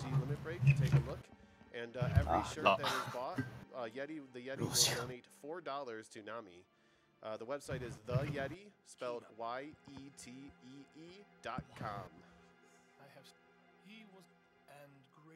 まあ、さっきシーモアは死んだと思うんですけど、シーモアもマイカソーロして同じく死人になってます。で、死人になるのは、確か現世に残るような強力な執着が必要なんですけど、まあ、シーモアはその場合、その執着が言うなってことですね。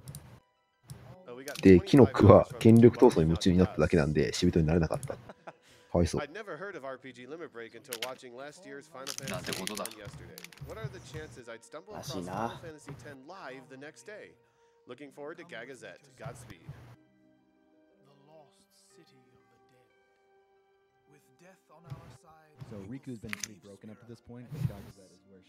あ、ちょっと決まりのとはね、頑張るシーンがあり。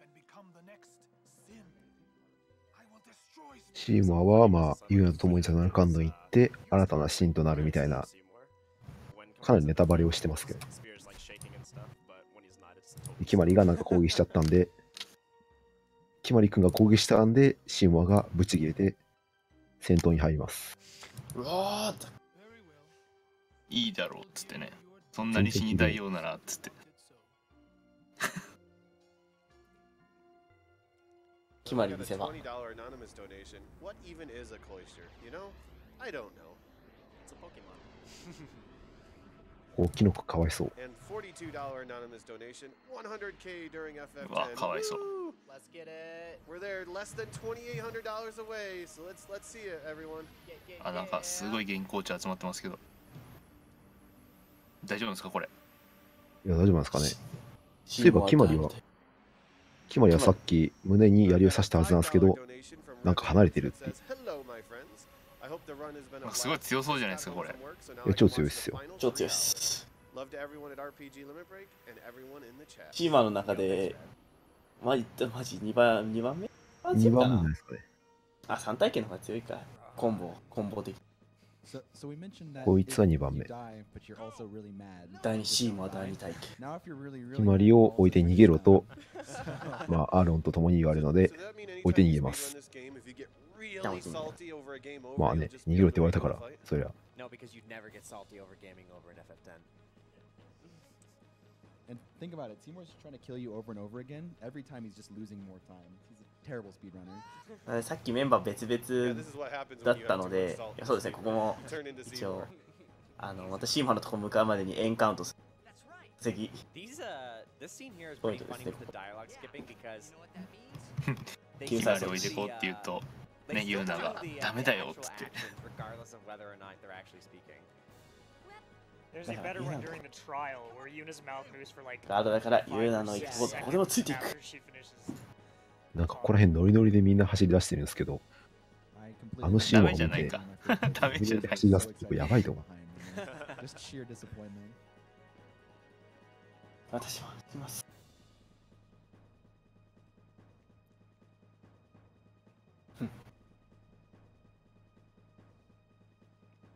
大気なくいる大岡屋。いや、大事でしょ、この大岡屋。いや、大事ですけどね。マジ大事です。通常プレイだと、あそこの大岡屋は本当にありがたい。あそこはショップはもうマジで大事ですからね。レベリングの廊下。ここの敵は本当に AP 高いんで、マジでレベリングにされてる。ただし敵は容赦なく強い。また逃げます。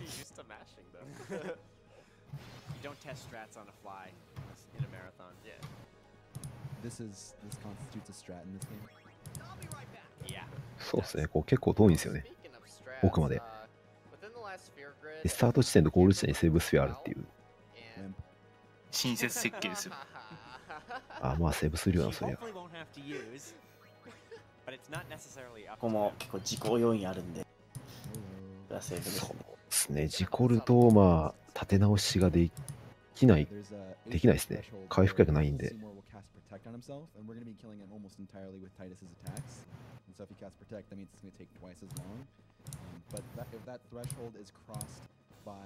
なんかみんな来ちゃったじゃんみたいな。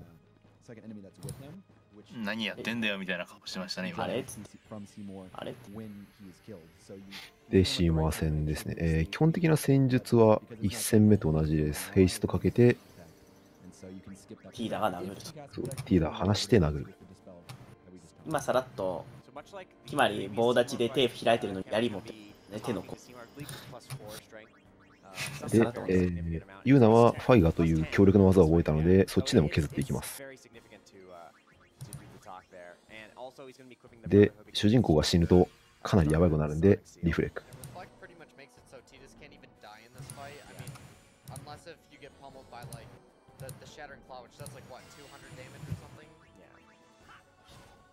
怠慢ですか、これ、ずっと。あ、これは多分最高効率なんじゃないかな。でも勝てるかな。いや、威力高い。いや、多分勝てるんじゃないですかね、これで。このブレイクってやつが石化になるんでめんどくさいんですけど、リフレクかかってるんで、多分勝てると思う、これで。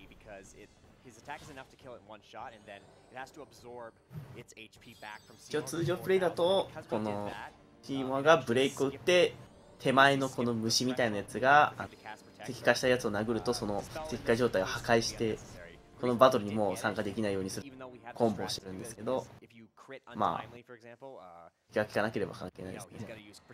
早い。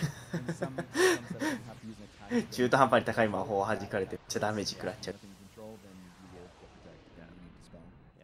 it's not. You just have to stop once to grab the spell. It's not really. さあ、じゃあそろそろですね。そろそろですね。皆さん準備よろしいですか？皆さんメッセージコピーしましたか？コピーしましたか？もう一回やりますよ。やってみますか？はい。いいですか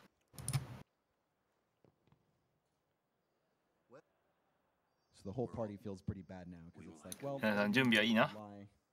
the organization we fought for is now trying to kill us, as is Sin. We don't even know who the real bad guy is. 皆さん開いたね。メッセージ、開いたね。メッセージ載せてますか？皆さん URL をコピーしましたね。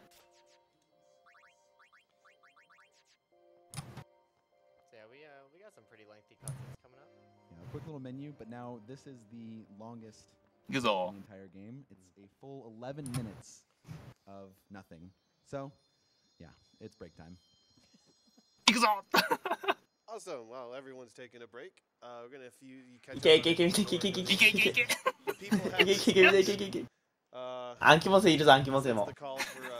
それとアンキモ混ざってるぞ今。And let's do this. We got $10 from Houston Hughes that said that stair movement tech in the last section reminds me of the time not too long ago where I fell down a flight of stairs at college. Whenever I told my friends about it, they wanted to know how many stairs I'd fallen down. So one day I いいです decided to go back and count ね。 them. いいですね。 Turns out I fell 65. You're trying too hard. We got a $100 donation from Lynx. Thanks for the amazing marathon. 暗記もやりすぎて消されてるよ。ダメだよ。だから暗記もダメだっつってんじゃん。関係ないんだ、ダメだって。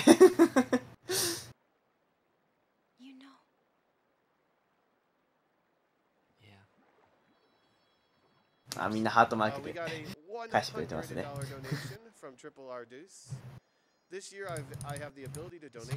だから暗記もすんなっつってんのに。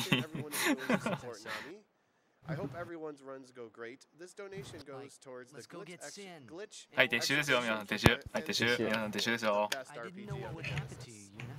And later on today, we have, after this run, a Phantasy Star Any% Sega Ages run by Mr. Starbird. And following that is Phantasy Star 4, a no major glitches race between Big Fong Balls. 本当だ、ムービーだからプレイヤーどっか行ってますけど。We also have a donation challenge. If we raise approximately $950 more, we will see a glitch exhibition in the run. And the glitches in that game are pretty hilarious. They were found perfected, I guess, recently. まあここからちょっとムービー長いとはいえ長いんですけど。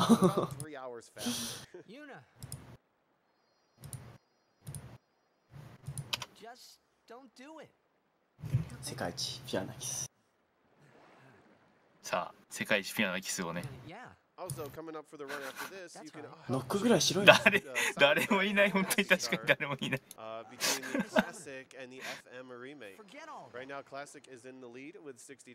こんな空間あっていいんですかね。ちょっと異質ですね。またこれ5分ぐらいコースですね。これ5分。Also, if those who don't know about this cutscene here, we had a donation incentive for singing Sudaki Dane, and I have a feeling that あと3時間ぐらい終わるんですかという質問がありましたが、終わります。大丈夫です。大丈夫です。まだチートアイテムを解禁していないので。まだ気持ちいいダメージをまだ出せてないの。そうですね。まだ殴ってるでしょ。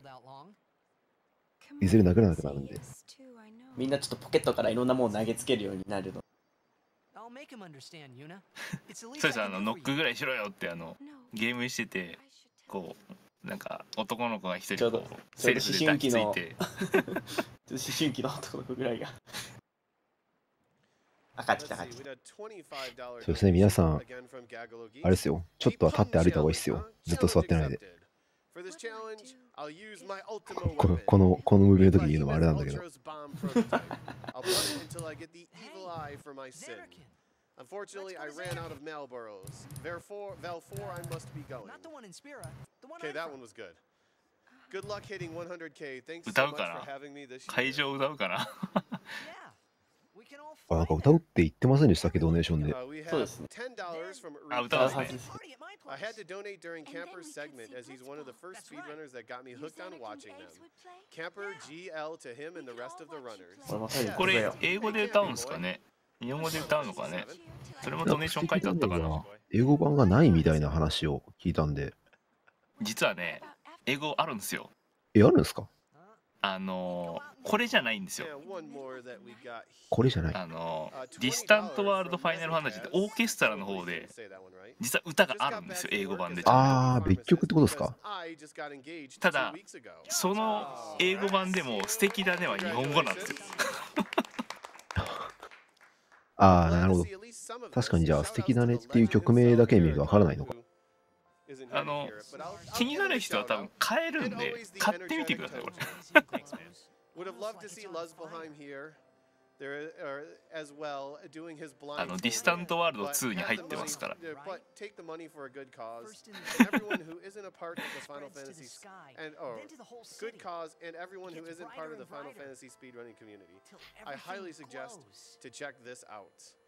Because the games take long, people are really connected and you feel part of something bigger. We are like a tribe. And I guess I gotta tell Caracarn that he has an awesome shirt as always. I'll tell him that when he gets here. 多分11時半過ぎぐらいまでどこなんで。ここ長いから。結構長いです。長いです。まあこれ話してるじゃないですか。この後1曲挟んでまた話すんで。そうそう。結構完全に1曲入るから。しかもめっちゃ決まり笑ってます。決まりはこれ全部見てます。決まりめっちゃ見てますか？ガン見ですか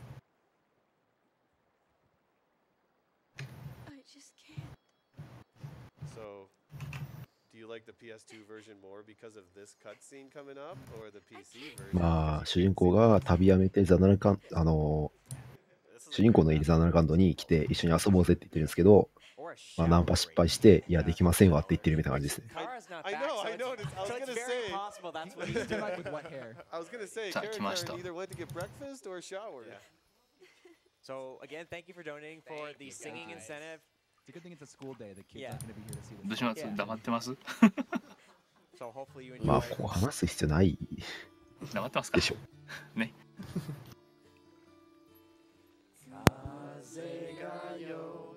さすがに歌わないでしょ。僕たち歌わないでしょ、さすがに。歌詞間違えてましたけど今。素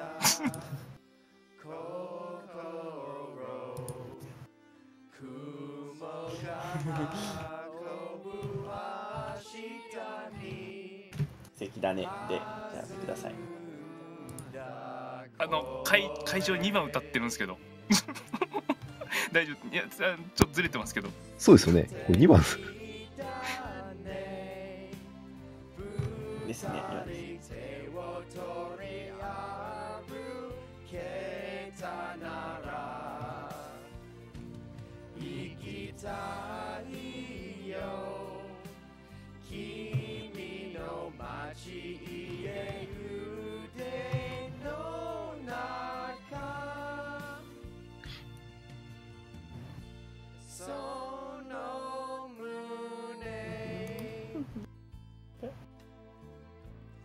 皆さん歌えてますね。日本語。そうですね。なんか結構普通に。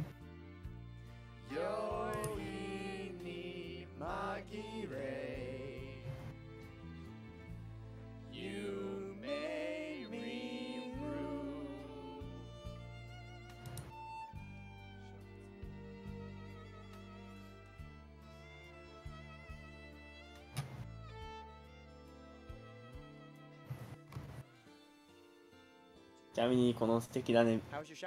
作曲は植松さんだ。植松さん本当そうね感じにね。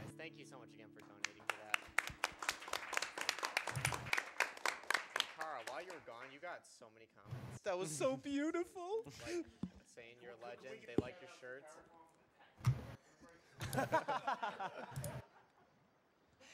Yeah, Mehu Kaez, I believe his name is Caracarn, said you had 8 nice shirts, as always. Sorry, Gazer called and stayed in the line too long. So. And he gave a shout out to you too, also, Caracarn. If I give up now, thank you. ちなみにあんまりこういう話するけど、この素敵だねと、あと大塚愛のプラネタリウムか、なんか盗作疑惑みたいなと思うんです。ドネートが10万人。お、10万いきました。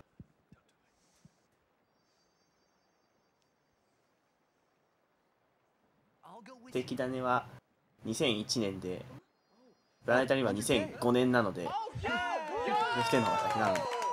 お、10万ドル本家行きましたね。10万ドルポンとくれたぞ。それさっきキマリがあそこでその似たようなことをワンシーンやってましたけどこれでできたっていうさも言わんとばかりのとこやってましたけど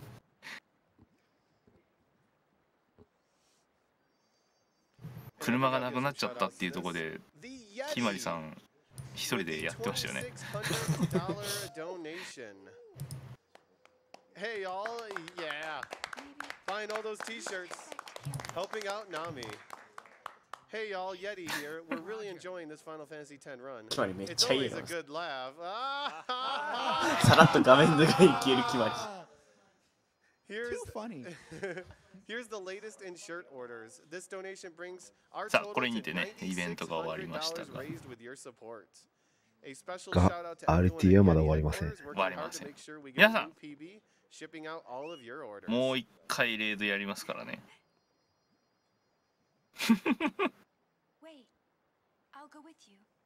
フランスにやりましたね、今ね。ということはフランスにやったってことは次はダメはもう分かってる通りですね。行くしかないね。やめがダメです。それダメです。それダメ。あなたも本家大元なんで。本家大元はみんなでバンクラウンでダメです。はい。あくまでもリストリーム内の一応ネタなので。はい。あくまでもリストリームのやってる同士だけなので本家はダメです。いやスピラにしに行くとかそれはちょっと違います。それも違いますね。はい、ドイツランドですね。はい。ジャーマンリストリームにやりますよ。London Philharmonic Orchestra did a very good English cover of the song for Distant Worlds. まあタイミングとしてはですね。山越えたらです。どの山ですか？あの山です。前ですか？そうです。ああ、山越えたらなるほどね。とりあえず決まりを通さないが過ぎ去ったところです。山の頂上で戦闘があるんで、その後あたりじゃないですかね。そうですね。そのあたりでやろうと思ってます。さらげにボスに山2回向かいますね。さらっとあそこボス2回あります。あそこシーモアがいたような気がしてる。そうですね、シーモア第3体系。さっきの第2体系がブレイク石化して石化ブレイクの爪というコンボをやってるんですけど、今度は滅びの槍かゾンビ体制、ゾンビ状態にしてアレイズ完全復活魔法で即死させてくれるというコンボですね。普通にやってると気づかないでしょそれって思うけど。マカラーニャが終わってナギ平原というクソでけえ平原につけます。このナギ平原がほんと広くてね、もう超広いっす。で BGM もいいんですけど綺麗だし、ここ結構遊べる気がして覚えが。そうですね、アトラクションがたくさんあるからチョコボの訓練、チョコボール、モンスター闘技場訓練場か。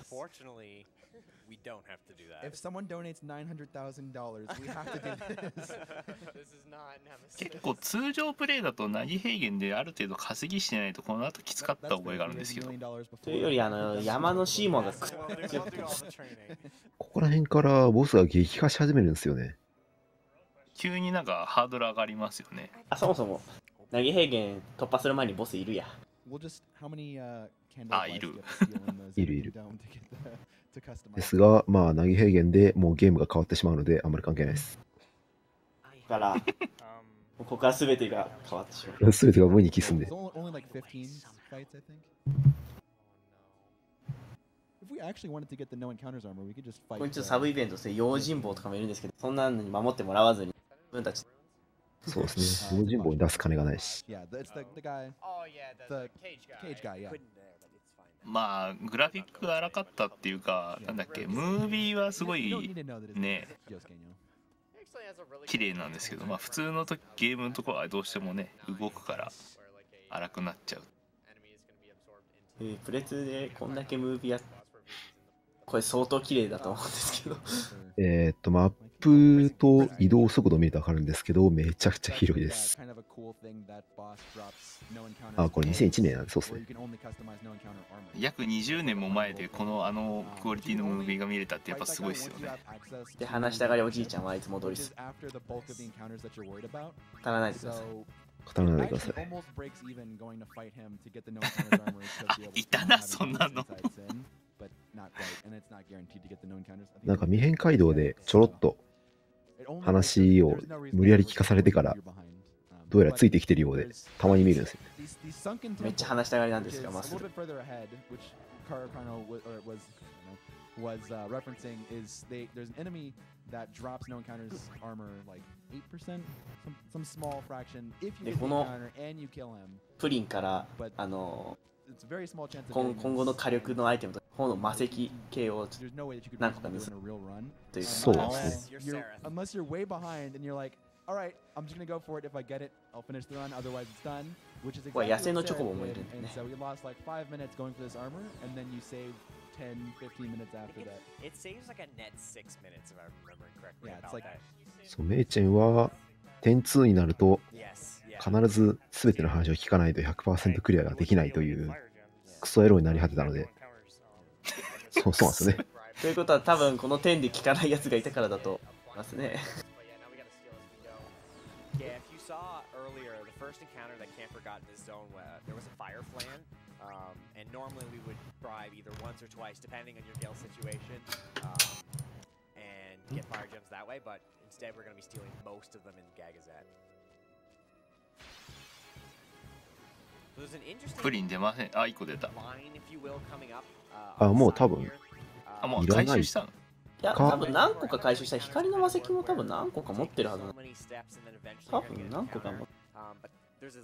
もしくはどっかでまた、でも、どうするんだろう。どっかで手に入る分があるんじゃないですか。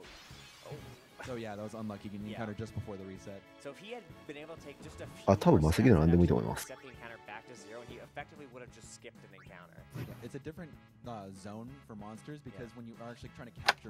今上になんか見えてますけど、あそこに向かいます。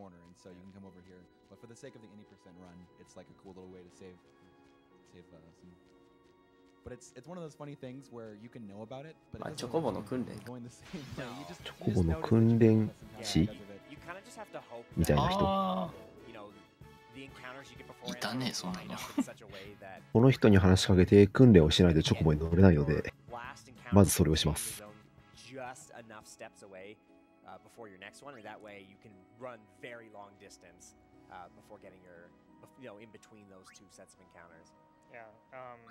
で、第一の訓練、フラフラチョコボですね。ランダムに左右に行くチョコボを制御しながらゴールに向かいます。で、まずこれをクリアできるかという壁がある。まあ最初の訓練は簡単でいいんですけど。12.8 秒以内にゴールにつかないといけないですけど、2個目の訓練から多分めちゃくちゃストレス溜まる人が多いと思います。2個目の訓練から超ストレスですよ。OK。すごいことやってますね。このゲームどれくらい走ってるとか言って7年とか言って7年半とかですね。会場すごい面白かった今。7年はすげえ走ってますね。まあもう何個か訓練があるんですけど、チョコボに乗れればいいので、これだけで OK。もういいです。訓練なんでやりませんもん。かわいい。鳴き声がかわいいんですよね。徒歩の数倍速いです、これ。で、かつチョコボじゃないといけない場所があるので、そこに向かいます。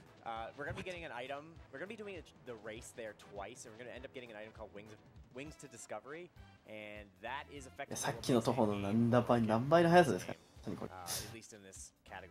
そしてまたおじいさんはスルーされる。あ、はい、演歌しないです、チョコ待ってる途中は。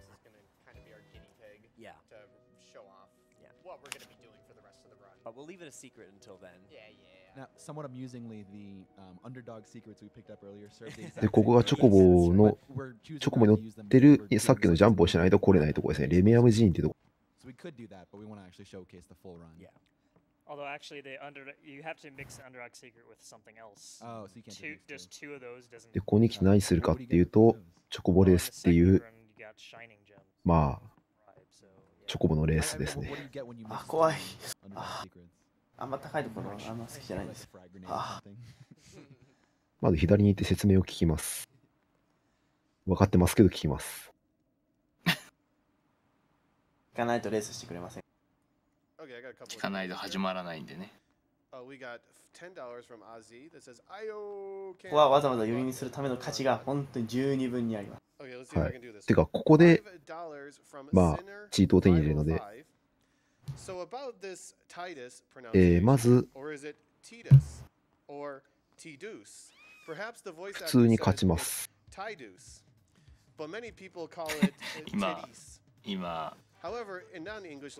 今ちょっと英語の方ではティーダの発音について何が正しいかみたいな確かにティーダスティードゥスとかなんかティースとかなんかいろいろ言って僕らはね僕らはティーダ固まってるんでいいんですけど、英語だとスペルの関係上どうしても発音がブレるんですよね。最初に勝つと、曇った鏡という、各人の最強武器が手に入るためのいいアイテムを手に入れるんですが、そのもどうでもいいです。2回目で宝箱を3つ開けて勝ちます。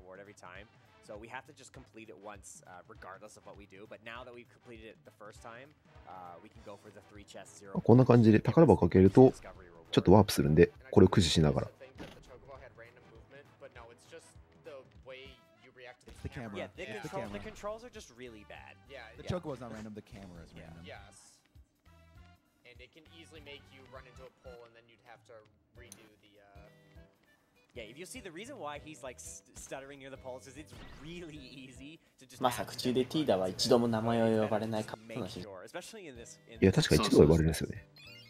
なんか微細、キーリカの右の方で1回だけ言われます。タイラスとかね。3個開けて勝利すると、未知への翼というアイテムを30個手に入れます。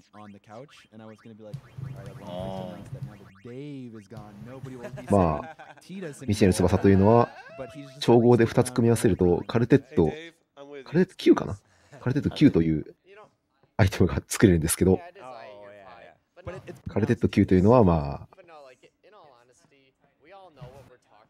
あ、攻撃回復発生する数値がすべて9999になると。あ、そんなアイテムあった。あ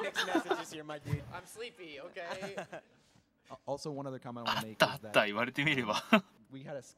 これによってゲームが壊れると。で、先ほど拾った魔石シリーズというのがランダムで数回この属性の魔法が発生するということなんですけど、まあそのかける9990。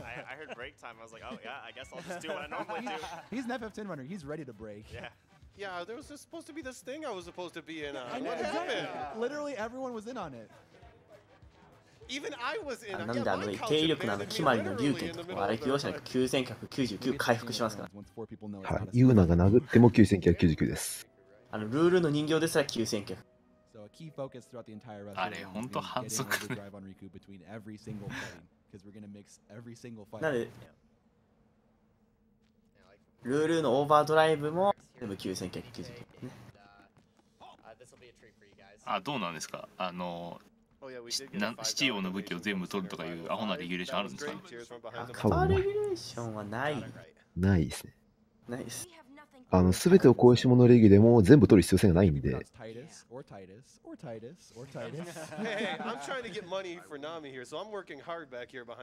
一番時間かかるのブリッツボールというのをめんどくさいのやらなきゃいけない。そうですね。シーモンの手先がなんか機械強靭を仕掛けてきますが、新たな最終兵器を手に入れてしまったパーティーには、こんなもんチリですね。Fight remaining that we're going to be making use of those wings discovery. You saw right after the race, Camper put the wings discovery in the first slot, and that's because he's going to be able to just move to the overdrive. あれこいつからマイティガードって龍拳に吸収できる。こいつじゃなかった。あれ？一応ヴィラン体系からもくれます。ああ、999。チキチキ。あれ？やっぱ魔石足りてねえのかな？9999回復しますよ、ほら。リュックのゲージ貯めたのか。ドン !9999。はい、全部9999です。はい。オーバードライブゲージマックス。はい、ファイヤージェム。バー。以後大体こんな感じです。見どころなしです。はっきり言って。まあ、考えることは、リュックのオーバードライブゲージが溜まってるが否かしかありません。それでいいんですか？まあ、ストーリーがいいからだ。そういうゲーム。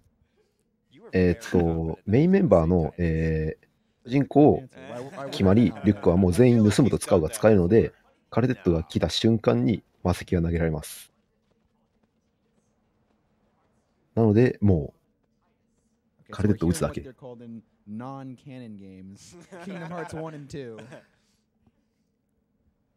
Kingdom Hearts 1. Was that the game where the main character of Final Fantasy VIII was Leonhardt? Leon, sorry, Leon. I thought it was pronounced Squall. で、まあ、RTA だといかないんですけど、まあ、この橋の下の谷底行くと、用心棒という召喚獣が、まあ、使わないので、するですね。なるほど。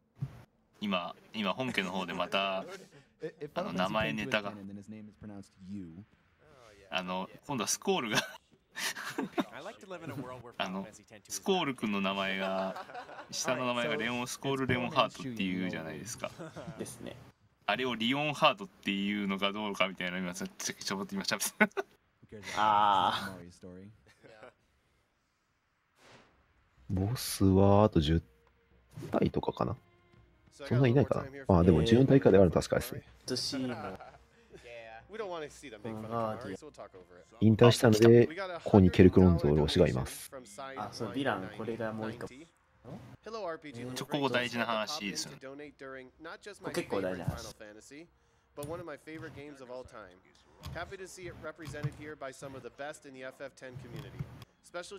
あ、皆さん準備できましたよ。あ、ここは決まりで通さないじゃないですよ。もうちょっと後です。もうちょっと後です。ここは、警告するだけですよ。一応ロンゾってエゴンの推しに従って生きている部分があるんで、反逆者はちょっと通すのどうなのみたいな部分ですね。ただ、まあ、ここは反逆者となってまで、それでも、まあ、究極召喚を求めに行くっていうユーナの意思に、ケルクロンゾー推しが、まあ、許可を示して、じゃあ、取っていいよ、しょうがないっていう感じのとこです。そうだそうだが、イエーイイエーイになってましたね。いやいや、そうだ。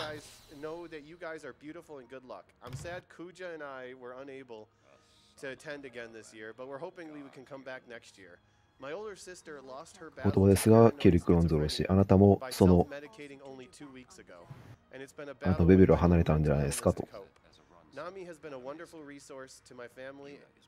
いうのも同じですと。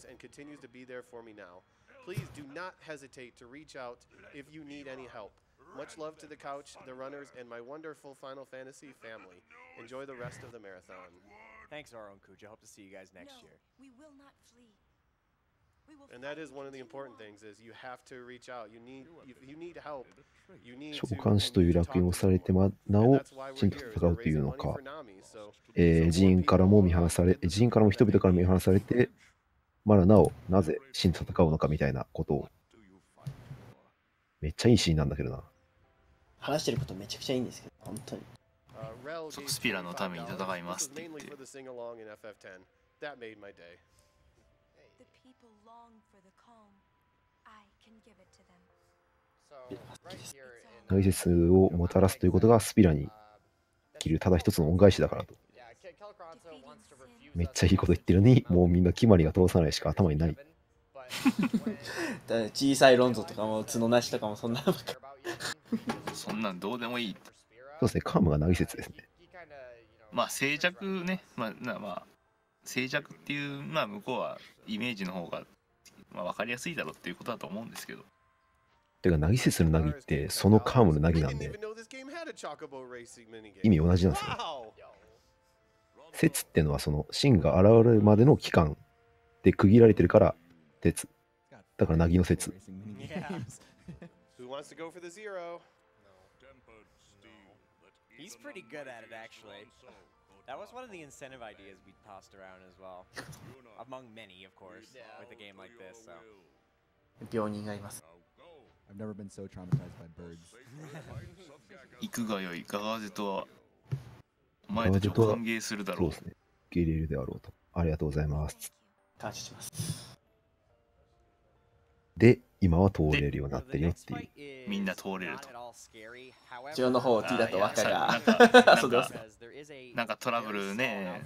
なんかトラブルになるかと思ったら大丈夫でしたね。いや、全員通れるでしょ。全員通れるでしょ。通れますよね。それは当然。あれなんですかこのシーンは。いや、通れるからでしょ。通れるって言いましたよね。通れるムービーシーンですよ。あれあれ何です今の。あれさっきの2人ですけど。ヴィランとエキセルだよ。召喚者とガードも通す。 These spheres are important. 決まりは通さない。What the? What? 決まりノットパス。決まりノットパスか。では私の強さを証明すればいいんだなって言って。決まりは通さない。今度は勝つと決めた。決まりノットパス。決まりは多分技を覚えたのと若干の速さと HP しか上げてないはずなんで。はい。この戦闘は、決まりのステータスによって相手の強さが変わります。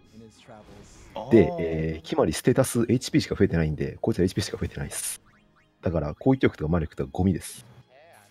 威力、ボン。あ、しかしそこそこ痛いですね。これ全員投げですね。全員投げは固定ダメージなんで、まあ、ボコボコにして勝てます。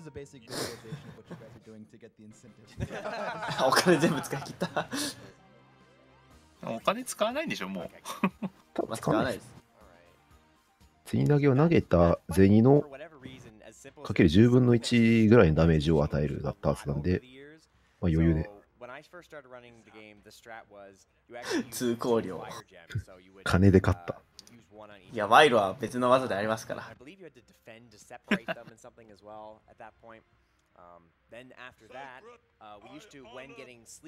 こで、まあ、認められて、ちゃんと進めるようになると。That sleeping powder strat was also a little bit annoying because it doesn't get overkills, so you don't get the double drops. このゲームは敵と味方が同時に死ぬと、全滅扱いになるんで、自爆すると、負けです。They normally only drop either one return sphere or one friend sphere. But because we're overkilling, we get 4 total instead. And so in this route, since Camper got 4 return spheres, he's able to customize. だから、敵を倒したけど、毒で死にましたとかは全滅扱いですね。Whereas in the old route, even if we wanted to do that, we did not have the option to do so. 一人でも生き残ってればいいけど、はい。ゼロだったら全滅。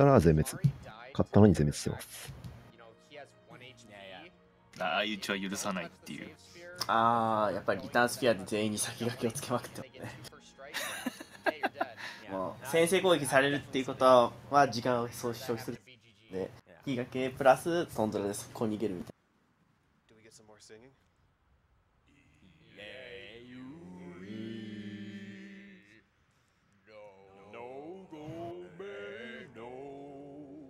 この2人は結構下手なんですけど、歌が。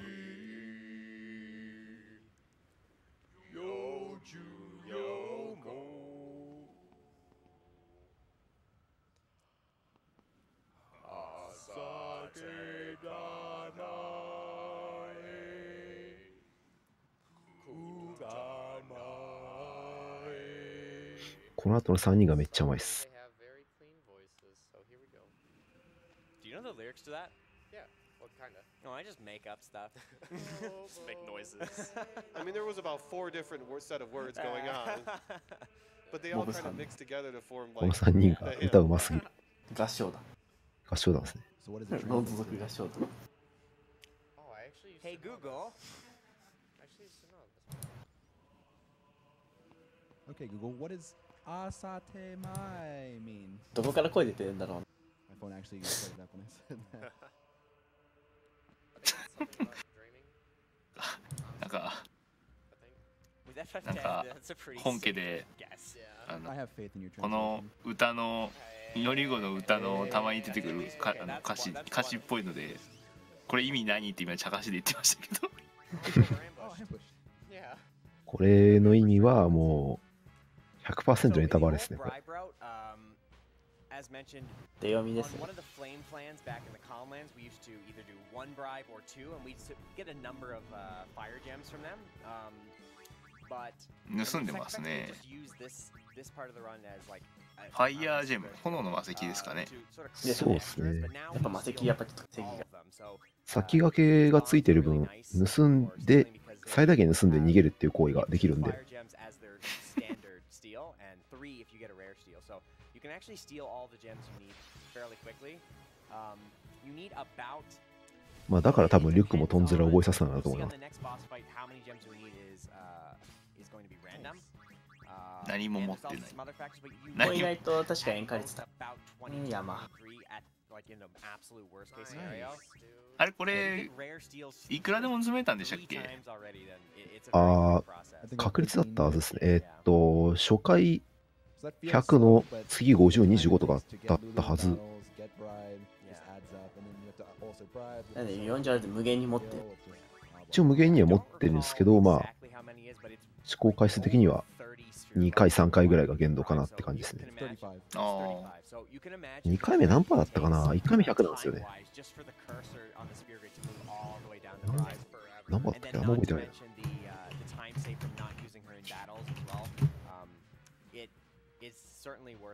あとはまあ雪山をずっと走っていきます。はい。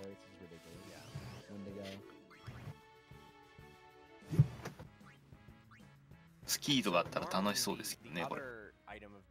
ちょっと危ないですけど。坂がちょっと速い。あ、一応、2回目は 50% です。あ、50ですか。はい。The imps that you'll see, the little red. Oh my god! The little red imps that you'll see in some of the encounters actually give lightning gems, so those are also acceptable. あ、ギリギリまで盗んで相手のターンになる直前で逃げてますね、やっぱね。そうですね。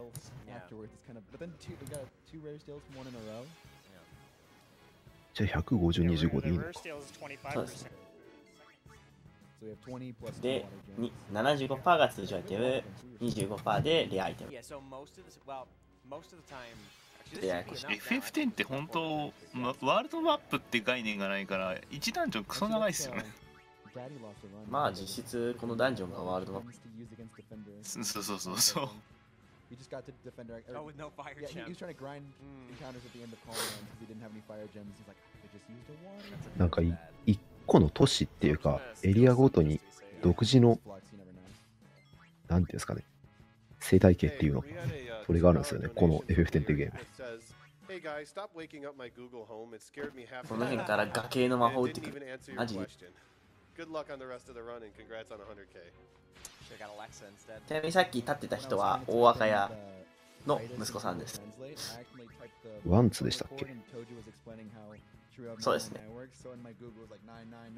親父はこのティーダたちに協力してたという罪で捕まってます。捕まってても助けてくださいっていう。捕まってても言うなたちのことを支援したいっていうので、息子が出張ってきた。金はね、さっき全部受講料で払ったんですよ。そうですね。ロンゾ族としてお金を使ったので、お金はない。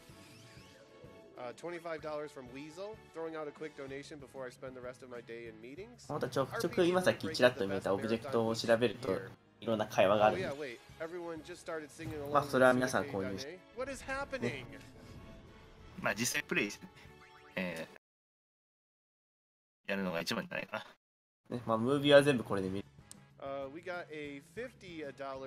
今だったらね、別にプレステ2ってやる必要もないですからね。ああ、そうだ。ラストで言おうと思ったんですけど、このゲーム、ハードがめちゃ下の量出てるんで。このプレステ2もそうなんですけど、プレ4やら。プレス3も出ましたね。プレ3、プレ4、ビータ、スイッチ、Xbox ですね。あと PC。Steam もいけるんで、PC でもいけるっていう。網羅してますね。別 PC と、あとビータってありますね。バル4みたいだな。なんで見つかったか未だにちょっとわかんないんですけど。いや、ほんと全部同じ内容ですからね。そうですね。まあ。さもない。Love seeing all the RPGs for a good cause. Keep it up. $1 from We here. しかもスイッチ版とかは2も一緒に合体してるものが多いんで、今ならお買い得。皆さん。あ、怖。I would venture to say this is the wall, as a matter of fact, yeah. Yeah, this is the one. ああ、そうなんですか。僕ちょっと本家見てるんでわからないですけど。ドリームが。あ、僕も本家見てるんでわからないです。チャット欄だけいただきます。チャット欄だけ見てる。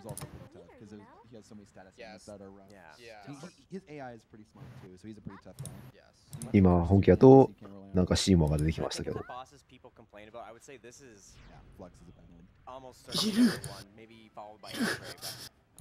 Which is pretty amusing because I wonder which boss speedrunners complain about the most in this run. Yeah, it's probably Flux. Yeah, this is also an annoying boss for speedrunners because, as you'll see, so something we didn't mention. Fire gems do not allow you to select a target, so instead what they do is randomly choose between all targets, but it's stillの体験の中で一番強い第3体験。previous team where fight there's an additional enemy, another mortar body. So whenever we use a fire gem against him, it's basically just 50-50 on whether or not it's actually going to hit him. So you'll see when we use it, it might be hard to tell at first, but once you see it, プレ3からセット販売になって。if it shows the damage on the top, that means it hits Seymour, but if it's そうですね。it did not hit him. So it takes 7 hits to kill him, so it can go anywhere from 2 fire gems to really unlucky. で、あと、胸くそ悪くなってしまう小説版の後日談のボイス CD、ドラマ CD か。付属の。So if you hit 5 on top and then 2, 3, you'll need, but then mortar body will kill him, so it'll be okay. まあ、ロンゾは皆殺しにしましたよって言ってますけど、これ、したんすかね、本当に。確認のしようが。一応、山戻ると、ショップのロンゾ族とかに。I do think Tekidane is one of the more beautiful main tracks of the Final Fantasy series. Yes. Beautiful. Especially when we do it. Isn't it wonderful? You guys make fun of my jokes and then you use the exact same joke. It's unreal. It's about the delivery. まあ、シーモアが次のシーンになれば、まあ、主人公の父親ジェクトも救われるって言ってますけど、これは事情を分かってない言うのあたりは、何言ってんのみたいな感じですね。で、こいつが強いんだ。シーモア、周囲体、現行早期だったかな。現行早期。はい。やることは変わりません。カルデットマサキです。が、敵が2体いるので、ターゲットがばらけます。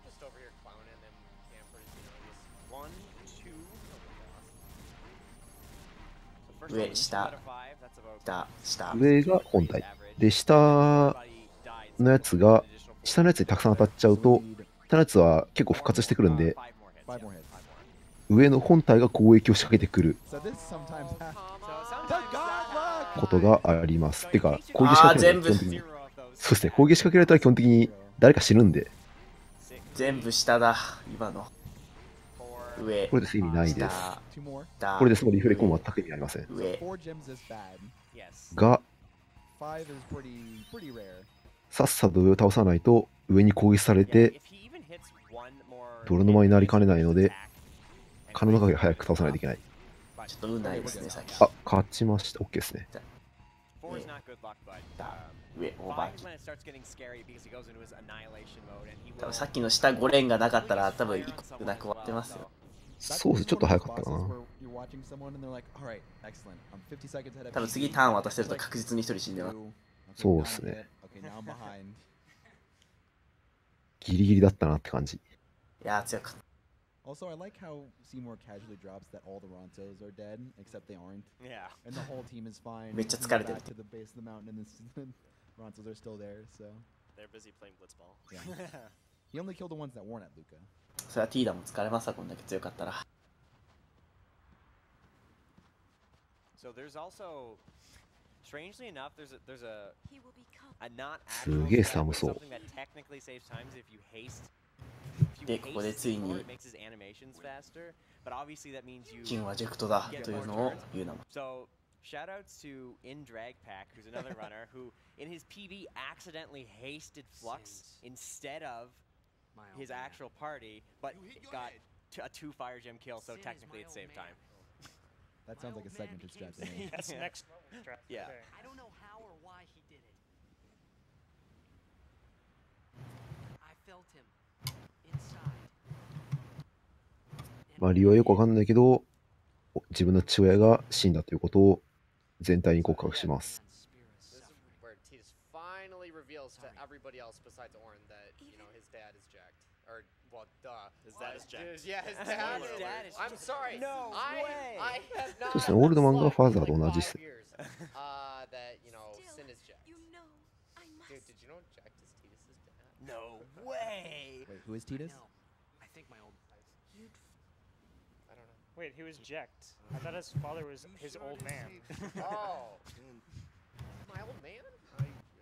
My old man? I thought about a lot of things. Like, where I was. まあ自分の父親がスピラーを壊しているとか、そういうのは、まあ、ちょっと思うんですけど、でもまあ倒さなくちゃいけないのは確かなんで、別に目的は変わらないと。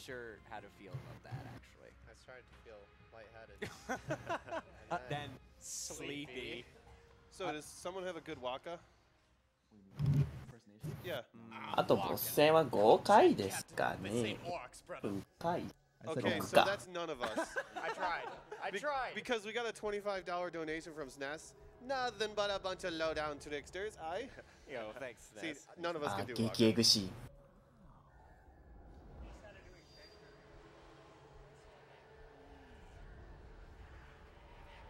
ここ何ですか？知ってるけど。ああ、なんでしょうね。すごい綺麗ですね。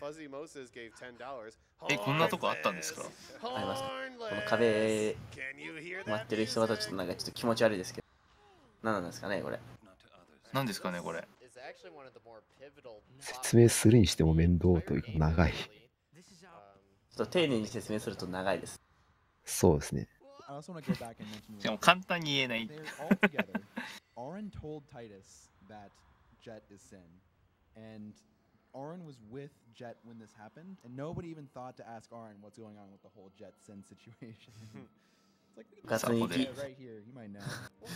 部活にティーダが触れたせいで、ティーダが入っちゃったじゃないか。Jet or jacked?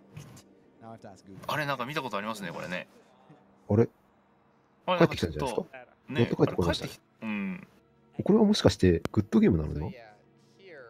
あれでもティーダ君物語終了じゃないですか、これ。終わりじゃないですかね。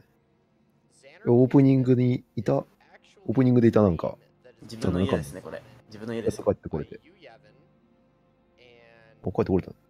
I feel like one of the more like larger misconceptions of this game is that real Xanarkin いやー、長かったっすね。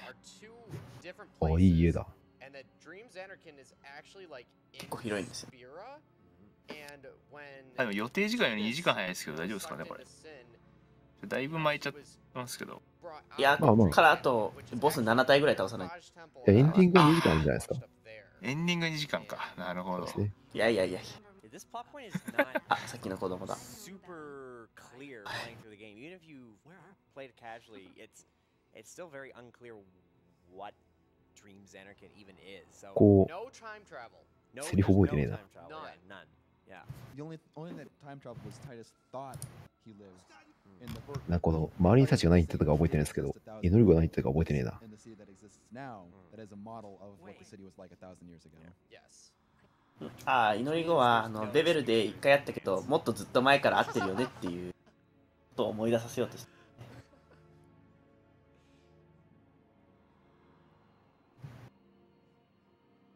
ここら辺は確かなんか夢云々の話だったような気がする。とんでもない話よ。とんでもない話です。ね、大都市ザナルカンドの話がうんぬんかんぬんつって。これティーダの正体が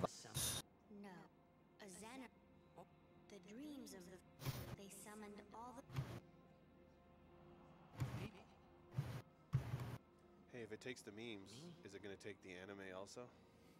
というより日付変わりましたね。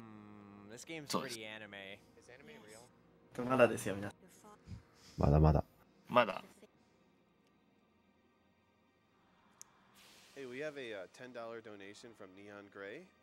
Let's make this bid war a little more interesting. And they put it towards the Phantasy Star soundtrack choice between Classic and FM, the next run after this. And the incentive right now is tied at $35 each. So if you want to change the music from Classic to the remake, that is still available. And after Phantasy Star, we have Phantasy Star 4. We have a couple things going on. You can choose the final party member between Grizz and Raja, with Grizz barely in the lead. And Phantasy Star 4 has a couple of bid war or donation incentives. One is the glitch exhibition at the end of the run. That's 山を越えたら今度はまた変な洞窟に入る。 And then Phantasy Star 4, learn Megid spell. Yes, do you want to make Vic angry by having Chaz be useful? We still need a lot of money for まだ that. ドイツにレイドかけるのって山を越えた後。ザナルカード入る前です。そうまだ山越えてないんで。山越えてないですね。まだこの後の洞窟入らないといけない。まだ終わらないんですよ。あれか、夢を終わらせるイベントが、なるほど、そうです。まあ、立ったり座ったり忙しいな。なんで立った今。なんで今立ったこいつ。まあ、夢、いずれ夢なんですけど、全部。主人公がいた世界も全部夢なんですけど、まあ、祈り子たちが夢見るのに疲れちゃったって言ってるんで、主人公は夢を終わらせる夢になるかもしれないと。お願いしますと。お願いされた。はい、こっから洞窟です。まだ山。これでやっと山が中腹が終わりました。こっからちょっとめんどくさいギミックがあるんで、もうちょっと時間。Octopath Traveler fight the direwolf. Actually, mine will go to Dark Souls. Yeah, me too. Dark Souls. I'll put mine towards whatever the first 悪夢見るのやめて。NC38 という悪夢の夢見るのやめて。悪夢やって。時間的にはどうなんだろう。ちょっとほんのちょっと遅いぐらいかな。まあ普通にこのスピードなら終わりますね、時間内に。そうですね。もうボスは紙くずになるんで全員。ボスは一瞬で終わるんで、あと会話だけですね。あとはもういい。このエンカウントと一番強いのはこのエンカウントなんで。エンカウント運と、あとはなんだろうな。会話とムービーかな。ギミックをミスらないから。まあミスらないでしょう。試練ぐらいじゃないですか。ああ、そう。まあ試練も。コンドームの試練。踏み間違えるともう嫌だなっちゃう。そんなにミスないと思うし。The answer to your question about the walk impression is still no. No one has one. 水場があるということは水場に行くということ。 Come on, anyone? I'm done trying. You guys didn't like it. It's not about trying, it's about being. Yeah, I tried too, and I didn't see anyone like it. 全体のスケジュールだと、天の前の、あれ、なんだっけ。アース。Oh, wait, Casa over there too? アースロック？あ、そうそう、それが10分か15分ぐらい遅れたんで、まあ全体としてはちょっと押している。いや、ワッカはそれ美味しい。ここワッカの見せ場なんですから、このミニゲーム。ボールを中心に当てるだけです。終わりです。いやー、ワッカさんなかなかのコントロールでしたね。これ結構難しいんですよ、これ実は。そうですね。結構難しいです。結構難しいです。標的までちょっと距離があるんで、それを見てやんないといけない。結構難しいです。で、水中戦なんでいつもの3人組。言えますけど。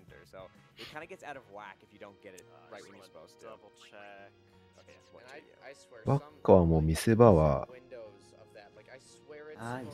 ない。あとギミックのなんか穴に頭突っ込んでもらう。あれ別にワッカじゃなくていい。あとワッカがこう開き直るっていう。ああ、そうですね。あれも別にワッカじゃなくてもいい。いや。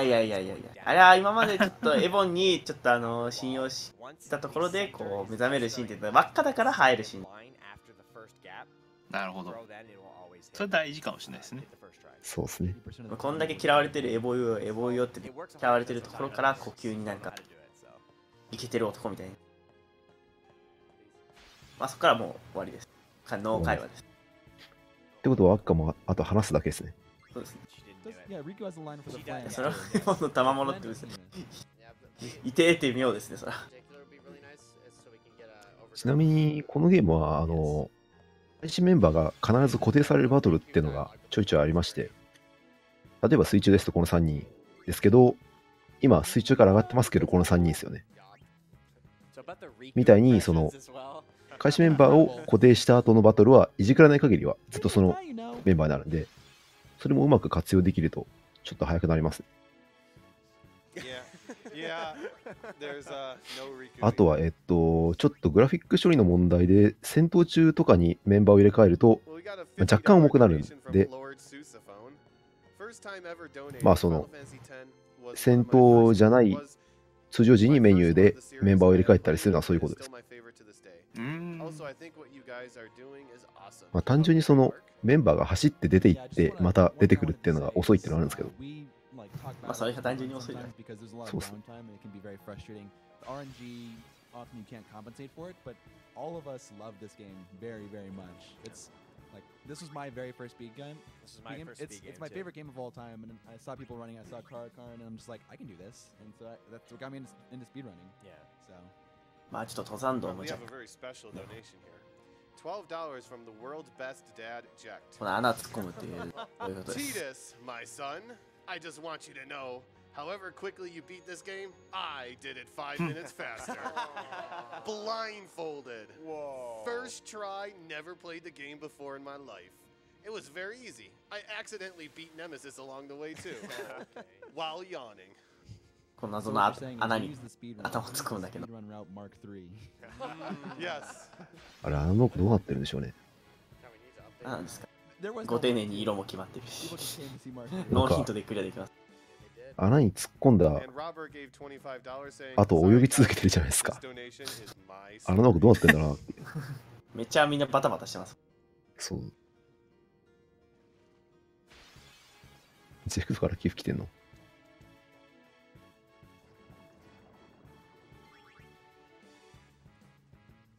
So it's just a little bit of RNG through the rest of the run. There's very specific encounters that work. なんかジェクトからドネートが来たらしいです。ジェクト。The behemoth, the giant dog. Any of his attacks will do enough damage to kill you in a single hit. So. Yeah, he's still got probably about 5 more encounters or so chance to get it, but if not, he'll have to just settle. Encounters like this one, for example. やはり決まり。そろそろベヒーモスが出てほしいところですね。なんか本家のチャットの方ではジェクトはどうやって発音するんだってまた発音ネタですか。発音問題なんか英語だと JACHT ってなるからそうですね。発音がないっていう、そのジェックとの句がないんですよ。だから茶化しで茶化しで言ってたんですよ。あまりに出ないからお中で妥協してる。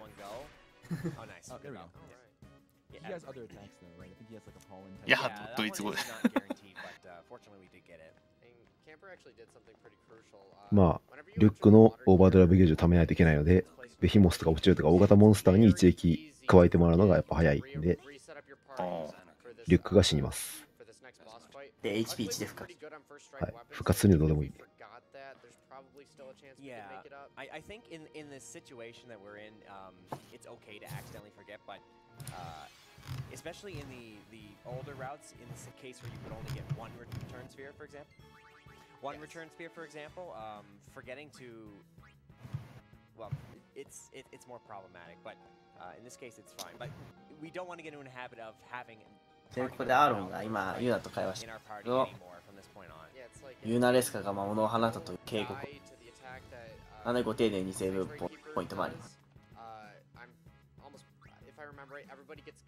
ああ、だからこいつかなのか。セーブポイント前ってことは優しさですよ。In a worst case scenario, you can just summon to tank the attack, and then get back to a single trio attack. さあ、ここで、出てくるのが、聖地のガーディアンですかね。ですね、聖地。まあ、あの戦法でいきましょう。いや、でもめちゃくちゃ強そうですよね。でかいですよね、このモンスター。こんなでかいやつがさ、弱いわけないじゃないですか。こんなやつどうやって戦うんですかね。炎の魔石を投げる。あっさり倒す。終わりです。普通に戦うと、こいつはバッドステータスがまあまあ面倒くさいんですけど、カルテットの前には、スローカーズ、沈黙混乱クライメントがあったな。めっちゃめんどくさい。さて皆さん、お、山を越えるのでそろそろ準備をお願いしますよ。それはプラス5今度はこっち。長いな。最後かもしれないだろ。だからでも話を聞きたいなっていうのをドイツ語にしてみました。でもこれ発言した後話すことないですよ。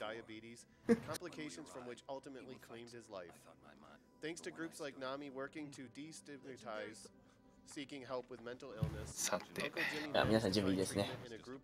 いや、準備いいですね。じゃあ僕はこの間にトイレに。はい。今度は暗記もダメですよ。大丈夫ですか皆さん、暗記もしちゃダメですよ。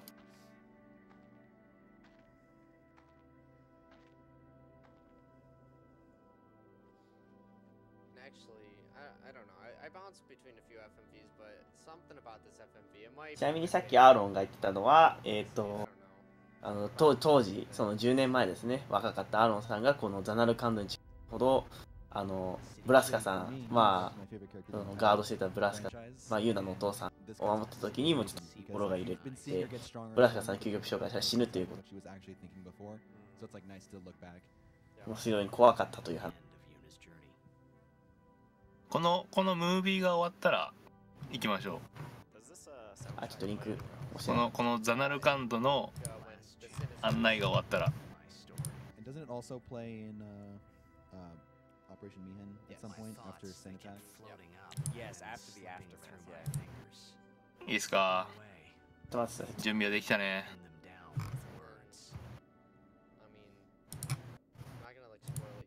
OK です、OK です。行くぞ。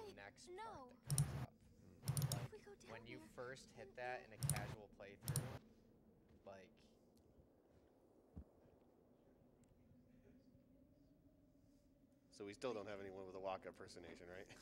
もうちょいかな。もうちょいやな。 Just gonna be continually disappointed. I'm sorry. Either that or I'm gonna continually disappoint you. みんな構えてるな、多分な。暴れな。 Sure. 暴れなよ。 Can I read it from there? Sure. お、まだ始まってなかった。まだまだ、もうちょっと。ほら、ザナルカンヌに入る直前にちょっと会話があるから。リュックがザナルカンドに行っちゃうと、ユーナが死んじゃうんで、まあ何か別の方法を考えようよってずっと言ってるとこですね。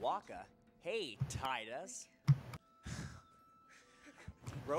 これからスフィア見るからもうちょっとあるじゃん、マジで。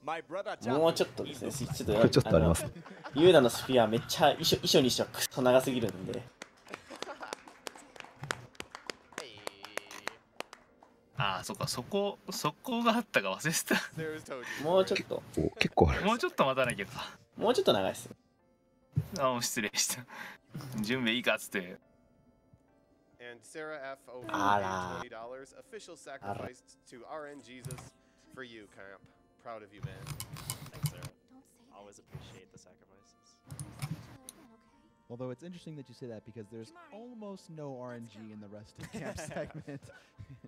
The only RNG is voice lines at the starts of fights and whether or not you get a behemoth. I don't think there's. Yeah, there's no other than counters. There's no RNG left in the run. More or less. Except for one thing, which knock on wood. Don't say there's knock on wood. This is how you get a game over. There's one thing that we can game over to, conveniently enough, shortly after I start playing.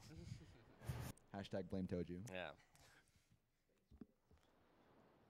ちょっとフライング気味で言った方がいいかな。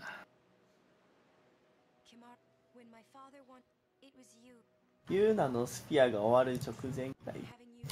So this is pretty neat. If you remember all the way back after we left Luca, we had a little. すごいどうでもいいこと話していいですか？はい、どうぞ。今、主人公はその耳にスフィア当ててるじゃないですか。で、10だと、これと、なんかガドサラモの全部投影するやつ。しかまともにスフィアを、見るっていう行為が、まあ、ジスカルもそうなんですけど、確かジスカルは、置いて、なんか、ホログラムみたいに出るタイプだったんですよ。そのジスカルのスフィアがそうだったんですけど、そのスフィア、そんなに再生方法に差があるのかなっていう。あるんじゃないですか。一応これ、ムービー付きなはずなんですけど、ティーダは音しか聞いてないですか？そうですね。で、10-2はなぜかその目の前に置いて見るっていう方法に一本化されたんですよね。そのなんか2年間何があったのかなっていうのがちょっと考察として面白いかなと思って言いました。このムービー長いですね、意外とね。忘れてたこんな長いの。まあ会話なんで、これちょっとボタンを連打でに進めるっちゃ進めるんです。バッカさん、ルールー。じゃあこのカットシーンが終わったらみんなレイドですね。すみません、なんかやっぱね当時しかやってないから割とど忘れしてる。We had a $5 donation from Callus. Roses are red, violets are blue. Riku is an L-bed. We means you. Wait, did you just admit we means you? So this is what it feels. There's a meme. So Callus is a friend of the community. There's a meme because he's French. So every timeもう少しだったはず。 we does not mean you, it means yes. Until now. So someone clip that? Forever saved in the tracker history. I just want to say thank you for everything. もう少しだったはずだけどな。もうちょいですね。これ最後の方ですよね、もうね、ユーナがそうですね、君のことを思うと胸が痛くなってうまく言えないどうしようみたいな感じが終わりなんで。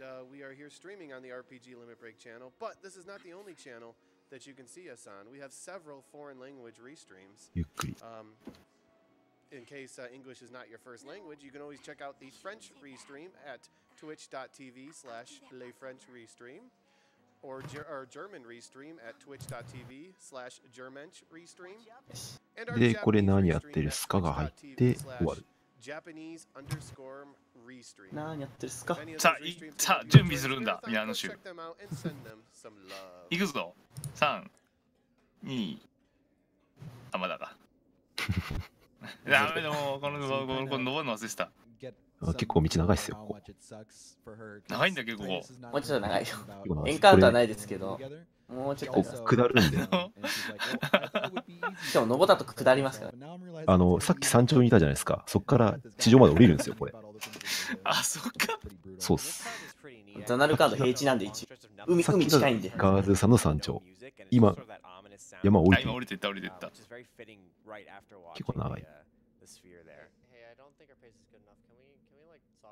よし、ここだ。ここで行くぞ。見えた、行くぞ。いいね。見えた、行くぞ。イエスSo, opinion. What's your favorite non-music part of the game? When you're hearing the wind coming as Anakin, or when you're hearing the splooshing going through via Perifico? Yes, the water. みんな行け。みんな行け。In all honesty, this is the part that I'm talking about. Are you hitting select? Oh. I was too distracted by Dave's splooshing.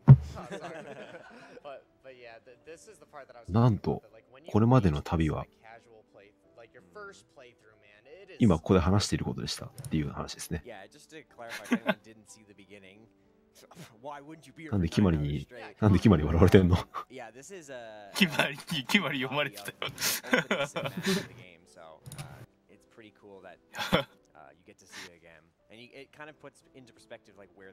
なんで決まり笑われてんの？いや、決まりいるでしょ。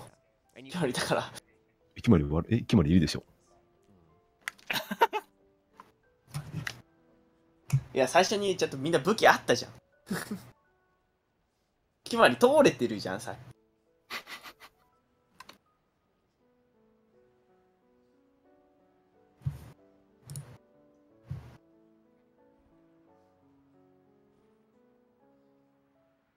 さあ、締めましょうか。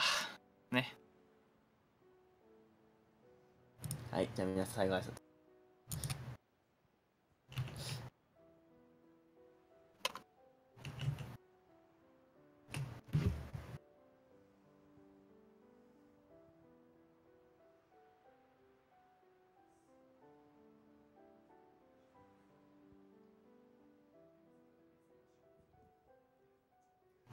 Titus grew up his entire life living in a city that he is now seeing in reality. ダメよ、撤収だよ、撤収。撤収だよ。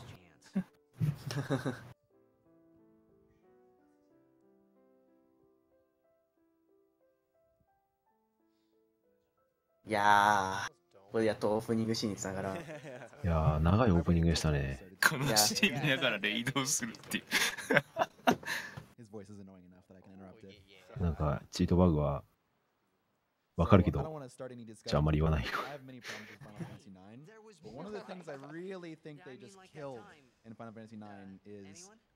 今さっきのシーンで9時間前に戻されて大丈夫です。9時間前戻んなきゃいけない。やっとオープニングですよ。長かったな。長いわ。イントロダクションめっちゃ長かったっすね。長い割には俺たちめっちゃ強くなってるんですけど。思い出話はもうおしまいで、これから先に進みます。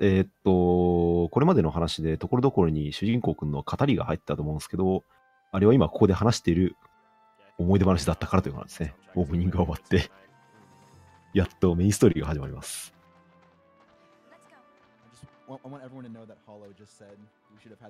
そう考えると、このゲーム1時間45分しかないのでは。そうそうそう。めっちゃ短いですよね。でもここに来る前にめっちゃブリッツボールで遊べますよ。それも記憶なんですか？いや、それも記憶なんでしょう。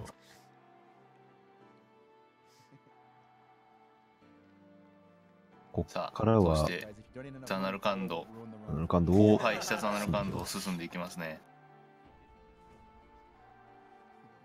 いやー、この素敵だねアレンジのこのBGM で、ここ戦闘入ってもこの BGM そのままなんで、演出としては。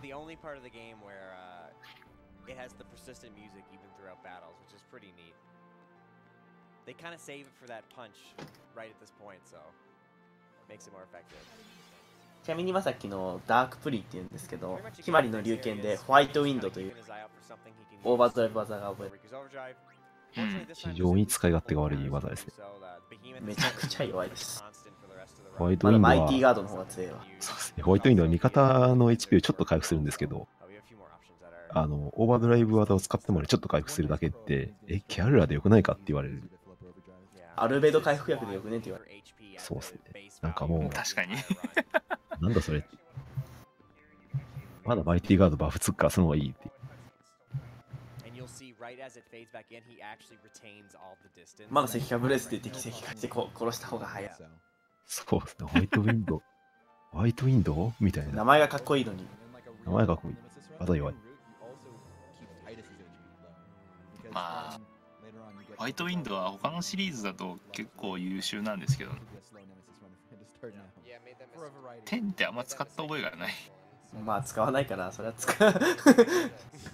むしろ使った記憶がない方が正しい記憶。そもそも10ってなんかシステム要素的に大きいレベル上げをしないでも続けられるようになってるんですよ。構成がね。そうなんですよね。そうですね。そこは優秀なんですけど、そこは優秀なばっかりになんか敵の技とかいうトリッキー要素を使わなくても勝てるんですよね。とにかくアイテムの方が。そう、だから決まりを使わないのに、決まりの中でも使われないホワイトウィンドなんで使わなくて当然みたいな。使わないの使わないはそら使う。あと、カブレスはまあわかる。あとスフィア版たくさん回したらもう手がつけらんなくなっちゃうじゃないですか。自分たちが。そうですね。ますます決まりだ。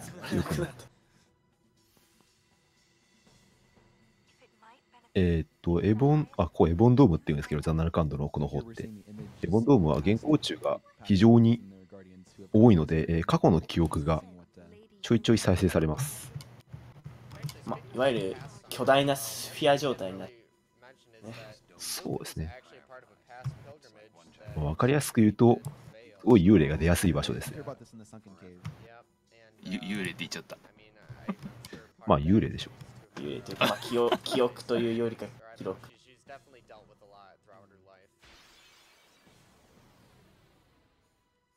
決まりは自分のルート全部回って弱いという。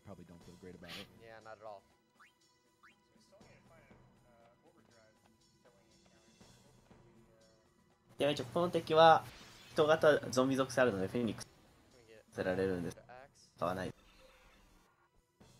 ここも結構敵強いんで稼ぎにはなるんです。この機械が美味しいんで。まあ無視ですね。多分もうスフィアバー動かさないで。いや動かしはするんじゃないですか。タクスがまだないから。そう。連戦だけ取りに行くんじゃないですかね。ちょうどいい敵だなっつってリュックを一人にします。威力高いな。よいしょ。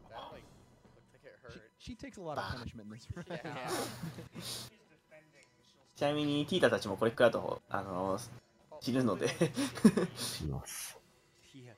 まあ一人でも逃げていれば戦闘は残り2人が死んでも大丈夫なので。これでシーマの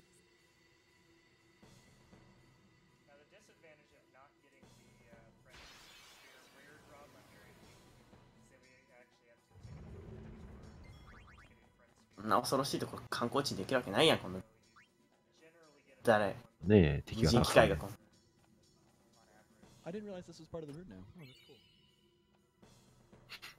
さりげなくフレンドスフィアを拾う。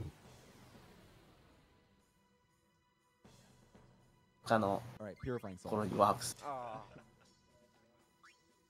る。テレフレンドスフィアは他のキャラが発動したところを発動できるんだったかな。そうですね。で、テレポは他のキャラがいるところにワープする。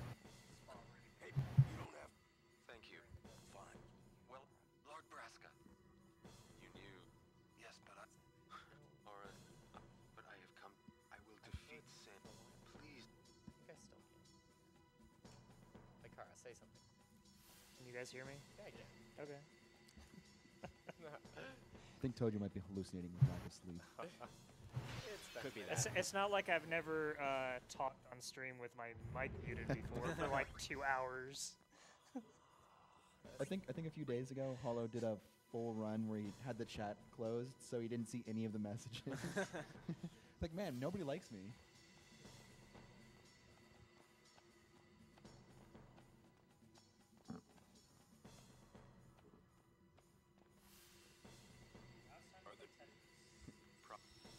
Tetris. I was expect. You can ask. Oh, hey, do we want Toj? Do we want to hit the? この辺は結構ジェクトの性格が見れて面白いので、ぜひプレイしてみてください。ちなみにこのアーロン、めっちゃブラスカさんも引き止めてるんで、本当若いですね。はい、ここで急にテトリスの時間。エボンドームの試練ですね。テトリスですけど。テトリスなら簡単だよね。Normally I keep it to myself, but for this I'll just let's hear it.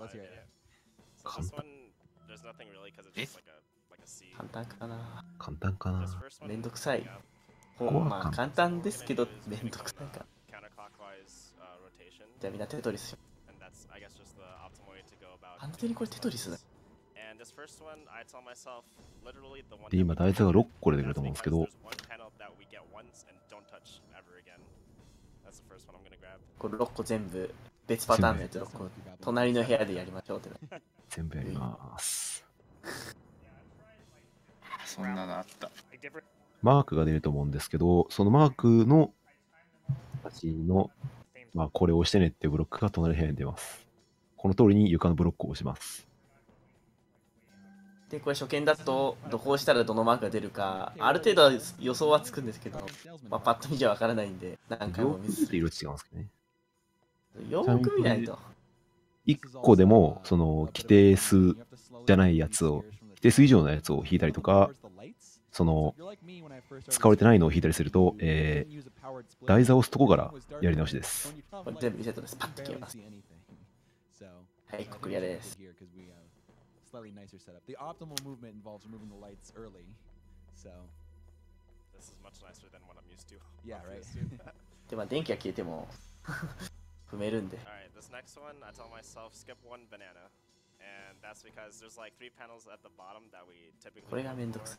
every now and then. We're actually going to skip the first one that comes up, which is from right to left. Put into pedestal, yeah. We're going to skip the first one, get the second and third one, and then there's yellow panel that's just like there, and I'm like, it's a banana, sure, why not? I understood some of those words. Banana. Ooh. Is that a banana?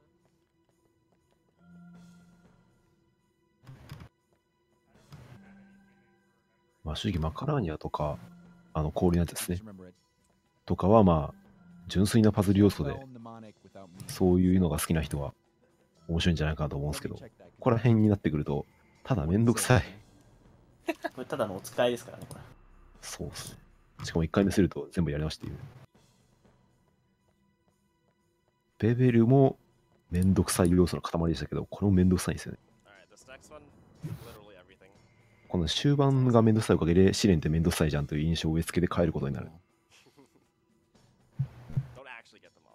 実際、ここの部屋に入った瞬間、ジェクトはめんどくせえなと。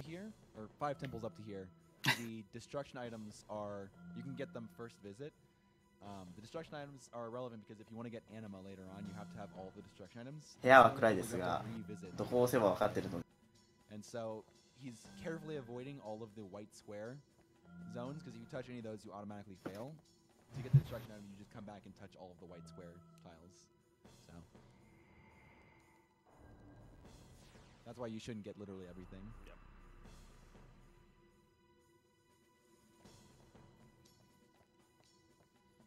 And then this last one is referencing what I mentioned at the しかもここのボスもかなり普通常プレイだとクソ強いという。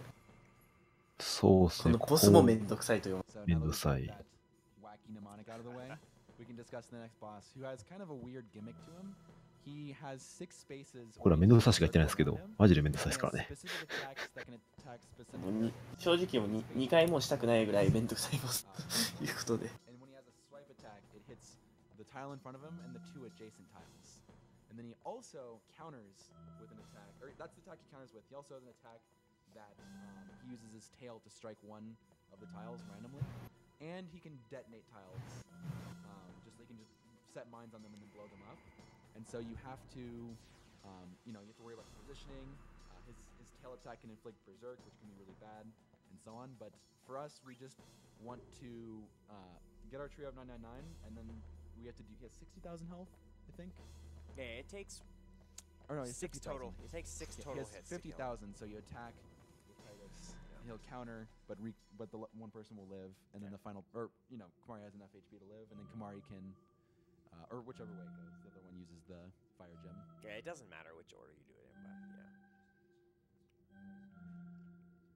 Whoever happens to have more agility at the time just goes first, and then. で、試練はクリアです。But I believe this automatic 試練をクリアする。 over to あ、めっちゃバグってる。クリアしたんですけど、めっちゃ画面バグってる、あそこのテトリスの画面が。うわー。 Muttski is not a boss you want to try and fulfill. 試練はクリアしたのでボス戦です。ほら、摩天のガーディンね。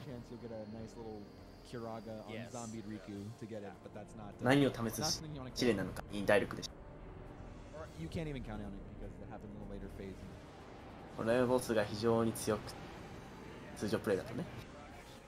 まあ、こいつも戦法は同じなんですが、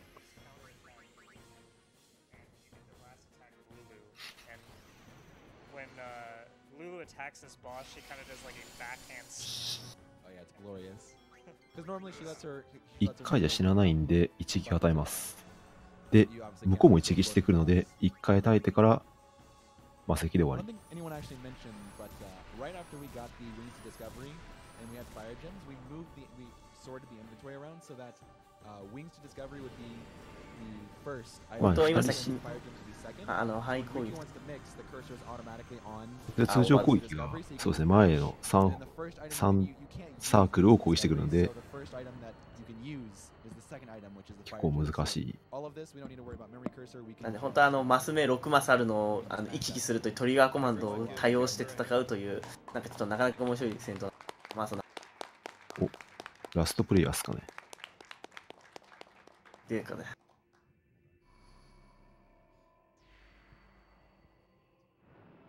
まあ残り2人は死んじゃうんですけど、どうせ HP 値で控えるし、リュックのオーバードライブゲージはマックスになるんで、まあ特に問題はない。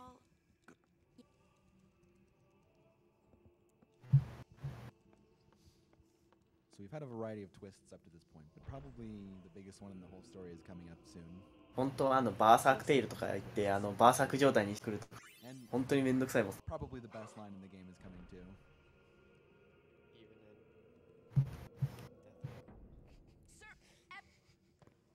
We'll get there. Let's save it. Let's just say there's like one line that's really good, and then there's an entire paragraph that's pretty dang good.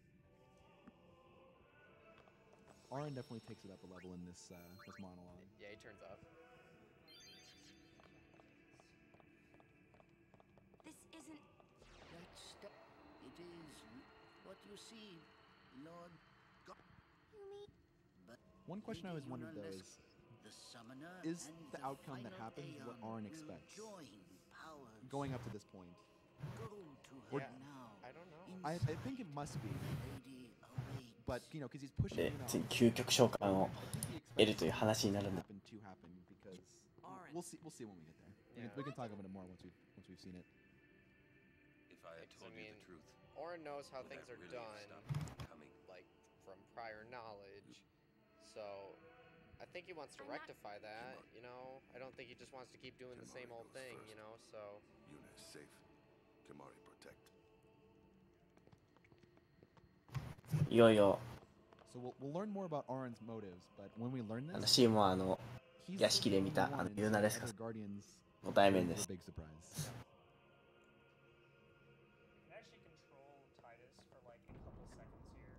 エロい人。髪の毛どうなってんだ。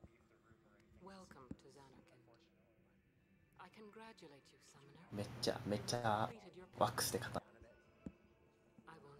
尻。もう見ればわかりますけど、すでに死んでます。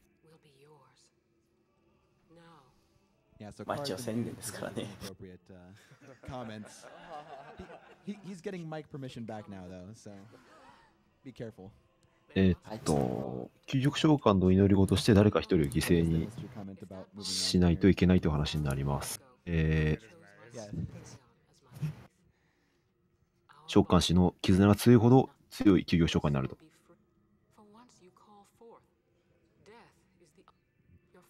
で、ユーナの父ブラスカはジェクトを究極召喚の、軸にしたって話ですね。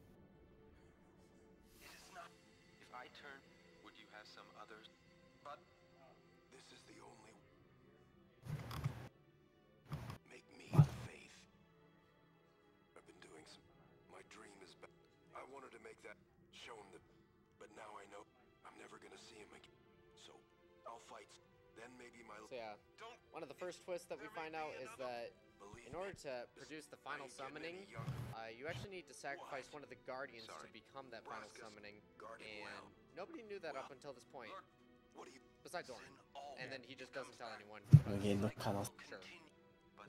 Would that really have stopped them from coming? I'll find you. Have a plan? Trust me, I'll think of something.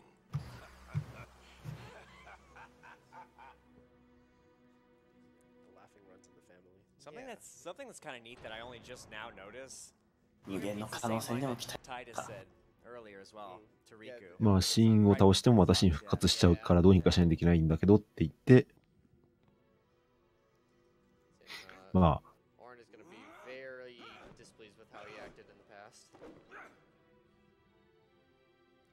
そして何も変わらなかったと。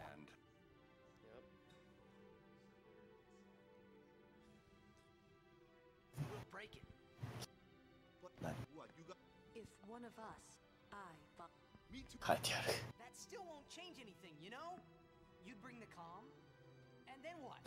黒歴史では。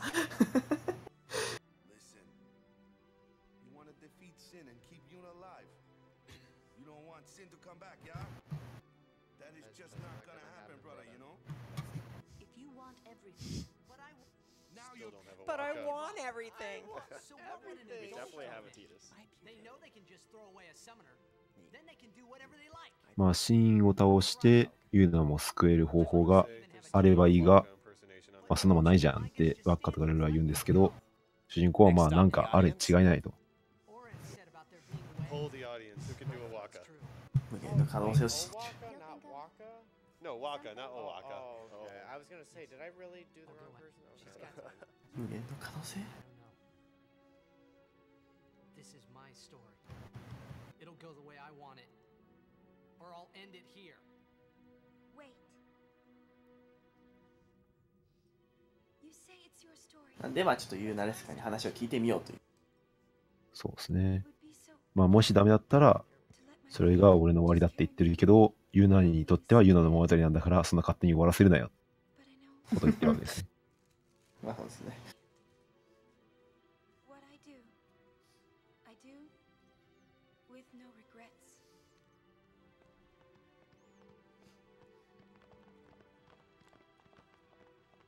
You're not talking like William Shatner. そろそろね、ゼリフ。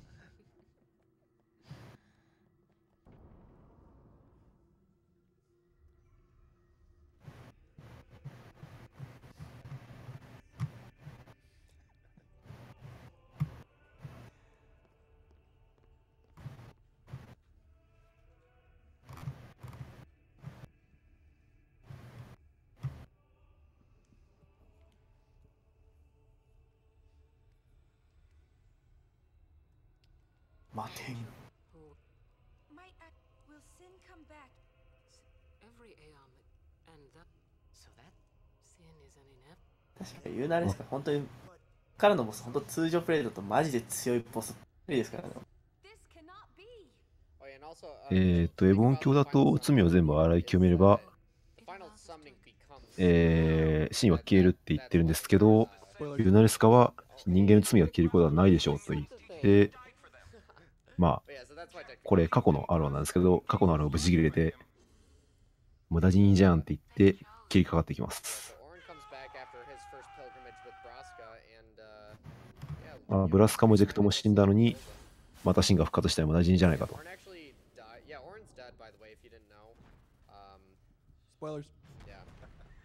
で、これで、アーロン。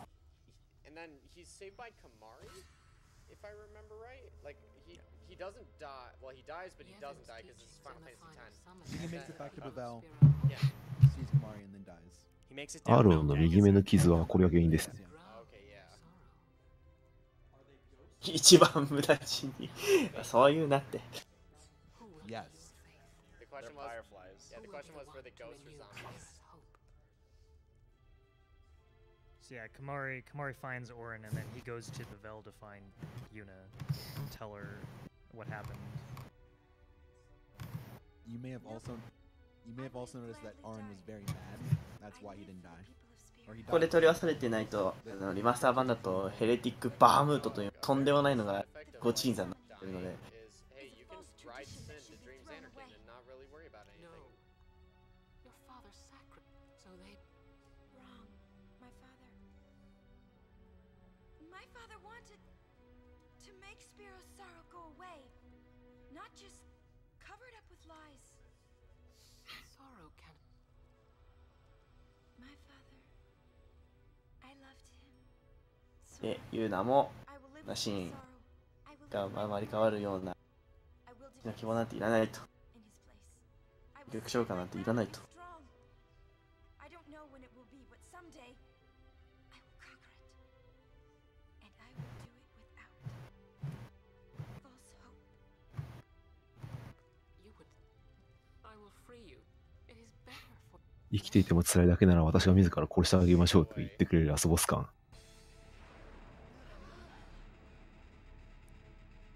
これはもうラスボスですよね、きっとね。そうですね、今この選択の時だと。死んでだけになるか生きて戦うかを選ぶのがお前の物語だと言ってくれてます。自分の心で簡単に物語を動かす。ユーナが守らなければ。逆だわ。キマリが守らなければ誰がユーナを守るのだわ。私やっちゃうよ。ワッカさんのアップです。ここで逃げたら俺自身許せねえよと。で死んだってな。かっこいい。かっこいいわ。同じこと考えてた。近い近い。This unnecessary camera stuttering. 若最高の見せ場。若の見せ場以上。終わりです。はい、ユーナレスカ戦です。まあ、基本的な戦闘は同じというか、99% あれで勝つんですけど。はい、調合します。はい、カレテット、このマスキ。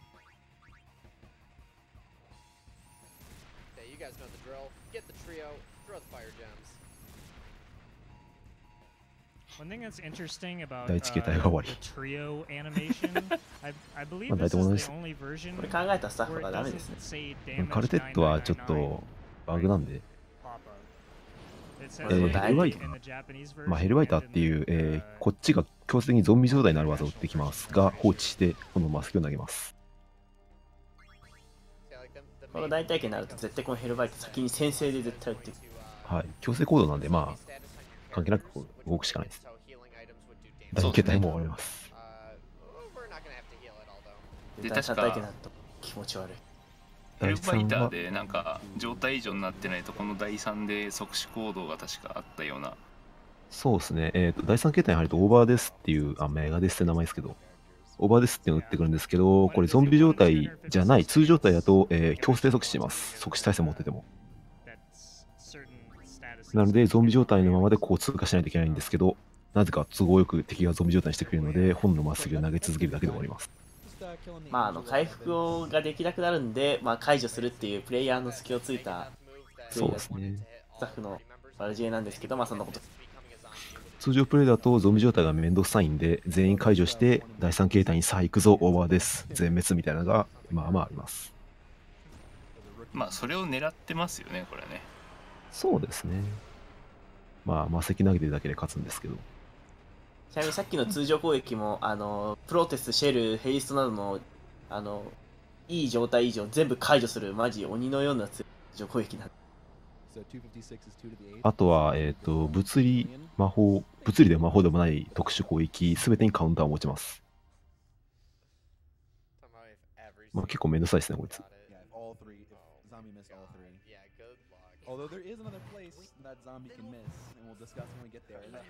まあ力いずパワーの。さあこれでユーナレスカさんを倒してしまったことで究極召喚という神を倒す術の一つは完全消滅しました。究極召喚以外にあるんですかね、あんなでかいもの倒すの。あるあるある。あるから。あるんですか。デストロイシーンまんまですね。We have one more chance in a coming fight, but if you don't get that, there's always an alternative. Yeah, it'll affect what we do in the final fight of the run, actually. どうやって But there is a backup, 聞くな。 so it's fine. かっこいい。Oh yeah. Oh no! How are we gonna Calibold now? I was about to mention, like in a Nemesis run, you have to go back for the Suncrest there. We aren't gonna be able to get Calibold without beating Dark Bahamut. You know, right? Yeah. まだわかんないけどね。 If you don't do it then and you come back, you have the Dark Aeon there, and oh my god. Except I guess. テンツーのじいさんなら。Yeah, the North American NTSC has no Dark Bahamut, so no Dark Aeons.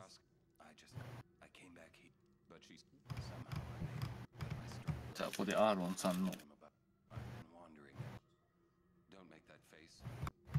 モノローグがまあアーロンさんもさっきのすげえダメージを負ってましたけど、あれの後で死んじゃったと。死んだんですけど死人となって死によってザナルカンドに行き、主人公の成長を見守って今ここにいるというなかなかの旅をしています。無限の可能性です。ちなみに死人はこういう原稿値の多い場所だとスフィアみたいに記憶を移すという離れ技をすることができるんですね。まあ使えるのはこれ1回だけなんで。そうですね。他には使わないけど。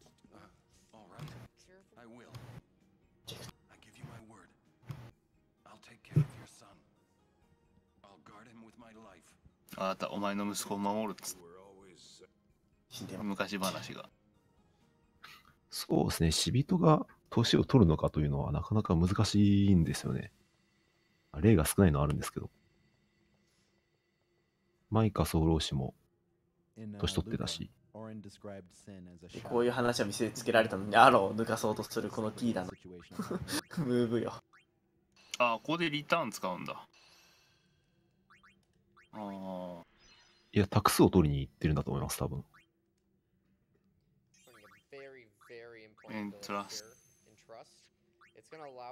タクスっていう技でして、自分のオーバードライブゲージを全部相手に与えます。要するに 100% あると、100% 相手に渡せます。なんかいろんなゲームで使ってますよ。まあ、メインメンバーがティーダ決まりリュックなので、そのうちティーダと決まりがタクスを覚えたと。となると、託される側は誰ですかね。誰ですかね。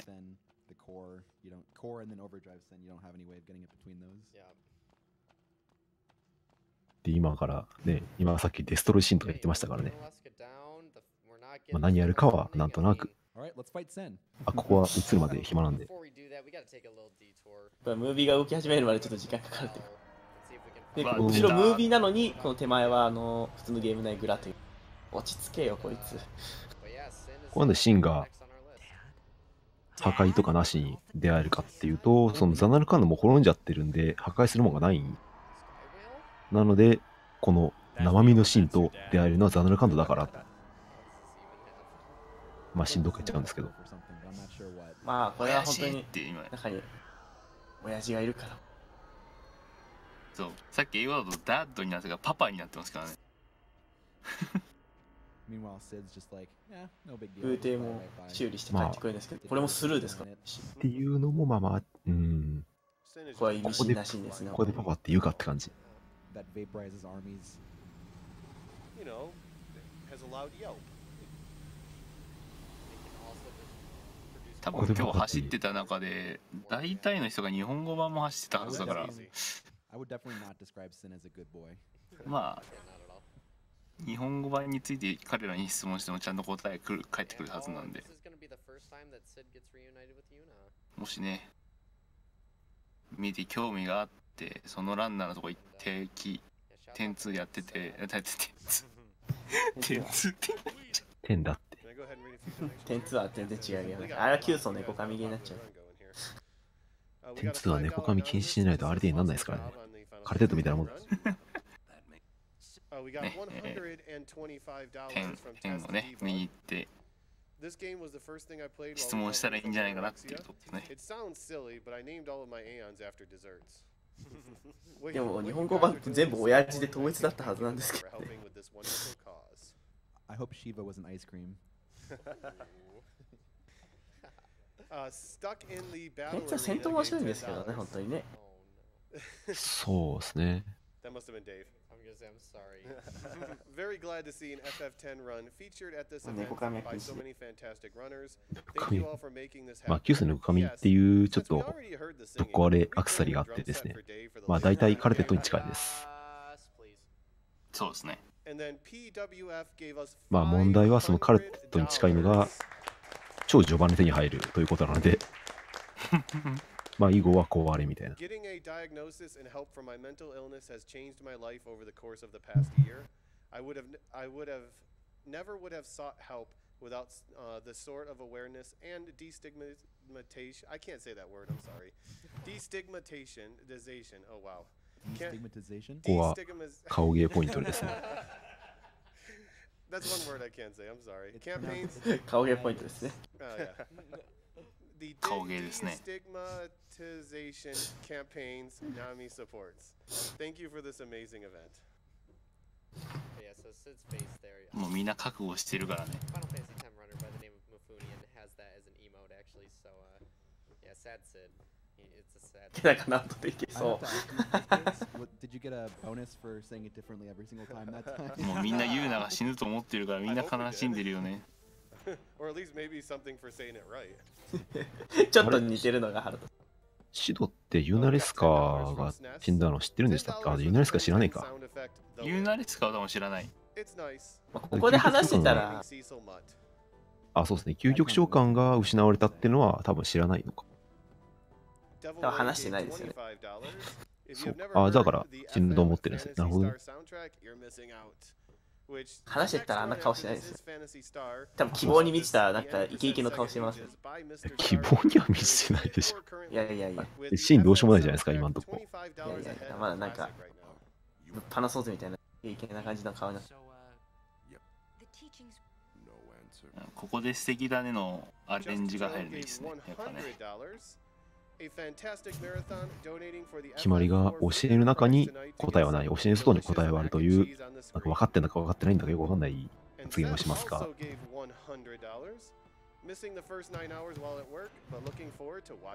教える中に答えはないって決まりに言われたのに、一行はなぜかマイカソロシー報告に行きます。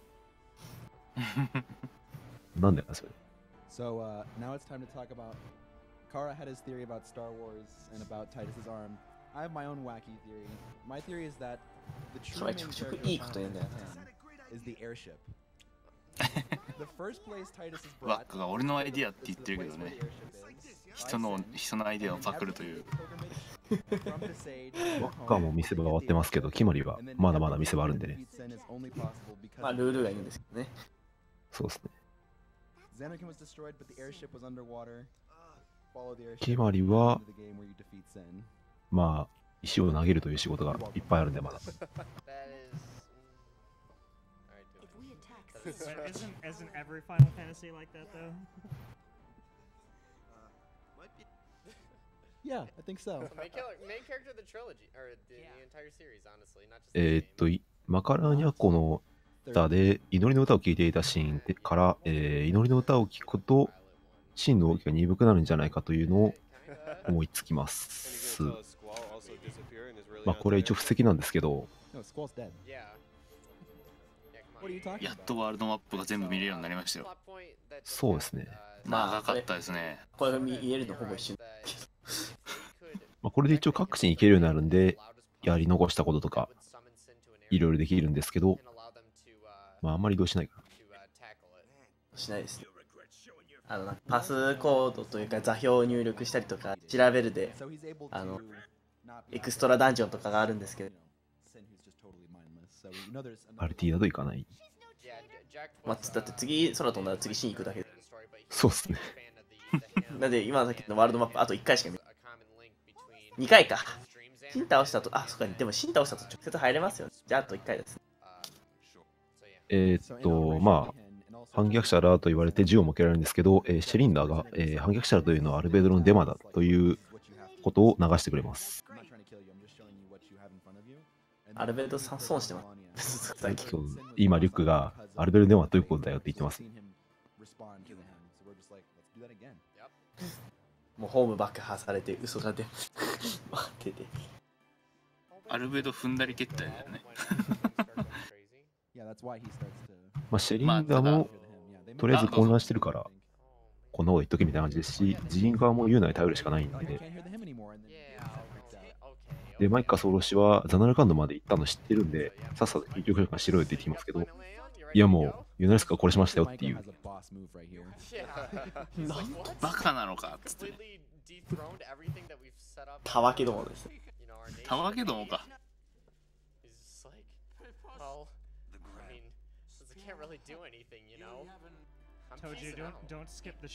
まあとりあえずよくある必要枠ってやつですね、アルベドはね。エボにとっての必要枠なんでしょうがない。まあスピラの民が救われることがもうできないと知ったので、執着していたものが消えて成仏しました。もう死んでるってなんですか？成仏ですね。成仏逃げ。成仏逃げ。シェリンダーさんかわいそうですね。シェリンダー、まあマイカソロシ来てるんですけど、アロンが起点を聞かせてまだ来てないよって言ったんで、シェリンダーずっとマイカソロシを探し続ける。あれってで、しかも立ち去ってるというそのまあ、マイカソロシは結構真面目に中極召喚がスピラの民を救うと信じてやってきているので、まあ、ある意味被害者といえばそうですね、方法はどうあれ結構いいやつなんですけど、まあそんなでもない。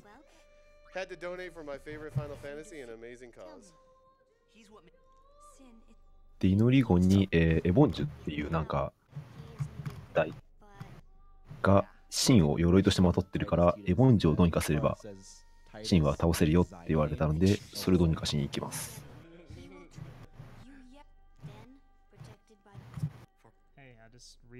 あれここだけでいいんでしたっけ？こ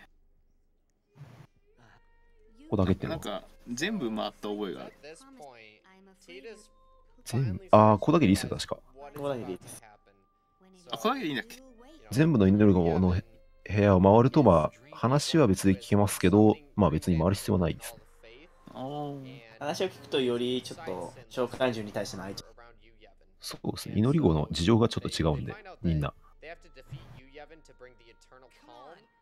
But apparently, you know, if Yevon is defeating, then he will stop dreaming, and all of the dream manifestations will cease to exist. So that's, yeah, you know, that's kind of a pretty difficult situation for Tidus. 互いに嘘が下手な主人。シリンダーがマイカソロシいないんだけどって言って、主人公がいやそれもいいんだよって言って、みたいな。いやもういないから。しょうがないね。でシェリンダに、空飛ぶ船が見えたら祈りの歌を歌ってくれという話を全国に広めるように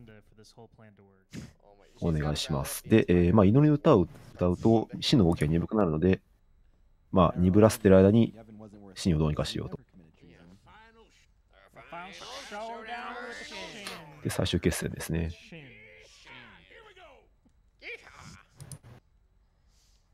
本家がみんなでシドの真似して笑うんだけど。Something slightly relevant, just to a moment ago. SNES gave $10 more. Meister Mako with the really strong. そうですね。本来はこの間になんかいろいろやるんで、シェリンダが話を広めたってのは分かるんですけど、速攻でいくと、シェリンダさん、超仕事早い。そうですね。有能。もう祈りの歌聞こえてますからね。That's a Futurama episode 1 reference. But to be fair, they all look the same size. They were just different color. というか、飛空艇のその広がるその覚醒器かなんかわかんないですけど、めっちゃスピーカー遠くまで聞こえてる。It does look a little bit like the Planet Express ship if you know the shape. The Planet Express. Oh, that's a Futurama. Sorry. Yeah. Yeah, it really does actually. お、芯が。芯ですね。目がたくさんある。実はちょっと顔かわいいし。I wonder what that scanner is looking at. Like, yep, it's pretty much all dangerous. Yep. They're looking for the weak spots. どうやって行くんだって言われますけど、どうやって内部に行くんだって言われるけど、口にでかい穴開けるか飛び移るかしかないって言ってますね。ただシドも興奮して。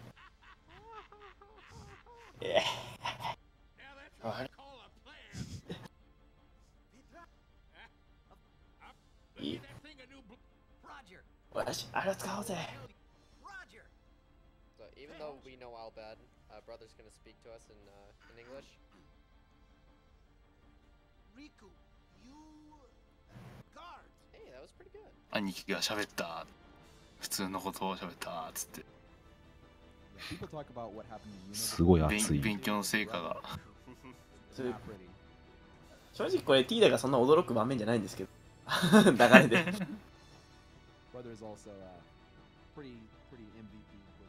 10-2になった兄貴かなり普通に喋れるようになってるからすごいですよね。ペラペラですよ。変な踊りながら魔法。今一瞬ブレイブブリッツボールを選んでそのままやったね。Sometimes entering Blitzball is nice because doesn't it reset your encounter rate?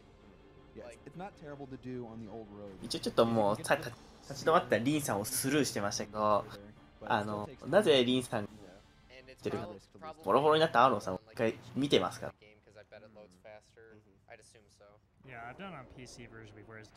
本当によくボロボロでレベルまで来たな。すごいね。フィラの民の大合唱ですよ。こんなに聞こえるもんなんですか？いやー、聞こえるんじゃない？いや、10-2でなんかみんな一緒になって歌を歌ったあの時とか言ってたんで、結構本気で大合唱したくさいんですよね。これはなんか衣装ですね。ユナの衣装を投げしてました。ちょっとブリッツボールだけじゃなくてスフィアも無駄にするやつなんです、こいつ。あまりになんかブリッツボール本作で 5個ぐらいとかブリッツボールは多分3個とスフィア1個を無駄にした。二辺街道もなんかボール置いてあって蹴るとなんかボールなくせますから。ボールなくせる。なくせるはてな。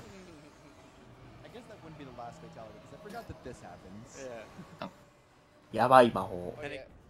シンは重力を操れるので浮いたりとか水を自分の周囲にまとわせたりとかできるんですけど、重力派ですねこれ。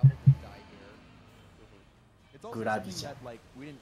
こんな強い魔法打てるやつ勝てるわけないんじゃないですかね。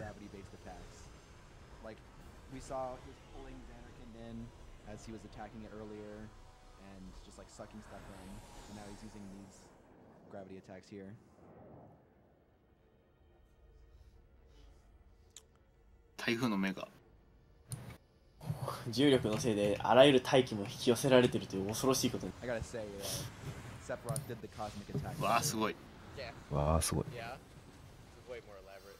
But I don't know. This is also pretty crazy. I mean, it's such a crazy move that it kills the audio. This move is so cool. I almost did notice it. It doesn't make sense.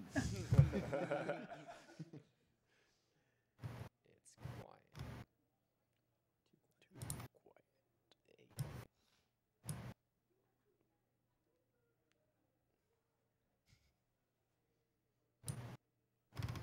I just don't understand how it's like suddenly exploding. 一瞬で顔変わるからな。 Maybe the magic lasts holding it in a cylinder, right? And then it fades. Okay. Okay. But what I don't understand is why the water is exploding. Yeah, it's like it's water and then explosion. No, but when you see it from space, everything's exploding. So it's fire where the water is. Too. Oh, okay. Yeah. At least that's what I recall. Yeah, no, it is. Yeah. I don't understand why Riku doesn't have swirly eyes in the FMV. Yeah. No. Where are these? この爆発どっから来たんだって今言った。 Whatever. Surprise, Spira has flammable dirt. でしかもこれ飛空艇下巻き込まれてるのに飛空艇無事っていうのもなかなか謎なんだ。飛空艇の上に倒れてますからねこれ。飛空艇に巻き込まれたのに飛空艇の上に倒れている。 And hey, now we actually have some boss fights. そして目の前にいる。シンくんが。めっちゃ近い。 This is a great run, and it'd be a shame if something顔が happened to it in these next few bosses. If you notice this cutscene, they have the ready animation for weapons, but they're not actually holding them. みんな武器を持って待機してるかと思ったら武器をみんな持ってない This is a place that we can die, いい姫 and 茶化しを there's nothing I can do about it. But it's very rare, so じゃあ真の解体作業が始まります。 we're at a marathon, so we'll see. まず左腕から HP が6万5000ちょいだから。まずゲージを託します。そしてミックス。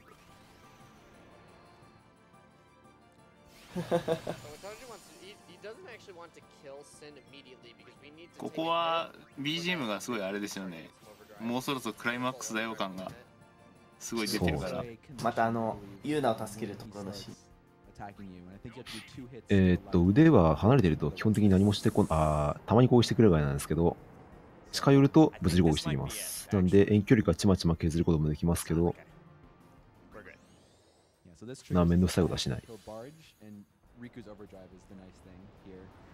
龍拳が強い 9999HP のリュックのオーバードライブゲージを貯めたいので、攻撃を食らってから倒します。で9999の5か2段で。And the nice thing about Riku going first in this route is that you can actually get this trio off in the next fight before she falls to the ground in her critical HP. この戦闘のちょっとめんどくさいところはいちいち切れるので毎回調合しないといけないという。そうですね。いつの間にかある攻撃手段。ちなみにさっきのてかこの何ですかね、今攻撃したやつは未編セッションの時に真に攻撃してたバジラと同じもんですね。あれを移植してきたやつです。改良型は腕を落とせるというもう本当にアルベドッツ。はい。右腕と戦いますが戦法同じです。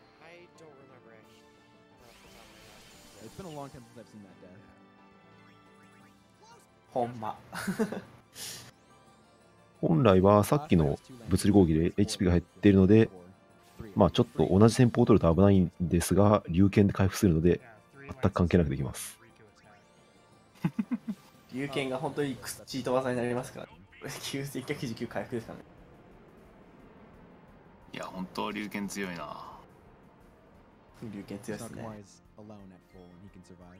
これはエース。これはメインメンバーで、リュックのゲージを貯めてから魔石。それもし乱数とかでちょっとわかんないですけど、乱数とかで主人公が死んでも決まりが生きているんで大丈夫です。the next fight, there's some pretty exciting new stuff that has been. 決まり優秀じゃないですか。これはエースメンバーですわ。 They came up with because it's a two-part fight. There's a sin spawn that you have to get through before you can fight the core behind it. Turns out you can just target the core. 今度は背中に乗るだったかな。右腕をもぎます。これモイダ物体はどうなってるんでしょうね。海に立ったらジャパンって落ちます。なんか平然とみんな落としてるけど、これこの下はみたいな。落ちた後分解していくんでしょ。落ちながら分解していくんじゃないですか。まあ健康中かな。ちなみに今の逃げで手法がぶっ壊れました。せい、やり直し。Okay, so this thing right here is actually affection based. The person お、アーロンじゃん。 off the airship first. シーンに飛び移るんですが、このセリフかける人も好感度で変わります。Well, what's funny is that no matter who jumps out first, they all ああ、やっぱそうだったんだ。そうですね。アーロンは確か、こういうのも楽しいなみたいなこと言ってたんですけど、主人公がスターは俺だっつうのって言って飛び込むみたいな。アーロンルートでしたね、やっぱり。あ、そうですね。エースは俺だっつうの。で、シーン、コア戦ですね。コアの前の、今目の前にいる邪魔者を倒さないと、コアの前に行けないんですが、やることは変わりません。ちなみにこれは結構序盤に戦った。2番目であたりでちょっとやったやつですかね。そうですね。ちょうど8時間前くらい戦いましたから。まだ記憶が新しいですよ。あれ、龍剣してる。あ、ちょっと戦法違うかもしれない。龍剣は届くので、龍剣し続けて、勝つことは一応できます。が、ちょっと遅いんだけど、それでやるのかな。い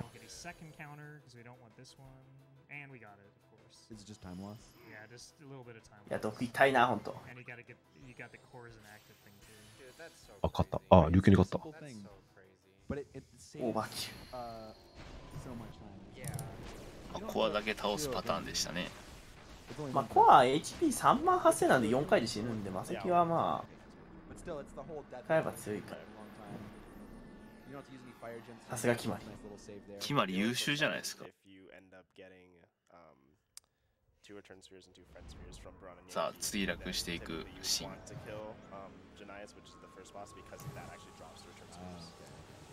Yeah, there are some downsides. That's one. The other downside is that Sinspawn Janae is one of the two bosses that could drop a zombie strike weapon.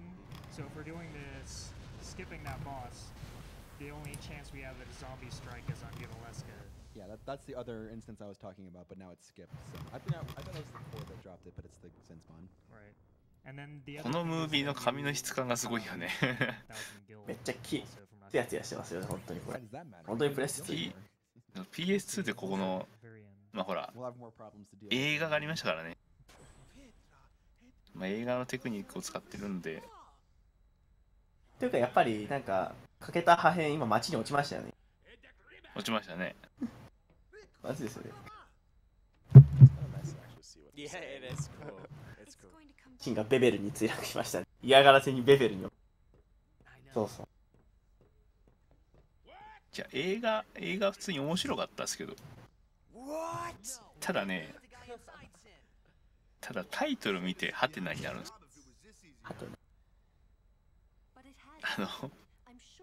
なんだろう、FF として見なければすごいいい作品でしたよ、あれは。タイトルに負けただけなんで。Stick to your waka.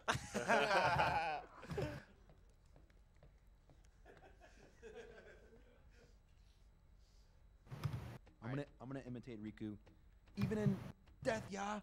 さあここで。Alrighty, so we're all very sleep deprived. Oh my god, we're so loopy.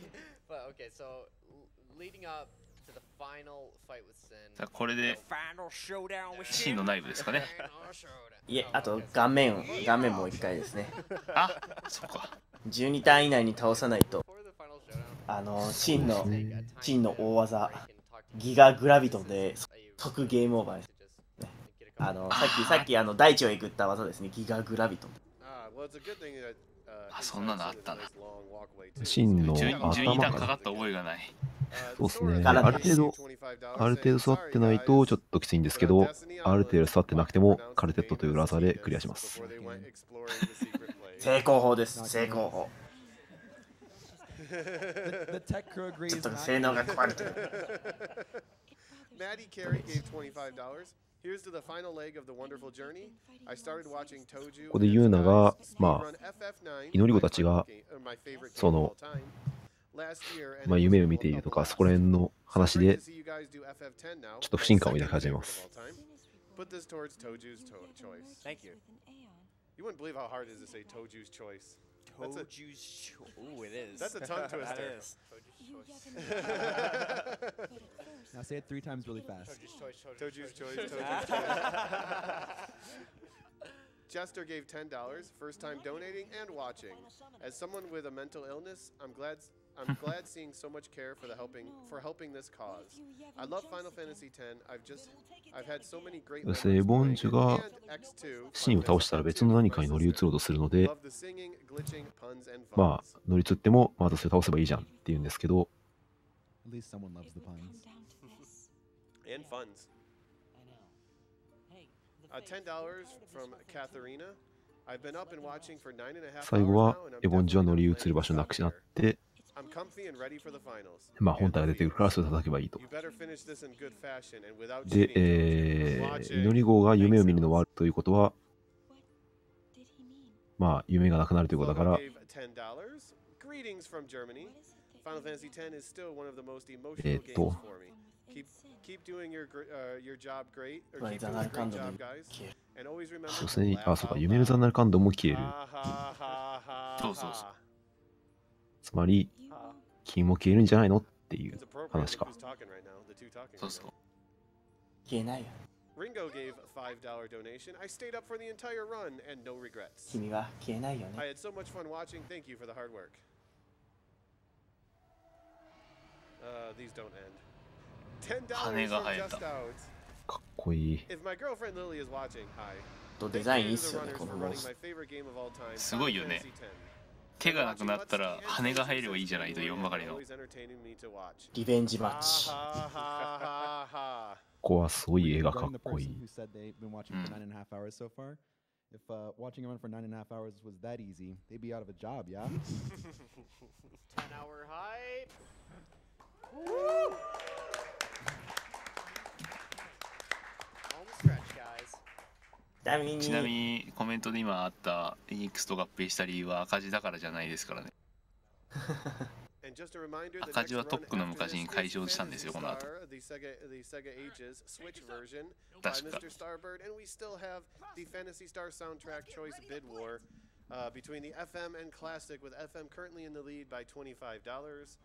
あ、先なんか言おうとしてました。すいません。ここで、新空中でなんかすごい臨戦態勢と、ここから無限にサブダンジョン入ったり、高箱帰ったりと、ジェクト無限に待ってくる。ジェクトすごいなっていう。おー、確かに。10時間を超えましたね。あと少しですよ、皆さん。少しですよ。あとね、30分ぐらいかな。そうですね。さあ、ラストダンジョンにボスはあと30分もかかんないかな。3体 ?4 体か。エボンジュ含めて4体か。まだ4体もいるのかと。お思いの皆さん。当たり。まだ4体もいます。ただ、先方は変わりません。まずカルテット。エボンジュっていうのはまあ真の中にいるなんか物体です。まあ真に守られている何かだと思った方がいいかもしれない。このエボンジュもちゃんとサブイベント回していると正体がしっかり分かってくるので。そうですね。これ分からずにさっと進めてるんで、何それ。真頭戦です。まあ先ほども言った通り、一定ターン以内に倒さないと負けます。なんと HP 10万。少ないですね。少ないですね。少ないですね。少ないんですか？まあだってまあ確かにまあクインテット使ったら確かに。1回のマスキでは倒せないのでヘイストをかけます。でタクスから、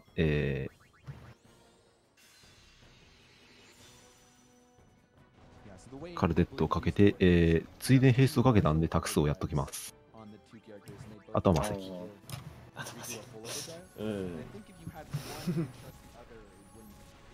あのゲージが溜まったら確か出るんですよね。そうですね、ゲージがマックスになったら、まあなんか超でけえ技打たれて負けます。ギガグラビトン。オーバーキル出ましたね。終わり。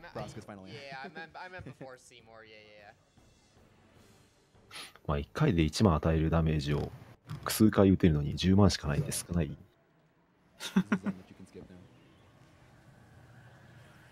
ちなみにまともにやると結構近寄ってくるのまで物理攻撃が効かなかったりするのでなかなか火力ないと難しいんですけど、まあカルテットの前には無力。シンは素で硬い属性がついてるので普通にワッカー貫通とかついてないダメージとか砲連打とか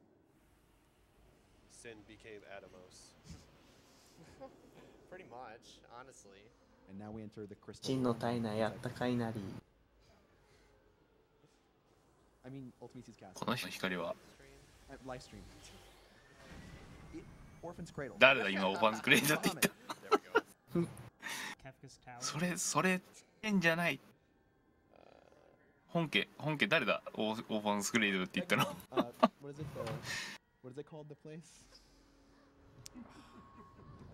お、なんかかっこいい人見えますね。で誰なんだ。うわー。 So if we get a behemoth king in here, we could actually lance it that and get another overdrive. シンの体内め綺麗。 Another interest. Oh, that's cool. さあ不時着しました。なぜかあるセーブスフィア。セーブスフィアどこにでもあるし。でも確かこのセーブスフィアはブリッツポールはできないはず。そうですね。確かワープ機能はない。真の中はダメだったはず。を、まあ結構迷路上なんですけど進んでいきます。なぜかここで初めてとマップ埋めが始まります。え？ああ、そっか。はい、今マイティガードを取りましたけど別にマイティガードが欲しいわけではないです。オーバードライブゲージが欲しいだけです。なるほど。はい。いやこの辺の敵強かった覚えがあるけどな。超強いですよ。基本的にめんどくさいやつばっかりですね。硬いし、硬かったり、死に際になんかしてきたり、普通に物理攻撃が強かったり、なんかめんどくさいやつばっかっす。なんで今さっきのアダマンタイマイ君、その中でもかなり優しい癒し系キャラですね。硬いだけですね、あいつ。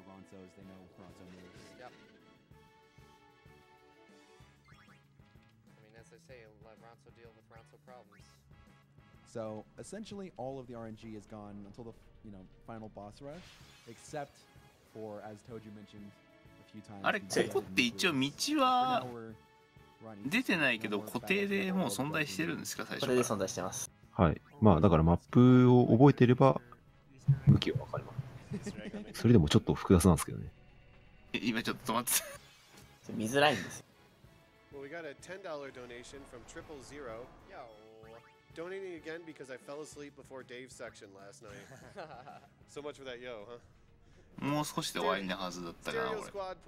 そうですね。まあ一応赤矢印がマップにあるんであっちに進めばいいのは確かなんですけど、まあ進みづらいっていう。赤矢印のせいでめっちゃやりやすい。どうなってるんだ。このなんか輪っかみたいなやつと床の絵がある場所が正しいので。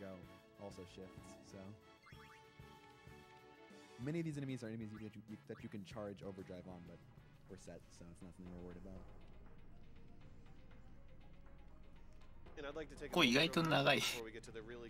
そうですね。Just a reminder that まあ一応ラストダンジョンなんで。まあ FF はラストダン基本長めですからね。And we have a few still going on until the end of this run if you want to get your last minute donations in. For a $5 donation, you can win Final Fantasy X and X-2 HD Remaster. あ、そうね、コメントの通りですね。一番典型的なのはね。一番典型なのはまあ3ですけどね。$10 donation puts you in the running for an Ifrit cross stitch. And we have the grand prize of RPG Limit Break. If you give $100 in donations throughout the entire event, you are entered to possibly win ファミコンの FF さんは闇の世界に入る前に一回セーブデータを入れる場所を入れたんですよ、最初。こんななんか大きい階段にセーブスフィアってなんか出てくるんですかね。出てきます、出てきます。まさか。いや、こんななんか。いやいや、セーブスフィアイコール、これボスで。出るでしょ。いや、出ないでしょ。まさかこんななんかね、相手の、あれなんか、なんかいる。何あれ何あの的は何ですかなんか誰がいますよ。なんかいる。誰だなんだこいつ。えあれあれまだ来んの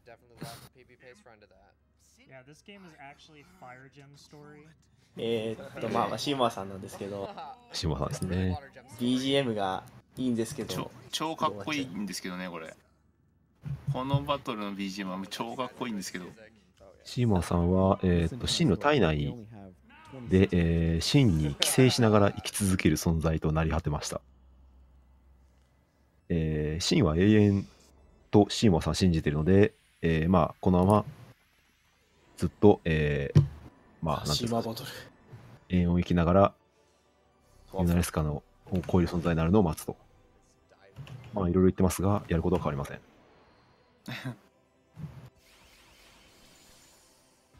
で、このシーマーバトル、実はゲーム内で音楽聴く機能があるんですけど、なぜか収録されてないので、セーブデータここで残しておかないとシーマーバトルゲーム内で聴けません。あ、そうだ。言われてみりゃ確かに。なんでセーブデータ1個ここで残しておかないと。一応後ろの原稿転曲というものの、シーモアに向いてる側で属性、まあ得意属性とか変わってくるんで、まあ今さりげなくウォータージェムを投げてましたけど、そういうことです。これ火が効かないんですね。真ん中が全部赤だったんで、非属性を吸収でしたっけね。非属性のみ吸収ですね。ね、非属性のみ吸収だから。すみません、シーマーバトル半分ぐらいで終わったんですけど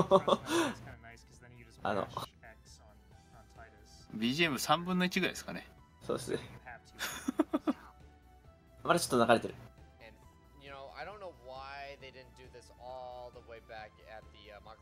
どこで流れますかね。やっとシーモアを送れると。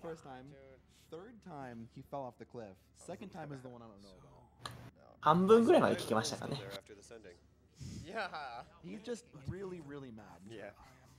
あ、イカヤ送りは結構対象指定なんでいけるはず。いける？ちなみにシーモアは私を送っても何も変わらないスピラー悲しみにくれたままだとか言ってますけど、この主人公たちにとってはシーモアを送るとシーモアにつきまとわれなくなるんで、非常にいいことが起こりますね。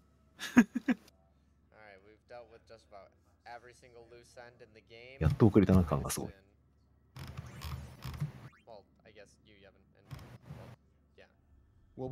そしたらね、なんか抜けたらすごい近代的なとこ来ちゃいましたけど、急になんか近代感ありますよね。ここはなんか夢のザナルカンドに近い場所だったはず。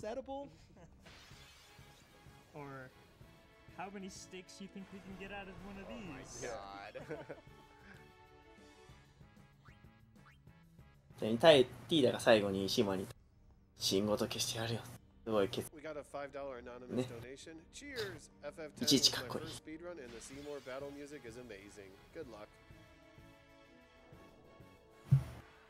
Hey, we can get no encounters armor. Did they also drop it? The ちなみに、そろそろ、まあ皆さん分かってきたと思うんですけど、今オーバードライブゲージを貯めていないということはどういうことかという。あ、モルボルグレート君だ。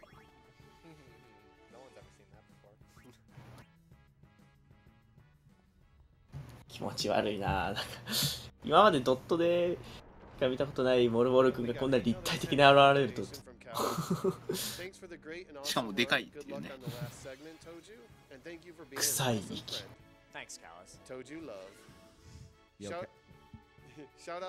臭い息は、暗闇、毒、なんだった混乱バーサークもかかるんだった。沈黙、バーサーク、カーズないか。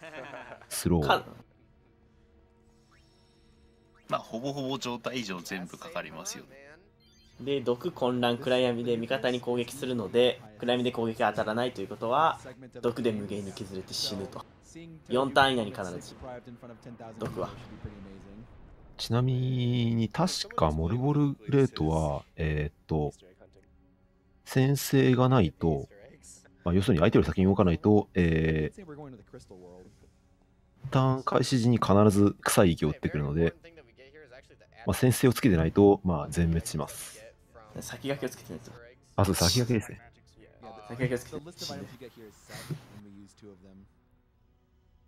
あ、ここめんどくさいやつ。最後の申し訳程度のパズル要素。パズル要素。白っぽい水晶の塊みたいなのを10個集めれば、クリアなんですが、針に当たると強制エンカウントします。で、カメラがずーっと回転し続けます。これゆっくり。これ、手前側に来るときが一番怖いですよね。これが本当に今見えない状態なんで、ちょっと外側に移動しますね。ちなみにここで10個拾える装備は、あ、だった。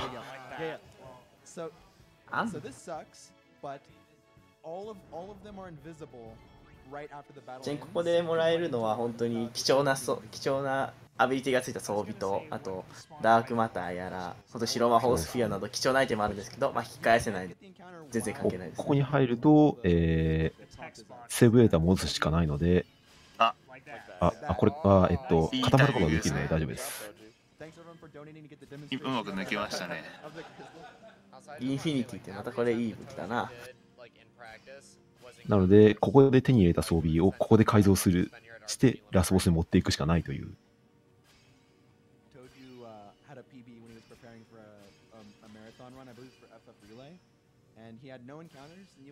あとは決勝も時間が経つと消えちゃうんで、ちょっと難しいですね。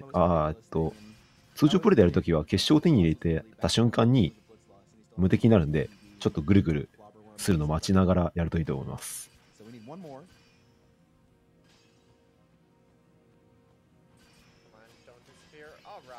で終わると、なぜかふわーっと浮く。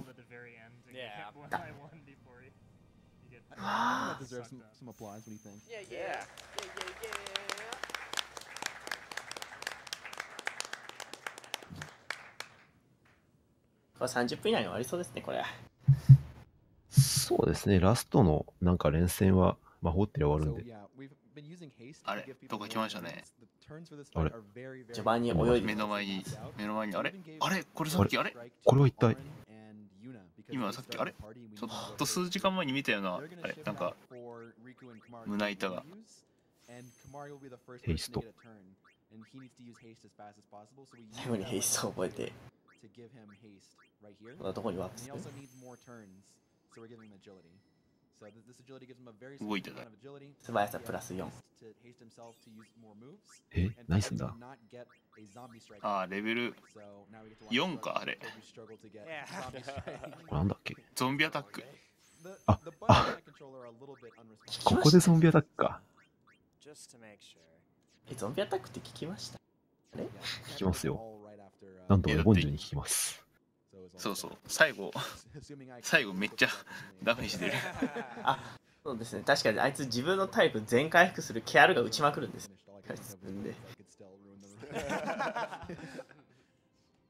さあ、ここのなんかほぼ使われないゾンビアタック。そんな状態以上にかける人もいる。再開シーンがようやくジェクトさんに会えましたね。遅いぜ。Because this is the final boss. The bosses after this are more or less free. ようよう Hi. Hey guys. You got tall, but you're all bones. でかくなったら体だけがってね。Still hasn't eaten. ひょろひょろじゃねえか。No, actually he's not. You've really grown. Yeah. But you're still. To be fair, it's only been like 9 hours. 一応張る T だ君。まだあった。Well, I am sin, you know. That's not funny. That's not funny. なんつった死んだからなっていう謎の皮肉。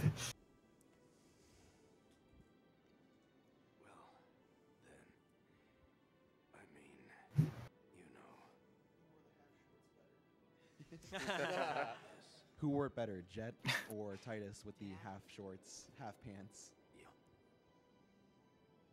It's even the same size.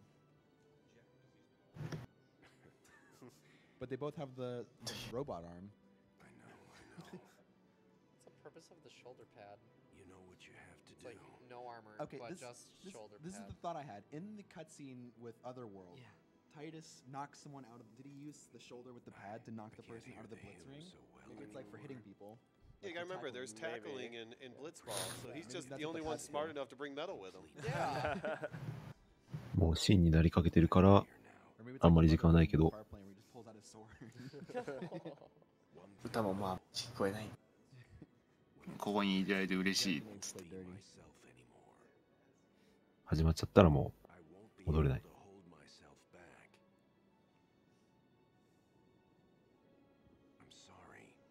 Oh, we got a $25 donation from Deathlock. Shout out to my boys Tojju and Dave, and all the other FF10 runners. Thanks for showcasing this awesome game.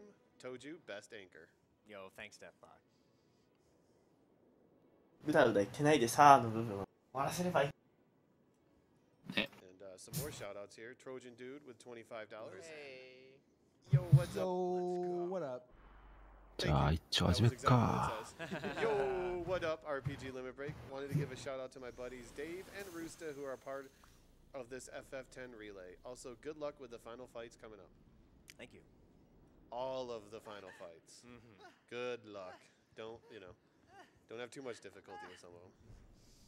Okay, we have to fight Process Final Leon, and then Veil 4, Veil 4, Veil 4, Ico 4, Harley. Yeah, Harley, yeah. Raccoon. It's Harley, Ico 4. No. Raccoon, Ico 4, Harley, Veil 4, Veil 4. Yeah.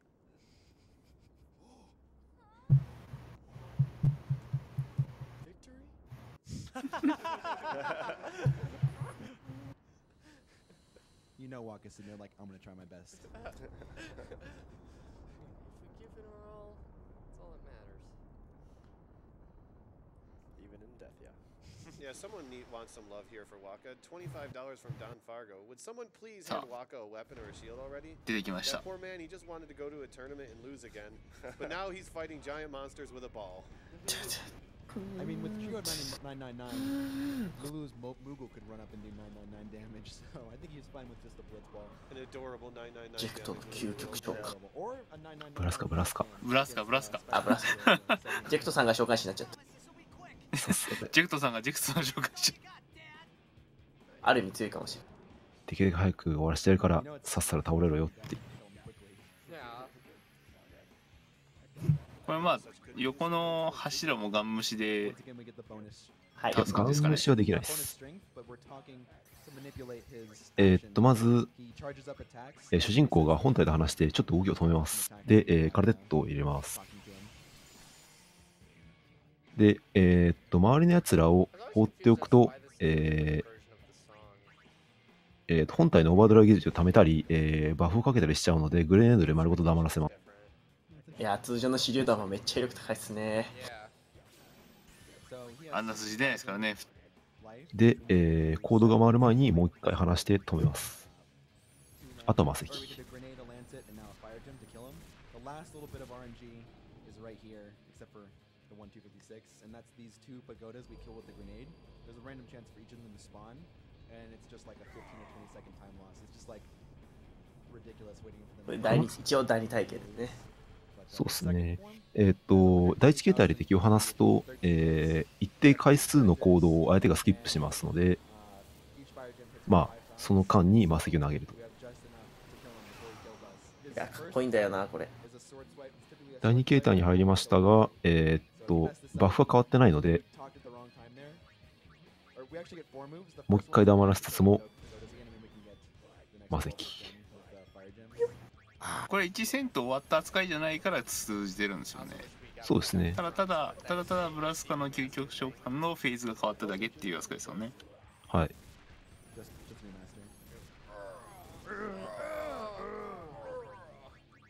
さすがラスボス。結構耐えます。耐えますね。いや、3回耐えたの。1回耐えたの。あ、実質。素晴らしい。何もさせなかった。というよりこれダメージ食らうと死ぬので。そうですね、第2形態とか通常攻撃は普通に全体なんで、全体だったり複数回攻撃だったりするので、動かせると負けます。何これ、無傷で倒すのが前提です。はい。でもまだ終わってないんだな、これは。あ、私は究極召喚強かったっすね。召喚が強かったっすね。また最後の別れが。剣を刺して、剣は残る。普通にやると後ろのやつらがオーバードライブゲージを増したりしてくるので、結構強いっす。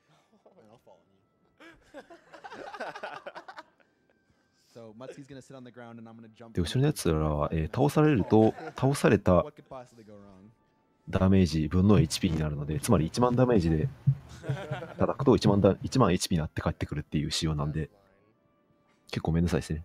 早く終わらせないと、絶対負けるみたいな。出た。泣くぞ、泣くぞ、すぐ泣くぞ。終わら泣くぞ。そりゃ泣くわ。I love how they do like an HD cutscene for him crying. You dad. I shouldn't be laughing.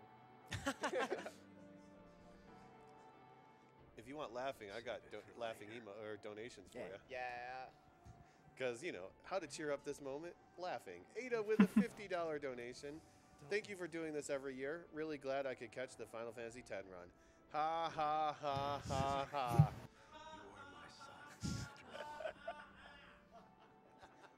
Lithia gave $25. Have to donate for Final Fantasy X. It was the first RPG I ever played back in the day that got me hooked on RPGs. It really was Tidus and Yuna's laugh. ここはジェクトが、お前は俺の息子だったよと言って、はい、荒れてますね。めっちゃ取る。ジェクトが、主人公は俺の息子だったよと言って、主人公が、ジェクトは、まあ自分の父親だったと認め合うという、すごいいいシーンなんですけど、まだゲームは終わってないと。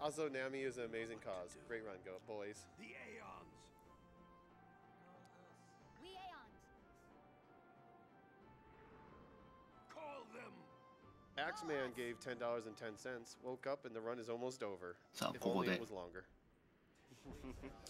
If only. 祈り子ちゃんたちが僕たちを呼んでっていうことを言ってブラスカの究極召喚という、殻を失ったエボンジュが殻を求めて召喚獣に乗り移り続けます。Does someone need a hug over there? I'll get it soon, don't worry. Are you gonna phase through them as well? Yes. Okay. I am both a meme and a dream, so I think I can handle it. Yeah, you gotta like hover hug because you're not actually touching. Here it comes. Which means I get to say I love you.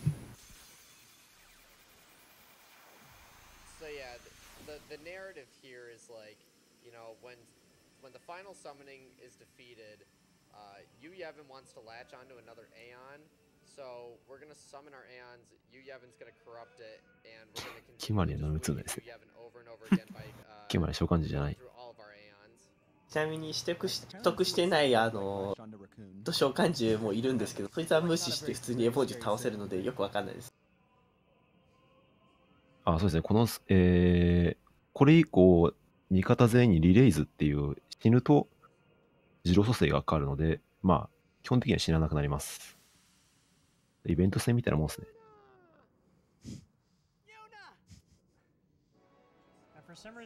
ここは確かあくまで思ってる召喚獣のみなんですよね。そうですね。It's like a thing in Final Fantasy games where they want the final boss to be free.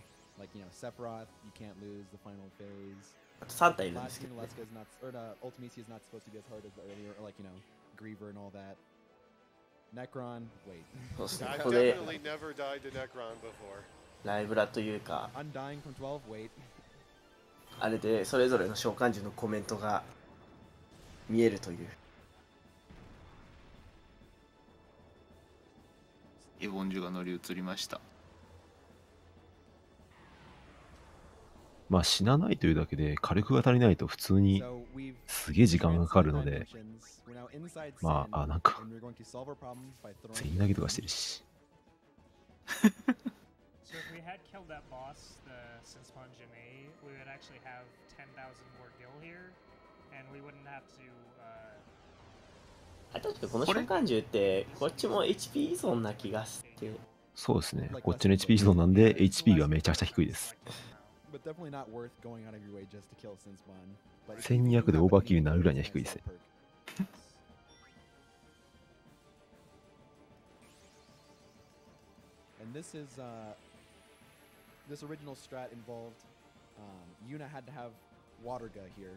バルファーレから始まって次がなんだっけ？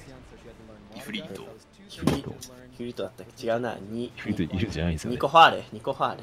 エコファーレ。エコファーレ。エコファーレ。エコファーレ。エコファーレですね。ああ、見れば分かるんですけど、横に、ジェクトの、ブラスカン救助召喚の横にいた、まあなんか置物が今回も出てきます。10パコだ。はい、全員投げ。1600ダメージしちなみにこの戦闘は経験値も金も入らないので、まあオーバーキルの意味はないです。ロースイ。ドネート。エボンジェのドネート。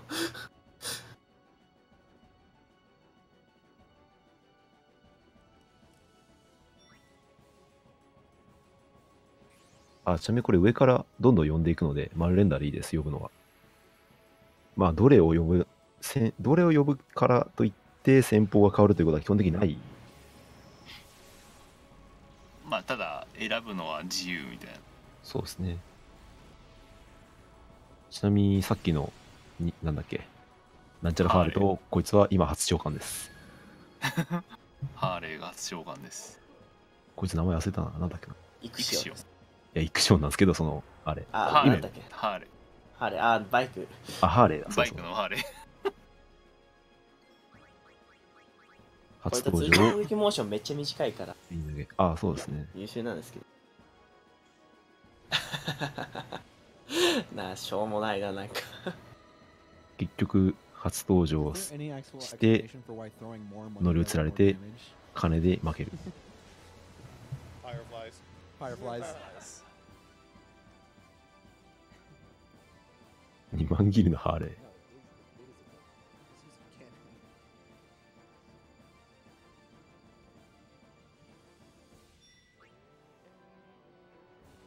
次はシバさんですね。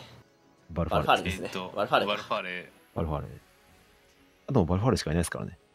バルファーレが3ついますから、2ついますからね、あとね。バルファーレとバルファーレとバルファーレがいる。バルファーレかコラスカ。楽。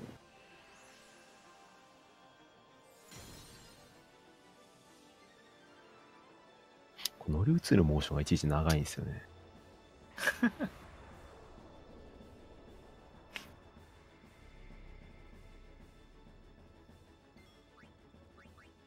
金足りんのかな。有り金全部使う気ですね。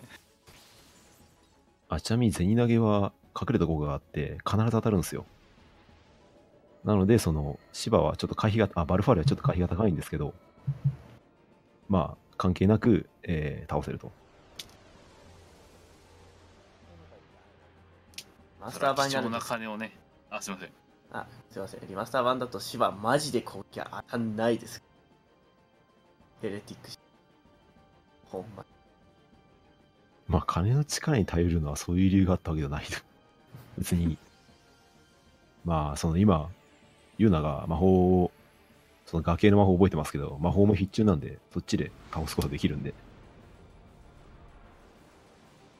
これに、バルファーレに過去2体目で。バルファーレ来ましたね。これもバルファーレですね。強そうですね。退職金。まあ今まで告知されてたブラック企業からの解放なんで。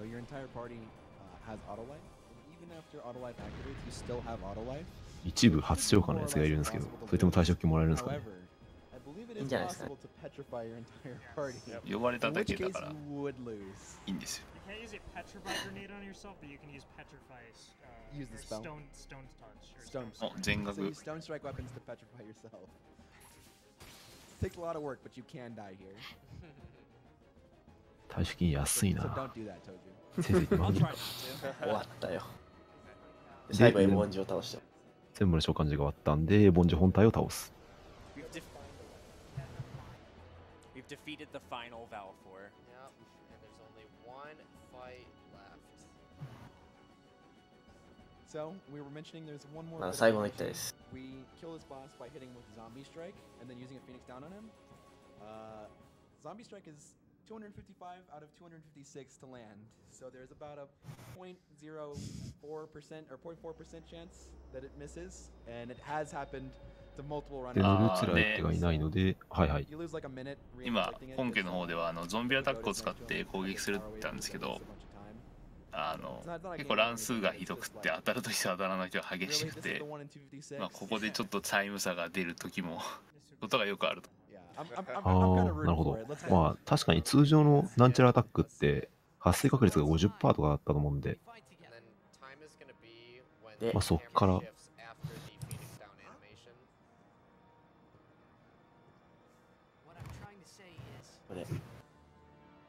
これ戦えるな。最後だ。俺キックから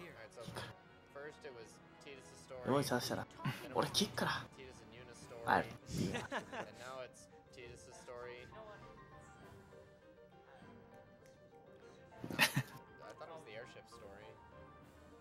It can't be Titus's story because it doesn't end when he disappears.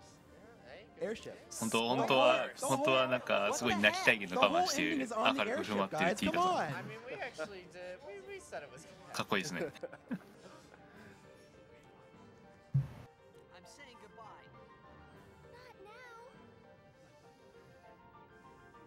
You guys can't hear it, but the audience is doing impersonations. 勝手で悪いけど、これが俺の物語。These are very iconic lines.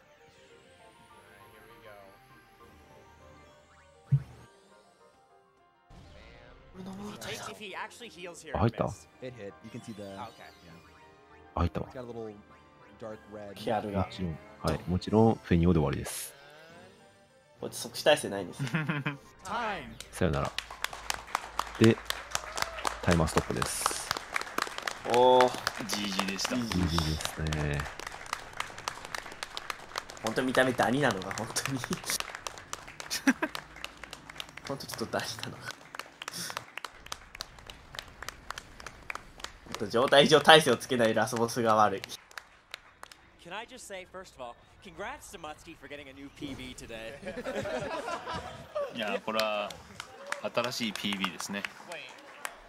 Yeah, I was pretty monk-ass there for the last 2 hours. まさかのね、9人でランだから、9人？何結局何出したんだろう。結局5人？ 5人？結構な人出したはずなんで。そうですね、複数人のベストですね。そうそう、チームベストですね。ややこしいレギュレーションでの記録。その人じゃないと、もうなんか新規が出ない。9人で走った。一応、スケジュールノート9人になってるんで。チームベスト。 And you still PB'd. ややこしい。 Muttski can do a better run in his sleep than Dave can do. 一応If you guys didn't hear, Muttski said that he was asleep for half the run and still PB'd. What a god. I mean, that's just FF10 in a nutshell, anyway. Yeah, yeah. Like, how is that different? タッチまで見たい So な。 unfortunately, we can't show the entire credits, but because we were 10 minutes ahead, we can show 最後のタッチでもう which is the important part. So で終わりですね。 hopefully everyone enjoys that. Takes a bit to ramp up, but it's some pretty important story stuff. It's for sure. well worth it. It's well worth it. It's well worth We're it. going to the high five. Yeah. Okay. Just turn the console off right then. Oh no, it's a power cable. Congratulations. Just a couple more quick donations. Slates gave $10 saying thanks for the great run. And Arrow Rush gave a $100 donation with no comment. And we got a $50 anonymous donation with no comment. We did good. Even though I don't know how to escape from balance. We did alright. While we go ahead and let the ending play here, just a reminder, up next is Phantasy Star, any percent Sega ages on the Switch with Mr. Starbird. So you still have about 10 minutes or so to get your donations in for the soundtrack choice, with FM winning right now over Classic by $25. 今運営は次のファンタジースターのドネーションの話を今して、BGM を、FM 音源、メガドライブじゃセガサターンで復刻した方かな、コレクションで出た方か、オリジナルのどっちがいいかって FM 音源版っていう今。祈り子の夢を、すべて消してしまったので、祈り子はもう夢を見ることをやめますので、各地にある祈り子像が力を失っていくっていう演出ですね。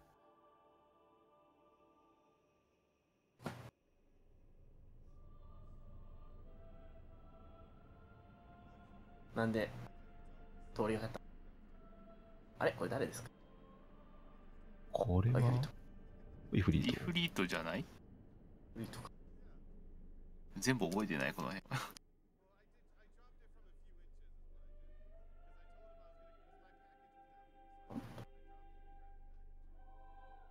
消える。バイバイ。大体バルファーレ。それ。ああ、そうそれ。それ。あ、バルファーレが消えたわ。バルファーレと初召喚のやつしかいないですからね。全部バルファーレでいいんじゃないですかね。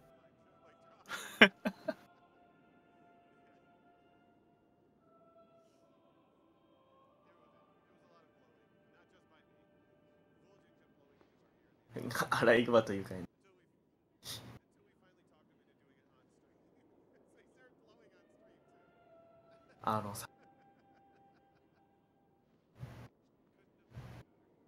アライグマとハーレーとバルファーレ。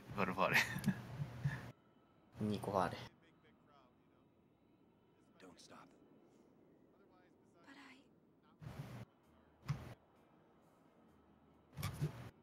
これ10年もしたか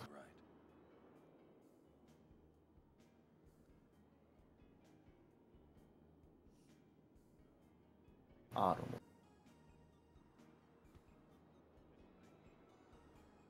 これで決まりにドン。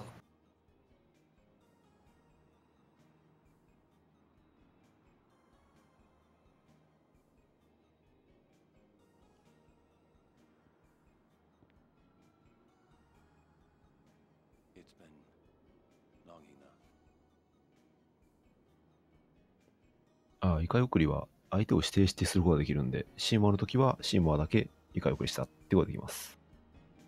だから、あの時消えなかったけど、今は消えれる。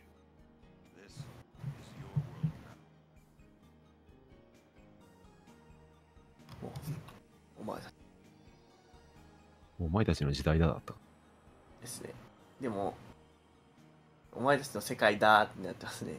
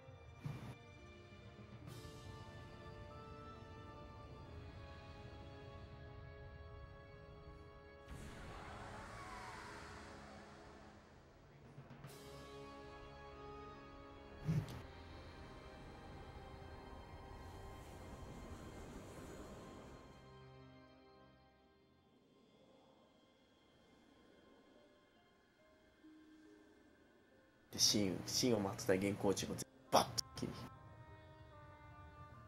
最高。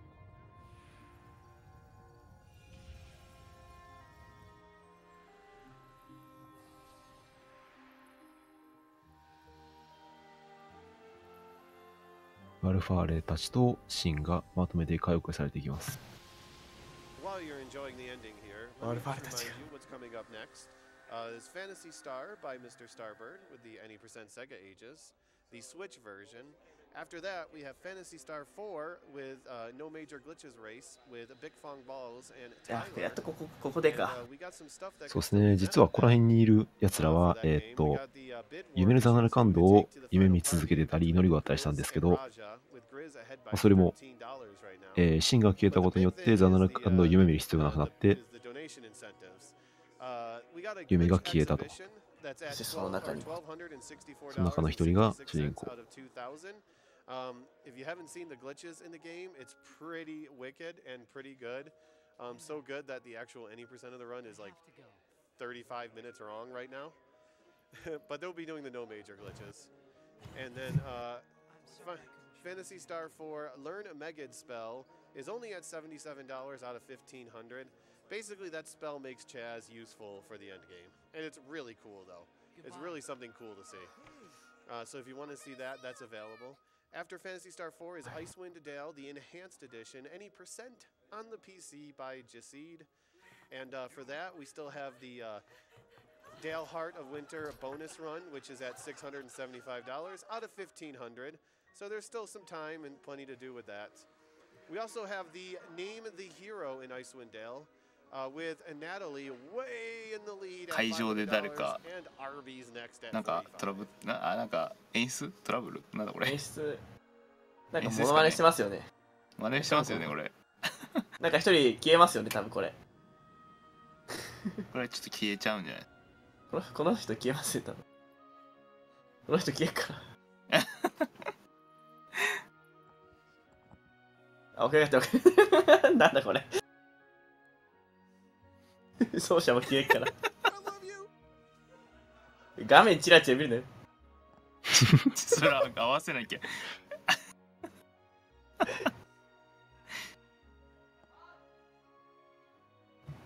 ょっとありがとうなにあいら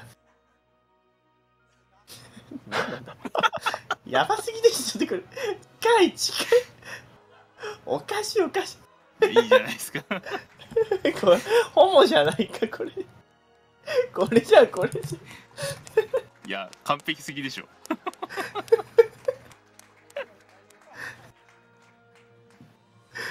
おかしいあ行っちゃったあ空中を歩いている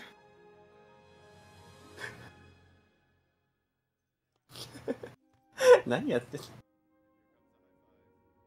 さすがに飛べないですね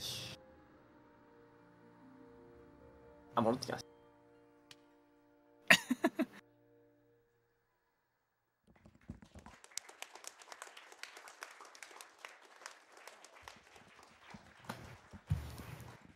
で、終わりですね。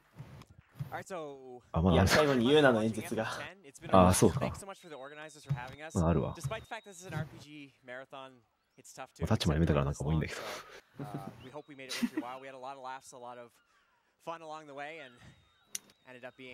一応最後これが終わってからまたフルで流れますね。そうですね。できたね。結局7人 ?8 人 ?8 人か。8人です。So thank you very much. This was FF10. Please watch the rest of RPG Limit Break and peace out.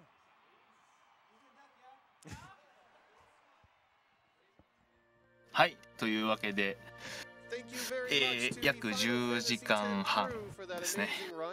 まあ、エンディング入れたんで、まあ、ほぼ11時間半日近い、ね長丁場でしたけど、本当ね、株価さんと白猫さんありがとうございました。ありがとうございました。ありがとうございました。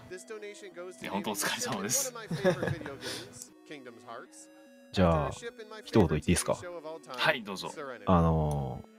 まあ FF10 で PS2、PS3、PS Vita、PS4、あと Steam Switch、Xbox で販売されているので、of ads, and then we will be right back. やってみてください。本当に面白いゲームなんで、やり込み要素もかなりあるんで。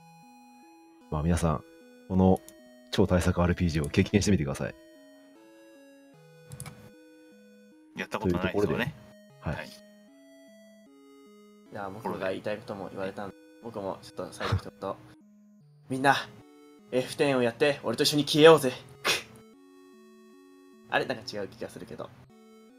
おっとおっとおっとラストでじゃあ俺、消えっからはい、お疲れ様です。はい、お疲れ様です。はい。なんかちょっと締まりが悪いけど。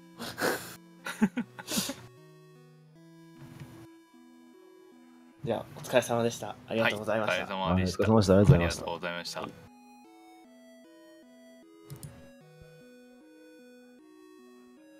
いました。いや、本当長い解説をね、本当ありがとうございました。僕いらないって言われなくてよかったです。ちょっとね、私いらないって言われるかと思った。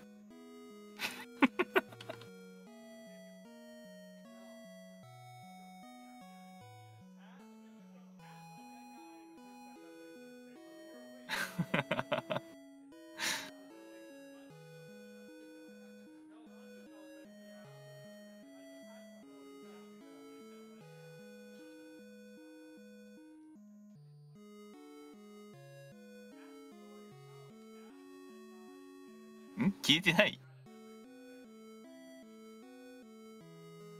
あ、マジで？ちょっと待ってね。あ、本当だ。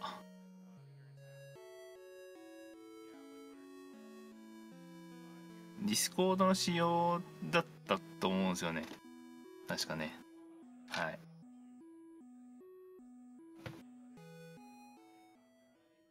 ねえ。